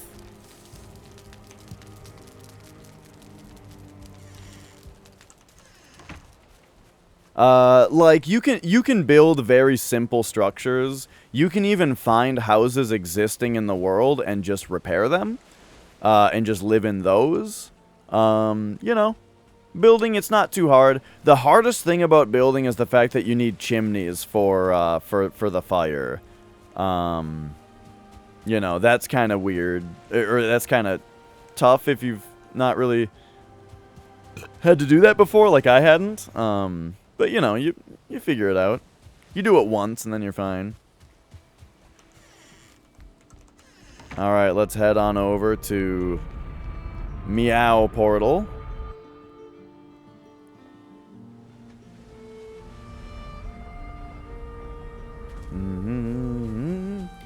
That's right, Taco.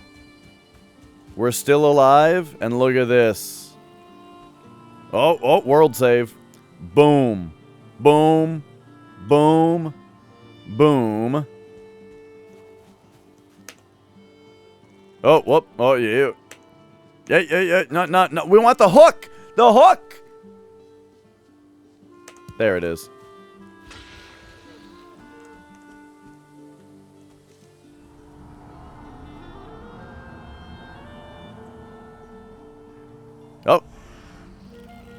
Oh, this one's talking to me.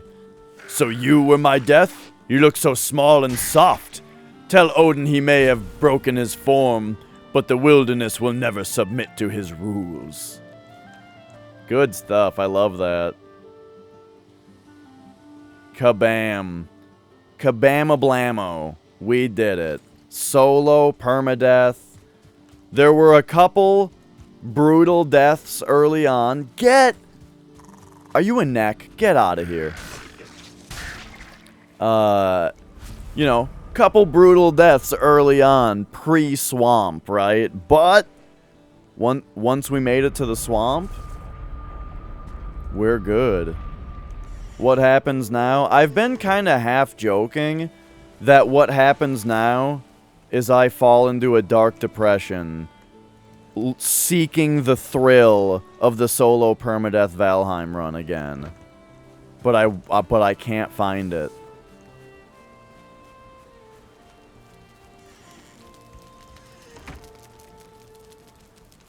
Would it be too hard solo for a beginner?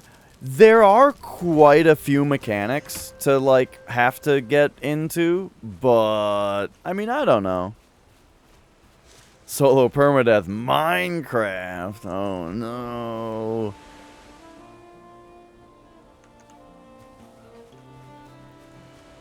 So here's the thing about that fight. That fight wasn't even close, but there wasn't any fuckery. If there had been any fuckery, like what if a 2-star goblin ran into the arena while I was fighting him? That would have been a huge deal. You know what I mean? Kind of like when I almost died to Motor because that golem started punching me while she was like pinning me against the mountainside. Remember that? So like it could have gone a lot worse.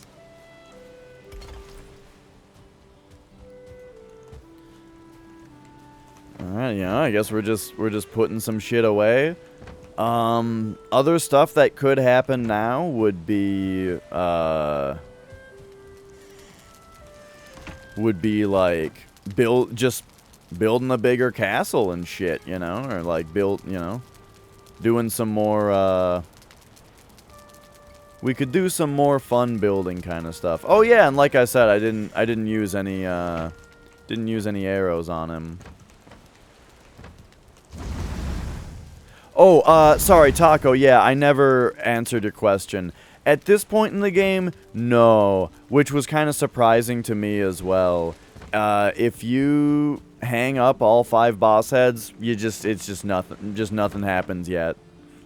So that's a little anticlimactic. But the fight itself is very climactic. And there we go. We've successfully done it. You know what's funny? Is we still have time for a drumming stream. After I eat dinner.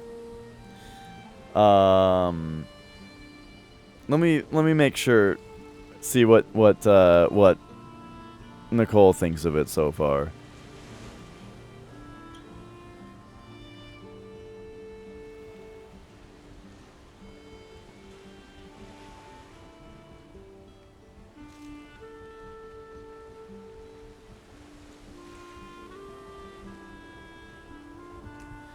Yeah, so old school RuneScape, I did,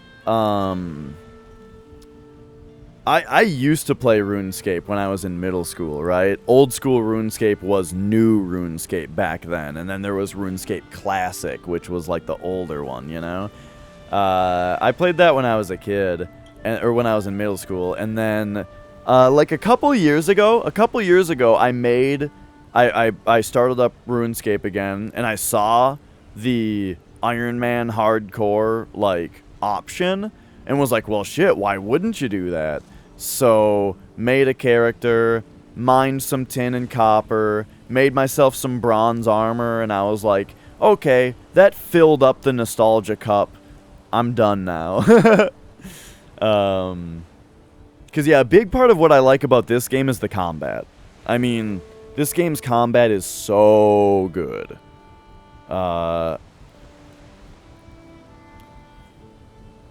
Yeah. So let's reminisce about our house real quick. I loved this little house that's out on the peninsula. And yeah, let's talk about what comes next later. Got our little dock. Dock is pretty standard, you know.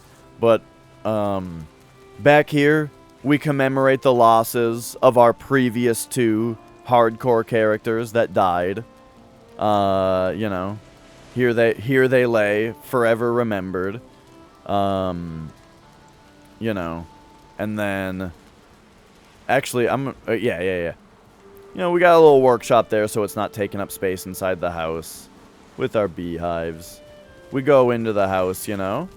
We've got all the amenities in the house. Now, this corner here comes up against because we've got our storage area there. This corner, though, never actually ended up getting used for anything. So it turns out I didn't have to move the workbench. I moved the workbench preemptively, thinking that I was going to need the space over there. But yeah, we've got our hanging thing. We got a big chimney for our hearth, you know. Reinforced chest back there. Love the house, right? We got our rugs. I got very very attached to the house. And then over here, we've got our workshop. Cauldron and fermenter on the right, since fermenter needs to be enclosed in, like, you know, it needs to be like sheltered basically. So I put it on the floor, and you know, we got that little addition off on the right. Because this building does my same thing of, like, the corners come in, so that on the outside, on this side we can have our main storage area, and then fermenter goes in that one. And then this is also our workshop, so we got our workbench and our forge, artisan table over there, all the amenities. We got our smelter and kiln over here with the blast furnace. I had to make an extra little storage area right here for ore, so that ore can just be put right into the hole there, and later right in there. Yeah. We have our very simple hut over here. Is our portal area. You know, it's a 6x4, so that kind of allows you to make this nice kind of ring of portals. You know, I can get the workbench out of here whenever. And there you go. Yeah, that's why I'm going through all of it, because I got really attached to how I do things, you know, and how this is how it's done. Windmill. Just love how the windmill looks. Like, it really ties the room together, you know. I never ended up leveling this out. I kept thinking that I should level all of this out because of this weird grassy hill right here, but I kind of like the grassy hill. And then this never came into play. This was my panic room. I thought, if we get attacked by a shitload of goblins, then I want to just have a stone fortress to just run into. I've got a chest full of arrows here to just, like, stand up here afraid of the goblins, you know? So that was the idea of that. Also, this would confuse them. But the fact that the house is on this little peninsula, I feel like really it prevented so many little issues, right? Where all of the enemies, like, we didn't get, like, any gray dwarves attacking us ever. We didn't get boars running around our camp. I got one raid ever. We got the ooze event one time, and that was it. So yeah, like, something about this terrain, I think, really prevented a lot of that stuff from happening. So then, let's also talk about the world a little bit. I was a little worried at first, because at first I couldn't really find a house I was super happy with, you know? I built one here that was okay, but then it turned out that there wasn't any black forest around, you know? If I was gonna mine tin and copper, right, I looked over here, there wasn't any copper in this black forest. Up here, there, like, wasn't any here either, or even if there was, it's so far away. That's what caused me to then be like, alright, I'm gonna look at this whole ass landmass, and it took me forever to find this black forest eventually, that turned out to be very large, have lots of copper, but I didn't want to build my house on the shoreline, because then it would be too close to the black forest, and then I would get gray dwarfs attacking me all the time. So that's what led me to go into this little spot over here, where I thought it might be far enough away where that wouldn't be happening. So that was that. But then the Elder turned out to be down here. And I didn't really realize how easy it would be to cross this on foot, you know? Well, I mean, what else is there to do at this point? We beat it. So the Elder came over here, and so we ended up having to, like, kind of sail to him. I don't even remember the course that I took. I don't remember exactly what happened at this point. I think we sailed... This sail over here happened later, I think. So, I think we came down, realized that this was tiny, and sailed through it anyway.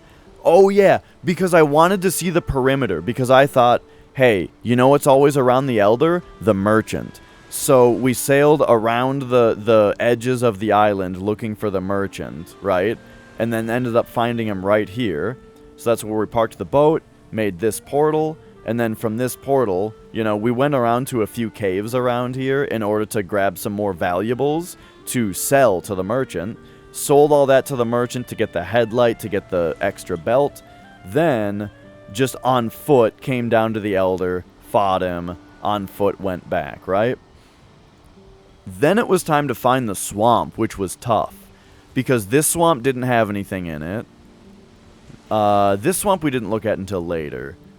I think at some point... I don't know exactly how I found this swamp. Maybe we just sailed up? I don't remember exactly. But at some point, I think we sailed up and discovered that this swamp had caves in it. So we came up here, made the portal. I might have even come on foot? It doesn't look like it, though. No, this looks like it was sailed through.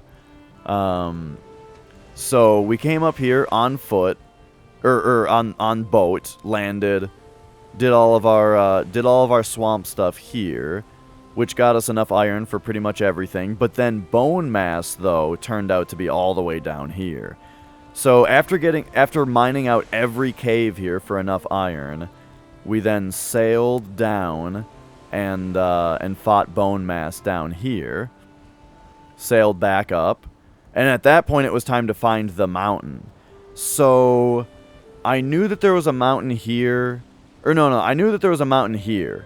So we looked at this one first, got a little bit of silver out of it, you know, because it was right next to the water, so that makes it really convenient to just get the silver down to the boat and then sail it back up to the base. But there was no boss on the mountain. So we saw that down here there was like a giant mountain on the horizon. It was like, look how big this mountain is. So, sailed down there, made that the next place. These markers were like my pathway up. Like, this was a very treacherous climb because this mountain is hella tall right here. So it took a lot to climb up the side. And because I had to transport silver up and down, I had to mark out like my path for myself to get up and down safely because I didn't want to die from falling, you know? So we got a little bit more silver here, but also just searched the entire mountain because it was so huge, looking for the boss, never found it. So then we sailed up here, we found this mountain, checked it out, nothing. Then I came back down and I was like, oh my god, look how big that mountain is to the south. So I sailed down. We might have checked out this mountain, but it was tiny and pathetic. And then sailed down to check out this other really big mountain, and I parked the boat right here and realized, oh my god, that's the mountain that we were already on. Yeah, it's really big. So then we sailed up, and this was the point where we were like, okay, park the boat here, check out this mountain, and for the first time, we had to traverse plains. This was the first time we had to go into the plains, but I was ready to fight Motor at this point, which means I was decked out in silver, which means I'm ready for the plains also. Motor only gives you stuff to be able to process black metal, which we don't have yet because that's from the plains. So I was like, alright, we're ready for the plains. Also, let it be known, there was one heart attack moment here. You see on the top right how it says that this is plains right here? So while we were sailing north, I had never seen plains yet in the game. We're sailing north, and, I saw it in the distance here. When we were mining out all the iron, I saw the edge of the plains and never went into it, you know? But, so, we're sailing north, and I see a sea serpent. So I'm like, alright, keep the sails up. It's super foggy, though, right? Super foggy, can't see anything. But, keep the sails up, I get up off the rudder, off the stool, and I got my bow out for the sea serpent, and I'm looking at him, and then I see plains on the screen. And I'm like, fuck, are we gonna crash into the plains right now in the middle of the night when it's foggy? And so I just like had a heart attack, right? Thinking that we were just gonna crash right onto land in the middle of the plains at night, and I was just gonna die right there, you know? But we were in the open sea. It was fine. The plains, we just skimmed the side of the plains. Nothing bad happened. Hey there, Queen of Kings. Came the rest of the way up, and then that's where we landed here to look at this mountain. So again, though, this then was when we actually traveled through the plains to get to the mountain, and here was where we found the tablet that told us where Motor was. So, we found the tablet, awesome, back on the boat, back sailing, and then Motor was all the way up there, though, so we sailed up, and up, and then we had to go through plains again. I think I landed the boat in the Black Forest here, and we went up as much Black Forest and swamp as we could, and then went through a little bit of plains right here, to make our mountain portal, our boss fight portal for Motor, essentially, right there. And then went up and fought her, and it was a crazy battle, because she, oh man, she like pinned me against the mountain at one point, and I was like, I don't know how to dodge any attacks right now, because I can't see them, because the camera's freaking out, and I'm getting like jammed into the mountain, you know? And then, in the middle of that, a stone golem like punches me, and I'm like, oh my god, I'm gonna die right now because there's a stone golem attacking me and I can't move because I'm intersecting the boss model. It was fucked. But made it out, ran around. It was fine. We won the battle. It was great. And then it was time to search the plains. So the first plains that I searched was this one that I could originally see from the swamp. So we took this teleporter, moved this portal here, after searching the plains, fighting all the goblins, and then and then seeing the goblin camps and actually taking out the goblin camps. I wasn't sure I was going to be able to handle goblin camps on my own. But being patient, you know, pulling the enemies as few at a time, we did it. And then this was also the farm for flax and barley. But we searched this whole plains, didn't find the boss tablet. We just got a bunch of black metal.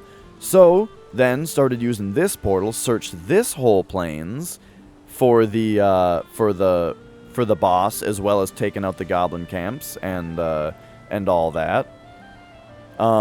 This world, I've played the game every day for the last week, just about, for about 10 hours a day on average, I would say. Ground is shaken. This is troll event, isn't it?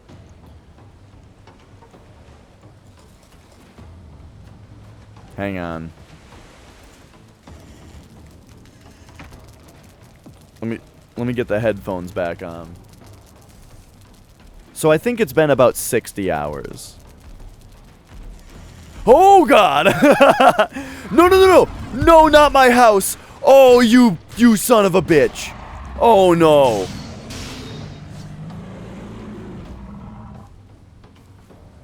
I went into the house just to get some fucking...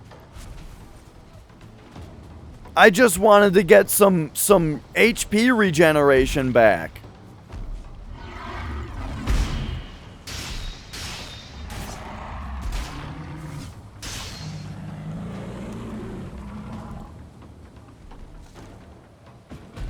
Oh, man. Alright, we're gonna have a little bit of rebuilding to do on the house, apparently. Alright, got him. Who's next?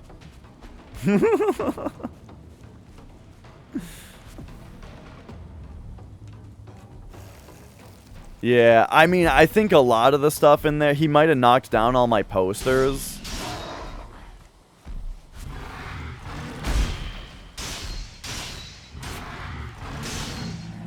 Alright, there we go.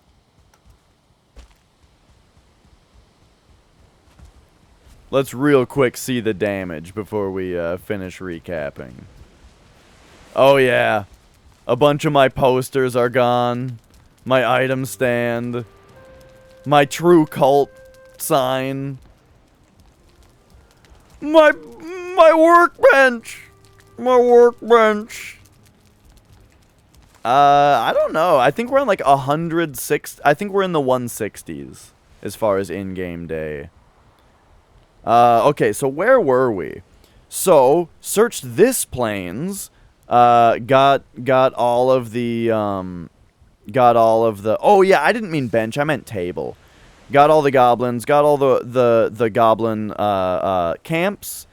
And then here, right here, was the stone that told us where Yagluth was. So, I wasn't even planning on attacking this goblin base because I didn't think I needed the black metal. Turns out I probably did. I think I used most of it. But this was where the stone was. So, we sailed the boat back, you know, to bring the black metal back. And then we sailed the boat back up, made a beeline for Yagluth. He was on this weird, tiny island. And parked the boat about right here, you know, put the portal right here, which I should probably mark. Fought Yagluth on this tiny-ass little island. And that was it. We did it. Completed the run. I guess we're gonna have to fix all this up some other time. That's gonna be that. Now, I don't expect you guys all to follow me, you know, because to follow me to the next stream. Hey, thanks for following me on Twitch, though, Queen of Kings. But yeah, that's it. Oh, one other thing I should point out, by the way, is that, you know, the proof, right? The proof that it was deathless. The way I can think, well, I mean, you guys can just watch the entire run on Twitch. I did the whole thing live, right? But,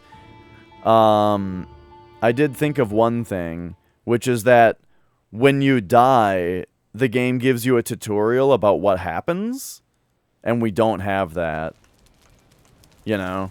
So if we go into Hugin, We do not have the entry about death in here and what happens. And we could just not talk to him, but I think he would keep appearing, you know, until we talked to him. Maybe you could, like, turn off... Can you turn off tutorials? Show key hints? Is this that? I don't know. Anyway. Anyway, here's what's gonna happen. I'm gonna eat my dinner. A well-deserved dinner. And then I'm gonna take the PC over to the music room. And I'm going to do a metal drumming stream. For fun.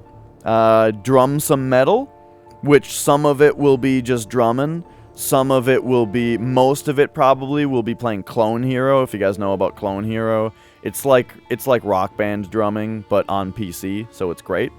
So I'm gonna go do that. Stick around if you would like. You know, give me a follow, and I'll be back in like 20 minutes with the drumming stream. So I hope to see you guys there.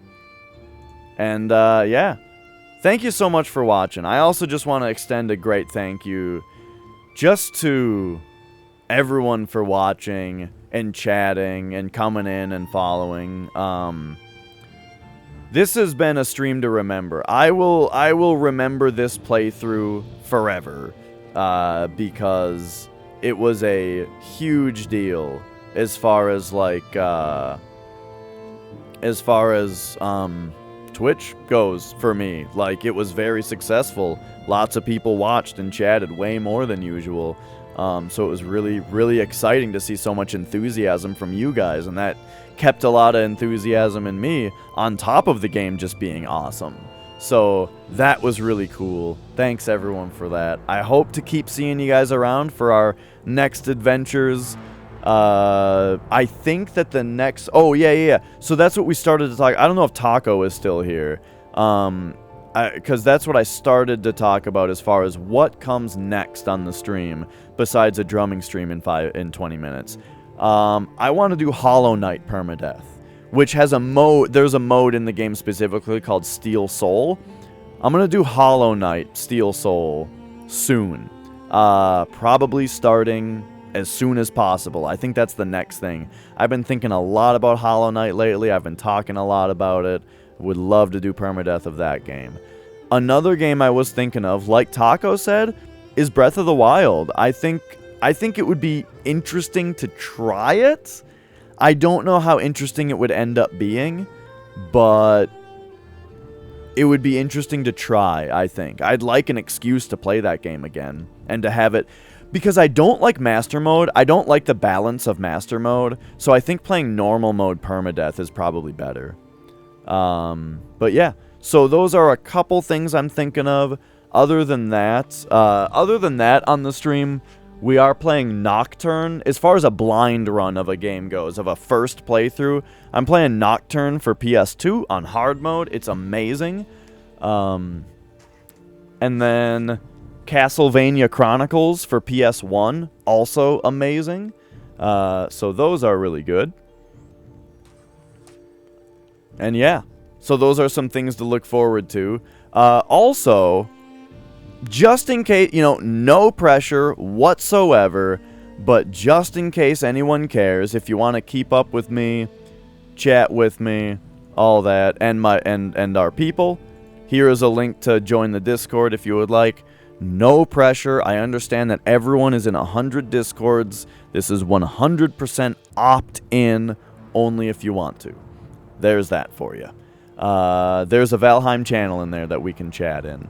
So, thanks again for watching, everyone. I will be back right here in 20 minutes to play some drums. If that sounds interesting to you, you are invited to watch drums. It's fun. I love it. It's a good time. But if you don't like metal, if you don't care about drumming, if that's not what you're into, no pressure. All right. See you guys in 20 minutes. Thank you once again for making this the best playthrough I've had so far on Twitch, probably. It was very fun. it's hard to go. This goodbye has been 20 minutes long because I'm holding on to it. It's just been such a fun playthrough that I don't actually want to leave. So I'm going to eat my food. I'm going to drum. I'm going to see you guys in 20 minutes. Bye!